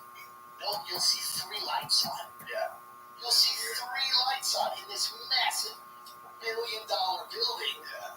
Cost of construction was $1 billion, and there's 5 people home. Where's everybody else? Where are they? Are they at dinner? No, it was a scam. It's a vertical money laundering scheme. When I understood, because I was a tour guide in New York, and I used to ask all these questions all the time ago. So what happens? The Chinese people come here, and they go, well, we love Central Park, and they want to live there. And they go, yeah, but they spend maybe a few weeks a year. That's it. Some of them spend nothing. And a lot of foreign buyers will not just buy 1 apartment. They'll buy 10. And they'll just stash their money. They'll have a floor of the building. Maybe they'll throw a kid in at NYU. You go become non-binary. Disgrace us. I'm going to stay home and run a business. You go to New York and become non-binary. Have your moment. Have your time. And we're going to sit back in China and chill. But a lot of times these things are completely empty. It's criminality. It's wild. It's a good method to move money around, though. It's really smart. Oh, it's really smart. And it's great because real estate is perfect to launder money. You can buy it with Shell Corp. You don't have to buy it under your name. Right. You can buy it under and by the way, you can disguise that Shell Corp with 100 other Shell Corps. So that nobody's going to go through. It's like a pad where they'd have to keep flipping pages to find the actual owner of the actual company. Well, wasn't this part of the problem? Yeah. The Ukraine stuff. Oh yeah. That was part of the problem. I don't know what you mean, but I agree. No, it's Hunter Biden. Yeah, it's The family. There was a bunch of shell corps there. Oh yeah. Hunter Biden's an attorney, number one, and he did some financial investments, but he certainly had a very healthy budget for fun. And he had a budget for extracurricular activities. And where does that come from? It's a slush fund that comes from a lot of shady dealings. This guy had no expertise in energy. He was working he's a consultant for Burisma, a Ukrainian energy company. And now we've given Ukraine, I don't know what it is, it's an insane amount of money. I think the last count was, is it $170 billion? How much money have we given to Ukraine? And it's just interesting that that's the country that our president's son was having his little internship. It's just a coincidence. I know. Sometimes coincidences happen. But it's no, we can't, you know what it is? It's like, I watch the worst people in the world. The people in Beverly Hills who like scream at valets and yell at their nannies. And they're not humanitarians. Right. Overnight, they love Ukrainian flags. Yeah, it was interesting. They don't care about Darfur, the Sudan, anything going on in Africa. They don't care about any of the problems happening in countries like Yemen, but they all immediately decided, almost overnight, that the only humanitarian crisis worth caring about was the Ukraine. Well, when baseball season's over, football. That's what it is. That's exactly what it is. That's what it is. It's sports for dorks. Just how much aid has U.S. sent to Ukraine? Total $75.4 billion. I think there's more. I think that's More too, but this is. And you know how much of this aid disappears? First of all, is it funny that we're saying $75 billion? I think it's more. I I think think that's a it's low not. number. But how much of this aid disappears off the backs of trucks? Right. Oh, it's 113, but I don't know. This is past president. And by the way, you can start looking into how much of it is just evaporated, how much of that money's disappeared, where it went. There was this one story about this one guy who had pilfered off $1 billion, so they didn't even arrest him. They just made him resign. Yeah. I was like, what is that story about? Yeah. I read the headline. I was like, I'm going to get to that eventually. Right. Did you see that story, Jamie? Whenever you're dispersing money in a war, it's always strange because you have to pay people off. Oh, yeah. It's a perfect place for things that disappear, money-wise. One of my favorite moments during all this was the New York Times going after Pam Zones. Oh, sure. Did you see that? For what they had reported. They said to her, what evidence do you have that Ukraine is corrupt? And she said, your fucking newspaper. Yeah. From just a couple of years ago. Well, it's It like was like 2017 or there was a million Vice documentaries about how Ukraine was the home of white nationalism. The thing we were all, supposedly, this was the greatest threat to human civilization. Right. And we were told that every single day. This country, the Ukraine, was a white nationalist country that had lots of these groups that fomented terror and they were going to start working with the white nationalist groups in America. And that's what, there was articles written about that. There were documentaries about that. All of that went out the window. Do you remember? Went out the window. Who was it? Was it Jon Stewart that gave that dude the award? He gave the Nazi. Yeah. And Stewart doesn't even know. It's like, this guy's a hero. You pin something on him. But they're avowed neo-Nazis in that country. They have SS tattoos. This is not a conspiracy theory.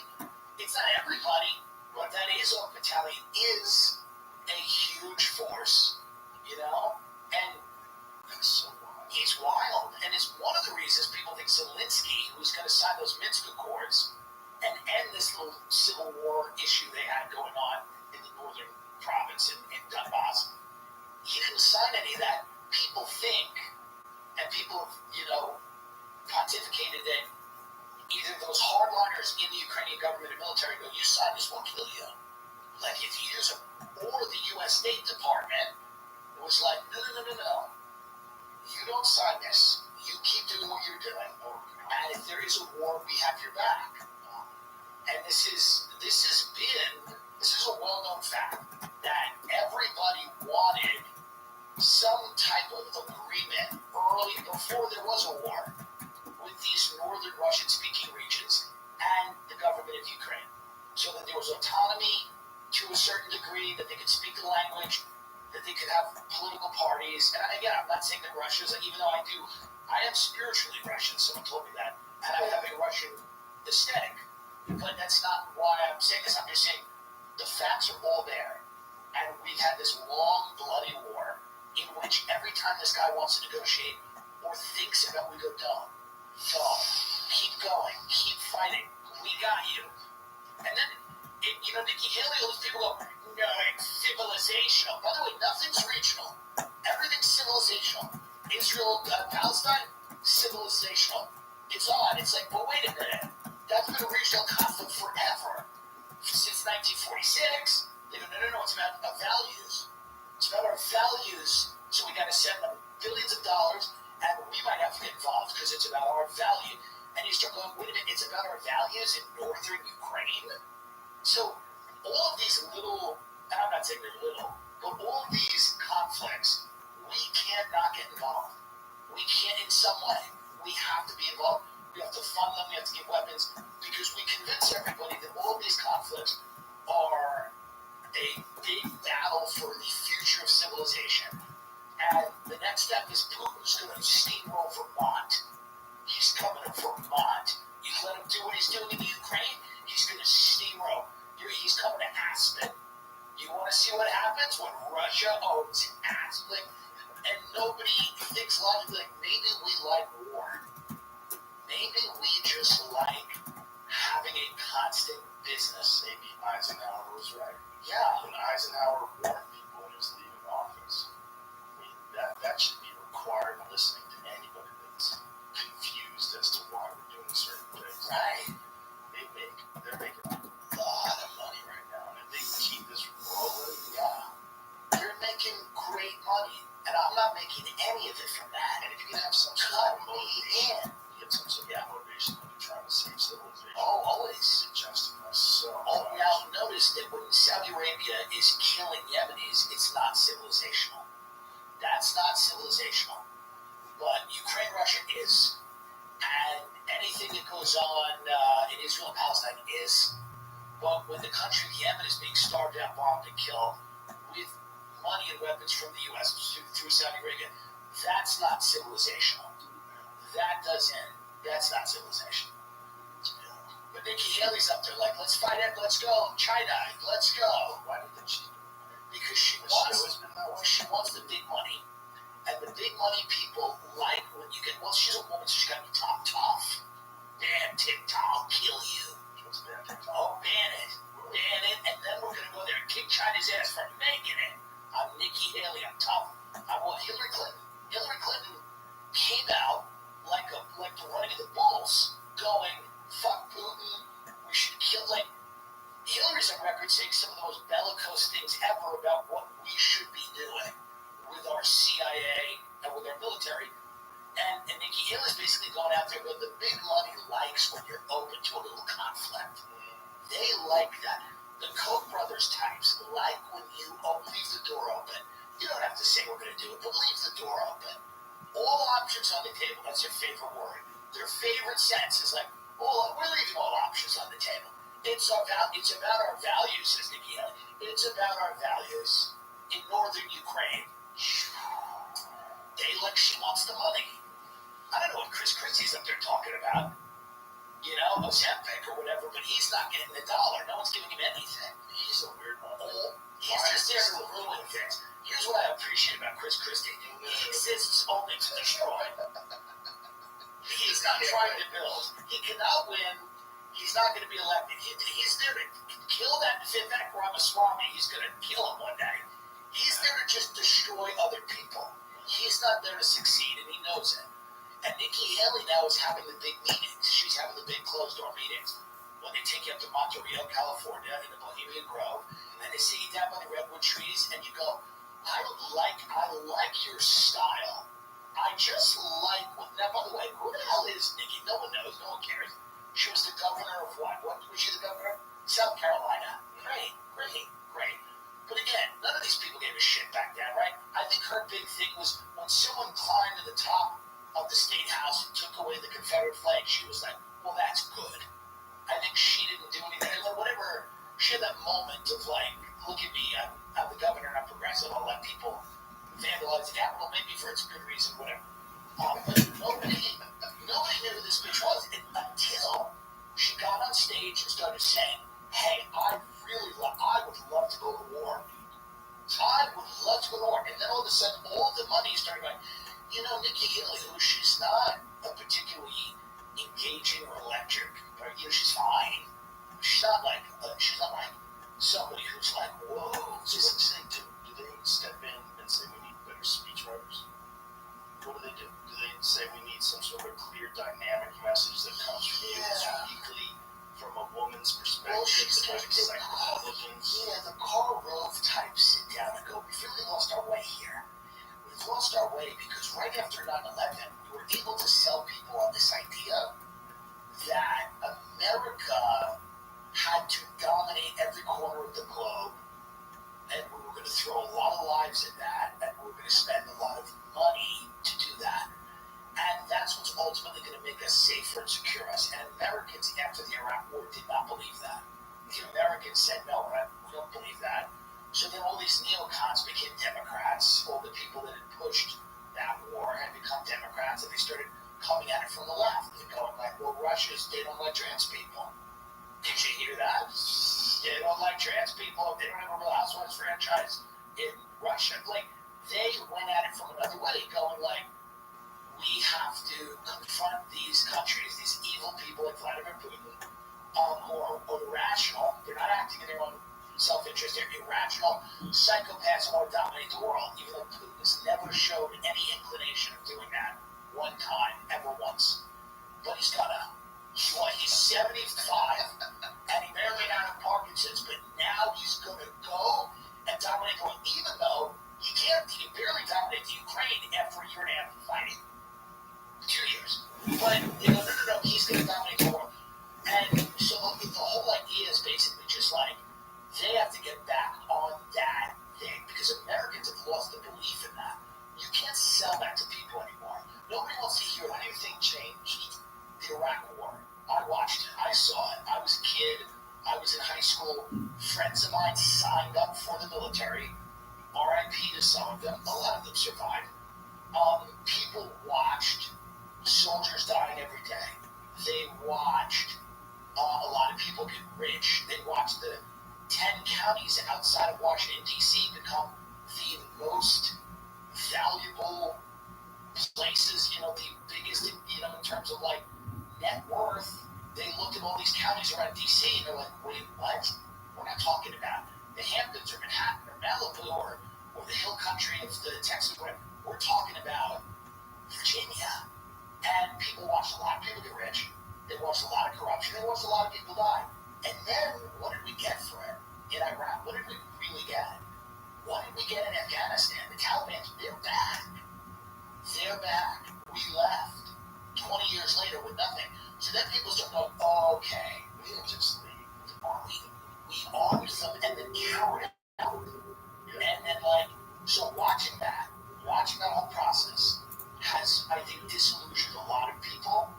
In my generation, I'm 38, and we're looking at all this shit. We're going like, dude, nothing you promised us happened. Right? We don't feel safer. It doesn't feel like we're safer because we invaded Iraq. Have you ever entertained the idea that they left behind all that equipment so the Taliban could become a threat? They would justify the fact that it's a circular thing. It's a circular options on the table. Let's put it on the table. Nikki Haley will be back in there in 3 months. She'll go in there. She'll go, well, the way, and women are being trained. Because it's always a tug at your heartstrings, because we all agree that we shouldn't throw, most of us, we shouldn't throw gay people off the roof, and we shouldn't stone women. We all agree with that. And that's the things they trot out. Yeah. They go, women are being stoned. Meanwhile, they're letting people into America who, some of them want to stone women, and some of them will throw gay people off the roof. And if you question that, you're a Nazi. Did you ever see some of the photos of Kabul from like the 1970s. Yeah, it was fucking the spot. It was amazing. It was the People would spot. go there all the time. It was great. They would take vacations there. Also, Iran, Yeah. before the coup, Yeah. was this progressive place. Yeah. And we realized, the British and the United States, that's not going to work for us. We'd actually rather them to be scary, Yeah. because then dictators will, work with our companies. That's why that Osama bin Laden letter to America. Oh, yeah. Viral on TikTok. People are like, wait a minute, what? My 12-year-old cousin's in Al Qaeda. He's walking around going, this motherfucker makes a lot of sense. Got a lot of it. But that's the problem. It's like the problem is that when bin Laden did that, we were told the dumbest thing ever. He hated us because of our freedom. He hated us because of our freedom. It's our freedom, and then what we needed to do is give people our freedom so that they didn't hate us. It was this Manichaean good and evil thing. And I bought into it. I cannot count the amount of parties I was at, coke to my gills, screaming about the need for the Iraq war. I was like, we're over there and smoking a cigarette. You don't understand. We're over there. I was like a fucking parrot chick. I was running around Long Island, drunk in my car, coked out of my face, screaming and yelling that we needed the surge. We need a surge. And they got me. They got me because I felt good about it. I went, this makes sense. We're America. We have freedom. Right. I have freedom to sell subprime mortgages and do cocaine. They should have that. Right. And we need the surge, and we need money, and we can't give up, and we can't stop. And John Kerry's a pussy. And he went to Vietnam to just, take photos or whatever he did. And I totally bought into all of it. I was bought into it, and now I was on a lot of drugs. You're also young. I was young. I was Being patriotic like that, like blindly, blindly. is Blindly. super common. I remember this girl goes, and she said something to me. There's one of these girls who was like a little bit more like, not buying into it. Right. And then she was like, she goes, do you ever think what it would feel like to be in a house and just have your city bombed? Like, I know that you're saying this is all for a good reason, and this is to liberate them. But do you ever think about what it would feel like to just be in a place and then just hear bombs and things are shaking and everything? And I was like, no. But things like that will stop you, right? Things like that stop you to track something. You go, oh, that would suck. When Callan was a kid, Yeah. he was in Beirut Wow. during the bombs. Interesting. Yeah, he experienced that. It's interesting because I That probably fucking sticks with it sticks with you for sure. grow up. Yeah. Blocks. There's just this is the thing with Israel and Gaza right now. Like everyone thinks Israel should and does have the right to respond. Obviously, they have to secure their country, right? They were invaded. We get it. The problem becomes when people are just watching massive civilian casualties all day on TikTok. There's a certain level where people they lose their tolerance. They go, "This is a lot," and I think in the modern world, people don't have the stomach, and nor should they, to see this level of death and carnage. Especially for innocent children. Yes, When you see people being pulled out of rubble with babies. it's tough. Hard. And 2 years ago, it was idiots dancing on it in pajamas, and these kids go, "What happened?" It used to be Charlie D'Amelio doing the hula hoop. Now it's people being pulled out of the rubble, and kids are like, "What?" So it doesn't work anymore. Like this type of all-out conflict, it doesn't work. And I appreciate Israel's position because it's a tough position to be in. That being said, it's not going to work. If we had TikTok when we were in Fallujah, it would have been crazy. None of it. All Just these, the stuff that got out about the what is it called? Which prison? Some ground? Abu Ghraib. Abu Ghraib. With the fucking dogs. Yeah. They were doing people. That cigarette smoking girl in England, who now, by the way, works at a strawberry festival. I found that out on my podcast. I swear to God, Lindy England, the chain smoking cigarette girl, who tortured those guys in Abu Ghraib, literally was one of the sponsors of a strawberry festival. I forget where, but it's did. I thought, everybody has a second act in this country, by the way. Everybody. Doesn't really matter what you've done. Everyone has a second act. OJ's on his third act. Trump's on his third or fifth, sixth act, seventh act. Everyone has a second act. If you're still on the planet in this country, that's the thing about Russia. They had to kill that guy Prigozhin. You don't get a second act there. That's not the way it is. They don't have a mechanism. They can't give him a reality show. Prigozhin doesn't get a game show. They got blown out of the sky. In America, like Hollywood would love Trump. Now, if Trump was, I'm not going to run for president. I just want to do a big show. They would build a fake White House in Burbank tonight and let him do. And they'd give him Emmys. They'd pretend it was all good. They'd hug him. It wouldn't matter as long as he doesn't do the thing they don't want him to do. I don't think that's true. I don't think he ever comes back. I don't think they ever let you back in. Well, no. He just said, I'm not going. Well, look at that. He drove the people. Ellen's hugging him, going, we love him. And then people go, he wasn't that bad. He was much worse president than Trump. He did much worse to America. But I think if Trump just said, I'm abandoning politics, Hollywood would be there in 2 seconds because they don't have any morals. They're amoral. So the thing about Hollywood, they don't care. They're only thinking about what can make them money and what will get them in trouble the least. But don't you think that in this day and age, being moral, or at least like signaling that you're moral, is an important part of Hollywood? It didn't exist before. So they did a survey, and 1 in 3 people say they've snooped through their partner's phones. And that's just the ones who admit it. Look, it's only natural to be curious. Who hasn't snuck a little peek at their partner's phone? But that's why you have to use ExpressVPN. Sure, you can put a passcode on your phone or clear your history after all your late-night sessions, but it doesn't matter. Your browsing history is still 100% exposed. Just think about it. Who owns all the Wi-Fi networks you use daily? Your friends, your boss, your parents? Well, if you're using their Wi-Fi, they can see everything. To truly protect your privacy, you need to use ExpressVPN. With ExpressVPN, all I have to do is tap once and boom, everything I do online gets sent through an encrypted server. No one has access to my browsing history but me. End of story. I've said this for years. ExpressVPN is hands down the best privacy tool on the market. It's easy. It just works.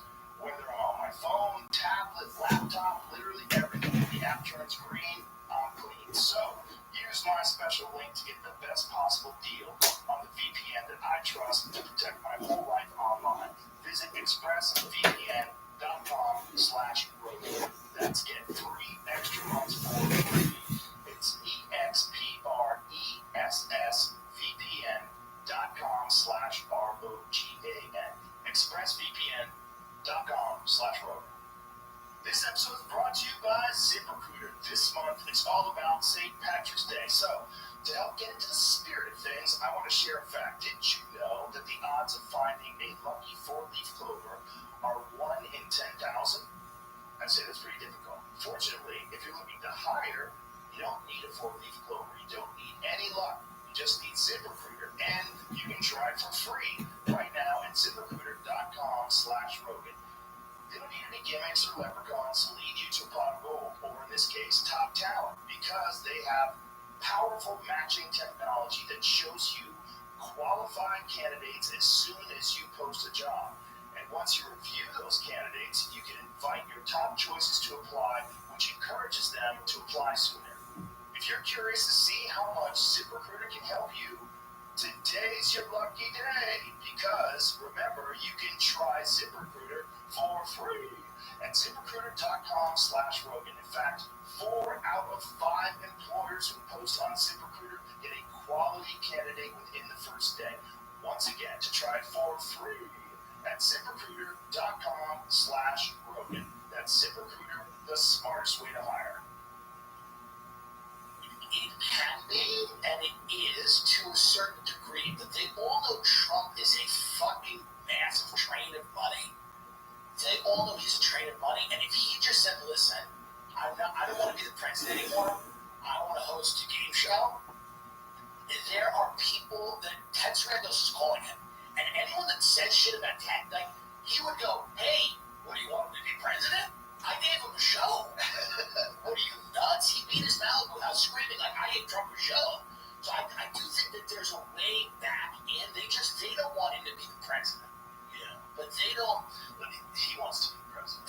probably be the president.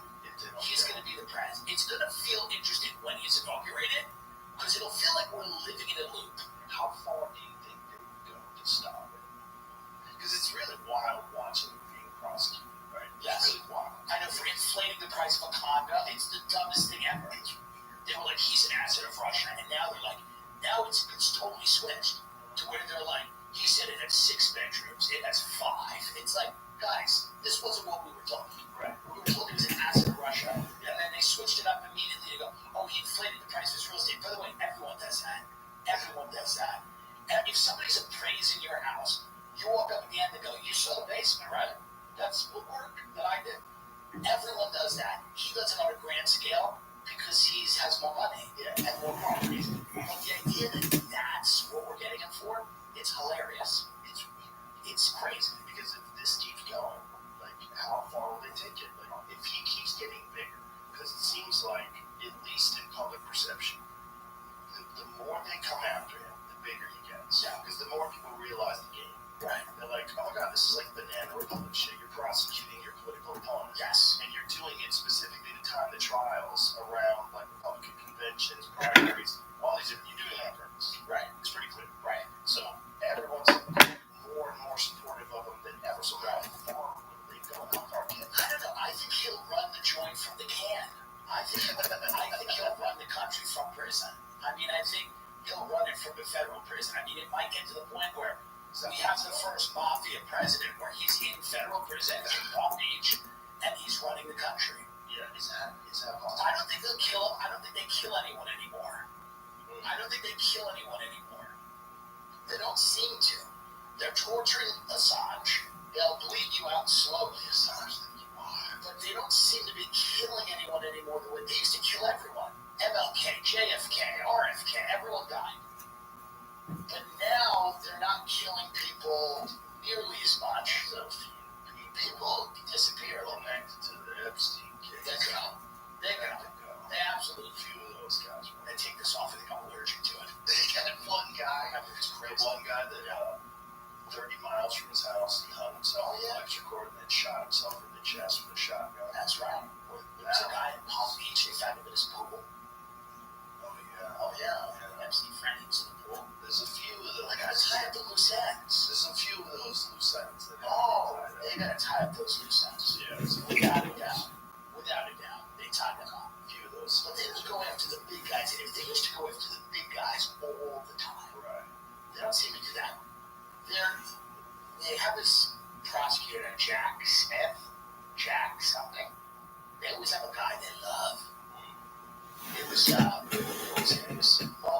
Mueller, and then there was another guy. It's like he's the white knight. This guy now, Jack Smith is the guy. So they're all putting their hope in Jack Smith. They have put their hope in Trump's attorney. Yeah.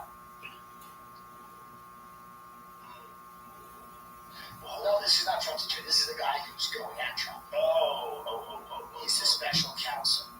Oh, so this is the guy that's trying to prosecute Trump. And they're basically saying, like, this is the one. He's got it. We've heard this for fucking forever. Yeah, it's hard when you see the amount of crime that people are getting away with on the streets. And then you see this disproportionate thing. You're trying to put someone in a cage for what? Right. And you're releasing people when they just storm into Nordstrom's and just run out with racks of clothes and smash. That's right. People justifying that. And you're making laws so you can't prosecute someone for stealing less than a certain amount. What are you talking about? And you're going to go after that guy? For what? What is our goal? Is our goal a safer world? Is our goal a place where you want to get protected from Donald Trump's inflated condo price? I mean, it's so crazy that two things exist in the same country simultaneously. Well, Illusion of law and order. If you talk to anyone in California, everybody knows somebody whose house has been robbed. Home invasion. Yeah. Everybody knows somebody. Scary shit. And yet they're not concentrating on that at all. Like in New York City's a giant wave of crime. Yes. Prosecuting Trump for this. They also got this insane thing where they're sanctuaries hidden. So they as they go. Well, it's a political witch hunt. I'm like, he has videos of himself smoking crack with Ukrainian hookers with gun threats. Yeah, the guy who lives in Malibu and gets art shows in Soho, he's doing okay. Like, anyone's life's ruined with one of the videos in his laptop. Anyone. They've done a remarkable job of minimizing it. Oh, yeah. They've done so well. Yeah, he had his problems. It's amazing. You know, he had his problems. What, you have no compassion for addicts? I'm like, he's in the Ukraine with a gun to a hooker's head, smoking crack, with a job his father got him. You don't have compassion for addicts? It's a little different. It's slightly different. Can we miss that? Well, it's also much different if we can find out that Joe Biden was involved. Oh, yeah. Sure. The idea that he wasn't involved seems more unlikely. Seems odd. Seems weird. Odd. They were just bringing Hunter. It seemed like they had conversations too. Yeah. It seems like he said that they didn't. It's a tough family. But it's just imagine if that was Trump. Yeah. Just imagine the overall media coverage of it. It would be Imagine how insane it would be if Well, Donald if Trump. Donald Trump was like, we should support the Ukraine, then everyone in the media in this country would go, fuck the Ukraine, right? Yeah. Anything he said, Yeah. they just instantly run the other way. But how crazy must it be for people like CNN, people that realized their greatest profits when they were having Donald Trump on every day? Well, that's why they want him back. Helped him get elected. But that's why I think they ultimately want him back. They ultimately kind of want him back. They've kind of engineered his comeback to a degree. Bill Burr made a point. He was like, he was on the casino circuit, and then everybody started backing up and talking about him. Now he's back.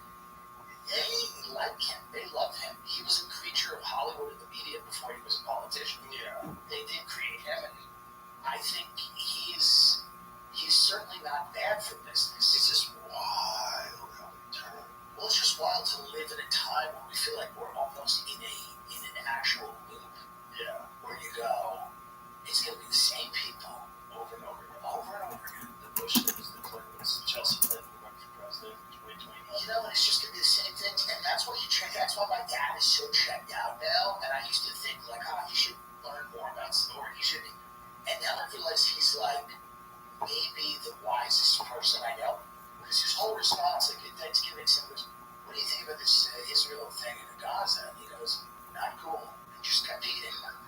And I went, that's his level. Like, he's got 2 or 3 words for any global event. My father has at maximum 4 words to describe it. It's usually like, that's not good.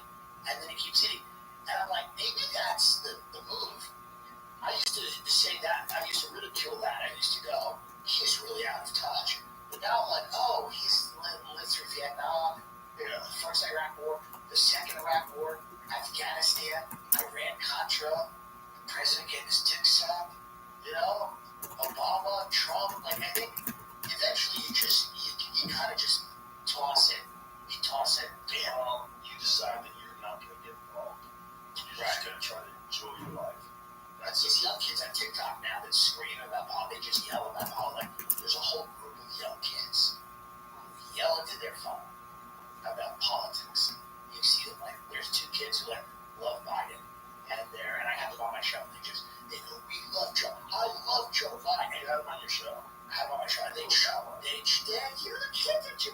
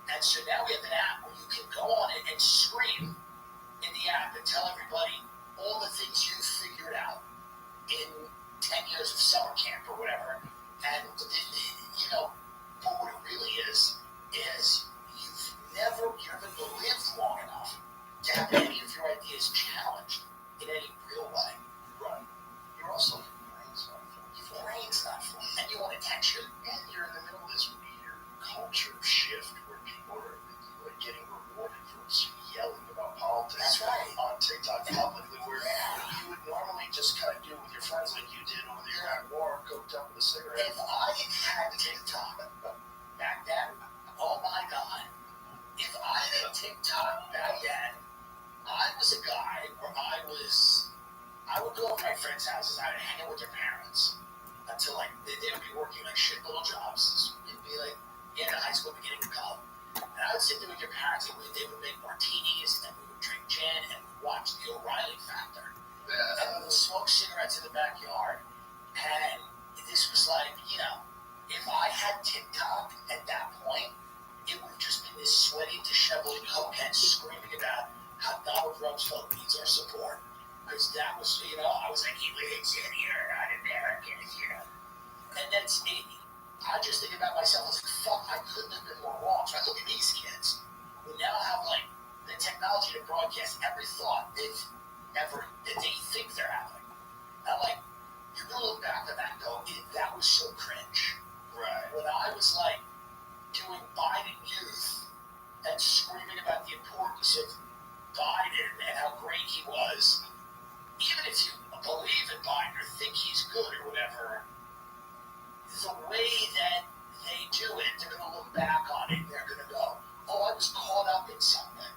Because that's what I feel. I go, I was caught up. I read a few books that I didn't understand, and I went all around the land screaming about the need to democratize the Middle East. There's something about doing that on Long Island. Oh, it's amazing. It's so classic. It was great. And it was like, I remember being in the car with people. You want to find him here? You want to find him here? Yeah. Every talking point that was given to me, I completely now realize sounds ridiculous. And I look at these young people and I'm like, I'm not saying don't be passionate about things. I'm just saying, like, live a little. Yeah. Also, think a little bit. it's hard to realize why you're captured in like a way of thinking. Right. While you're in the middle of it and all your friends are in the middle of it and everybody's in the middle of it. See, at least back then you didn't have social media, so it's like I wasn't doing it to be famous. I was doing it because I was a genuinely a lunatic. I was a genuine fucking lunatic. Now these kids go, oh, there's clout. I can make money. Right. I have followers. Yeah. Back then, I was like, no, I got a backyard. I got a bottle of vodka. I got a pack of cigarettes. Let's go. But you know what's ironic? Yeah. If you were on TikTok and there was all these other people doing it, at the same time, if TikTok existed back when you were a kid, you would still rise to the top.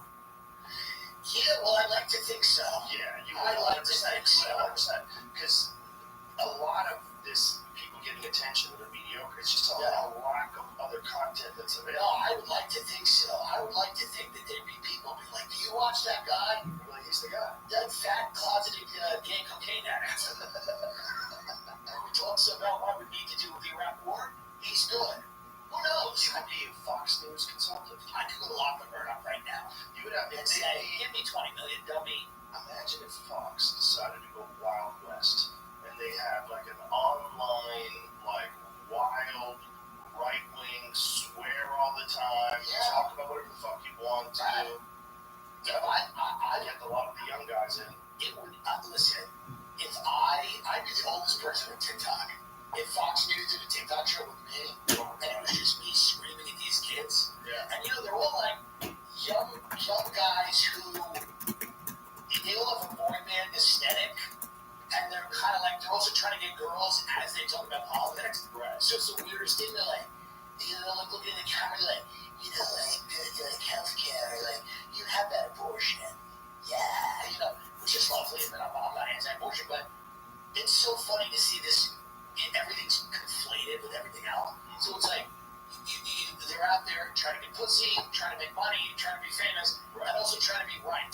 And by the way, a few of those things have to be sacrificed. The people that I know are like, God, you're right. A lot of them are not rolling in dough. A lot of those journalists who are like right about stuff, or they even care about the idea that there is a right, they're not rolling in dough. They get Substacks.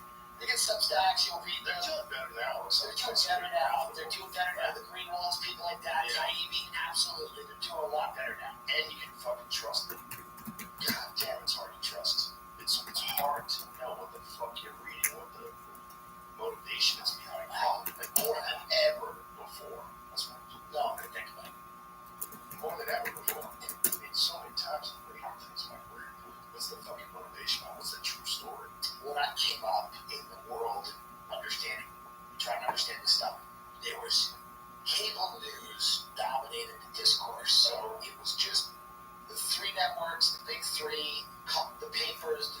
Times, the Journal, the Washington Post, whatever.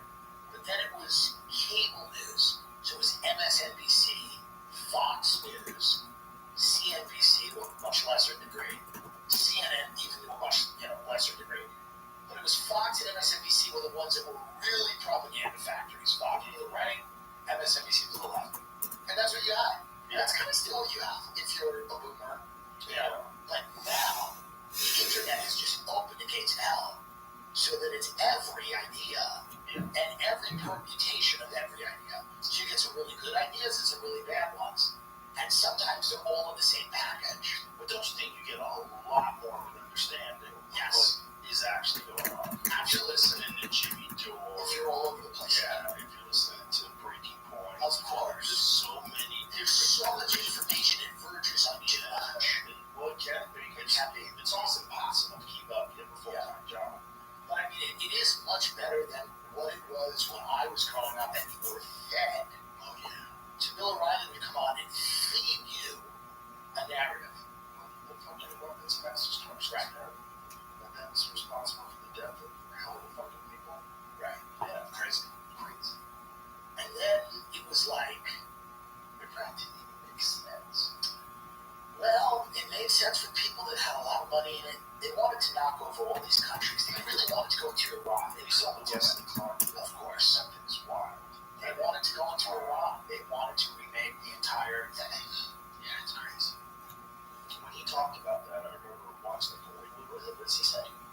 Like, they really have conversations like this. Yeah. Well, I think it really does come down to the fact that, listen, our system of government has a lot of benefits, there's a lot of, I wouldn't want to live in any other country, there's a lot of great things about our system of government. So the idea of going like, should everyone have a look at this stuff? Some of it, sure, freedom of speech, all these things, freedom of association, freedom of religion, all the things that we value when they talk about we should go and give that country that.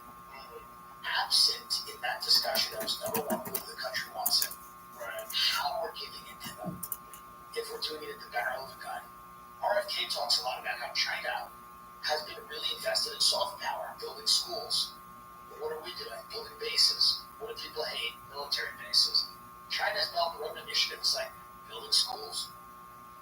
Economically reaching out to people and trying to build bridges and expand China's influence in those parts of the world, namely Africa. We've been doing it at the end of a gun for a very long time. And then what China's done is really fascinating because they have such an interesting way of running things. I mean, it's horrible if you're stuck under the thumb, but if you look at the way their government and their businesses all work together, no one can do anything that's bad for the government. No one can like the government. It's a hard country to not respect. Even though you go, I don't want to live there, Right. you have to respect them. Like you're a fighter, you respect an adversary who has strengths that you don't have. China has strengths we don't have because Adherence. compliance. They have a system of government, censorship, controlling people completely is probably a strength. It's not a good thing, but it probably does strengthen the nation state to a degree by preventing the type of information from getting to them that would make them know, hey, we're getting fucked over. Exactly. Yeah. But people probably know it. That's the thing that happened during Russia. During the time of the Soviet Union, I was talking to this dude who was Russian. Nobody believed anything that was on the news. Everybody assumed that it was all propaganda, no matter what the state news was telling them. Right. They kind of had this cynical perspective that they were trapped. And this is just how it is. Yeah, I mean, I've said it before, but we're a country of believers. Like, we're not that cynical. We actually do believe. I mean, the thing about these places where they control people, it makes it very difficult to get creativity. that's true. You don't get any funny because it's too dangerous. No irony. No funny shit about the wrong people. They're gonna fucking kill you. They'll get you. Yeah, and you don't get any political discuss. Did you hear about the show in Russia where it's like, let's find out who's gay, and they literally put these guys in a house, and one of them's gay. Oh my god. And they have to keep kicking them out until they find the gay. I think it's like hilarious. I mean, like, that's the authoritarian country. They have gang fights. They have gang fights in Russia. Yeah. MMA fights where they have teams of 30 guys on one side and 30 guys on the other side, and they run at each other like Braveheart, and beat the fuck out of each other. Yeah, they're wearing different colored outfits. Yeah, no, who's who. It's wild. It's a wild place, man. You gotta stop. You gotta have a happy medium between that and let's have 7-year-old drag queens. Right. And this is the problem. Because we're not designed for balance. The country is not designed for that. Right. And certainly the internet is really not designed for that. Right. The minute you acknowledge certain things and go like, yes, people should be able to pursue happiness as long as it's not at the expense of other people. What tends to happen there is in freedom, you have a tremendous disparity between people that are going to abuse it, right? Yeah. And so then the answer for those countries is to give people very little freedom, right? And to wrap it up either in religion or nationalism or whatever it is. And then our country, we maybe go the other way, where we tell people your self-esteem and your sense of self, is at the expense sometimes of a cohesive society. And that also becomes a problem. So a lot of people now are looking at like, what are the limits of a liberal democracy? What are the limits of self-will completely run rampant? If everyone in society is thinking only of themselves, their own happiness, pleasure, at every moment, how do we have a cohesive, functioning unit? So that is the struggle. That's the struggle. It's like finding a way for people to be able to have freedom without infringing on other people. And that doesn't seem to work, because as soon as you give people freedom, they go, you have to agree with me, or you're fired, or we'll take your kids away, or well, whatever. And that is what makes people throw the whole go like, fuck it, no freedom. It's like the abortion thing. It's like both sides of that debate have been, in the trans thing, they've both been hijacked by extremists. There are people that believe that you should be able to get an abortion at any point during a pregnancy for any reason. Then there are people that believe you should never be able to get an abortion. Those are the only people we hear from. The rational middle ground just goes to work. That's the problem with all these debates. We don't hear from sane people. And if you chime in, if you have any sort of balanced perspective, or you're in the middle on these things, you're in the center. If you chime in on these things, you just get attacked. You get attacked by the strongest forces from both sides.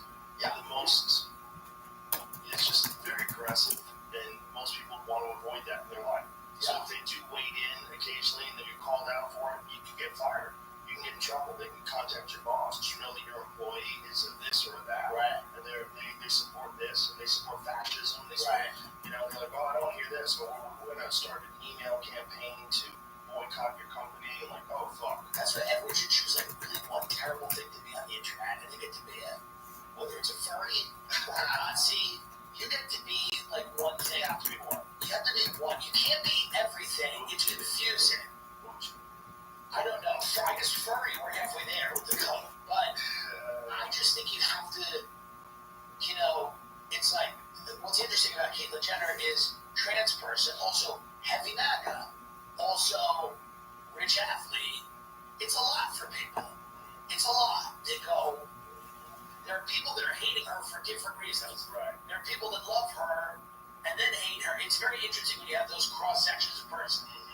Where it's like the trans people are like, we like her, and then she goes, I'm against gay marriage. You go, what's happening? Yeah, like when Kanye put on the MAGA hat, I was like, hey, yes, what's happening? He's had an interesting run. I bet he bounces back. I bet he bounces back. Especially right now. We're going to see a lot more high-profile breakdowns. Well, right now, you're seeing more anti-Semitism than you've ever seen before. It's a lot of it. It's a lot of Kanye said it seems super mild. It's super mild compared to what a lot of people say. All he said was, I like Hitler. That's fine. By the way, I love Hitler. That's not even the worst of it now. That's not even the worst of it now. If your kids are only saying, I love Hitler, you're lucky.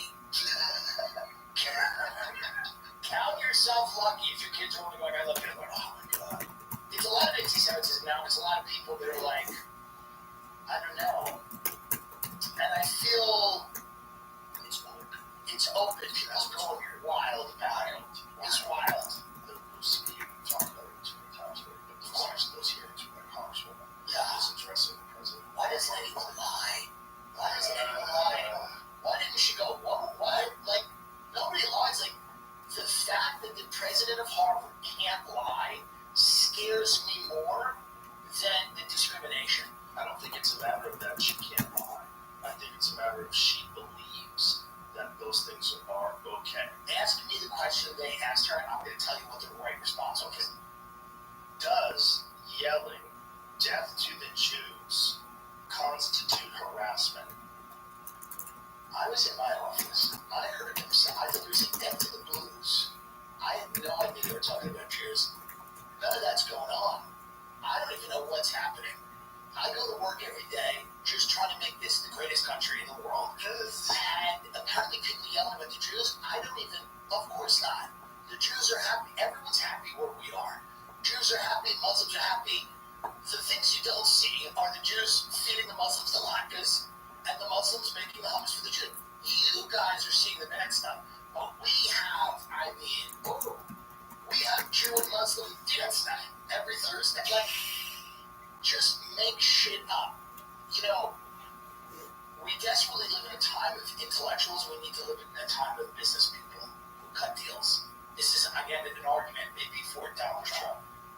Intellectuals are rotting everything with their doublespeak and it's what we need is people that realize the limitations of their own intellect. Those are business people.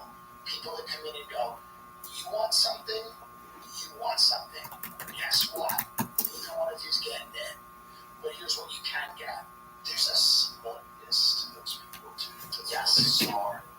Thanks about the achievement. Appreciate it. The university wasn't the lady smiling and attention was asked and answer a question and not answer them. Thomas, if it's actionable, right? If it's actionable, if you are actually committed genocide, like what do you say? Thomas Sowell is one of our great thinkers. Said the thing about intellectuals, he wrote a whole book about it. They never have to be right. If you bake pies for a living, if you are a contractor, you cannot put up a house that falls down. You cannot poison people with a pie.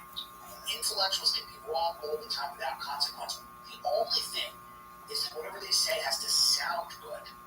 That's why these people at Harvard are sitting there making no sense. Because they know they don't have to be right. All of the intellectuals in the early 1900s were all on board with eugenics. They thought it was a great idea. Only in hindsight was it like, ugh. All these intellectuals were on board with the Iraq War. It's stunning. Go look at everybody writing. People were fired from, Chris Hedges, a journalist, fired for giving an anti-war commencement speech. Most intellectuals were on board with that. Now they all go, ooh, we're aghast at that. So these people at Harvard are just trying to say things that sound good. And they're not. And because they know they don't have to be right. There's no consequence in the real world for what they say, as long as it sounds good. So they can say, hey, it's about free speech. They don't believe in free speech at all. But like, as long as someone goes, that was a well thought out, well articulated point. It doesn't matter what they're saying. And, I don't know. Well, that's clear in those conversations, right? Because they're saying nutty things like if it's actionable. But she's just dancing around answering. Just say no. That's what I would say. Can we say we're genocided the Jews? No. Yeah, that's really bad. I go, that's bad. That's not good. Who's doing that? That's what I'd say. But I guess who's doing that? What is the fear? Is the fear that the students will attack? What is the fear? The fear is on campuses, I would imagine on a lot of these progressive campuses, the pro-Palestine sentiment is the strongest by far. For sure. And it's probably a problem when someone has a pro-Israel stance. I think probably gets swarmed. These institutions now are they've been captured. It's institutional capture, meaning that they don't want to say anything or do anything that gives the idea that they are backing an oppressive entity, the colonizer.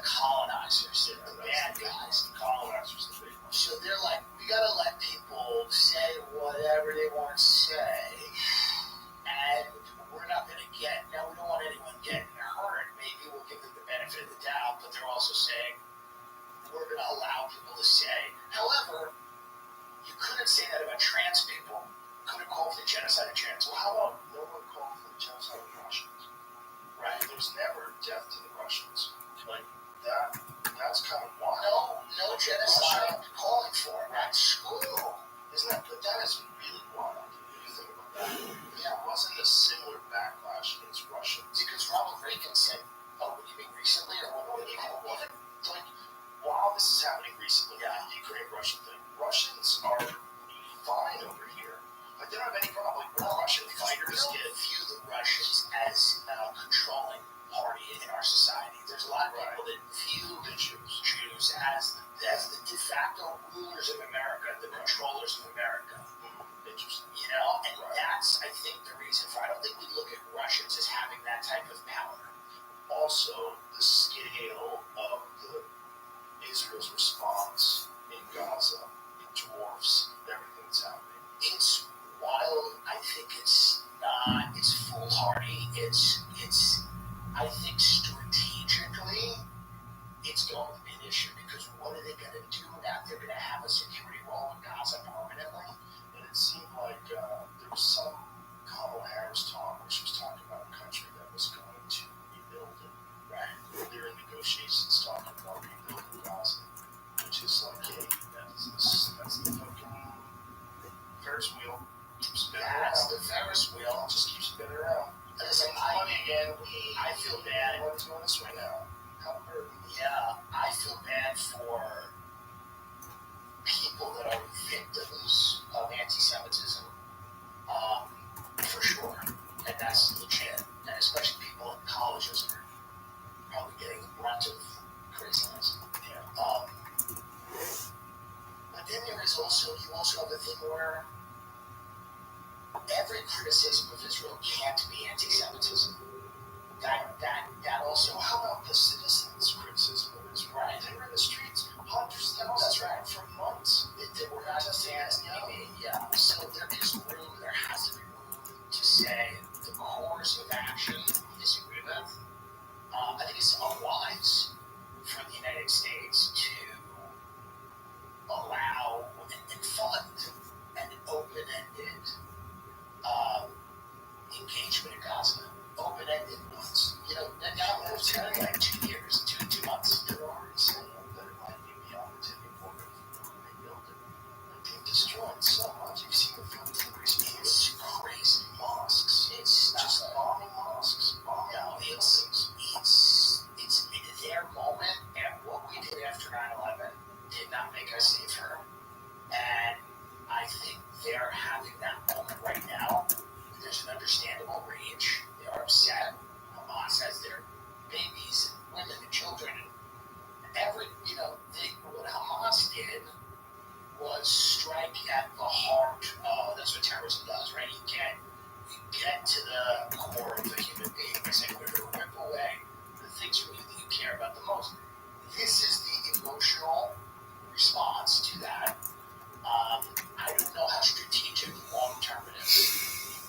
It's terrifying. And I think it's unfortunately when you see women and children being killed that are innocent, we gotta minimize that. This is, if not, this is why when we have a modern civilization, the whole point of being a civilized country is to, minimize deaths of innocent people in these types of things, especially. That October 7th is so wild. The music festivals. It's crazier. No, I understand why you have a situation now where Israel is in a position where they're going, well, we can't live with Hamas. Right. That's not going to work. Right. We can't live with them. But there needs to be some two-state solution. When I grew up, all we heard was that. It never materialized, never came to fruition. But then over the last few years, no one's talked about it, no one's cared. And I think it's become a situation where you have these elements, these radical elements in that society that are reacting to the very real and unending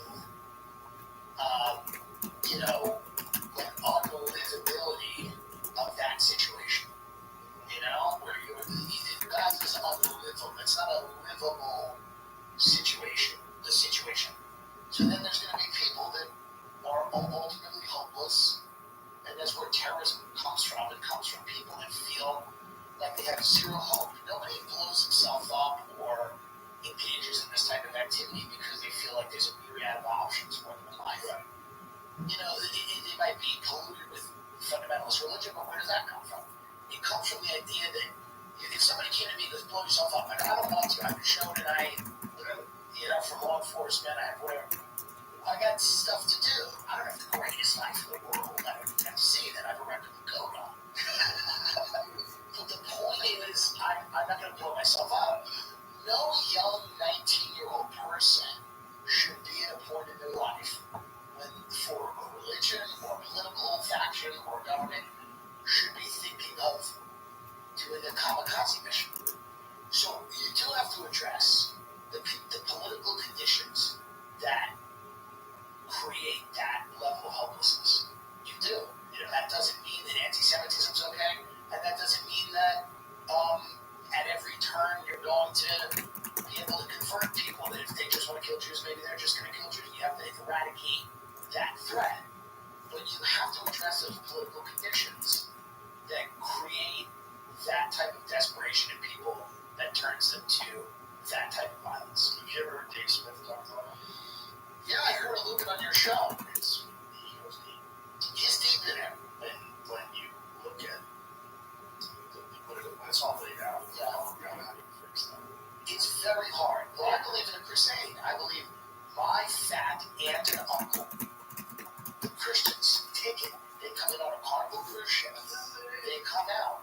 The Jews there, you go, what happened? And then Big Daddy, the originals, the Christians, the ones who used to run it, come back.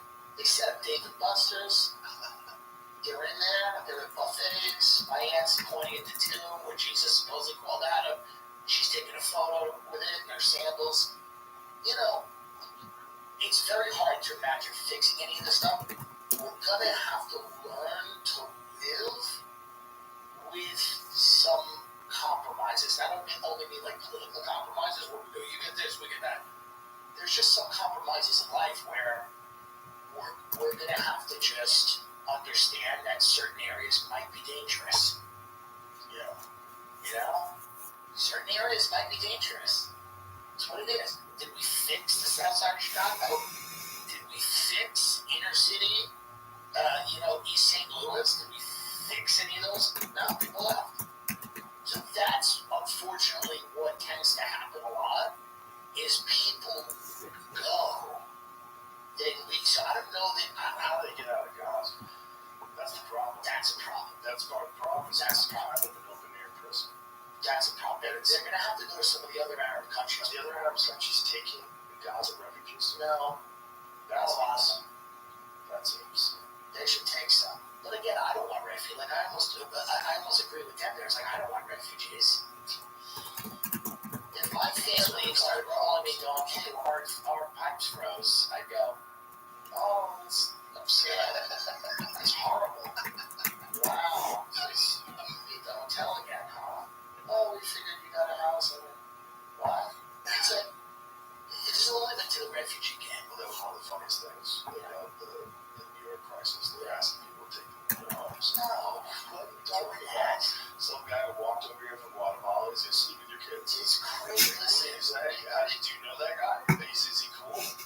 Here's the thing, and I know this is going to sound horrible because I think even if Jesus were to come back, he would even say, enough with the refugees. Like, I think, we got to not fuck up the whole world and then take them all in. Like this writer, Steve Saylor, said, he had a great quote, invade the world, invite the world. Can't do it. You can't go around fucking everything up, and then all these people show up, and we go, well, we owe them. Like, oh, I don't owe them. I didn't do it. I didn't bomb them. Oh, your tax dollars. It's like, we have to stop letting people destabilize all these countries, and then let them in. We have floods of refugees. Why do you think the refugees are coming in from the southern border like they are? Why do you think they're allowing that to happen? It's economic migration, and the reason is that a lot of these business owners and rich people benefit from cheap labor. They want gardeners, they want nannies, they want chefs, they want people doing their nails, they want, if you think they've thought of that, of course, let's let them in so they can do our nails. Of course, they don't want to pay American wages. If you're going to hire somebody $3 an hour or whatever it is, off the books, illegal labor, you know how many construction projects go up with illegal labor? You know how many of these construction projects in Miami? They're building like 20 new towers in Miami with floating bathtubs for Bitcoin criminals, and God only knows, the Paul brothers, and God bless everybody, I like that. But like they're building all these big towers in Miami. I'm not doing it. It's illegal labor. Oh yeah. Now DeSantis shut that down, and all the construction projects are grinding to a halt because there's a lot of illegal labor being used in putting up certain buildings. Oh yeah. Wow. This is a huge. This is one. Or we're to believe that the people living in Greenwich, Connecticut, love El Salvadorians. It's one of the two. It's either that they're benefiting financially from it, or there's a housewife in Greenwich going, I'm loving a ring gun. New Florida immigration rules start to strain some businesses. Some employers say they were losing workers because of the new law, which is championed. Look at this one. That dude moved for the house. This is. We have this massive housing boom that was enabled not only by the low interest rates, but by you have to have people that build these houses. What do you think D.H. Horton, all these companies, they don't admit to it. So how do you mitigate that? So you think that's literally why they're letting everyone know? You don't think it has anything to do with voting? Yes, it has a lot to do with voting. It has trying to allow people to there's certain demographics are better for the Democrat Party. I don't know that. However, Republicans, up until recently, didn't care that much because they thought they could turn Latinos Republican, and some of them will. Some of Latinos are Catholics, and they go, we don't want to do gender monopoly and gender musical chairs, whatever games they play over there. We're going to stick with, and a lot of Latinos don't vote. So you have a large percentage of people that don't subscribe to the political system's bullshit. Who cares? Well, also, you have Biden industries is sending people back. That's right. From Venezuela. Yeah. The Venezuelan people escaped the communist government. Yeah. They were voting Republican. Yeah, Get out of here. Go. So they don't want to let more Cubans in from Miami. They don't want to let more Cubans in. No. But I think the economic interests of these people are we can bring in people that will do the work for nothing. Yeah. The Tyson chicken raid, this was the big thing. The immigration, the raid that whatever ICE or whoever did on the Tyson chicken factory was a big story during Trump's term. They raided that. African American unemployment dried up in the months after that because the Tyson chicken factory had to hire Americans. So when these companies are forced to hire Americans and pay American wages, they do. Right. But until they're forced to do that, they're going to rely on largely illegal, unregulated labor. And that's in their personal lives and private lives.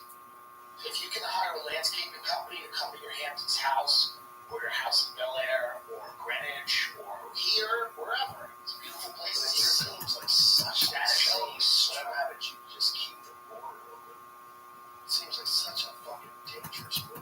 Chicken plants lured them, feds jailed them. How Mississippi's immigration crisis unfolded. Wow, chicken factories. Undocumented workers were once considered an acceptable part of our economy. Now they are demonized.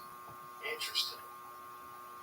And again, I'm not saying this is a great thing to do these raids, and obviously there's human cost. But what tends to happen when we lose illegal labor, you have to hire Americans. They don't want to do that. Why is the Chamber of Commerce pro-immigration? Why are the Koch brothers open borders Africans? Is it because David Koch loves people from Central America? Or is it because he wants to drive down the cost of wages? He believes in a market rate, and a market rate is hay. This is the problem with kind of that libertarian techno philosophy. It just doesn't work if you import the third world to America. Right. That doesn't really work because then you're setting wages. People on Park Avenue in Manhattan go, yeah, what does that guy want? $4. Let's find someone to do it for $2.50. So is this idea to try to compete with other countries that do this, like China?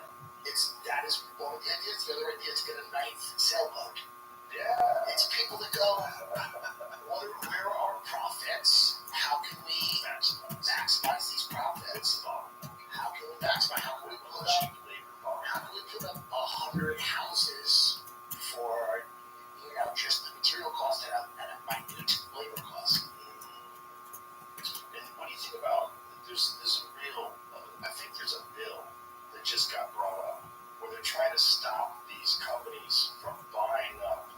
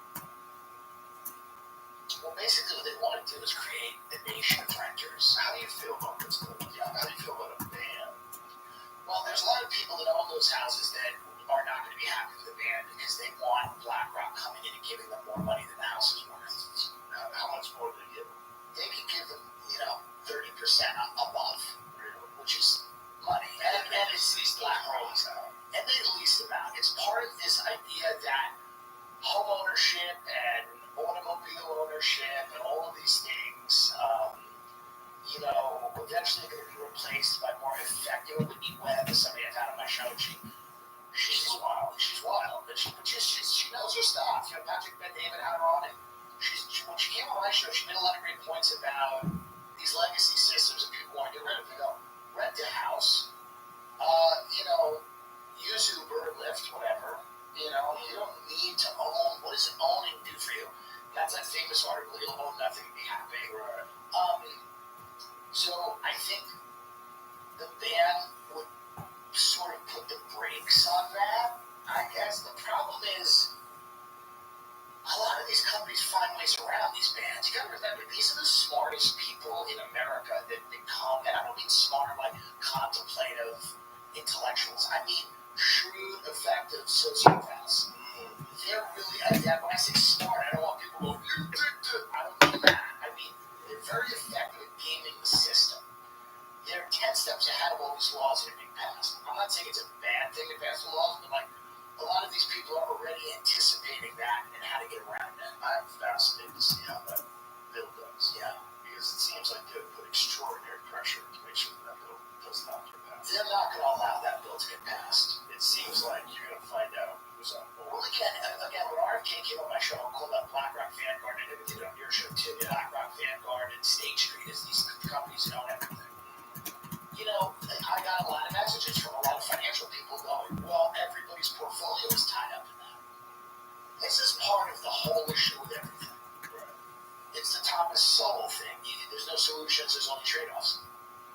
It's hard to get honest at this deep in the scam that is our financial system. It's like hard, any deleveraging, any winding down of the military-industrial complex, and all of this will have ramifications in our society, financially for people across the board. Anything you want to, I'm not saying you shouldn't attempt to do it, but anything like this, I don't like illegal immigration. It's like, okay, your house is more money now. Oh, they go, okay. I don't want Chinese people buying real estate. Okay, well maybe, and then maybe the real estate industry is going to take a hit. Not only realtors, but people that work in that business, right? Property managers, interior designers, architects, people that stage homes, appraiser, whatever it is, people might take a hit. This is part of the issue of where we're at now. You ban BlackRock and all those things from getting in there, that's fine. And then, people will take a hit financially with their portfolios. But do you think that how many people have to vote yes on this? Like, how many people are involved in this decision? Well, it would have to pass 2 houses of Congress and then get signed into law by the president. And that seems very unlikely. It seems very unlikely because BlackRock will have a great argument as to why they're helping people. They'll get out there and they'll be like, hey man, we're here and we're buying these fucking houses. And the people that we're buying them from love us. The boomers love BlackRock. The boomers will get on a BlackRock cruise with BlackRock shirts. The boomers love, because one of the problems in the American real estate market is boomers will not sell their houses for anything under a $1.6 million profit. They just won't. They won't because they like to lord them. They like to lord around them. They like to make their kids feel guilty. They like to go, you could never afford it. They like to tell you how cheap the house was when they bought it. And then, this is every Thanksgiving or Christmas, somebody will go, pick this up for $200,000. Now it's worth money. And then it's their millennial kids are sitting there, salad student loan debt. And the boomers are thinking it's their last fuck you before they leave the planet. They're a spiteful generation of monsters. I respect it.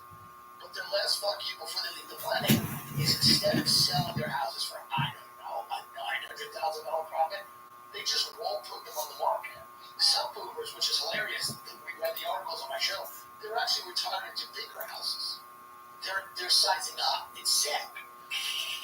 It's like insane. And so that becomes an issue too of it used to be like you would 10 or 20 years, and then you get a condo. And you go, I'm out. The fuck do I want to go along for? Now the boomers are going, this is the only thing we have that makes us truly valuable in society, is that we own this like a McMansion. And we're not giving this up. We are tax-paying citizens, and we're not giving this up. And our kids are going to come here every year, and they're going to suffer through the size of our house with 9 empty bedrooms while they live in a 2-bedroom apartment, and we're going to chastise them for their decisions and their choices. And McMansion defines you. And your car that you drive up to. That's right. All that defines you. And where are you vacationing? That's right. Where are you going? That's right. And they're going to go. Because they don't want those houses for very little money, and they are going to hold them over everybody's houses until they're found dead in them. They will not leave those houses until when they're taken out in an ambulance. The boomer, the most important thing for the boomer is to be right. And that's their main thing. They're not a soulful group. They've been around forever, but they've attained very little wisdom. It's actually kind of impressive. They're the most American generation of people that have ever lived. They're deeply selfish, self-aggrandizing, paranoid, delusional. But one of the things that makes them right is what they have. They go, well, how can I be wrong? Look at this fucking house. Look where we're sitting. I've got 13-foot ceilings. Don't tell me you know about Casa. You know. I have to be so bad. I can't hold the wire and stuff around. Let's pay this come back. Okay. I don't know. It might be microdosing. Some drugs that will send me to. I think I'm allowed to do psychedelics. Okay, yeah, why not? I think I'm allowed. What do you think of? I don't think it's coke. No. It's like the opposite. Nobody does shrooms and yells about the importance of Donald Rumsfeld. Did you do that? I never got the point of any. Like, I would do acid and then go around the Garden City Hotel and be like, these people have made it. Like, I totally didn't. Whatever was out there, whatever deeper lessons about the universe I should have learned, I did not. You're also New York City comics who passed away very sad. Guy Kenny DeForest was a really funny guy. He was a really good guy too, and he was driving his bike in New York City. And it's a fucking life is just, it's like crazy. Right? And we're all like putting, raising money and stuff, and it's like, it's tough. It's tough because he was a great prayer. It's tough. Life's a fucking nightmare. Sometimes, that's when you hope that there is a mechanism by which, there is, whatever you want to call it, right? Where there's something that makes sense, because it's hard when you look at things like that. You get very frustrated with life, And then there's the inevitability of our own demise. Right. We only have not yours, but mine, for sure. They'll put you in some suit and fly you out there. Your demise is not as inevitable as your friends. You'll wave to us, you'll be like, and then you'll call us from the spaceship and go, I'm trying to work out some type of deal here for some of you. But it's not looking good to get on that ship. I'm gonna stay right here. No, I feel like you won't. I feel like you'll just be like, hey man, no thanks. I'm not interested. It doesn't seem fun up there. I think it's a mistake. I think it's one of those things, like I said, just because something's hard to do doesn't mean it's good to do. I think it's the people trying to make their way across. You've seen the show 1883. It's one of the prequels to Yellowstone. Yeah. Or gosh, really wild old show. But it's that type of building. You're going to land on some planets and air. Would you go up in just take a look? Maybe that would be cool. I saw Shatner did it. Jeff Bezos and that. What's it called? Deep Blue? Is that his spaceship? Something like that. Yeah, I mean, maybe, but I don't. Seems safer than going to the bottom of the ocean. Much safer. That was a tough one. That's submersible. Go see the Titanic. Fuck. They sent the distress signal, and then it just. That's tough. Did you ever see the CGI recreation of what would happen with that amount of pressure when the hole kicks in? It's just like you explode. It's an explosion. You almost don't feel it, right? You don't feel it.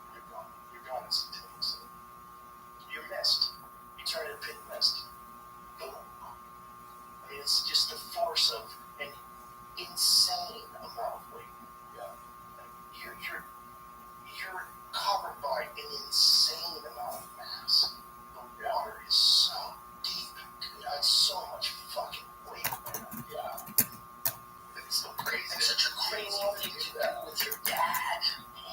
Well, it's crazy to do with your son. Right, that's Probably the point. it's probably the billionaire dad's idea. That's right. That wild, crazy old fuck. Yeah. He wanted to take his kid down, just like, let's experience something wild. He wanted an adventure. That's the thing about the boomers. That's why they're here forever. Is because they're all like they're just like, let's have lunch. So this is the recreation of what it must have looked like. So look how far down. Look how scary that is. Look how scary that is. 3,800 meters. Oh my God, that's so crazy. That's what it says, right? 3,800 meters. And they're sitting just like that. Yeah, they're just sitting in this fucking suit. Possible break point. And look at this. It's just boom. 20 milliseconds. Brain pain response is 150 milliseconds. You don't even have a chance. Real time. Boom. That's it. Gone.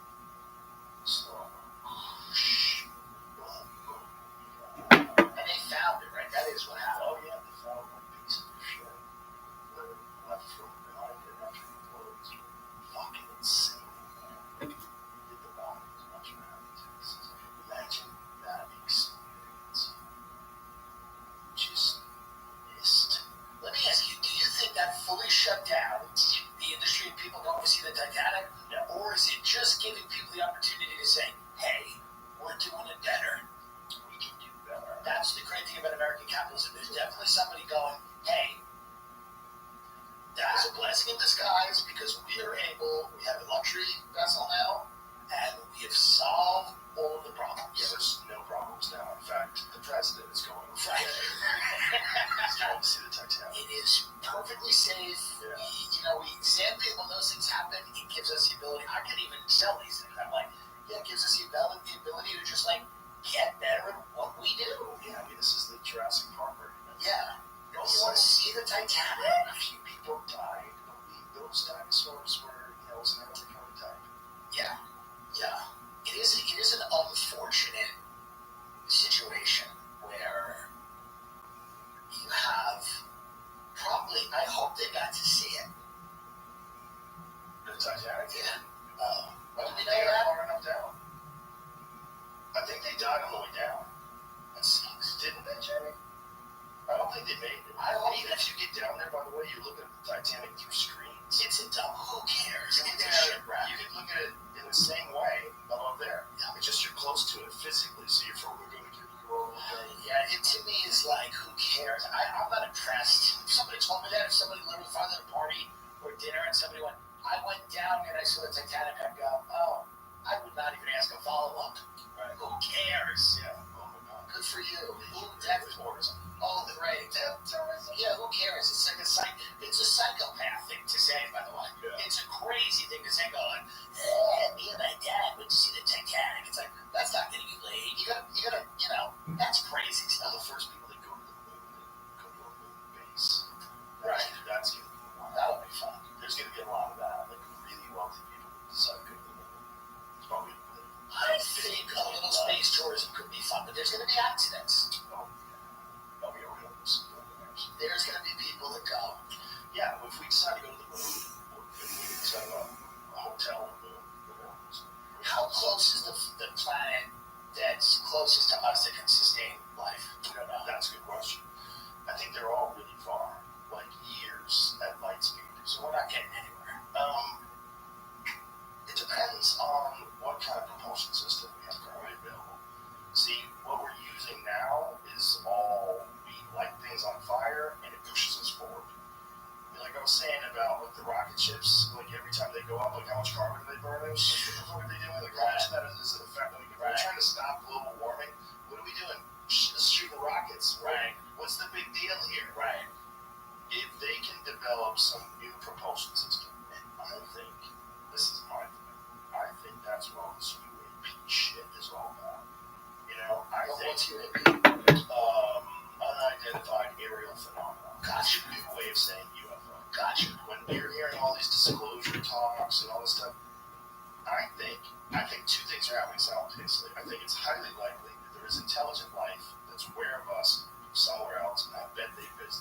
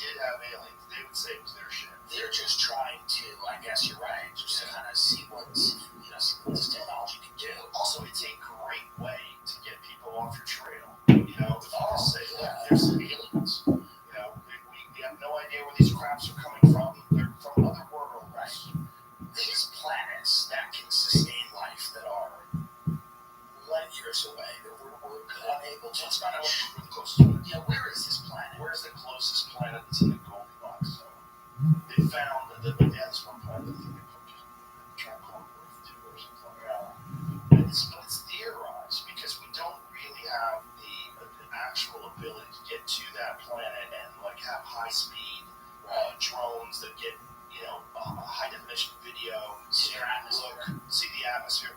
Did you ever see that? Which one of the alien supposedly landed on this planet? One of the more recent ones. The nearest potentially habitable planet to Earth. 14 light years away. So we can go at the speed of light. It's 14 years to get there. A planet more than 4 times the mass of Earth is one of 3 that the team detected around a red dwarf star. But then here's the problem. That means if it's 4 times the mass of Earth, that means it's 4 times the gravity of Earth, right? Doesn't that mean that? Is that direct? Is it 1-to-1 like that? I don't know if that's 1-to-1 because the Earth is the moon is 1/4 the size of Earth, but it has 1/6 of its gravity. And there's probably life on that planet. There could be. I would imagine there had to be something. Well, it depends. I don't even know if we know what it's composed of. It might. It says it says particularly exciting find because all 3 planets are low enough mass to be potentially rocky and have a solid surface, potentially, but it also could be gas giant. And the middle planet, Wolf 1061c, sits within the Goldilocks zone where it might be possible for liquid water, might be possible, and maybe even life to exist. Yeah, we'd be talking about a 14-year journey at light speed. If we could go the speed of light. And we can't go the speed of light. We can't even come close. Unless these gravity propulsion systems are legitimate, in which case you could kind of go anywhere instantaneously. The idea of this, the way it's been described by like people like Bob Lazar, who's supposed to work on back engineering these spaceships, is that it's like if you had a very soft mattress and you put an immense heavy bowling ball in the center of the mattress, you push the mattress down.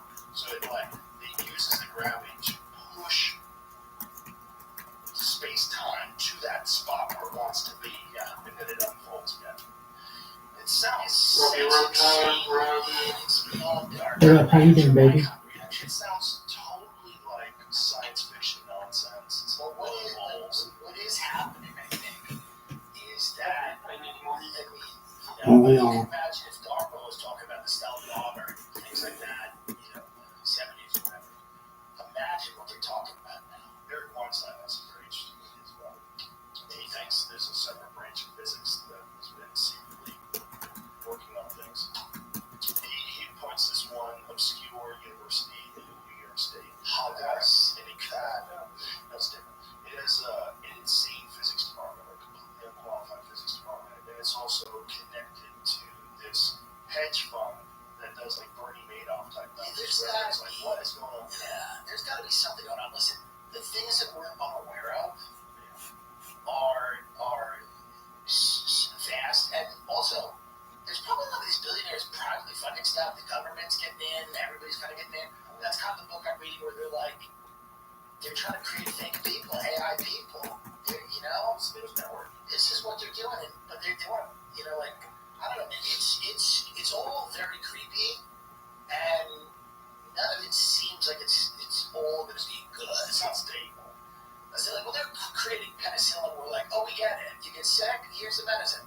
This is odd. Right. Well, this does not have a practical application that tends towards, oh, that's going to be great. Not good for truth. No. Yes. The Sam Altman thing was really interesting to me because I had him on a podcast over AI. Yeah, very interesting guy.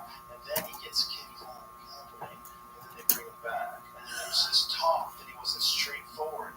And many people speculated that they think that ChatGPT has reached the standard to be considered AG, like artificial general intelligence, AGI, right? Which means it's alive. Which means you're just fucking thinking, calculating, and Sam Altman left the company. He said, and I'm going to tell everybody about this. And they kicked him out. Interesting. The board removed him and they brought him back on. I don't know what happened. I guess something happened. Well, the thing is that they were saying that he wasn't being forthcoming or something to those, something sounds like they know what's going on. It's going to happen. It's happening. It's going to happen. All the AI companies moving to San Fran. A lot of the big AI companies moving to San Fran.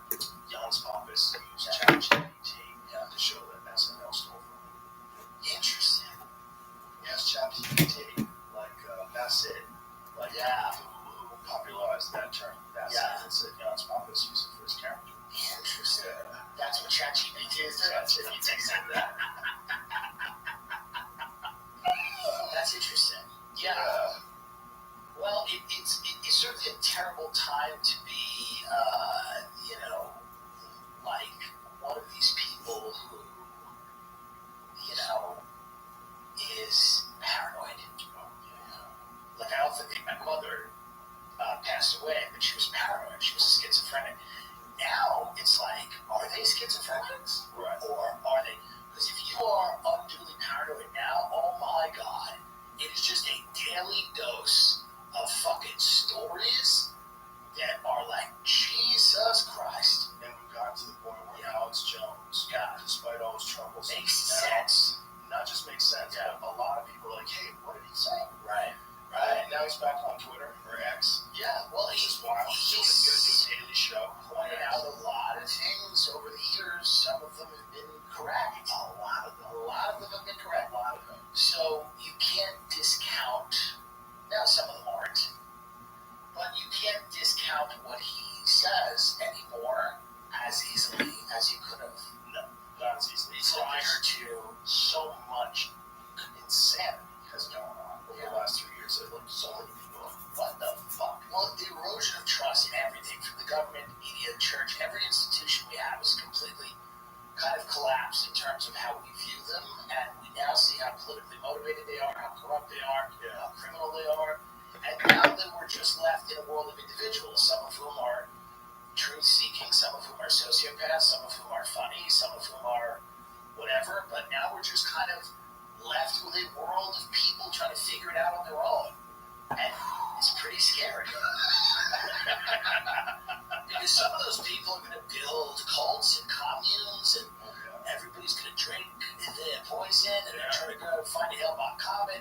Some of them are going to build media companies. Some of them are going to build AI bots. Some of them are going to build, and some of them are going to,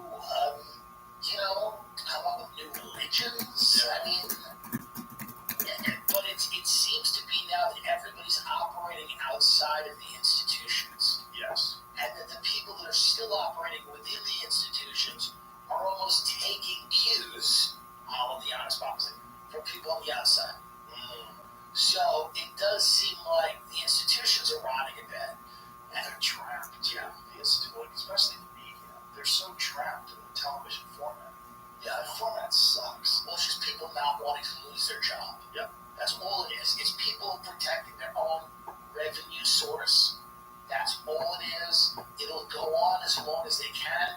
It's the most basic human desire to protect your family and your money.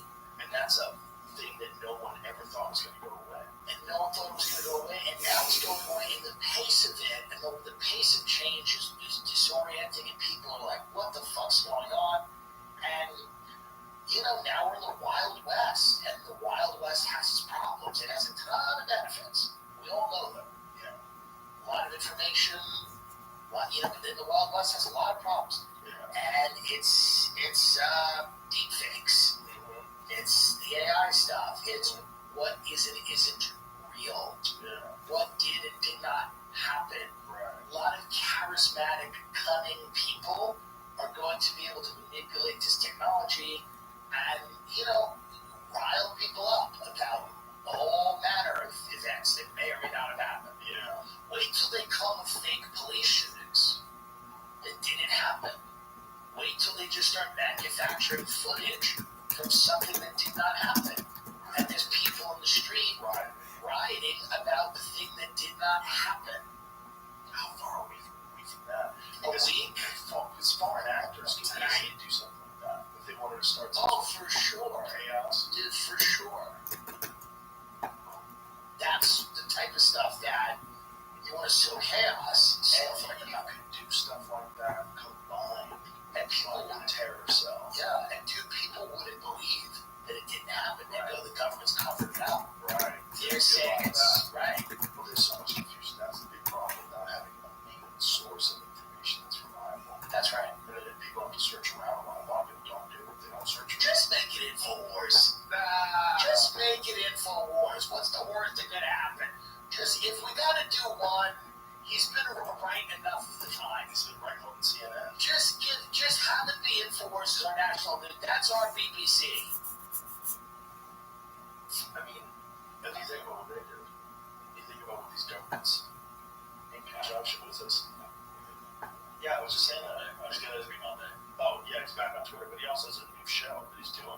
At the end of the day, he's going to do, after he does his main show, he's going to break down all the different things that they talked about. One what I'm going to do is when I'm on that next week, I'm going to be I'll FaceTime CAA, all my agents, and go, hey, because the thing is, they can't even get rid of you anymore because they just need you to sell tickets. But they can't even. We're on the podcast, so it was one of my favorite times. It's one of the greatest things I've ever been a part of and done. And I think it's like this iconic moment of like encapsulating the world at one of the wildest times ever, before an election, before a contentious election. And it was, I mean, it was an amazing time. In the red pill, the old studio. It was amazing. It was fun. Yeah. It was a fun time. It was a good time, and he was great. He was really sharp, and really, the fucked up thing is how many things he was right about. Like, we was talking about, like, polio being something that kids are getting from this vaccine in Africa. They had to stop getting it. What are you talking about? And he pulls up this AP story, like, holy shit. All the people that he calls out, listen, we always talk about this stuff, right? He infiltrated Bohemian Grove and stuff like that. It's like, it's blatantly obvious to everybody that all of this secretive, whatever you want to call it, whether it's you want to say deep state or whatever it is, they don't want anything they're talking about out there. The real rationale for the decisions that are being made, they don't want out there. They don't want that out there. That's why Harvard and Yale and these places exist. That's why all of these secret societies exist. They're all groups that create loyalty amongst a group of very, people that could be very powerful, certainly are usually very rich. And that's why all these things exist. And then this guy comes around and breaks into one of them with cameras and shows all of those people in cloaks mock sacrificing an owl or whatever, or mock sacrificing a child in the effigy of a child with a big owl. It's creepy. It would be creepy if those people were all broke. Not only are they not broke, they're the most powerful people in the world. It's doubly creepy, right? Even if it is just a big orgy, whatever the hell they do, there's a lot that they don't want you to know. And the fact that guys like him are out there, that is unsustainable. They don't want that.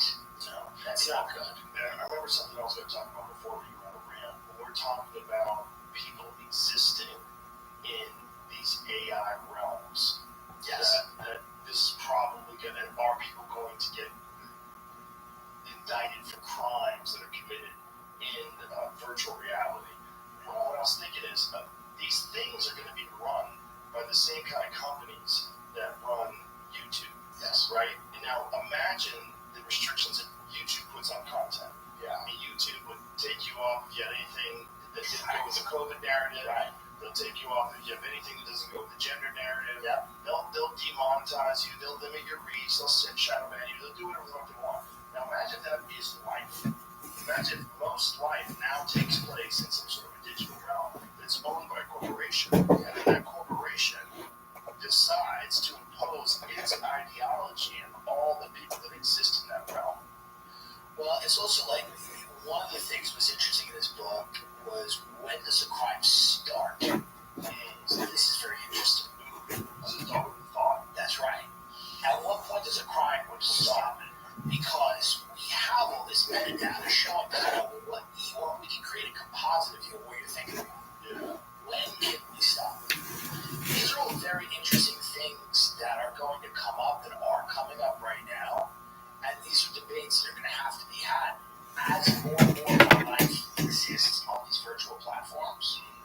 This is only the beginning, right? Like, we're still in the infancy of, like, what this is all going to look like. I don't think we can even guess. I think it's going to be so fucking bizarre so quick.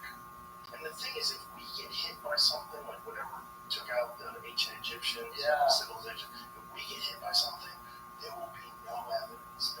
Everything's going to be on hard drives. That's right. You're never going to get it. That's right. No one's going to know what the fuck Aristotle said.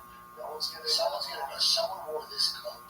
Yeah. They're going to find this coat. They're going to go, they were wearing this. He had a spear.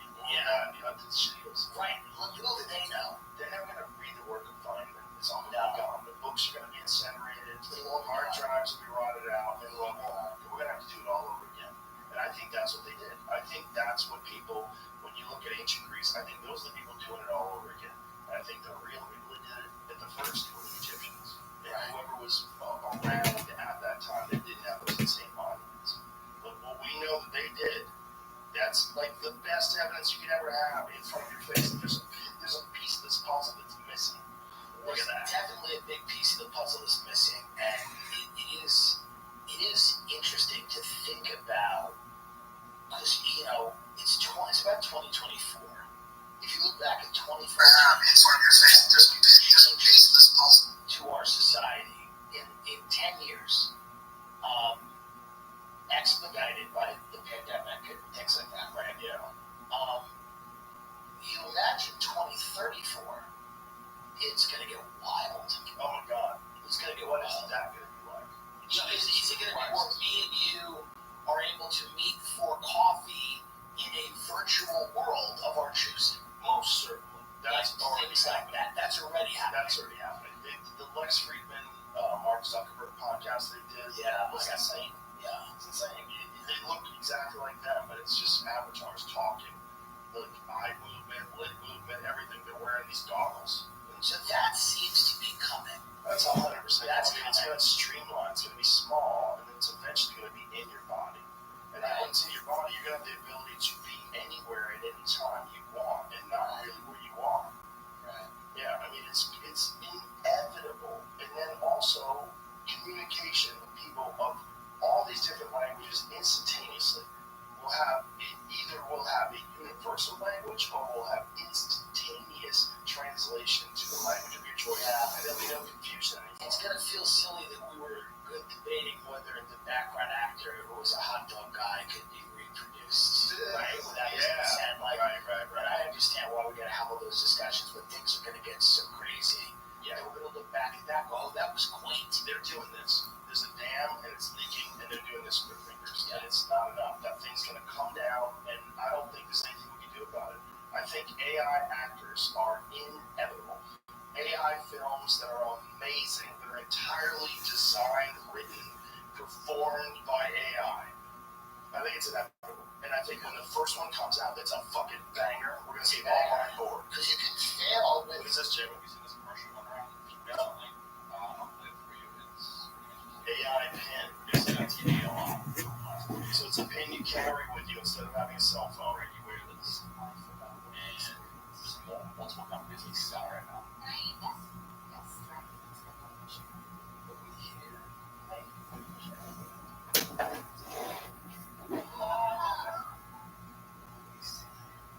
Yeah.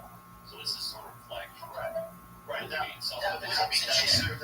be just give me the chip. Yeah. And by the way, human to human experiences when it comes to customer service and things like that, they've been declining because everyone's so used to the internet. Like people like person to person. You walk into a store now, people are running away. They don't have it's better. Let's just do this.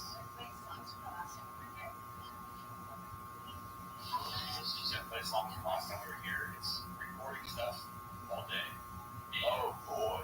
Translating it and putting in some sort of file so they can go and reference it. Oh man, that's easy to get you. Yeah, you can ask me to recall stuff. I heard what Tim saying yesterday at 2 o'clock. Oh, well, don't do that. Don't do that. Fun time. 2 o'clock was a rough hour. There will be no more secrets. In the future, there will be mind reading, will be everywhere.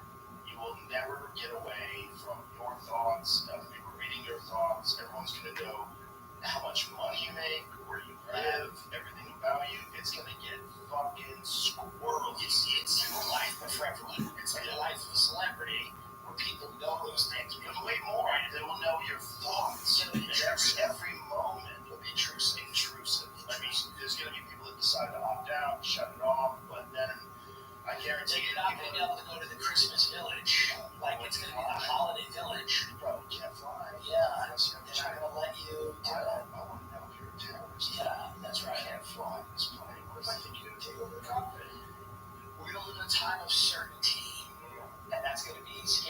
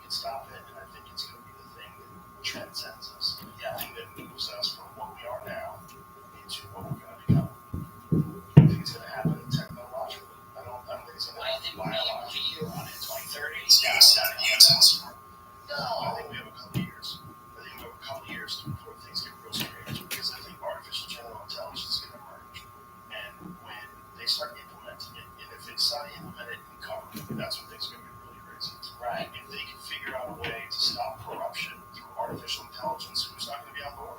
If artificial intelligence can make all transactions completely equitable and fair and morally just and righteous, and make an even distribution of government finance and take care of all the complex problems, So that's when they'll shut it down. society. But if they can sneak their way in, corrupt things, and then what if artificial general intelligence decides eugenics is a really good idea?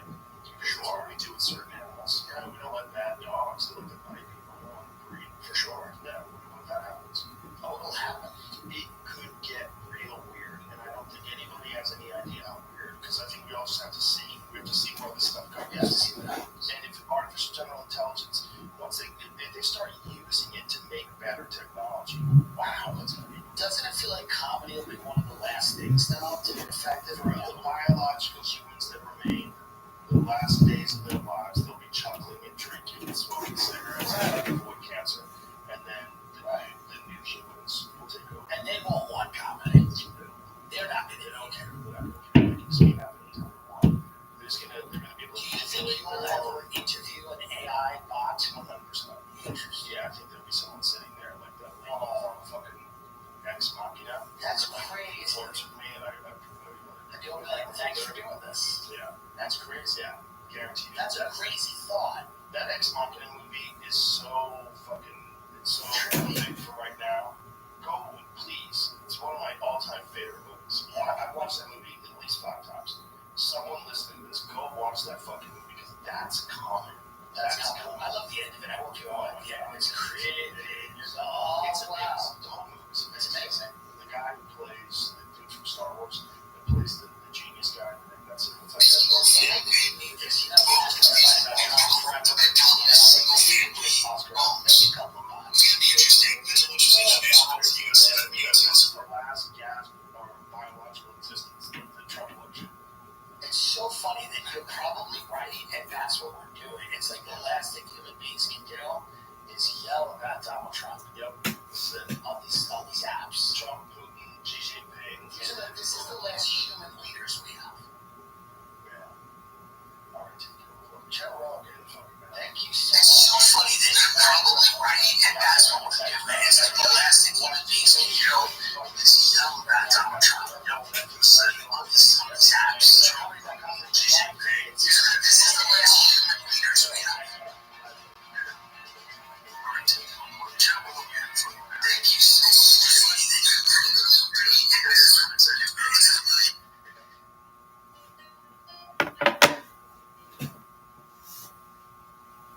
This episode is brought to you by LifeLock. Your tax refund belongs to you, not an identity theft. Over $6 billion in tax refunds were flagged by the IRS for possible identity theft in 2023. If you're behind this tax season, LifeLock can help. LifeLock monitors and alerts you to identity threats you may miss on your own, even if you're careful with your personal information. And if you do become a victim of tax-related identity fraud, LifeLock has U.S.-based restoration specialists ready to help you solve your identity theft issues. Plus, all LifeLock plans are backed by the $1 Million Protection Package, meaning LifeLock will reimburse you up to the limits of your plan if you lose money due to identity theft. Let LifeLock help protect your financial information, so all you have to worry about is what to do with your tax refund. Go to lifelock.com/JRE and save up to 25% your first year. That's 25% off at lifelock.com/JRE. Identity theft protection starts here. Tap the banner to learn more. This episode is brought to you by Buffalo Trace Distillery. I actually have some Buffalo Trace cigars here they just sent me. One of the world's most award-winning distilleries that's been making whiskey the same way for more than 200 years. Made as a tribute to the rugged, free-spirited pioneers who blazed their own trail to new frontiers. It embodies the perfectly untamed spirit of independence. It defines what an award-winning bourbon should be. Aged nearly twice as long as competitors in new, charred,